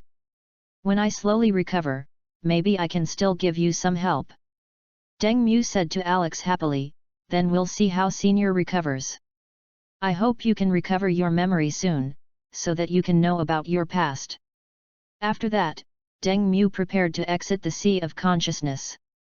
Before leaving, he glanced at Alex again. When consciousness returned to the body, he slowly opened his eyes. The afternoon sun was still shining warmly on his body, and Wang Dong beside him was still sleeping soundly. There seemed to be a faint smile on the corner of his mouth. He must be having a sweet dream. Looking at Wang Dong beside him, Deng Mu reached out his hand and wanted to gently pinch Wang Dong's face. But with his hand still hanging in the air, Deng Mu suddenly stopped, thinking that this action was too abrupt, and he felt that if he dared to pinch Wang Dong lightly, Wang Dong would wake up in the next second. Thinking of this, he slowly withdrew his hand. At this moment, Wang Dong seemed to sense something. His eyelids twitched slightly, and he slowly woke up. Through his sleepy eyes, he saw Deng Mu's hand, which was trying to cover his face but had not yet been able to withdraw. He instantly sobered up a little and asked in confusion, "What were you doing just now? Why were you leaving your hand hanging there?"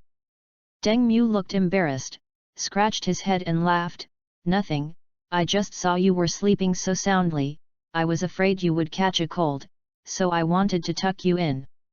As he said this, he actually pulled over a corner of the quilt and pretended to tidy it up. Wang Dong glanced at Deng Mu and curled his lips slightly, obviously not believing it completely. However, he didn't think about it too much. He yawned and continued to sleep. Deng Mu secretly breathed a sigh of relief. Seeing that Wang Dong continued to sleep, he got out of bed quietly. He planned to go out for a walk.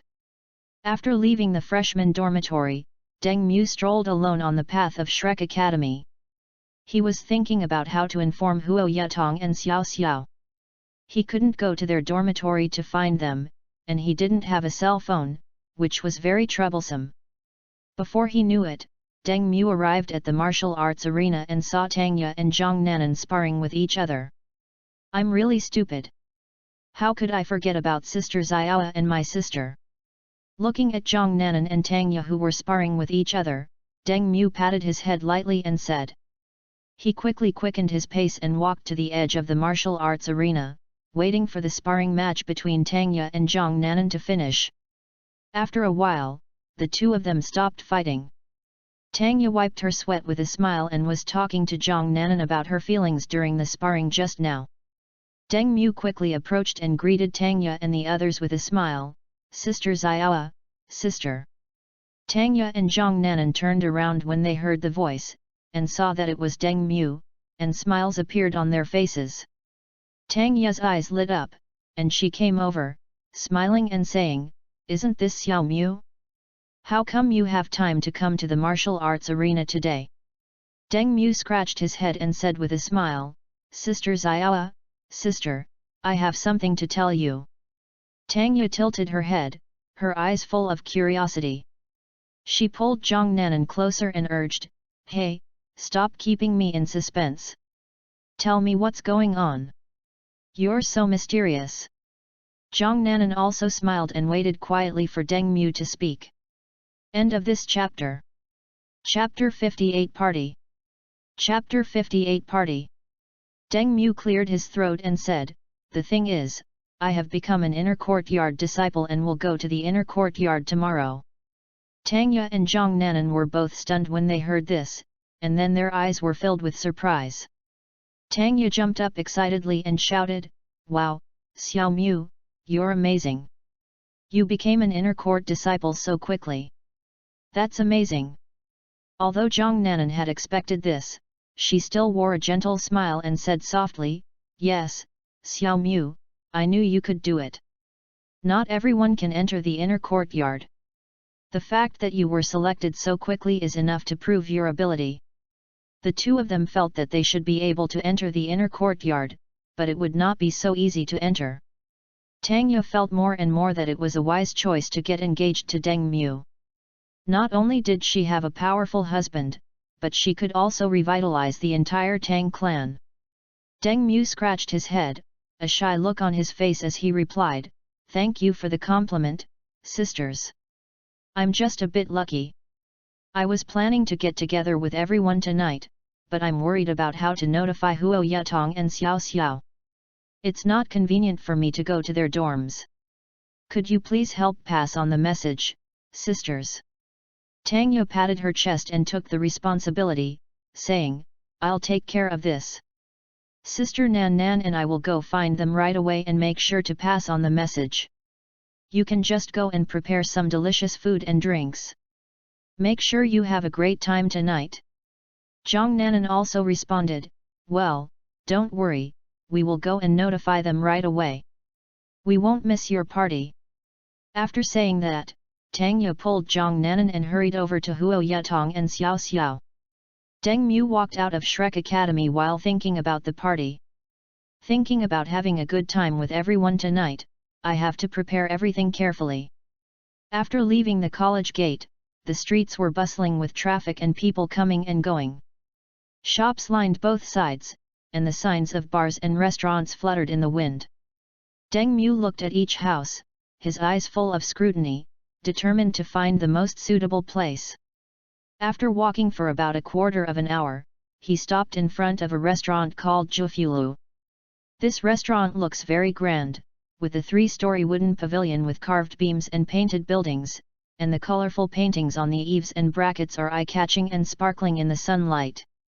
The waiter at the door saw Deng Mu, dressed in his Shrek Academy uniform, and hurried over with a smile on his face, greeting him warmly, "Young man, are you looking to dine in? Our Jufulu is a well-known restaurant in this area.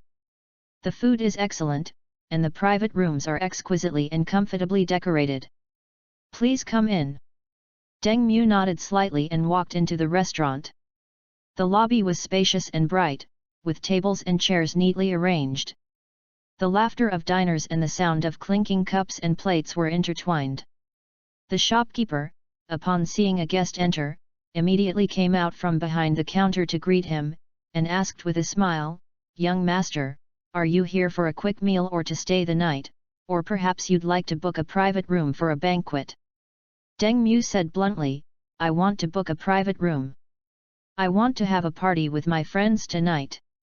The shopkeeper's eyes lit up, and he hurriedly introduced, "Young master, you have finally come to the right place.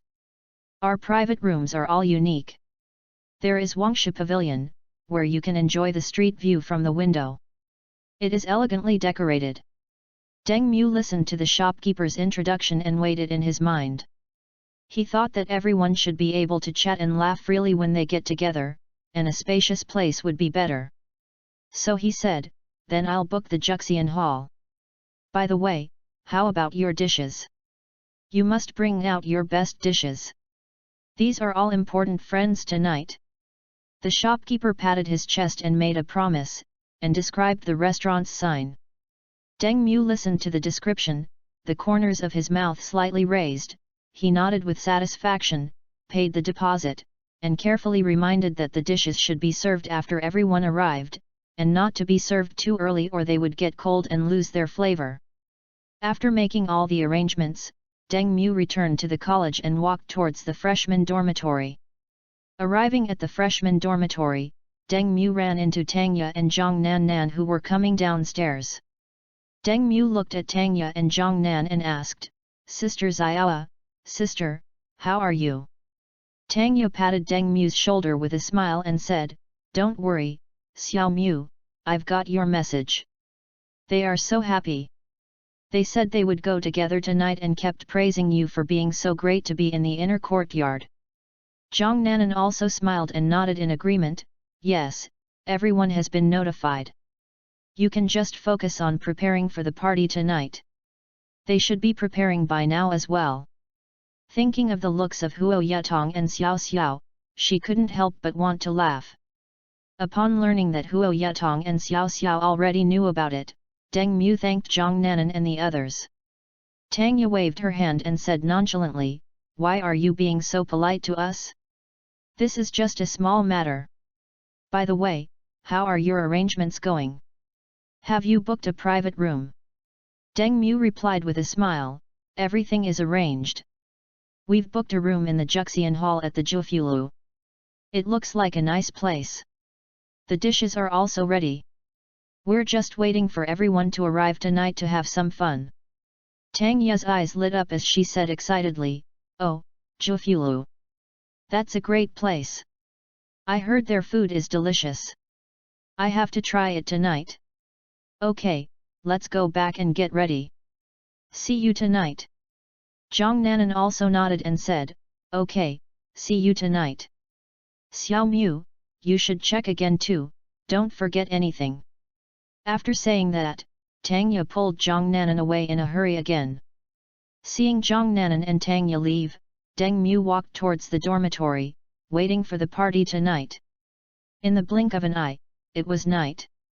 Deng Mu, Wang Dong and others went to Jufiling building outside the college together.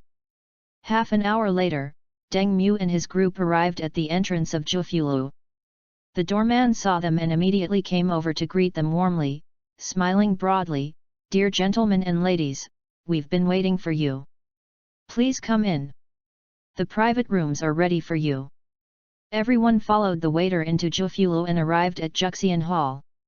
Deng Mu and others walked into the Juxian Hall and saw that Tangya and Zhang Nanan had arrived first and were sitting there talking and laughing.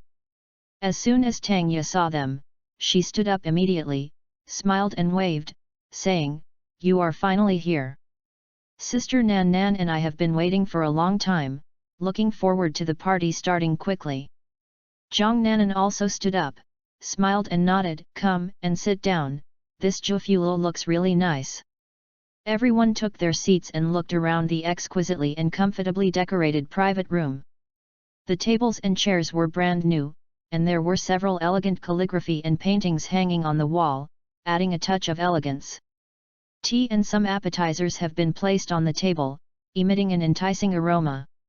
Deng Mu smiled and said to everyone, "I gathered everyone here today because I wanted to have a good time with everyone before I go to the inner courtyard and thank everyone for their care and concern." End of this chapter. Chapter 59 Wang Dong's Self-Destruction. Chapter 59 Wang Dong's Self-Destruction. Wang Dong chuckled and continued, "All right, Xiao Mu, we all understand. Don't be polite. Let's have a good time tonight." Huo Yutong and Xiao Xiao also nodded in agreement, their eyes full of anticipation. Just then, the shopkeeper came in with his waiters and started serving the dishes. One dish after another of exquisite dishes were brought to the table. Everyone's eyes lit up as they looked at the table full of delicious food. Without saying anything more, they picked up their chopsticks and prepared to feast on the food. Deng Mu said with a smile, "Everyone, please don't be shy. Come and have a try. We must eat and drink well and have a great time tonight." After saying that, he picked up a piece of pork elbow and put it in his mouth, looking very satisfied. Seeing this, the others also smiled and started eating.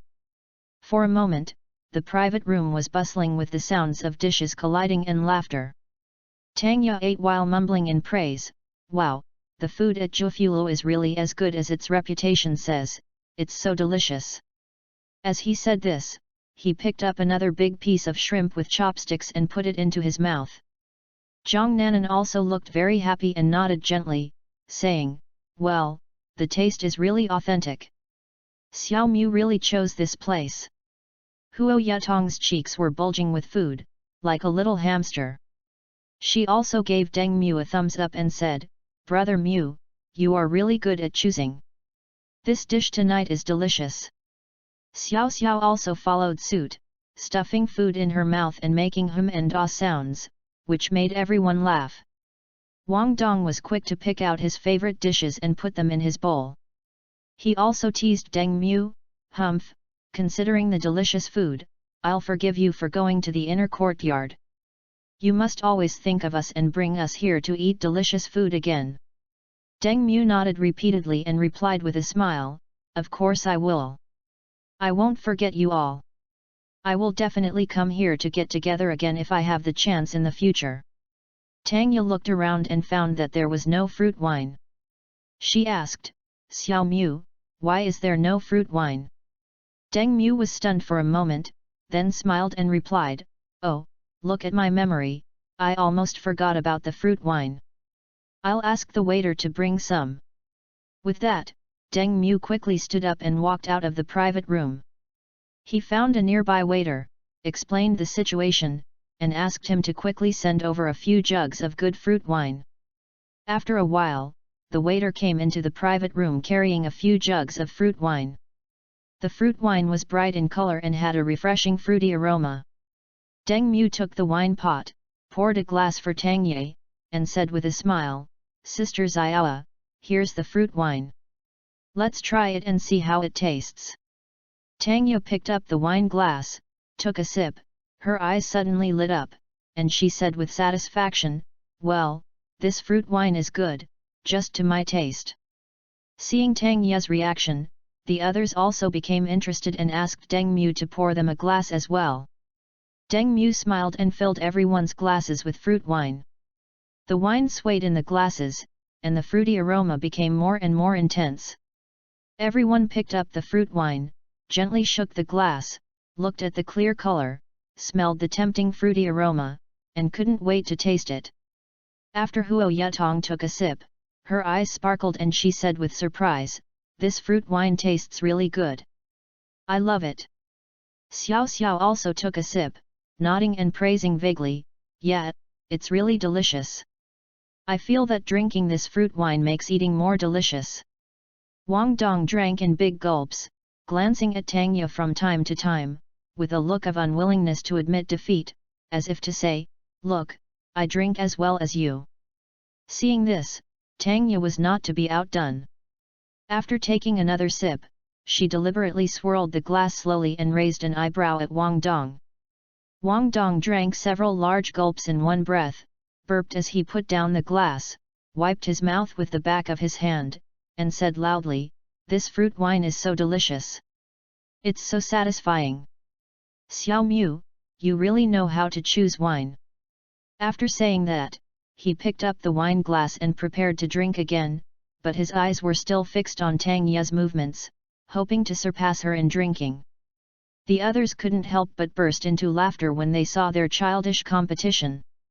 Huo Yatong laughed so hard that tears were about to come out. As she laughed, she said, "You two, competing over a glass of fruit wine is really interesting." Xiao Xiao also laughed, and mumbled with food in her mouth, "That's right, but this fruit wine is really delicious." Zhang Nanan smiled and shook her head, continuing to taste the food elegantly, occasionally taking a sip of fruit wine, enjoying the lively and joyful atmosphere of the party. After dinner, Wang Dong was already drunk. Deng Mu looked at the drunk Wang Dong and shook his head helplessly. He stood up and walked to Wang Dong, patted him on the shoulder and said, "Dongzi, you can drink too much. How did you get so drunk?" Wang Dong raised his head dazedly, his eyes a little blurry, and muttered, "Xiao Mu, I'm not drunk. This fruit wine is so delicious. I can drink more." Before he could finish his words, his head tilted and he almost fell off the chair.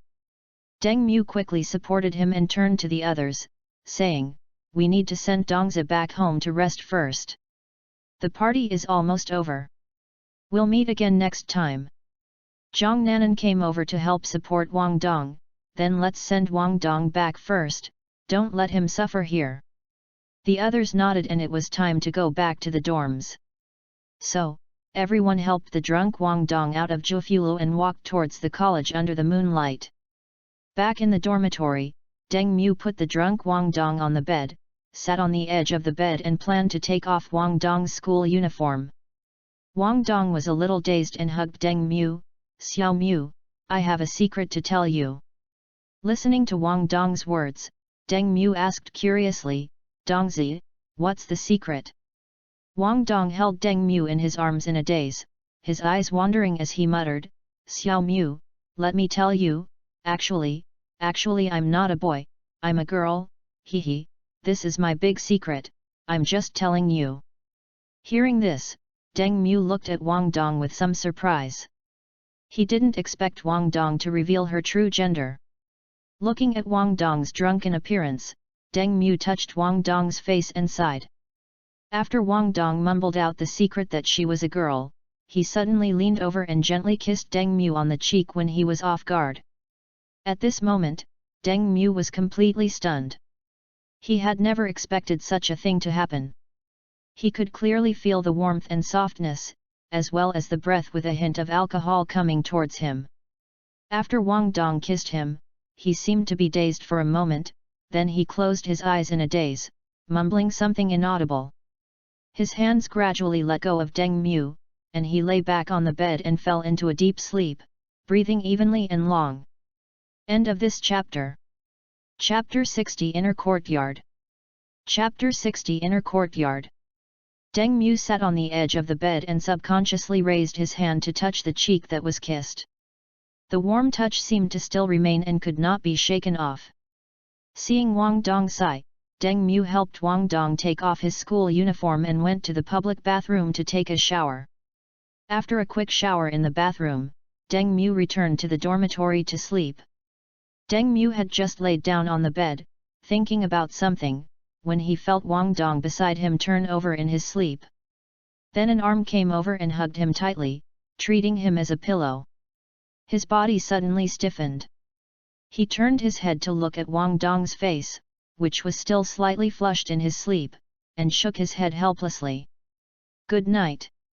The next day, in the morning, the sunlight poured into the dormitory through the gaps in the window, gently falling on Deng Mu and Wang Dong. Deng Mu woke up first. The moment he opened his eyes, all the complicated memories of last night came flooding back. He subconsciously looked at Wang Dong, who was still hugging him tightly, and saw that she was still sleeping soundly. The blush on her face had faded a little, and she looked particularly peaceful at the moment. She moved her body slightly, trying to break free from Wang Dong's arms, but this slight movement still made Wang Dong frown in his sleep and mutter a few unclear words, but he didn't mean to loosen his arms. Deng Mu had no choice but to give up temporarily. After a while, Wang Dong woke up in a daze. Wang Dong opened his eyes drowsily, his eyes still a little confused. It took him a while to gradually focus and see Deng Mu clearly. She was stunned at first, as if she remembered some fragments of last night, and a blush instantly appeared on her face. Then she seemed to realize that she was still holding Deng Mu tightly, and quickly let go of her hand and moved to the edge of the bed in a panic. Wang Dong opened his mouth, wanting to say something, but didn't know where to start. Feeling a little embarrassed and shy, he could only lower his head, not daring to look into Deng Mu's eyes. Deng Mu looked at Wang Dong and said with a smile, "What's wrong, Wang Dong? Did you remember what happened last night?" After hearing what Deng Mu said, Wang Dong's face turned even redder, and he lowered his head even lower. He unconsciously tugged at the corner of the quilt with his hands and stammered, I just remember drinking a lot of fruit wine, and then I seemed to say some nonsense, and the rest I don't remember clearly." In fact, she vaguely remembered that she had told the secret of being a girl, and that she had kissed Deng Mu on impulse. But at this moment he was too embarrassed to admit it, so he could only play dumb, hoping that Deng Mu wouldn't take it too seriously. However, his pounding heart couldn't calm down. Deng Mu looked at Wang Dong's embarrassed look and knew that she probably remembered some key things but was too embarrassed to say them. Not wanting to embarrass Wang Dong, Deng Mu smiled and waved his hand, saying, "Hey, it's okay. We all had a great time yesterday, so it's normal to say a few nonsense after drinking too much. But you need to practice your alcohol tolerance. You scared me when you got so drunk yesterday." As he said that, Deng Mu stood up and began to pack his things, preparing to report to the inner courtyard later. Deng Mu added casually as he cleaned up, "But some things, no matter if they're nonsense or not, I take them seriously now that they've been said. You, don't take it too seriously." After hearing this, Wang Dong's heart skipped a beat. He secretly looked up at Deng Mu's back and became more and more uneasy. He didn't know whether Deng Mu really didn't care or was deliberately testing him. The dormitory was so quiet that it was a bit depressing, with only the occasional subtle sound of Deng Mu tidying up things. Wang Dong's hands clutched the corner of the quilt tightly, her knuckles turning white from the force. She opened her mouth, trying to break the deadlock, but her throat seemed to be choked by something, and the words were swallowed back. Deng Mu packed up his things and turned slightly to look at Wang Dong, who was still sitting in bed. His face still had that warm smile on it. He said slowly, "Don't be in a daze here. Hurry up and get up and wash up. You have a lot of things to do today." When Wang Dong heard Deng Mu's words, she seemed to come back to her senses. She responded softly with with a hint of panic in her voice that was hard to conceal. After hearing Wang Dong's response, Deng Mu turned and walked out of the dormitory. The sound of the door closing gently echoed in the silent corridor, but it seemed to hit Wang Dong's heart heavily. She sat there for a while, took a deep breath, slowly stood up, took her toiletries, and went to the public washing area to wash up. While washing up, she looked at her flushed face in the mirror, and her mind kept replaying every detail of her time with Deng Mu. She knew that her feelings for Deng Mu seemed to become clearer and more difficult to suppress after yesterday's drunken impulse. On the other side, Deng Mu found the teacher in charge of reporting and politely handed over his relevant documents. The teacher took it, carefully checked the information, and then began to explain the next steps and some precautions to Deng Mu. After completing the registration procedures, Deng Mu received the key to his new dormitory and the school uniform. After putting these things into the storage soul guide, Deng Mu headed towards the dormitory area. I was a little curious about what the inner courtyard dormitory looked like. From reading those fan fictions, the inner courtyard dormitory was basically a small villa. If you think about it carefully, it is indeed possible, but you will only know what it will be like when you get there. After walking for a while, they arrived at the inner courtyard dormitory area. Deng Mu looked up and saw rows of neat buildings standing before him. These dormitories have unique architectural styles and look both refined and grand. They are indeed very different from the dormitories in other colleges. When I think of the dormitory I lived in the outer courtyard, I sighed in my heart that it was really a world of difference. I guess the cafeteria must be much better than the one in the outer courtyard. Deng Mu found his corresponding dormitory, took out his key and opened the door. Walking into the dormitory, he was dazzled. The space inside was even more spacious than he had imagined, and the layout was very warm and comfortable. The living room is furnished with a soft sofa and a coffee table, and there is a small bookshelf on the side with some basic learning materials on it. There is a large bed in the bedroom with new and neat bedding. There is a wardrobe next to it that can hold a lot of clothes. That's right. If Wang Dong knew about this, he would probably be envious. Deng Mu nodded with satisfaction and talked to himself. Wang Dong had been complaining to him before, saying that the dormitory was really bad and that he must live in a detached house in the future. I started to pack my things and put the school uniform and other items I received from the reporting office back in their places one by one. Deng Mu took off his school uniform and changed into the inner courtyard school uniform.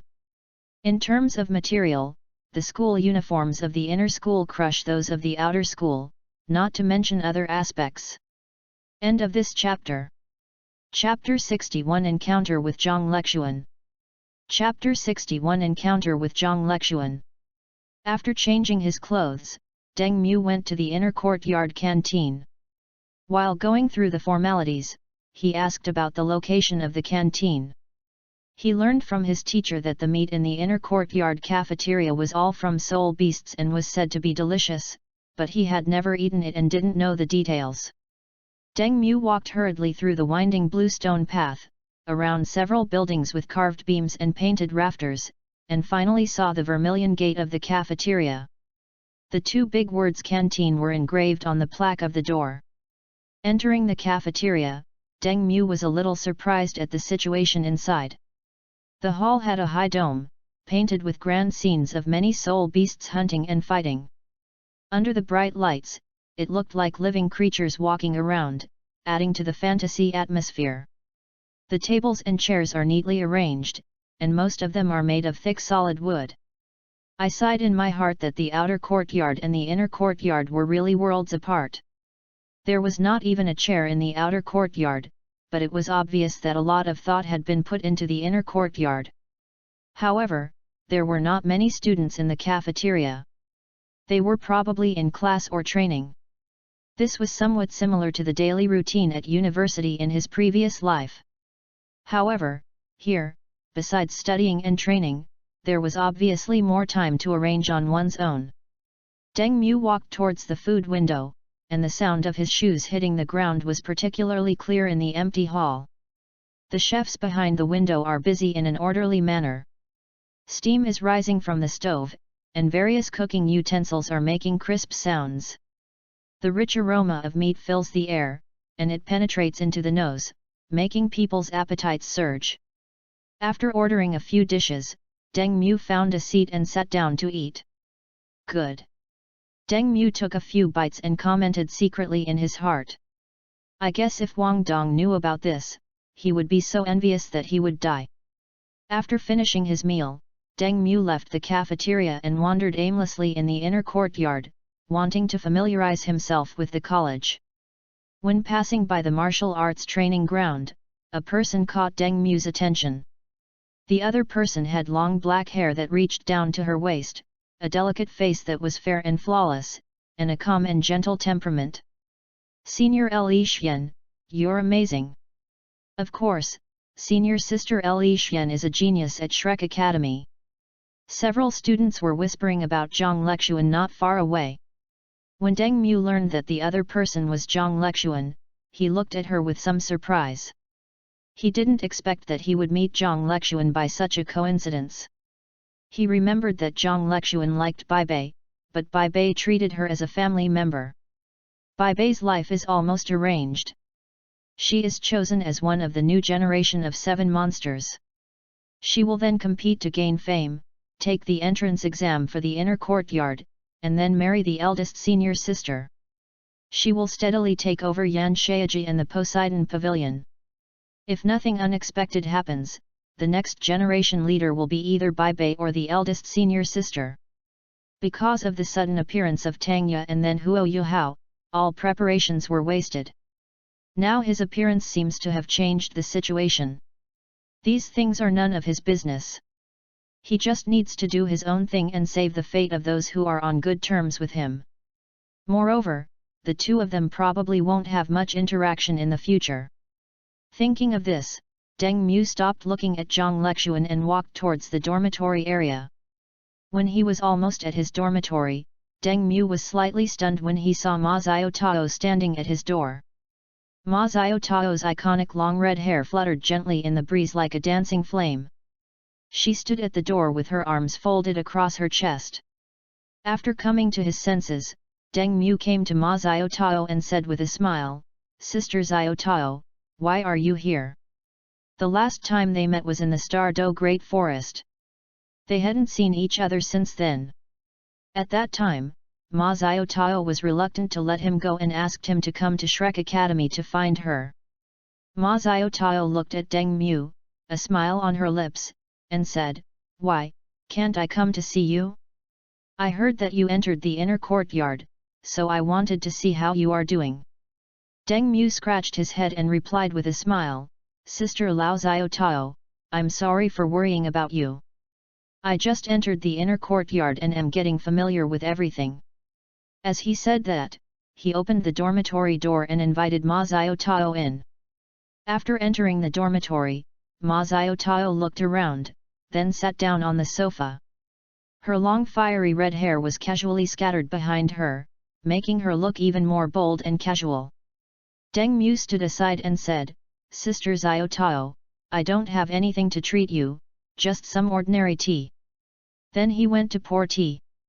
Ma Xiaotao waved her hands and said with a smile, "Why are you being so polite to me? I'm not here to eat or drink for free. I just wanted to ask you if you're adapting to the inner courtyard. It's not as easy as the outer courtyard here. There are so many experts here." Deng Mu handed the tea to Ma Xiaotao, sat down beside her, and said seriously, "Well, I know, Sister Xiaotao. I'm slowly getting familiar with the environment, and I can feel that the competition here is quite fierce, but I will try my best to keep up with everyone." Ma Xiaotao took a sip of tea, put the cup on the table, pinched Deng Mu's face and said, "Thank you so much for that day. If it weren't for you, several students might have died because of me." Deng Mu was stunned for a moment, then smiled and said, "Sister Xiaotao, what are you talking about?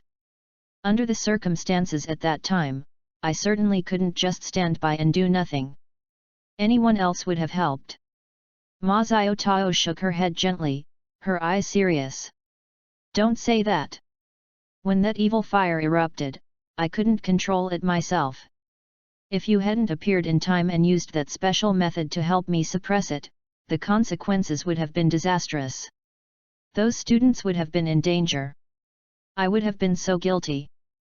Thinking of what the teacher said to Deng Mu that day, his face turned red. She had already woken up at that time, but because the teacher and Deng Mu were talking about her, she pretended not to wake up yet and eavesdropped on their conversation. She woke up only after Deng Mu left. Seeing Ma Xiaotao blush suddenly, Deng Mu felt puzzled and asked, "Sister Xiaotao, why are you blushing like this?" Ma Xiaotao glared at Deng Mu and said angrily, "I'm not blushing. It's just that the weather is too hot." Deng Mu couldn't help laughing after hearing Ma Xiaotao's obvious excuse, "Sister Xiaotao, it's quite cool in this room. It's not hot at all." Ma Xiaotao blushed even more when she heard this. She raised her hand, pretending to hit Deng Mu, and said, "Humph, you dare to tease me, kid? I said it's hot, so it's hot. Why are you talking so much nonsense?" Deng Mu smiled and nodded in agreement with Ma Xiaotao, but in his heart he thought she looked really cute and funny. He didn't want to really make Ma Xiaotao angry. After all, when Xiaotao got angry, it was really hard to deal with. Seeing that Deng Mu no longer objected, Ma Xiaotao snorted and leaned back on the sofa with her arms folded across her chest. However, the blush on her face had not completely faded, and she looked a little different and cute. End of this chapter. Chapter 62 Gift. Chapter 62 Gift. After a while, Ma Xiaotao seemed to remember something, sat up straight, looked at Deng Mu and said, "By the way, you have to be more careful in this inner courtyard.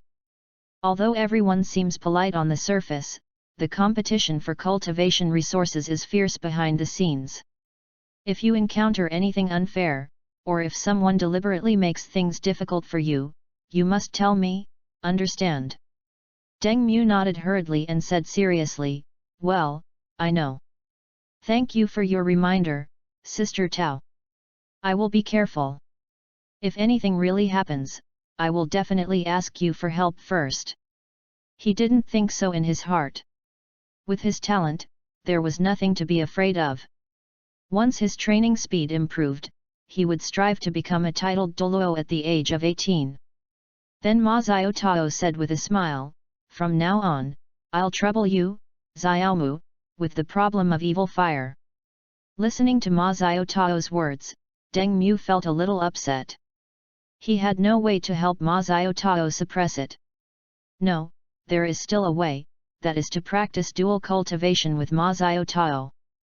Deng Mu scratched his head, looked at Ma Xiao Tao awkwardly and said, Sister Xiao Tao, I also want to help you completely solve the problem of evil fire, but my ability is really limited now. However, I will try my best to think about it and see if I can find another good solution. Ma Xiao Tao waved her hand and said with a smile, Hey, Xiao Mu, I was just saying it casually. Don't put too much pressure on me. I've been looking for a solution myself. She had heard before that magic grass could solve evil fire, but magic grass was something that could only be found by chance. Finding it was probably more difficult than becoming a titled Doluo. It was said that Tang San had obtained a lot of magical herbs in a certain place, but the book did not specify the specific location, which made her feel extremely sorry. But it's normal if you think about it. How could such a place be written? If it were written, there would definitely be a lot of people rushing to grab it. By that time, there wouldn't be any magic herbs left, and she would have even less hope. Deng Mu felt a little relieved after hearing this. He nodded and said, well, Sister Xiao Tao, don't worry. I will definitely try my best to find a solution. But you have to be careful too. Don't let that evil fire flare up again. Hearing this, Ma Xiao Tao leaned over to Deng Mu's ear and whispered, don't we still have you, Xiaomu? You can help me suppress it when the time comes. If you're the one I'm cultivating with, I'd be happy to do that. When Deng Mu heard what Ma Xiao Tao said, his eyes widened and his face flushed. He said nervously, Xiao Tao, what are you talking about? This dual cultivation is not a joke. Looking at Deng Mu's embarrassed look, Ma Xiao Tao couldn't help but burst out laughing. Ma Xiao Tao patted Deng Mu's shoulder gently and said, look at you, kid, you're so nervous. I was just joking, look how scared you are. But seriously, if there really is a way to completely solve this evil fire, I'm willing to try anything. She likes Deng Mu very much. She liked Deng Mu very much when she first met him, and the teacher also wanted them to be together. Deng Mu scratched his head helplessly and said, Sister Xiao Tao, your joke really scared me. I thought you were serious. Ma Xiao Tao laughed and said, haha, I knew you would react like this. Seeing you so nervous is so funny.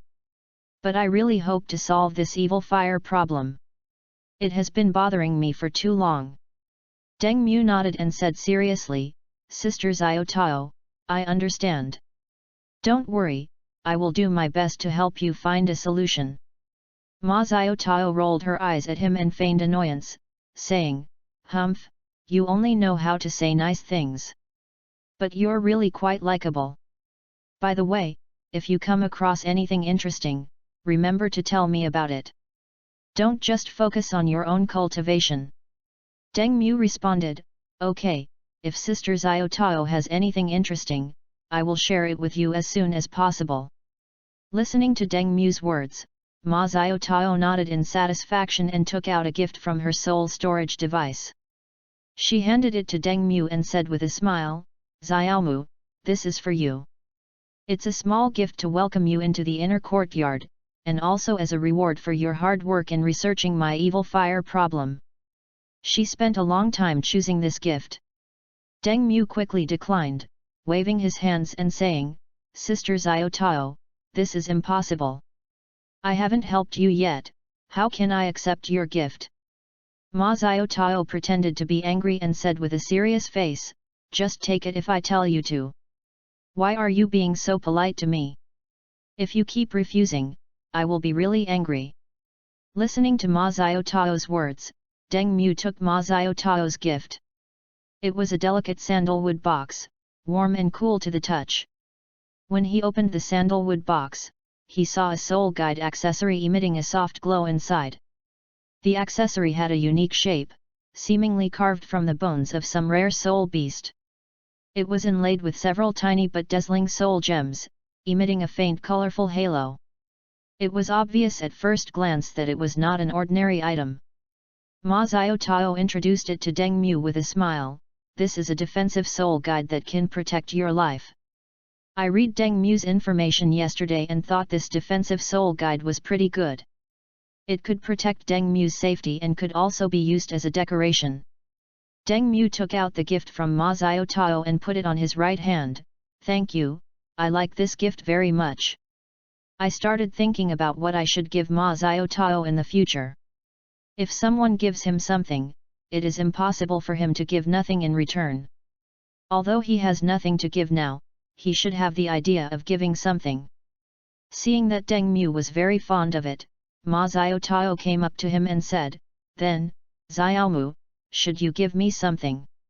She planned to tease Deng Mu, but Deng Mu would definitely not agree to the gift she wanted. Deng Mu nodded and asked, Sister Xiaotao, what do you want? Ma Xiaotao pointed to her face and said, of course, Xiaomu, kiss me. Hearing Ma Xiaotao's words, Deng Mu knew that she was teasing him, but he was not afraid at all, and immediately he also felt like making fun of her.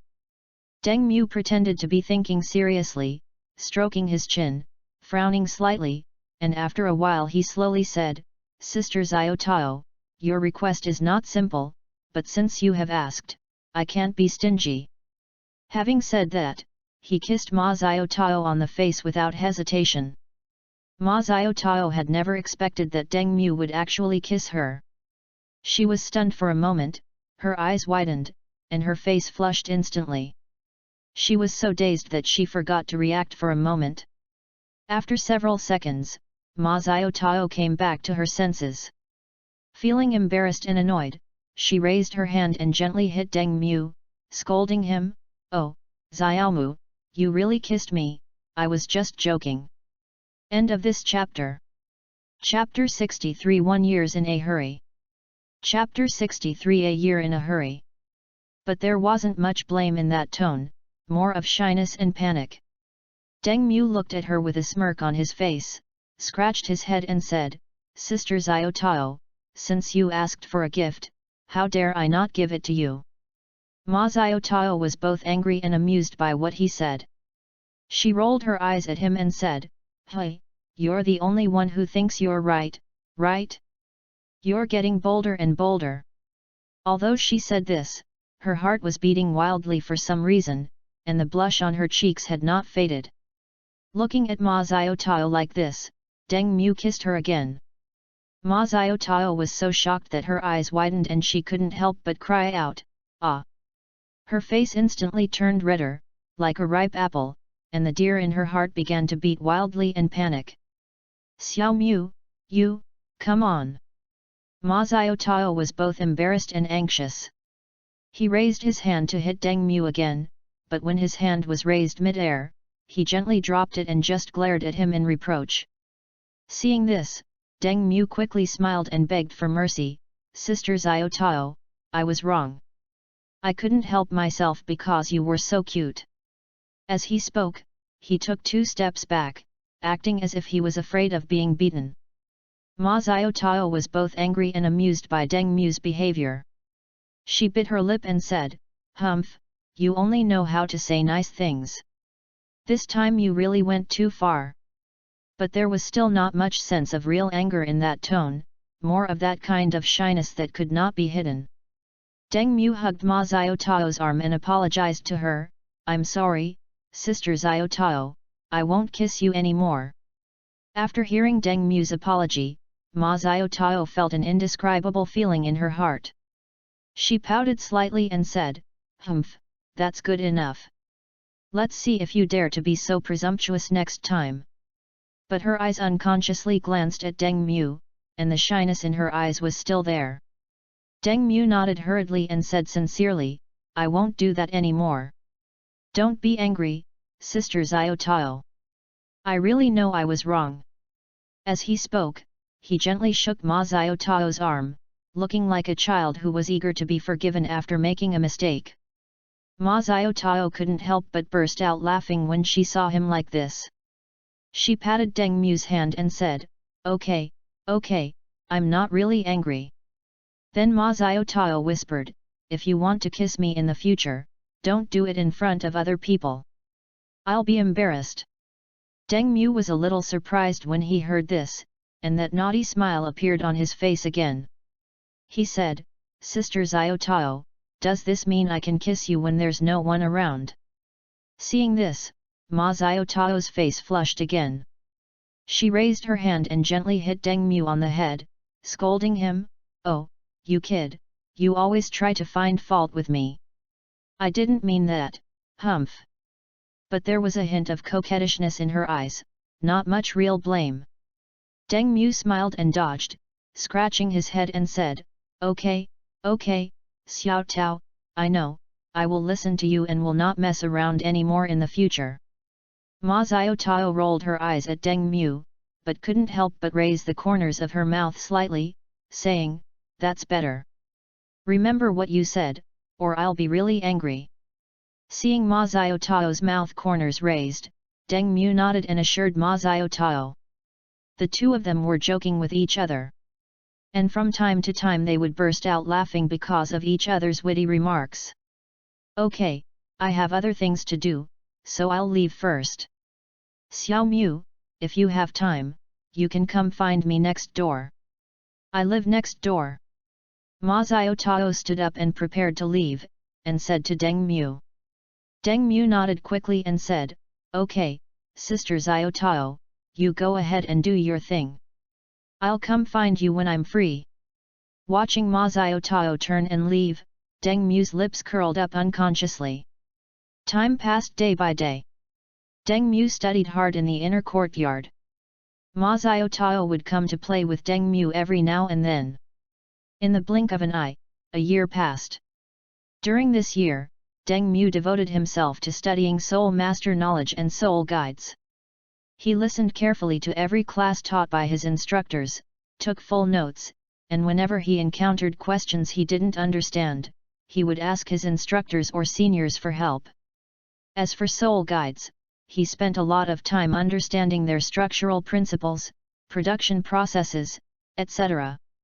Starting from the most basic knowledge of soul guide parts, he gradually moved on to trying to repair some simple damaged soul guides by himself, and his skills became more and more sophisticated through continuous practice. After a few days, he became a first-level soul engineer, a little faster than Huo Yatong. He had a dream to create the battle armor during the second stage of the battle. Battle armor is a super mecha similar to armor, which is manufactured by soul masters themselves. It is equivalent to an extension of the soul master's strength and an important component of the soul master's strength. During this year, Deng Mu took time to visit Huo Yatong and the others, and learned a lot of things at the same time. After he left, the situation on Huo Yatong's side was similar to that in the original novel, but Huo Yatong's cultivation speed was faster than that in the original novel, and no one knew why. For some unknown reason, Wang Dong suddenly became interested in soul guides and started learning about them together with Huo Yatong. As for his talent, he was slightly worse than Huo Yatong, which surprised Deng Mu. Being slightly worse than Huo Yatong doesn't mean Wang Dong's talent is not good, it means that Wang Dong's talent is very good. Because of his suggestion, Tang went to learn soul guides, wanting to combine soul guides with hidden weapons. However, Tang Ye's talent was average, not as good as Wang Dong and Huo Yatong. As for his cultivation, he barely reached level 40.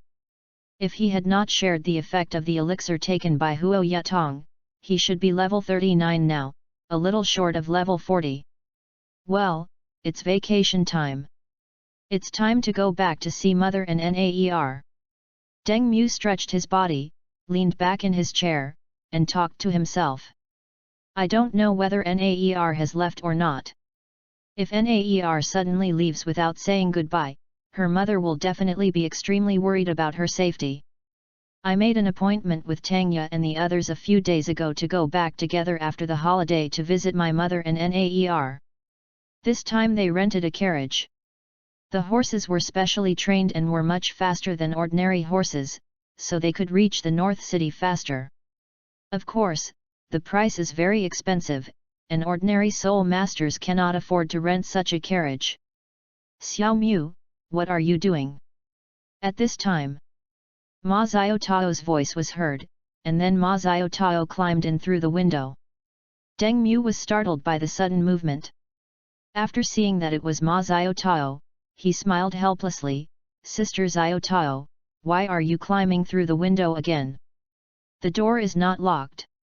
He didn't know when it started, but Ma Xiaotao liked to climb in through the window. He told her several times, but she just wouldn't listen, which made him very helpless. Ma Xiaotao clapped her hands nonchalantly and chuckled, it's convenient to climb through the window. I heard you were going home. Deng Mu nodded and said as he sorted the books on the table, yes, I haven't seen mother and Naer for a long time. I miss them so much. End of this chapter. Chapter 64 Wang Dong's Invitation. Chapter 64 Wang Dong's Invitation. Hearing her mother's words, Ma Xiaotao sighed slightly. She had been raised by Yan Shaiji since she was a child. To her, Yan Shaiji was both a teacher and an adoptive father. In her spare time, she couldn't help but wonder what kind of people her biological parents were. Is he a powerful soul master with a strong martial soul, feared by all, or is he like an ordinary citizen, living a simple life with gentle eyes and a kind heart?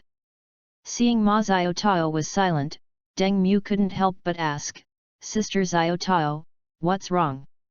Listening to Deng Mu's words, Ma Xiaotao came back to her senses and shook her head, saying, it's nothing, I just remembered something. Seeing Ma Xiaotao like this, Deng Mu guessed what Ma Xiaotao was thinking. She was probably thinking of her own parents. He remembered that Ma Xiaotao was raised by Yan Shaiji. When she heard him mention his mother, she thought of what her own parents were like. Deng Mu took Ma Xiaotao's hand and joked, then, I'll take Sister Xiaotao back with me to meet my mother-in-law. Ma Xiaotao shook off Deng Mu's hand in a scolding tone, you naughty boy, if you keep teasing me like this, I'll be really annoyed. Although he spoke toughly, his cheeks flushed, and a hint of panic still lingered in his eyes. But because of Deng Mu's words, his longing for his parents decreased a little. She knew very well in her heart that something must have happened to her parents, otherwise why had she never seen them once? Moreover, the teacher never mentioned his parents, and they must have been dead for many years. Deng Mu held Ma Xiaotao's hand and said, don't be sad, Sister Xiaotao. You still have me. I will always be with you. He remembered that the original novel didn't seem to mention anything about Ma Xiaotao's parents, so it was likely that they died in an accident and were picked up by Yan Shaiji. The Tang family loves to have love triangles or things like parents suddenly disappearing, and he is not surprised by such things. Ma Xiaotao felt warm at heart when she heard Deng Mu's words, but at the same time she felt a little embarrassed. She hugged Deng Mu into her arms and whispered softly, well, it's great to have you here. After the two chatted for a while, Ma Xiaotao said goodbye to Deng Mu and left Deng Mu's house. The next day, in the morning, Deng Mu packed his things and went downstairs to the outer courtyard dormitory to wait for Tangya and Zhang Nanan. Hey? Xiao Mu, why are you here? After waiting downstairs for a while, Wang Dong's voice came from behind me. Hearing Wang Dong's voice, Deng Mu looked back and saw Wang Dong walking towards him. Deng Mu looked at Wang Dong and said with a smile, good morning. I came here to wait for Sister Xiao and the others and go home with them. When Wang Dong learned that Deng Mu and Tang Ye had returned home, he asked curiously, "Are they your biological sisters? But I remember you don't have the same last name." She had often heard Deng Mu call Tang Ye and Zhang Nanan sisters before, and she thought it was because the three of them had a good relationship that they called each other that way. How is it possible that there are several different surnames in one family? Deng Mu scratched his head, his smile still lingering as he explained, "They're not my biological sisters, but to me they're no different than my biological sisters. I was picked up by my mother, and Sister Xiao was picked up by me." Although he said he was engaged to Tang Ye, he always regarded Tang Ye as his sister in his heart, not as his fiancée. Listening to Deng Mu's explanation, Wang Dong nodded to show that he understood. He was a little surprised. He didn't expect Deng Mu to take Tang Ye home. Wang Dong looked at Deng Mu, hesitated for a moment and said, "Xiao Mu, can you go home with me next time you have a holiday?" After saying that, she looked at Deng Mu a little embarrassedly, worried that Deng Mu would reject her. She wanted to take Deng Mu to meet her second and third fathers, so that Deng Mu could get their approval. If her father didn't like Deng Mu, then her second and third fathers could speak for Deng Mu. However, given the personalities of her second and third fathers, it would be very difficult to get them to approve of Deng Mu, but she was confident that she could convince them. Hearing Wang Dong's invitation, Deng Mu looked at Wang Dong with some surprise. He didn't expect that Wang Dong would actually invite him to the Haoshan sect. Could it be that he wanted to take him to meet Daming and Erming? At this time, Wang Dong called Daming and Erming Big Daddy and Second Daddy, which was really difficult to handle. Deng Mu thought for a moment, looked at Wang Dong, and said, "Okay, I'll go back with you then." Seeing Deng Mu agreed, Wang Dong was very happy. She was happy that Deng Mu agreed to go back with her. Deng Mu leaned close to Wang Dong's ear and whispered, "When the time comes, meet your father-in-law and mother-in-law." He suddenly thought of an interesting thing. He was now regarded as an illegitimate child by Tang Hao and the others, but Xiao Wu and Wang Dong did not know about this. Wang Dong took him back and said that he had fallen in love with him. Tang San was probably completely stunned, and Tang San would prevent this from happening. Wang Dong blushed, hit Deng Mu lightly, and said angrily, "You only know how to joke around. Stop being so smooth talking." But she couldn't hide the smile on her lips. She was full of anticipation of bringing Deng Mu home next year. Various scenes had already appeared in her mind. Sometimes she worried that her second and third fathers were too strict, and sometimes she imagined the scene after Deng Mu was recognized. She and Deng Mu will definitely be together. Even if the King of Heaven comes, it will be useless and cannot stop her and Deng Mu from being together. When her father tried to stop her, she would ask her mother and uncle to speak for her. She was very confident. Those uncles and aunts liked her very much, and Aunt Xiaolu and the others were also very nice to her. It was certain that she and Deng Mu would be together. She had already admitted to Deng Mu that she was a girl, because she felt that she had already let the cat out of the bag and there was no need to hide it from Deng Mu. If she was snatched away by someone else, she would not even have a place to cry. Deng Mu held Wang Dong's hand and joked, "Well, after meeting your father-in-law and mother-in-law, I'll take you to meet your mother-in-law." Wang Dong rolled her eyes coquettishly. You're always joking around, but it's quite novel. We can talk about meeting my mother-in-law later.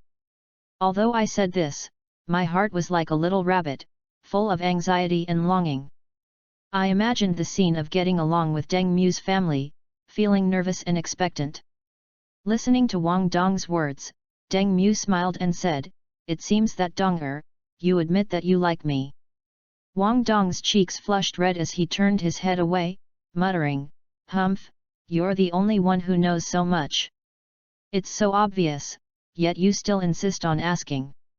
How annoying." But the hand that was tightly holding Deng Mu revealed her true emotions. At this time, Wang Dong saw Tang Ye and Zhang Nanan coming down from the stairs, and quickly let go of their hands and ran away. Deng Mu was stunned by Wang Dong's sudden action. Looking at her hurriedly leaving back, he smiled helplessly and shook his head. Tang Ye and Zhang Nanan walked over and saw Deng Mu's expression. Tang Ye jokingly said, "Hey, Xiao Mu, what's wrong? I just saw you and Wang Dong chatting and laughing here, and how come he ran away in the blink of an eye?" End of this chapter. Chapter 65 The Test of the God of Destruction. Chapter 65 The Test of the God of Destruction. Deng Mu scratched his head and said with a smile, "Nothing, just a few jokes." Maybe it made her feel a little embarrassed. Zhang Nanan listened to Deng Mu's words and smiled without saying anything. She had always suspected that Wang Dong was actually a girl. At first she thought it was unlikely. How could Shrek Academy allow someone to dress up as a man? But when she saw Wang Dong getting along with her brother and saw that he didn't act like a boy but a girl, she began to suspect that Wang Dong was a girl. If Wang Dong is not a girl, it means that her brother likes boys. She would never allow a girl to like a boy. Even if her younger brother hated her, she would stop it from happening. At that time, she would personally make her dear brother fall in love with girls again. Tang Ye glanced at Deng Mu, then at Zhang Nanan's pensive expression, and said jokingly with a smile, "Nanan, you look like you're thinking about something again. Don't just think about it by yourself, tell us about it." Zhang Nanan came back to her senses, glanced at Tang Ye, then at Deng Mu, coughed lightly and said, "Nothing, just random thoughts. Xiaoa, let's hurry home. It's been a while, and I really miss home." As he spoke, he quickened his pace and took a few steps forward. It was impossible for her to say what she was thinking now. If Wang Dong was really a girl, wouldn't it cause a misunderstanding if she said it out loud? As for how many girls like Deng Mu, she doesn't care much. It doesn't matter even if Deng Mu marries several wives in the future. The noble soul masters in North City basically have 3 wives and 4 concubines. Her brother is no worse than those noble soul masters, and he will definitely marry several wives in the future. Although Deng Mu felt that Zhang Nanan's reaction just now was a bit strange, he didn't think much about it. He responded to Tang Ye's words and quickened his pace. But Zhang Nanan was still thinking about Wang Dong in her heart, and secretly decided to wait for a suitable opportunity to confirm whether Wang Dong was a girl.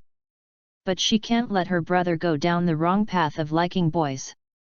She has to keep a close eye on his love life. Along the way, Tang Ye was like a cheerful bird, chirping and sharing interesting things in the academy, trying to liven up the atmosphere. Deng Mu talked to her from time to time with a smile on his face. Only Zhang Nanan seemed to be joking along, but in fact she was absent-minded, thinking about how to verify Wang Dong's gender. After arriving outside the academy, Deng Mu, Tang Ye, and others got on a carriage and headed to North City together. Tang Ye was still enthusiastically talking about the interesting things in the academy, and her dancing and gesticulating made Deng Mu laugh. Zhang Nanan only responded perfunctorily occasionally, her mind completely on Wang Dong. Deng Mu saw Zhang Nanan was always distracted, so he patted her shoulder gently and said, "Sister, what are you thinking about? You are so engrossed that even Sister Xiao's jokes can't make you laugh." Zhang Nanan finally came back to her senses and forced a smile, "Nothing, just a little tired." "You guys continue chatting." Tang Ye blinked, moved closer to Zhang Nanan, and whispered, "Nanan, you must have something on your mind. Don't hide it. Tell us and we'll help you with some advice." Zhang Nanan waved her hands repeatedly, "It's really nothing serious, don't guess blindly, I'm a little tired and need to rest for a while." After saying that, he leaned against the wall of the carriage, closed his eyes and dozed off, but in his mind he was still thinking about the important matter of how to confirm Wang Dong's gender. Seeing Zhang Nanan resting, Tang Ye felt a little confused. It had only been a short time and Zhang Nanan was already tired. Tang Ye came close to Deng Mu and whispered to him, "Xiao Mu, did you make Nan Nan unhappy?" Deng Mu waved his hands innocently, "No, Sister Xiaoye, I don't know what's wrong with Sister Nan Nan. She has been a little absent-minded since a while ago. I even asked her, and she said she was a little tired. Tang frowned and tilted her head slightly in thought, something's wrong. Nan Nan doesn't usually get tired so easily. She must be hiding something from us. Deng Mu scratched his head, also feeling that something was amiss. Why don't we wait until she wakes up and ask her again? Maybe after she rests for a while, she'll be willing to tell us. Tang nodded gently, that's the only way. I hope it's nothing bad. After saying that, she stopped talking and just quietly watched the scenery outside the window receding, but she was still wondering in her heart why Zhang Nanan was behaving so strangely. After the carriage left Shrek City, a ray of black light appeared in the sky and flew quickly towards the carriage where Deng Mu was. This ray of black light passed through the carriage and entered Deng Mu's body. Test: kill 5 evil spirit masters within 1 year. The strength of the 5 evil spirit masters is not limited. Deng Mu was shocked when he saw the words appearing in front of him. When did he catch the attention of the god of destruction, and why did he choose him? Because he has the aura of Tang San, logically speaking, the god of destruction would not choose him. Moreover, considering the relationship between the god of destruction and the goddess of life, they would choose a couple to accept their inheritance. Then there is only one possibility, that is, Tang San plotted against the goddess of life and the god of destruction, and made them choose him. If you think about it carefully, this is really possible. Tang San is a guy who favors boys over girls. If Tang San really treats his daughter well, it would not be difficult for him to help his daughter get a first-level god position, and he would not use Tang Wutong to take down Huo Yuhao. Now that Tang San's thing is no longer usable, and with the sudden appearance of his illegitimate son, who is also the eldest son, Tang San will definitely do his best to train him. It is estimated that Tang San started with the goddess of life, and through her, made the god of destruction think of passing on the inheritance to him. But before that, they still need to test him to make sure that he is not Tang San's man. Tang Yu looked at the somewhat surprised Deng Mu and asked, Xiao Mu, what's wrong? Deng Mu came back to his senses and shook his head, it's okay, Sister Xiaoa. He couldn't tell anyone about the test yet. Although he believed in Tang Yu and Zhang Nanan, he couldn't let them worry. In the eyes of Zhang Nanan and Tang Yu, he is now just an auxiliary soul master who is powerless. How could he complete the task of killing 5 evil soul masters in a year? Although Deng Mu said that he was fine, the seriousness that flashed across his face did not escape Tang Yu's eyes. Tang Yu frowned, feeling more and more that something was wrong, but seeing that Deng Mu was unwilling to say more, she did not dare to ask any further questions, but just secretly kept a watchful eye on him. Zhang Nanan didn't have the heart to care about Deng Mu's subtle abnormality at the moment. She was still thinking about how to find an opportunity to confirm Wang Dong's gender after returning to the academy. I'm glad you're okay. I thought something serious had happened. End of this chapter. Chapter 66 Soul Beast Falling from the Sky. Chapter 66 Soul Beast Falling from the Sky. Tang Yu said this, but her eyes were still on Deng Mu, trying to find some clues from his expression. Deng Mu forced a smile and said, it's really okay, Sister Xiaoa. I'm probably just a little tired and a little distracted just now. As he spoke, he stretched deliberately, pretending to be very tired. Seeing this, Tang Yu had to give up. Deng Mu was unwilling to say it, so it must be a big deal. Deng Mu leaned in Tang Yu's arms and said with a smile, Sister Xiaoa, are you jealous of me interacting with other girls? Tang Yu blushed, patted Deng Mu lightly, and said angrily, Pft, pft, what are you talking about, kid? I'm not jealous, stop talking nonsense here. I just saw the look on your face just now. It's obvious that you have something on your mind that you are hiding from me and you won't tell me. I'm just worried about you. I am indeed a little jealous. Every time I see Deng Mu talking and laughing with other girls, I can't help but feel jealous. After all, she is Deng Mu's fiancée. She knows that Deng Mu treats her as a sister, but after all these years of getting along, she knows that she likes Deng Mu. His hand unconsciously stroked Deng Mu's hair, as if this could soothe his heart a little. Deng Mu chuckled, I was just joking, Sister Xiaoa, what could I be worried about? I'm just a little tired from traveling. Don't worry about me. Look at Sister Nanan, she's so tired, but she's even resting her eyes. Zhang Nanan snorted when she heard Deng Mu's words, opened her eyes and looked at the two of them. You two, stop mumbling here. I can't even concentrate on closing my eyes and resting my mind. Tang glared at Deng Mu and said, Humph, you're the only one who knows how to quibble. When we get back to the academy, I'll show you how I'll deal with you.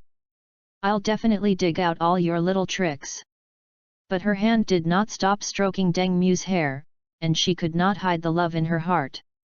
Deng Mu shrank his neck and said, Hey, Sister Xiaoa, I really didn't hide anything from you. Don't be so fierce. As he said that, he rubbed against Tang Ye's arms again. Tang Ye was both angry and amused by his look, and the jealousy in her heart also dissipated a little. Okay, I'll trust you for once, but don't really hide anything from me, otherwise I will be really angry. After listening to Tang Ye's words, Deng Mu quickly assured Tang Ye that he would not hide it from her and Zhang Nanan. The carriage sped towards Shrek Academy. Deng Mu sat in the carriage, thinking about where to find the 5 evil soul masters. The carriage continued to gallop in the deepening night, the rumbling of the wheels breaking the silence of the night. Deng Mu looked at the dark night outside the car window, frowned slightly, and thought about finding the 5 evil soul masters. But in this vast sea of people, evil soul masters always act in a secretive way, so it is not easy to find them. Boom! At this moment, there was a loud noise outside, like something falling from the sky. The carriage suddenly braked, Deng Mu staggered, and after stabilizing himself, he immediately lifted the curtain and stuck his head out. Tang Ye and Zhang Nanan hurriedly followed Deng Mu to check the situation outside. I saw smoke and dust filling the road ahead, and a huge black shadow lying quietly, like some unknown monster. The driver came up to Deng Mu and trembled as he said, My lords and ladies, I don't know what happened. This thing suddenly fell down, and the horses got scared and braked suddenly. Deng Mu comforted the driver, It's okay, the 3 of us are soul masters, you don't have to worry. After that, he jumped off the car and looked vigilantly at something not far away. After hearing Deng Mu's words, the driver calmed down a little, wiped the cold sweat from his forehead, stepped aside, and still stared at the black shadow in the smoke with lingering fear. Deng Mu approached the black shadow carefully, Tang Ye and Zhang Nanan followed closely behind. The 3 of them formed a triangle, with soul power surging secretly in their palms, ready to deal with emergencies at any time. When the smoke and dust gradually cleared, in the hazy moonlight, it was clear that it was a giant deer with strange blue stripes all over its body. It has a majestic figure, with a shoulder height of nearly 2 meters and a body length of over 4 meters, and a nimble and majestic posture. Its antlers are thick and intricately branched, and each antler is surrounded by blue-silver light, as if carefully woven and carved from blue-silver emperor vines, flashing with a mysterious and deep cold light. The tips of the antlers seem to have blue-silver electric light jumping and flashing, crackling, and releasing powerful soul power fluctuations. At this moment, one of its hind legs was covered in blood, and its fur was soaked and sticky with blood, probably due to injuries sustained when it fell. But even though it was injured, the overwhelming pressure of the 10,000-year-old soul beast still spread out like a substance, making the surrounding air heavy and oppressive. Deng Mu, Zhang Nanan, and the other 2 looked at the soul beast with confused expressions. I don't quite understand what's going on. How could a 10,000-year-old soul beast fall from the sky? They naturally knew that this soul beast was the blue spiritual deer. Tang Ye was a little confused. She subconsciously moved closer to Deng Mu, but her eyes remained fixed on the dark blue spirit-patterned deer. She whispered, How could this dark blue spirit-patterned deer suddenly fall from the sky? It's too strange. Could it be that some bored spirit master threw it here? Zhang Nanan looked at the blue spirit-patterned deer and was a little confused, wondering what was going on. After hearing Tang Ye's words, Deng Mu looked around and saw a familiar figure in the distance. He understood what was going on. He was speechless. He didn't quite understand why Tang Hao didn't wait until the others fell asleep before sending it over, but he couldn't say this. After complaining in his heart for a while, Deng Mu approached the blue spiritual deer and ended its life without hesitation. A black soul ring emerged from the deer's body, emitting powerful soul power fluctuations. Deng Mu turned to Tang Ye and Zhang Nanan and said, Sister Xiaoa, I want to absorb this spirit ring. When Tang Ye heard this, her eyes widened, her face filled with surprise and worry. Deng Mu, are you crazy? This is the spirit ring of a 10,000-year-old spirit beast.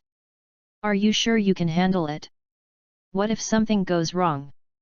She stamped her feet in anxiety, and her hands unconsciously grabbed Deng Mu's arm tightly, trying to stop his risky move. Zhang Nanan was not very surprised by this. She knew her brother's spirit ring ratio well and was not very worried about Deng Mufa's life safety. Seeing Zhang Nanan remain silent, Tang Ye grew even more anxious and said to her, Nanan, why don't you try to persuade him? You can't just absorb a 10,000-year spirit ring. What if something happens to Xiao Mu? But she had never heard that the fourth soul ring was 10,000 years old. Deng Mu quickly comforted Tang Ye, Sister Xiaoa, don't worry, my second and third spirit rings are both 10,000 years old. End of this chapter. Chapter 67, First Encounter with the Evil Soul Master. Chapter 67, First Encounter with the Evil Soul Master. After saying that, he pulled Tang Ye aside and showed her his spirit ring. He had told Tang Ye about his spirit ring once before, but she seemed to have forgotten it. Tang Ye looked at Deng Mu's soul ring and couldn't help but widen her eyes slightly, her eyes full of surprise. Only then did she suddenly remember that Deng Mu had talked to her about soul rings before, but it had been so long that she hadn't remembered it. Tang Ye scratched her head and said, Xiao Mu, I accidentally forgot, but I still can't help but worry. You must be careful. If anything goes wrong, I can't stand it. As he spoke, his eyes turned slightly red again, and his face was full of concern. Deng Mu touched Tang Ye's head and said, Sister Xiaoa, I will be careful. After saying that, he kissed Tang Ye on the face and put away his soul ring. Tang Ye's face turned red immediately after being kissed by Deng Mu unexpectedly. She stood there in a daze, her eyes full of shyness and surprise. She forgot to speak for a moment, but her heart was beating like a little rabbit. After a long while, Tang Ye finally came to her senses and scolded, You brat, it's already this late and you're still like this, hey? Hurry up and absorb the spirit ring, but make sure you do it safely, otherwise I will never let you go. As he spoke, he gently pushed Deng Mu, but his eyes continued to follow him closely. Although Deng Mu had already absorbed 2 10,000-year soul rings, her worries did not decrease at all. After all, she didn't know how Deng Mu absorbed them successfully. Deng Mu felt Tang Ye's worried and concerned gaze, and his heart warmed. He grinned at Tang Ye and said, Don't worry, Sister Xiaoa. The 2 previous times you absorbed the 10,000-year spirit ring, it went smoothly. This time will definitely be fine too. Don't worry about it. After saying that, Deng Mu did not delay any longer. He turned around and walked quickly to the black soul ring. He sat down cross-legged, took a deep breath, and began to absorb the soul ring. Tang Ye and Zhang Nanan stood by nervously, not daring to breathe. Tang Ye clutched the corner of her clothes tightly, staring at Deng Mu without blinking, silently praying in her heart that he must be safe. Although Zhang Nanan was relatively calm, she was also fully focused, ready to deal with any unexpected situations at any time to prevent anything from disturbing Deng Mu's absorption of the soul ring. This time, the absorption of the soul ring was extremely smooth, and it was successfully absorbed in a short time. The level has reached 42. Deng Mu feels that the next time he absorbs the energy of 10,000 years, the level can only be increased by one level. The fourth soul skill is called Spirit Pattern Fury. It is an amplification skill. After using it, all members will gain increased strength and speed. It's done. Deng Mu let out a long sigh, stood up, and Tang Ye and Zhang Nanan walked over. Seeing that Deng Mu was fine, Tang Ye couldn't help but breathe a sigh of relief, and the tension in her eyes eased a lot. Tang Ye hurried forward, grabbed Deng Mu's hand, looked at him carefully, and kept muttering, "Thank goodness you're okay, I was so worried." Zhang Nanan also came over and said with a smile, "Xiao, you really act like a young wife now. Worrying about your husband getting hurt." When Tang Ye heard this, her face flushed again. She let go of Deng Mu's hand and pretended to be angry and hit Zhang Nanan, saying angrily, "Nanan, what are you talking about? You just tease me. I'll teach you a lesson." Zhang Nanan smiled and dodged, saying as she dodged, "Oh, I saw how nervous you were just now. I really care about Xiao Mu too much. What I said is also the truth." Looking at the two people fighting, Deng Mu shook his head and walked towards the coachman, taking out a few gold coins and giving them to him. The driver took the gold coins and assured Deng Mu, "Don't worry, sir, I won't tell anyone a word about what happened today." He naturally understood what Deng Mu meant and would definitely not tell anyone about it. "Sister Xiao, let's stay here tonight and leave tomorrow." "It is good." "Oh, I see." Tang Ye and Zhang Nanan listened to Deng Mu's words and stopped fighting in response to Deng Mu. In the next few days, the carriage quickly headed towards the North City. The journey was relatively smooth, and the occasional minor setbacks were easily resolved. On a moonlit night, a carriage was traveling along a path beside a slightly eerie forest. Suddenly, the driver pulled the reins hard, and the horse neighed in fright. Deng Mu, Tang Ye, and Zhang Nanan were all startled in the car. Deng Mu instantly became alert and whispered, "I'm afraid something's wrong. Everyone, be careful." After saying that, the three of them quickly rushed out of the carriage.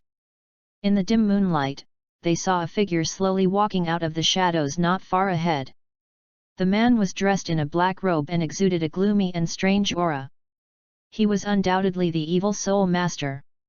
The evil spirit master had a sinister smile on his face and said in a hoarse voice, "Hee hee, I never thought I'd run into you little spirit masters in this desolate place. Looks like tonight won't be too boring." After saying that, he showed his spirit ring to Deng Mu and the others. Seeing the yellow, purple, and black soul rings displayed by the evil soul master, Tang Ye's heart sank, knowing that she had met a strong enemy. Tang Ye subconsciously moved closer to Deng Mu, her voice trembling slightly as she said, "Xiao Mu, the opponent is a soul king. If you can't defeat him later, just run away. Nan Nan and I will help you hold him back." Zhang Nanan nodded and said that she would protect Deng Mu. Deng Mu frowned, but replied firmly, "Sister Xiao, what nonsense are you talking about? We fought side by side, so there's no reason for me to abandon you and run away alone." With his strength, it would not be difficult for him to deal with this evil soul master directly. However, thinking that the god of destruction might be watching secretly, he could only kill him slowly. The evil spirit master listened to their words and laughed strangely again, "You ignorant creatures, you still want to resist, then I will send you to the west today." He was extremely excited at the thought that if he killed these three people, he would be able to obtain the inheritance of the gods. Just 2 days ago, he had massacred a village when a voice rang in his ears, telling him to kill 3 people and he would be able to inherit the gods' legacy. He accepted the task without a second thought. In his eyes, the lives of these ordinary soul masters were worthless. He would not hesitate to kill as many people as possible as long as he could obtain the coveted inheritance of the gods. He was very disdainful of what Deng Mu and the other two said. They were just a bunch of brats, how strong could they be? He was a soul king. The evil soul master danced with his hands, his black robe rustled, and the eerie aura around him became stronger and stronger, as if the black mist materialized and billowed outward in wisps. "Humph! Let you little brats see how powerful the Soul King is!" he roared in a hoarse voice and immediately launched the attack. End of this chapter. Chapter 68 Battle 1. Chapter 68 The First Battle. A pair of huge black wings suddenly spread out from the evil soul master's back, with a wingspan of 2 to 3 meters. The feathers were like sharp steel blades, flashing with a cold light. Every time they flapped, they brought a gust of foul wind, blowing away the dead leaves on the ground. First soul skill, Dark Crow Pecking Soul. He let out a low roar, and saw several dark crows condensed by soul power flying out from the wings. The sharp beak was like a black cone, flying straight towards Deng Mu and the other two, aiming directly at their throats, temples, and other vital parts. It was as fast as lightning, and wherever it passed, the air seemed to be drawn with black lines. When Deng Mu saw the dark crows attacking, his expression became grim, and he used his first soul skill, Life Shield, without hesitation. 3 light blue lights enveloped himself, Tang and Zhang Nanan. In an instant, a layer of protective shield that looked like glass formed around the 3 of them, and blue light flowed. The shield withstood the swift impact of the dark crow's sharp beak, which was like a black spike. With a few crisp ding sounds, the sharp beak pierced the shield, causing layers of soul power ripples, but failed to hurt the 3 people at all. "Humph, you're quite capable." When the evil soul master saw that the dark crow's soul pecking was blocked, his face darkened, but he was not too surprised. After all, he did not expect this first soul skill to defeat the opponent in one fell swoop. He swung his hands violently, and the pair of huge black wings flapped faster and faster. The foul wind whistled, making the surrounding branches dance wildly and sand and stones fly. Second soul skill, Corrupted Feather Miasma. In an instant, the feathers of the crows in the sky fell off, turning into a thick dark green miasma that rolled and spread like a dark cloud. The pungent smell was so strong that it almost made people nauseous. Wherever the miasma went, flowers and plants withered instantly. The ground seemed to be corroded by strong acid, making sizzling sounds and wisps of green smoke rising. This miasma not only corrodes the body, but also interferes with the perception of soul power, making people feel as if they are in a maze and unable to tell the direction. Seeing this, the driver abandoned the car without hesitation and ran towards the woods. He was just an ordinary rickshaw driver, earning only 5 silver coins a month. Why would he risk his life for that? The evil soul master squinted his eyes and snorted coldly, "Humph, you coward, it's better for you to run away so as not to get in the way." Deng Mu glanced at the fleeing driver and understood his behavior. His life shield emitted a light blue light, blocking the dark green miasma that was spreading and corroding. The 3 of them had life shields and were not afraid of the dark green miasma at all. Fourth soul skill, Spiritual Pattern Rage. Deng Mu decisively used his 4th soul skill, Spiritual Pattern Fury. In an instant, mysterious and complex spiritual patterns slowly emerged on the surface of his skin. These spiritual patterns seemed to have life, winding along his veins. As the blue light flashed, his aura instantly rose. At the same time, Tang and Zhang Nanan were also shrouded in a layer of faint blue light. They clearly felt a powerful force surging in their bodies. The increase in speed and strength gave them more confidence. A cold light flashed in Zhang Nanan's eyes. With the increased strength and speed brought by the violent spiritual patterns, she approached the evil soul master like lightning. Third soul skill, Teleport. She gave a delicate cry and instantly disappeared from her spot, appearing behind the evil soul master the next moment. As a soul king, the evil soul master had extremely sharp perceptions. Although he was startled by Zhang Nanan's sudden appearance, he reacted very quickly. He flapped his huge black wings backwards, bringing up a gust of foul-smelling wind. Zhang Nanan was not in a hurry. She bent and stretched her legs, used the waist bow skill, and used the rebound force to jump high, avoiding the attack of the giant wings. At the same time, several hidden weapons in her hands shot towards the back of the evil soul master like meteors. The sound of a hidden weapon breaking through the wind was heard, and the evil soul master could only use his wings to block it again in a hurry. With a few crisp clangs, although the hidden weapon was blocked, it also slowed down his movements. On Tang Ye's side, the blue-silver grass grew thicker and tougher under the blessing of the spiritual pattern's violent soul power. Third soul skill, Shallow Snake Net. The blue-silver grass quickly intertwined, transforming into a giant snake net that enveloped the evil spirit master. A faint blue light flickered above the snake net, as if carrying a hint of chill. Just as the evil soul master blocked the hidden weapon, he saw the shallow snake net coming towards him. He waved his hands and shouted, "Third soul skill, Crow Shadow Mystery." In an instant, a group of shadow crows condensed by soul power appeared around him. These shadow crows flew around him quickly, forming a barrier to block the attack of the shallow snake net.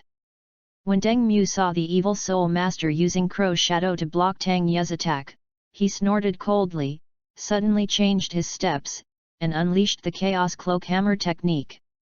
The clear sky hammer seemed to have life in his hands, and as he danced, it brought up gusts of whistling wind. The first hammer was swung out, rushing towards the evil soul master like a rainbow piercing the sun.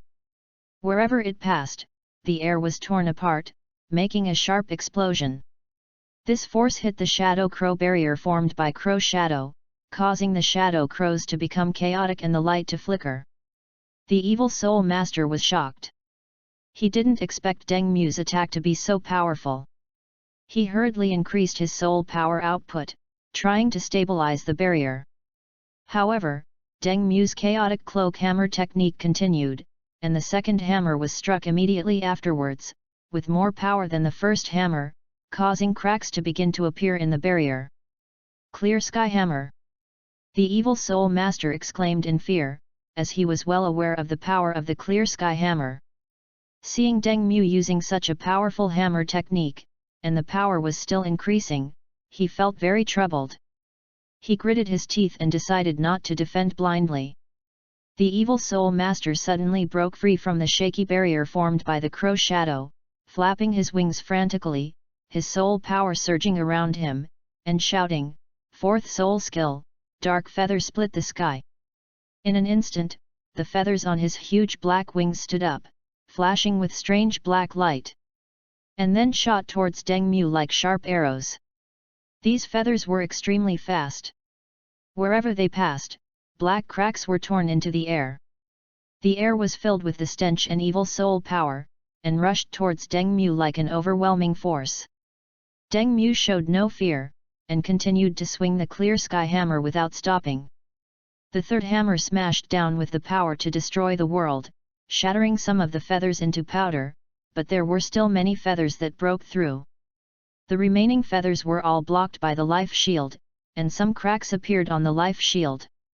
Seeing this, Zhang Nanan's eyes flashed, and she used her gravity control skill, targeting the evil soul master. In an instant, the evil soul master felt his body sink and his movements became a little slow. Tang Ye took the opportunity to control the blue-silver grass and activated the parasitic skill.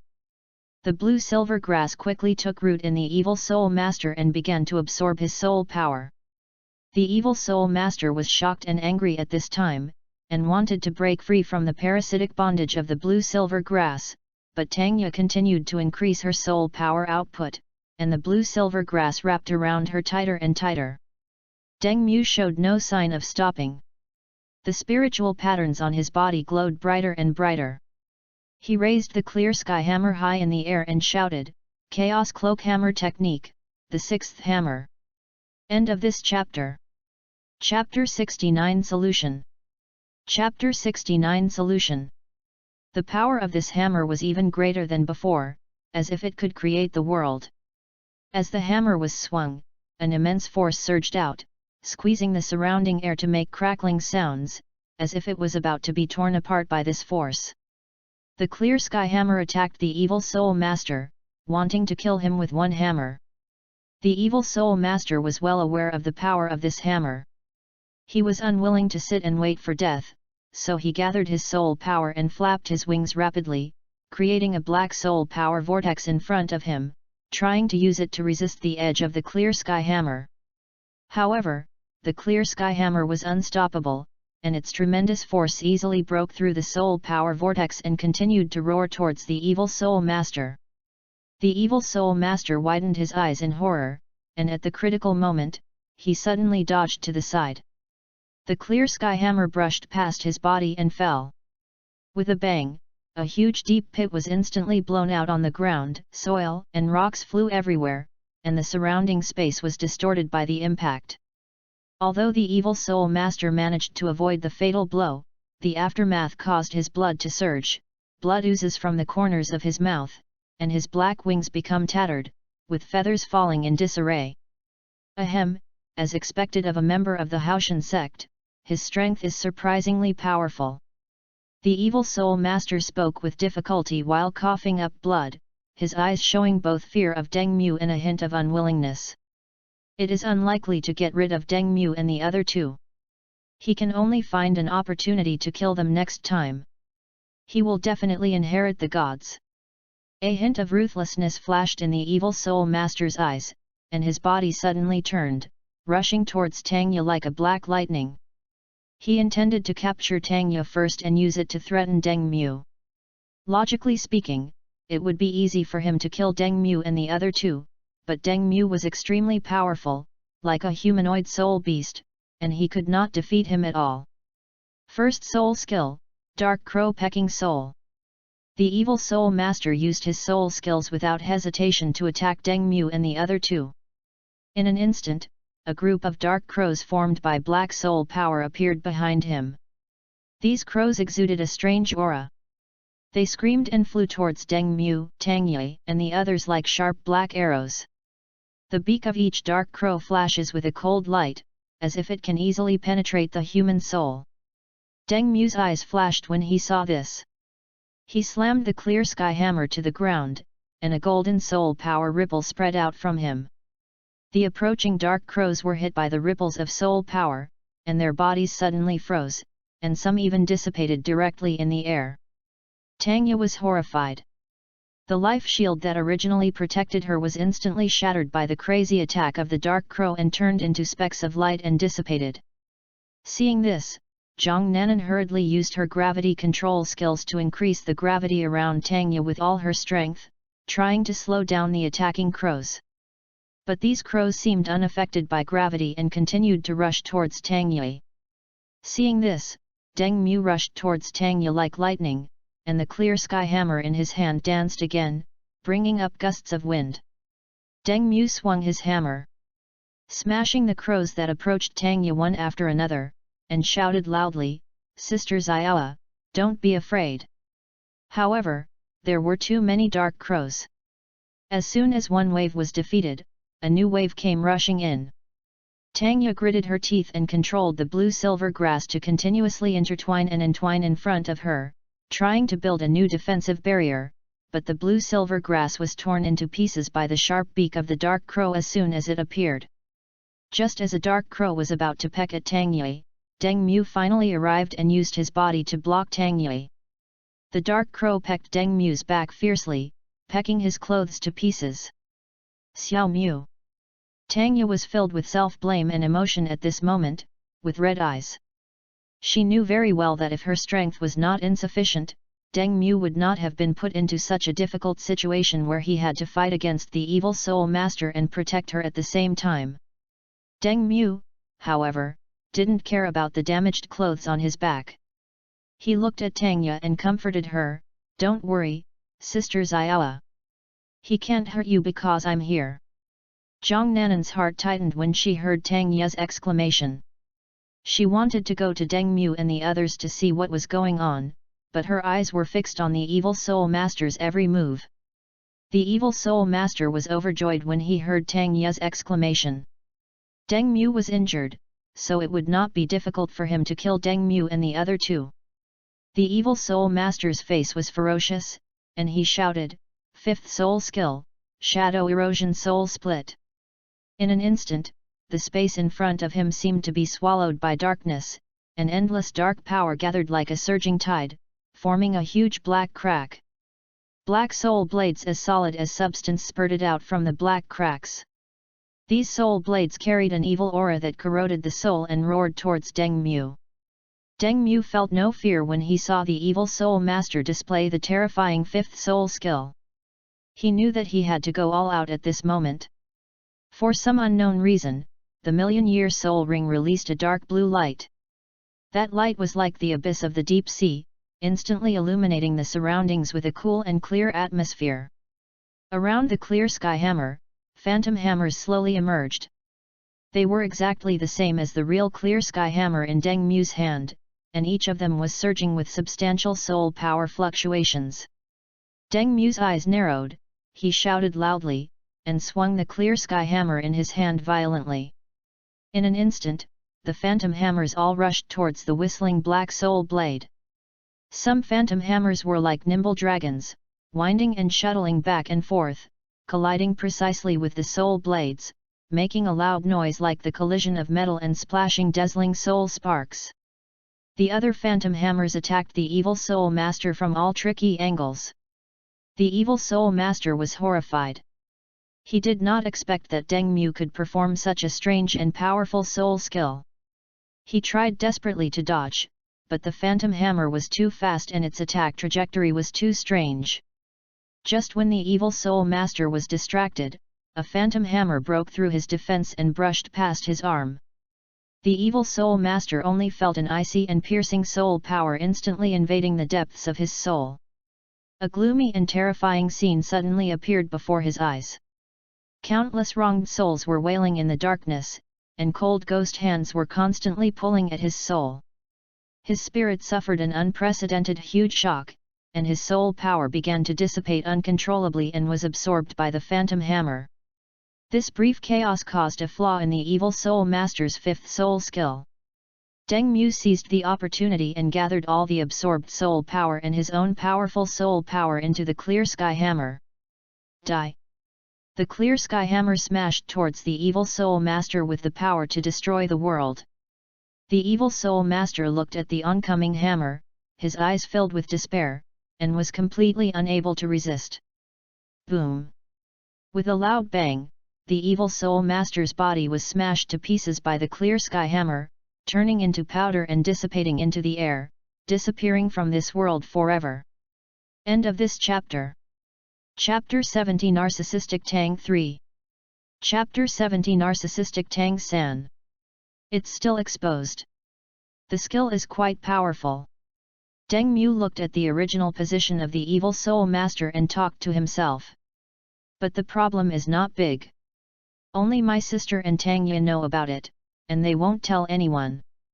During this battle, Deng Mu discovered some problems with himself, but these problems were not big, and he just needed to fight more with others. Deng Mu had a rough understanding of his own strength. It was not too difficult to fight against a Soul King level Soul Master using only a part of his strength. If all the trump cards are used, killing a titled Doluo will be a piece of cake. Are you okay, Xiao Mu? Tang Ye walked quickly to Deng Mu, her eyes full of concern. She looked him up and down carefully, and only breathed a sigh of relief after confirming that he was not injured. At this moment, she was determined to marry Deng Mu. She was deeply moved that Deng Mu blocked the enemy's attack for her without hesitation. Seeing Tang Ye's concerned face, Deng Mu shook his head and said, "Sister Xiaoa, I'm fine." Tang Ye's cheeks flushed slightly. She gently took Deng Mu's hand and said, "Xiao Mu, I was really scared just now. I thought, no matter what, don't take such risks again in the future." Deng Mu felt the warmth and slight trembling from Tang Ye's hand, and a trace of warmth rose in his heart. He responded softly, "Don't worry, Sister Xiaoa, I won't let you fall into danger with me here." Listening to Deng Mu's words, Tang Ye felt her heart pounding. Zhang Nanan ran over and couldn't help but breathe a sigh of relief when she saw Deng Mu. She thought something had happened to Deng Mu. She was extremely grateful that nothing happened to Deng Mu. If anything happened to Deng Mu, she would kill that evil soul master at all costs. Her eyes lingered on the clasped hands of Deng Mu and Tang Ye for a moment, and Zhang Nanan smiled and said, "You two are warming up so quickly. A friend in need is a friend indeed. You two must stay together well in the future." Tang Ye glared at Zhang Nanan in anger, but did not let go of Deng Mu's hand. Deng Mu smiled a little embarrassedly and said, "Sister, stop teasing us. We can't stay here for long. Let's leave here quickly to avoid running into that evil soul master." After hearing what Deng Mu said, Zhang Nanan quickly nodded and said, "Yes, Xiao Mu is right. We have to leave quickly." As she spoke, she looked around vigilantly, as if the evil soul master's companions would appear at any time. Tang Ye also came back to her senses, held Deng Mu's hand tightly, and said, "Then let's go quickly. I don't want to go through the same thrilling situation as just now again." The three of them didn't delay any longer and quickly walked away. "Not bad, not bad, you are worthy of being my son, Tang San." After watching Deng Mu's battle, Tang San gave an extremely satisfied evaluation. When Deng Mu protected Tang Ye, he saw his own shadow in Deng Mu. Back in the Star Do Great Forest, he risked his life to protect Xiao Wu, allowing Xiao Wu to escape using the Blue Silver Emperor's soul bone, but in the end Xiao Wu chose to sacrifice herself. While watching Deng Mu fighting, he unexpectedly discovered that Deng Mu had the aura of the Golden Dragon King. I guessed that the Golden Dragon King's divine core must have come to Doluo continent and was absorbed by Deng Mu by accident. "My son, you have the qualities of a god king." He was the one who arranged for Deng Mu to kill the evil soul master and complete the mission of the God of Destruction. He took a look at the God of Destruction's mission when Deng Mu was checking it out, and knew what the requirements of the mission were. At first, he wanted his father to capture the 5 evil spirit masters, cripple them, and then hand them over to Deng Mu to kill them. However, this would allow the God of Destruction to find out, and then he would not pass on the inheritance to Deng Mu, and then the gains would outweigh the losses. During this period of time, he will not arrange any other evil soul masters, and he will arrange the evil soul masters slowly later. After reading it, Tang San got up and went to find Xiao Wu, who had been having conflicts with him for a while. On the other side, the center of the divine world. "This kid is pretty good." The goddess of life looked at Deng Mu in the picture and gave her a very satisfied evaluation. She saw clearly the process of Deng Mu protecting Tang Ye, without any hesitation. If Tang Ye's talent wasn't so poor, she would have wanted Tang Ye to inherit her throne, and Deng Mu to inherit the throne of the God of Destruction. But she can help Deng Mu and arrange a second-level god position for Tang Ye. The God of Destruction nodded at the side. Although he didn't say anything, he was quite satisfied with Deng Mu. He also found the Golden Dragon King's divine core from Deng Mu. If it weren't for the testimony of the God of Good and the God of Evil, he would have suspected that the Golden Dragon King's divine core was hidden by Tang San and given to Deng Mu. If Deng Mu inherits their throne in the future, plus the Golden Dragon King's divine core, Deng Mu will definitely be the strongest existence in the divine world. The reason why he arranged the test of killing the evil soul master was that he wanted to see what Deng Mu would be like in actual combat, and whether he would abandon others and run away if he encountered danger. If Deng Mu did something that made him dissatisfied, even if Deng Mu completed his test, he would never send down a divine test to allow Deng Mu to inherit their thrones. Moreover, Deng Mu did not really need their divine positions. With the Golden Dragon King's divine core, as long as Deng Mu was not dead, it was inevitable that he would become a god. Next, we just have to wait for him to complete the test. Ah! The goddess of life looked at Deng Mu in the picture and nodded in response to the God of Destruction. The God of Destruction bid farewell to the goddess of life and left the center of the divine realm. "Let's go, let's head to Qingshui town." Deng Mu looked at the map in his hand and said to Zhang Nanan and Tang Ye beside him. At the speed of the 3 of them, it would only take half a day to reach Qingshui town. After arriving in Qingshui town, they took a carriage back to North City. On the way to Qingshui town, Deng Mu kept thinking about the problems exposed in today's battle with the evil soul master. He knew very well that although he possessed great strength, he still had a lot of room for improvement in the refinement of his combat skills and the precise control of his soul power, and he needed to train well. After returning to school, I went to seek advice from senior sister Ling and learn from her. Senior Ling is Ling Luokan. They met on the training ground. They became familiar with each other after a few interactions. Ling Luokan was very nice to him. He didn't know why, but Ling Luokan liked to feed him, which made him feel like Ling Luokan was taking care of his younger brother. Tang Yu took Deng Mu's arm and said, "Let's go.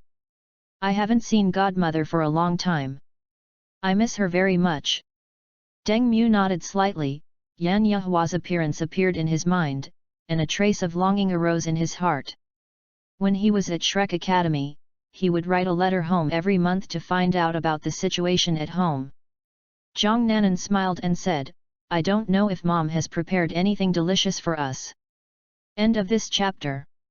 Chapter 71 Tang Ye's Feelings. Chapter 71 Tang Ye's Feelings.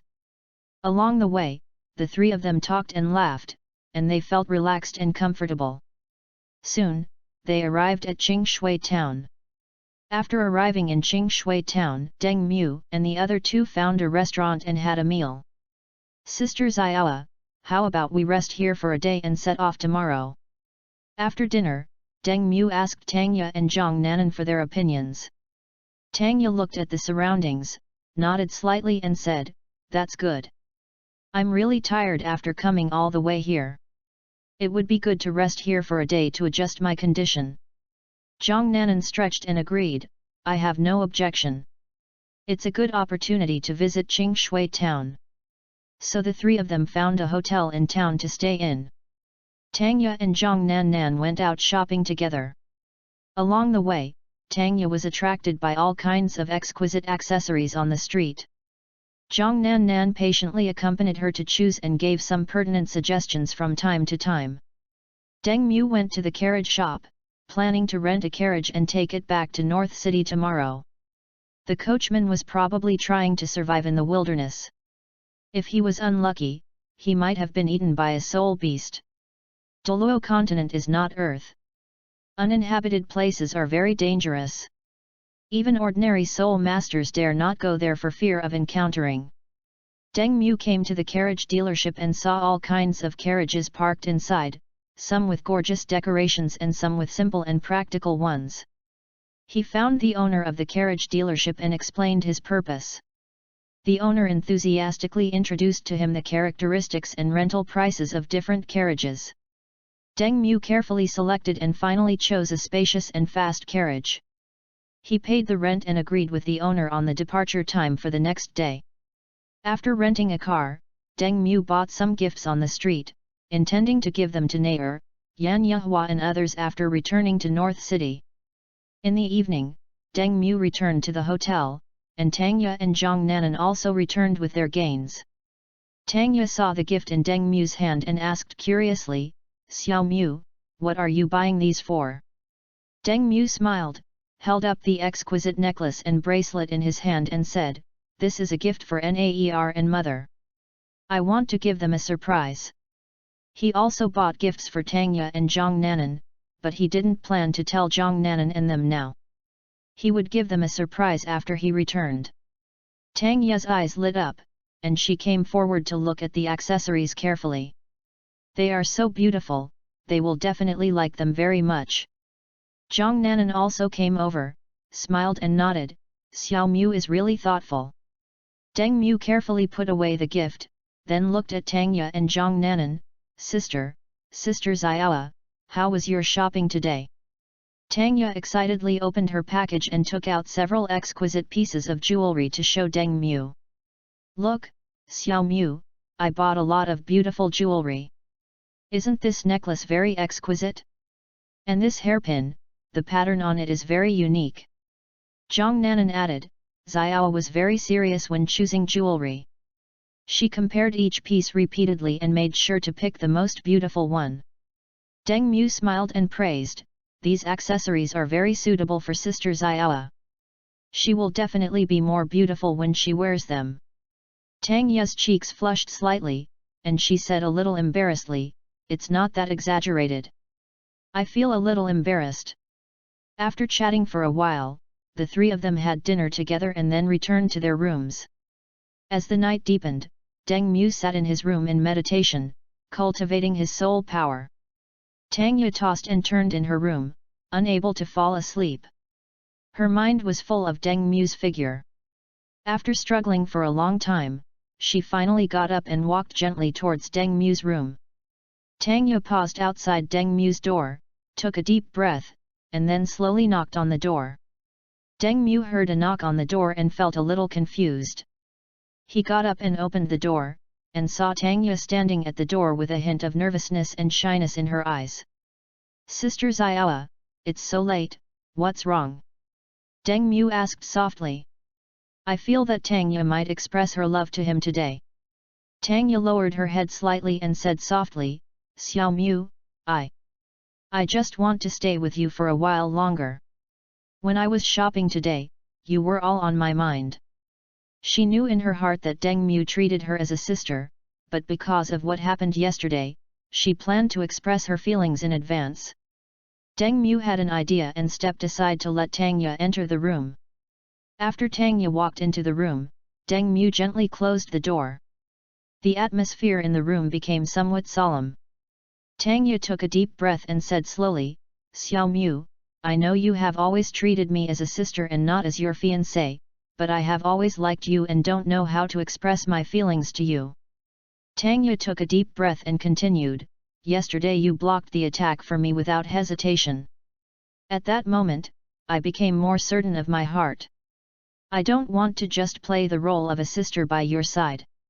I want to be the one who can walk hand in hand with you for the rest of your life." Listening to Tang Ye's words, Deng Mu's heart was filled with ripples. He looked at Tang Ye, who seemed a little nervous but extremely determined, and was speechless for a moment. He had indeed always treated Tang Ye as a sister, not as his fiancée, mainly because they had been together for a long time. He had promised Tang Ye to be his fiancée because he didn't want her to be like in the original novel. Now that Tang Ye said this, Deng Mu decided to accept Tang Ye's feelings. Deng Mu looked at Tang Ye, his eyes gradually becoming gentle and firm. He gently held Tang Ye's hand and said, "Sister Xiaoa, I always thought that this kind of thing was too early. After all, we have always gotten along like siblings. Now that I know your feelings, I naturally accept it." After hearing what Deng Mu said, Tang Ye's eyes instantly filled with tears of surprise and touching. She choked up and said, "Xiao Mu, I'm really happy. I thought you would only treat me as your sister. I was so afraid that you would reject me." If Deng Mu really rejected her, she didn't know what to do. Now that Deng Mu accepted her feelings, she was extremely happy. Tang Ye held Deng Mu's hand tightly, as if afraid that all this was a dream. "Xiao Mu, I'm very happy that you can accept me. I've thought it through. If you reject me, I won't give up easily. I will try my best to make you see my sincerity and slowly fall in love with me." Hearing Tang Ye's words, Deng Mu smiled and helped Tang Ye wipe away the tears from the corners of her eyes. Tang Ye watched Deng Mu make up his mind, kissed him, and threw him onto the bed. Deng Mu was slightly stunned by this sudden enthusiasm, but soon immersed in it. "Sister Xiaoa, isn't this a little too early? Xiao Mu, don't call me Sister Xiaoa today. Call me okay? End of this chapter. Chapter 72 Jealous Zhang Nanan. Chapter 72 Jealous Zhang Nanan. The next day, in the morning, Deng Mu slowly woke up from the bed and looked at Tang Ye who was still sleeping beside him. She had a happy smile on her face, as if she was having a beautiful dream. Looking at Tang Ye, Deng Mu couldn't help but recall what happened last night. Passionate kisses, intimate hugs. Deng Mu got up quietly, not wanting to wake Tang Ye, and simply tidied his clothes. Looking at the morning light coming in through the window, he knew that a new day had begun, and that their relationship had undergone a major transformation last night, becoming true lovers. It was Tang Ye's words last night that made him feel both amused and helpless, and she allowed him to marry more wives. At that time, Tang Ye said seriously that in the Doluo continent, it was common for capable men to have 3 wives and 4 concubines. She just wanted to occupy the most important position in Deng Mu's heart. She also said that if she met a girl she really liked in the future, she should not miss her because of her. He really couldn't understand what was going on in Tang Ye's mind. She actually said such words at that time. Well. Tang Ye let out a light hum and slowly opened her eyes. Tang Ye looked at Deng Mu, who had already stood up with sleepy eyes. She was stunned at first, then she remembered everything that happened last night, and her cheeks flushed instantly. She felt both shy and happy. She was shy because she had been so proactive and enthusiastic last night, and it was really embarrassing to think about it now. She was happy because Deng Mu accepted her feelings and they were lovers now. Deng Mu came to Tang Ye, stroked her head and said, "Sister Xiaoa, hurry up and get up. If I see you, I will definitely tease you." Tang Ye's heart skipped a beat, and she thought, yes, if Zhang Nanan saw her just waking up and still in the same room with Deng Mu, she would definitely tease her endlessly. She didn't want to be teased and embarrassed. Although she and Deng Mu had confirmed their relationship, she was still shy. Tang Ye quickly responded, "Yes, Xiao Mu, please go out for a moment. I'll get up and clean up." As he spoke, he pulled the quilt up to cover his blushing face. Seeing this, Deng Mu smiled, nodded, turned, and walked out of the room. "I saw everything I should have seen last night. There's nothing to be shy about." At this time, Zhang Nanan walked over and smelled a fragrance on Deng Mu. She was very familiar with this scent, it came from Tang Ye, which made her a little jealous. Zhang Nanan suddenly felt a sour feeling in her heart. She had always had special feelings for Deng Mu, but she had never expressed them. Originally, seeing Deng Mu and Tang Ye getting along well, I thought they were just like siblings. But looking at the current situation, it is obvious that the relationship between the two has changed a lot last night, and there is still Tang Ye's scent on Deng Mu's body. How can this not make her feel uncomfortable? My own little pig was eaten by the cabbage. She originally planned to wait until Deng Mu became an adult, express her feelings to him, and be with him. She doesn't mind that Deng Mu has good relationships with other opposite sexes. It's normal for outstanding people to attract the opposite sex. But the relationship has developed to this extent, which makes her feel a sense of crisis. She is worried that her brother will abandon her and run away with someone else. Zhang Nanan secretly bit her lip, trying to look calm, but she couldn't help but glance at Deng Mu. After coughing lightly, Zhang Nanan pretended to say casually, "Xiao Mu, why do you smell like Xiao Ye? Last night you..." When the words were on the tip of his tongue, he felt that the question was too direct, so he swallowed the second half of the sentence back. Deng Mu realized belatedly that it was probably because of his closeness with Tang Ye that he had gotten her scent on him. He felt a little embarrassed and scratched his head, saying, maybe it was an accident.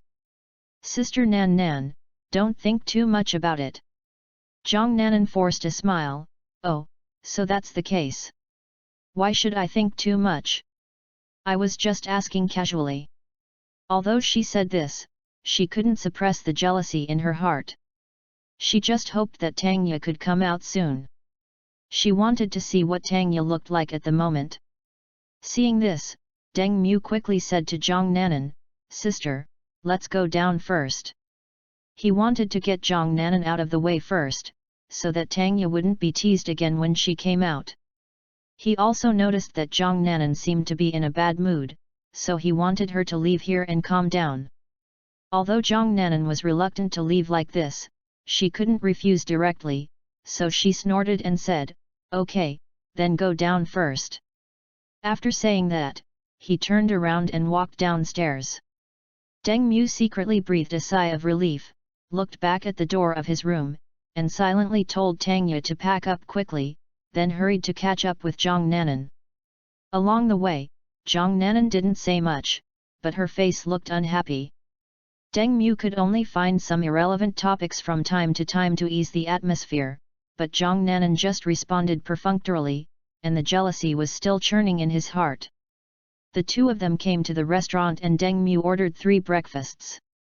Looking at the silent Zhang Nanan, Deng Mu felt a headache and didn't quite understand why Zhang Nanan was angry. Could it be that my aunt is here? It feels like there is no other possibility except this one. After a while, Tangya finally came downstairs to the restaurant. She carefully tidied herself up and tried to look normal, but her slightly flushed cheeks betrayed her. Zhang Nanan looked up and caught a glimpse of Tangya's appearance, feeling even more jealous, but still trying to maintain a calm appearance. "Xiaoa, you got up a little late today," Zhang Nanan said softly, but there was a subtle hint of other meaning in her words. Tangya's heart tightened, and she laughed dryly twice. "I didn't sleep well last night, Nan Nan, you don't seem to be in a good mood today." Zhang Nanan snorted softly, "No, maybe I didn't get enough rest last night." As he spoke, his eyes glanced at Deng Mu intentionally or unintentionally. Deng Mu was looked at by Zhang Nanan and didn't know what to say. "I was a little puzzled as to how a time traveler with a harem like that would handle this situation." Okay, sisters, let's have breakfast first." Deng Mu thought for a moment and then spoke to Zhang Nanan and Tang Yi. Now they can only wait for Zhang Nanan to calm down. If they explain, it will probably add fuel to the fire. Breakfast was carried out in silence, with only the occasional clatter of cutlery. Tangya secretly glanced at Zhang Nanan a few times, wanting to break the deadlock but not knowing where to start. Zhang Nanan was eating by herself with a cold expression. After dinner, Deng Mu and the other two got on a carriage and headed for North City. Inside the carriage, the atmosphere was still dull and depressing. Deng Mu sat on one side, while Tangya and Zhang Nanan sat opposite him. Both of them looked out the window to avoid eye contact with each other. End of this chapter. Chapter 73 Discovering the Evil Soul Master. Chapter 73 Discovering the Evil Soul Master. In the blink of an eye, half a month passed. "Hey, it's finally here." Deng Mu got off the carriage, stretching his body and sighing. During the past half-month, he coaxed Zhang Nanan from time to time, and finally he coaxed Zhang Nanan into submission. As for why Zhang Nanan was unhappy, he probably thought it was because he and Tangya had done that thing too early, which made her a little angry. Tangya jumped off the carriage and looked at the mansion in front of her. She said in surprise, "Xiao Mu, has our family become rich?" She remembered that her home was not that big and not that good, and apart from getting rich, she really couldn't think of any other possibilities. Zhang Nanan got off the carriage and looked at her new home with a look of surprise on her face. Listening to Tangya's words, Deng Mu nodded, "I got a treasure before, sold it, and then I got a new home." After hearing Deng Mu's explanation, Tangya and Zhang Nanan looked at Deng Mu with some curiosity, wondering what good things Deng Mu had obtained. "Brother and sister, welcome home." At this moment, Nair's voice rang out. Everyone heard Nair's voice and headed towards the gate. Nair was standing at the gate, smiling at the three of them. Then Nair ran over and threw herself into Deng Mu's arms. Deng Mu gently touched Naer's head and said with a smile, "Naer, have you missed your brother during this period?" Naer raised her head, her eyes sparkling. Naer thinks about her brother, sister Tangya and sister Zhang Nanan every day. Listening to Naer's words, Deng Mu knew that Guyuina was under custody. He had observed Naer before, and Guyuina would not be like this when she controlled this body. Tangya walked forward and pinched Naer's cheek. "Naer has become more beautiful again. Are you very happy in your new home?" Naer nodded obediently. "Well, the new home is great. I even planted a lot of beautiful flowers in the yard." Zhang Nanan looked at Naer and a gentle smile appeared on her face. Naer is really capable. Naer let go of Deng Mu, walked to Zhang Nanan, and took her hand. Sister Nanan, I'll take you to see the flowers I planted. They are so beautiful. Zhang Nanan was pulled by Naer and had no choice but to follow her home. Seeing this, Deng Mu and Tang looked at each other and walked home together. Okay. At this moment, Deng Mu realized that someone was watching him secretly. Deng Mu remained calm and secretly winked at Tang Ye. Tang Ye understood, nodded slightly, and became alert. The two slowed down their pace and pretended to be calm, but they were always paying attention to the movements around them. As Deng Mu walked, he quietly explored his surroundings, trying to find the location of the person who was secretly spying on him. Tang Ye approached Deng Mu and whispered, "Xiao Mu, is there any trouble coming?" Deng Mu lowered his voice and responded, "It's not clear yet. It's better to be careful." At this time, Deng Mu noticed that the person hiding in the corner was wearing a black cloak and his appearance could not be seen clearly. When he saw the other person, Deng Mu's first reaction was that the other person was an evil soul master. Apart from this possibility, he really couldn't think of a second possibility. "Sister Xiaoa, go in first. If mother and the others ask where I've been, just tell them I'm busy. Well, be careful and pay attention to safety." Tang Ye listened to Deng Mu's words and nodded to show that she understood, but she was still a little worried.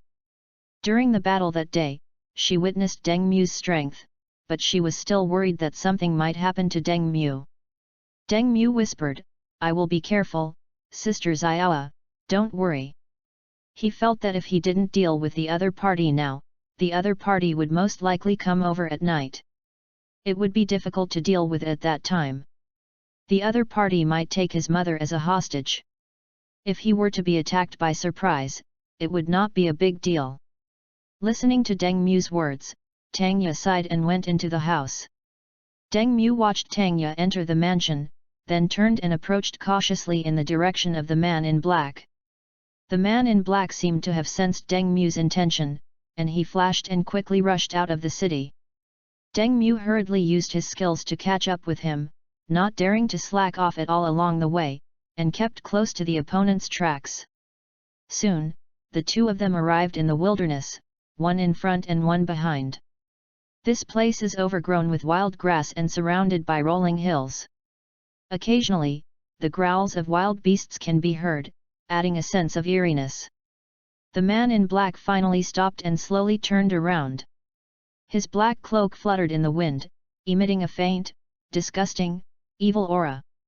"Who are you and what is your purpose?" Deng Mu looked at the man in black in front of him and asked. The man in black slowly raised his head, revealing a thin and wrinkled face. In the deep eye sockets, a pair of blood-red eyes flashed with strange light, as if from the ghost fire of hell. Under the high nose bridge, his lips were as thin as knives, revealing a bit of coldness. Messy white hair stuck out from the edge of the hood, flying wildly in the wind, and the evil aura emanating from his body was creepy.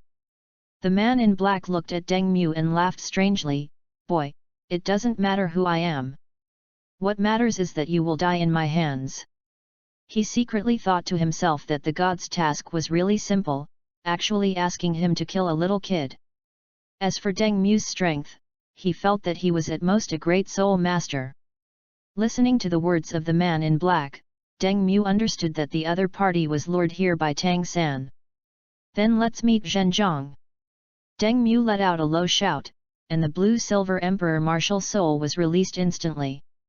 His first soul skill, the life shield, quickly spread out like a layer of light blue halo, enveloping him completely. At the same time, Deng Mu used the ghost shadow technique. His figure flashed and he changed positions quickly, making it difficult for the man in black to grasp his movements. Seeing Deng Mu being so cautious, the man in black snorted coldly and then used his first soul skill, shadow attack. In an instant, his figure seemed to blend into the dark ink and disappeared without a trace. Deng Mu did not dare to slack off at all.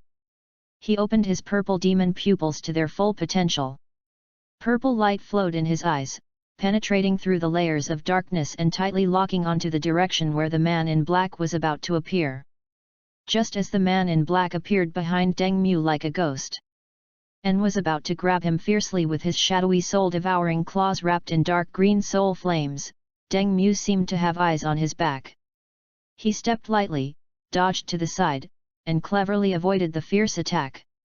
At the same time, he swung the clear sky hammer in his hand, and with a whistling sound, it smashed towards the man in black. Seeing this, the man in black hurriedly withdrew his claws to resist. When there was a loud bang, like the ringing of a huge bell, which caused ripples in the surrounding air. The powerful impact made the man in black sway. The man in black quickly stepped back, feeling extremely surprised. He didn't expect me to be so strong. End of this chapter. Chapter 74. The mantis stalks the cicada and the oriole follows behind. Chapter 74. The mantis stalks the cicada and the oriole follows behind. After the man in black stabilized his body, he was angry and quickly formed seals with his hands, using his second soul skill, soul-devouring seal. The dark green soul power chain was like a nimble long snake, winding and weaving in the air, and instantly wrapped around Deng Mu. This chain was extremely fast and precise, and the space seemed to be distorted wherever it passed. Deng Mu's eyes focused, and countless blue-silver grasses emerged from the ground, intertwining and entwining with each other to form a tough blue-silver grass shield. The soul power chains hit the shield, making a sizzling sound. Although the blue-silver grass was corroded and emitted black smoke, it successfully blocked the attack of the chains. Taking advantage of this gap, Deng Mu used the blue-silver soul power amplification skill, and his own soul power seemed to have received a powerful boost and surged. "Take my chaotic cloak hammer technique!" Deng Mu shouted loudly and waved the clear sky hammer in his hand vigorously. His body turned, and each turn caused the hammer to accumulate power. One hammer after another, the power accumulated like a tide, sweeping towards the man in black. The wind from the hammer roared, as if it could tear the air apart. Wherever it passed, the weeds on the ground were uprooted and turned into powder that floated in the air. The man in black felt the powerful force coming towards him and did not dare to resist it. He tapped his feet lightly and retreated backwards. While retreating, he used his third soul skill, shadow devouring, and a dark area instantly spread out under his feet. Countless shadow tentacles in the area twisted their bodies and stretched out towards Deng Mu with their fangs and claws, trying to block his attack and devour his power. Deng Mu's chaotic cloak hammer technique collided with the shadow tentacles, making a dull roar, just like thunder echoing in the valley. Although the hammer wind shattered some tentacles, some tough tentacles still wrapped around the clear sky hammer, greedily devouring the soul power on the hammer. Seeing this, Deng Mu's eyes flashed, and he swung the clear sky hammer hard to break free from the entangled tentacles. Immediately afterwards, Deng Mu used the spirit pattern violence skill. In an instant, his strength and speed were significantly improved. He rushed towards the man in black again like an arrow. The man in black was furious to see Deng Mu being so brave and fearless, and raised his head to use his fourth soul skill, Soul Scream. The sharp and piercing sound waves were like materialized blades, shooting towards Deng Mu in a waveform visible to the naked eye. But it had no effect on Deng Mu, and all the damage from the Soul Scream was transferred to Tang San. Deng Mu's body was as fast as lightning. With the help of the power and speed bonus brought by the violent spiritual patterns and the ghostly tracking, he instantly appeared in front of the man in black. "What? How is that possible?" The man in black looked terrified. He didn't expect that his powerful soul skills were useless. In a panic, he could only hastily wave the shadow soul-devouring claw to resist Deng Mu's attack. Deng Mu raised the clear sky hammer high in his hand and brought it down with immense force. With a resounding clang, the hammer and claws collided, sending sparks flying. The man in black felt an overwhelming force, and his body flew backward uncontrollably, landing heavily on the ground in a cloud of dust. Deng Mu did not give the man in black any chance to breathe and continued to attack. He brandished the clear sky hammer and displayed exquisite moves from the 9 clear sky techniques. Each hammer contained powerful soul power and exquisite skills, attacking the man in black like a storm. The man in black rolled on the ground in a panic to avoid the attack, and his black robe was torn in many places, revealing scars. Deng Mu's attack was fierce, the clear sky hammer in his hand was wrapped in a whistling wind, and every move he made showed his fierceness and boldness. Go to hell, I'm so embarrassed. The man in black was forced into a miserable state, but he still had no intention of giving up. While rolling and dodging, he endured the pain and released his 5th soul skill, Shadow Soul Devouring Demon Formation. In an instant, the yin energy around suddenly rose, and darkness surged like a tide. There were many shadows, and countless soul-devouring forces wandered around, turning into hideous ghost faces, and pounced towards Deng Mu with fangs and claws.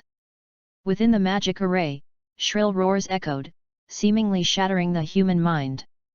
The life shield glowed brightly, like an indestructible azure armor, resisting the surging soul-devouring force from the magic array. But the magic array's attacks came one after another, and the shadowy ghost face kept biting and scratching the shield. The light on it began to flicker and sway, as if it could not bear the burden. Deng Mu saw that his life shield was in danger, but he had no intention of retreating and controlled the blue-silver grass around him. Blue-silver grass broke out from the ground, its number increased rapidly, and turned into a surging wave of grass, sweeping towards the magic formation in the opposite direction. The edges of the grass leaves were as sharp as blades.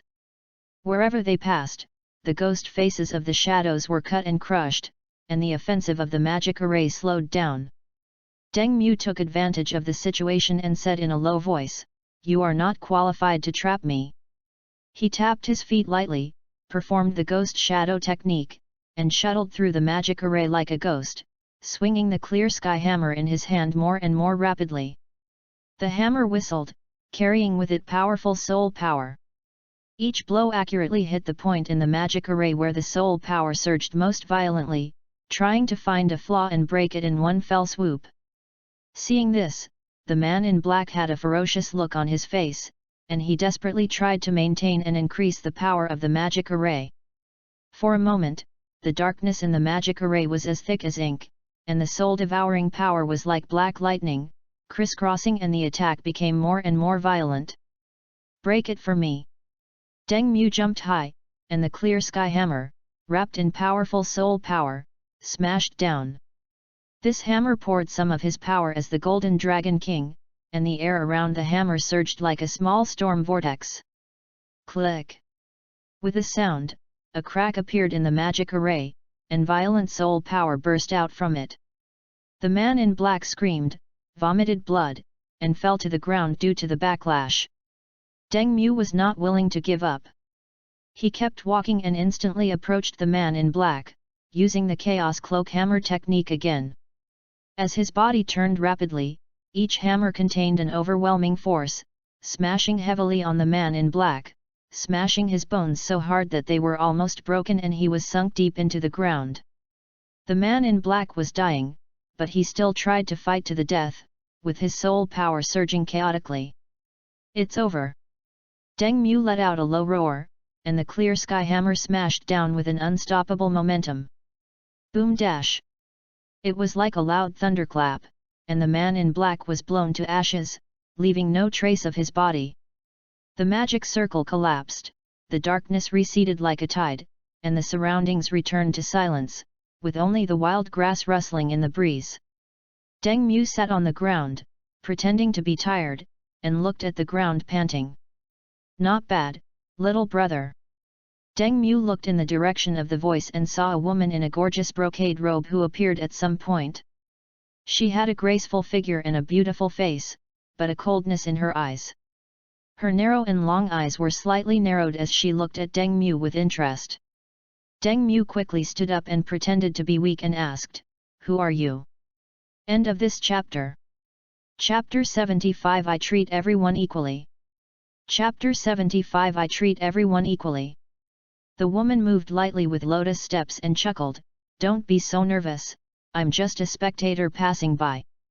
I originally just wanted to watch the fun, but I didn't expect that you, little fellow, are so capable." As she spoke, the soul power around her was looming. Deng Mu could sense that this soul power was far beyond that of the man in black. During the battle, he noticed that there were people around watching them fight, so he pretended to be very weak after it was over. He was certain that the woman in front of him had the same goal as the man in black, both wanted to kill him and obtain the inheritance of the gods. Thinking of this, Deng Mu was ready to attack the woman in front of him at any time. This woman is pretty, but he will not show mercy to her. He is not the protagonist in a novel like Bingwan, nor does he have the audacity to make his female enemies fall in love with him willingly. Moreover, the other party is seeking the inheritance of the gods, so he cannot trust such a person. Although he is lustful, he treats his enemies equally. No matter what secrets they have, he will only feel at ease when they are dead. Deng Mu pretended to be exhausted, his body trembling slightly, breathing heavily, and the clear sky hammer in his hand seemed unstable and shaky. But his eyes, through his lowered eyelids, were fixed on the woman in front of him, not missing any of her slightest movements. The woman walked lightly around Deng Mu, seemingly nonchalantly, but in fact she was observing him secretly. "Hey, little brother, why are you forcing yourself? Looking at your appearance, I'm afraid you don't even have the strength to fight another round." The woman giggled and tried to test Deng Mu with words to lure him into revealing his true intentions. Deng Mu gritted his teeth, groaned, pretended to be out of strength and staggered a few steps, taking the opportunity to adjust his position and move closer to a huge rock. This huge rock can be used as a cover and also as an aid to attack when necessary. It was a move he had secretly calculated. "Humph! Don't be so proud. You are not qualified to kill me." Deng Mu replied in a low voice, his feigned weakness hiding a ruthlessness that refused to give in. The woman raised her eyebrows slightly, intrigued by Deng Mu's stubbornness. Her soul power surged throughout her body, and she was ready to take action immediately. Deng Mu caught a glimpse of it out of the corner of his eye, his heartbeat suddenly quickened, cold sweat trickled down his temples, his face looked increasingly listless, his legs felt weak as if he was about to fall to the ground. Just when the woman's soul power was gathering and she was about to attack, Deng Mu suddenly made a move. He pushed the ground hard with his feet, using the huge rock as leverage, and shot up like an arrow. The clear sky hammer in his hand was wrapped in a fierce gust of wind and smashed into the woman's throat. This sudden and violent attack, with the hammer whistling and extremely fast, the air around the hammer seemed to be cut by a sharp blade, making a sharp sound. The woman was horrified, having never expected that Deng Mu had this trick up his sleeve. She hastily crossed her arms to block the attack, and her soul power surged into a shield. When there was a loud, deafening bang, and the impact caused the ground beneath their feet to crack and sand and rocks to fly. The woman retreated repeatedly, one of her arms was broken, her soul power was shaken, and a mouthful of blood rushed to her throat, which she forced herself to swallow. Deng Mu used the rebound force to land steadily, his eyes were sharp, and he completely tore off his disguise, releasing the surging soul power in his body. Seeing that Deng Mu was fine, the woman couldn't believe it and said, "How is it possible? How could you be fine?" She had witnessed Deng Mu fighting with the man in black with her own eyes, so he probably didn't have much strength and soul power left now. Deng Mu raised his lips and sneered disdainfully when he heard this, "Put aside your contempt, I'm afraid your life will be at stake today." After saying that, Deng Mu swung the clear sky hammer in his hand. The woman gritted her teeth. Although the pain in her broken arm was piercing her heart, she forced herself to suppress it, and hatred surged on her face. "Don't be so complacent, it's still uncertain who will win." As soon as the words fell, the soul power around her body surged violently in a vortex. In an instant, the temperature around them dropped sharply, and dark, Inky fog spread out, with faint, shrill roars coming from it. Deng Mu was not afraid at all. The blue-silver emperor's martial spirit shone brightly, and his first soul skill, the life shield, was instantly erected. The light blue light shield firmly protected himself and resisted the invasion of the evil fog. You have a small skill, but you still dare to do the same thing. Deng Mu let out a low shout, his figure flashed, and he used the ghost shadow mirage technique, instantly turning into several afterimages, shuttling through the fog and heading straight for the woman. Seeing this, the woman controlled the black mist to transform into several long shadowy whips. The whips flashed with cold light and twisted towards Deng Mu. Deng Mu's eyes flashed, and his purple demon pupils shone brightly.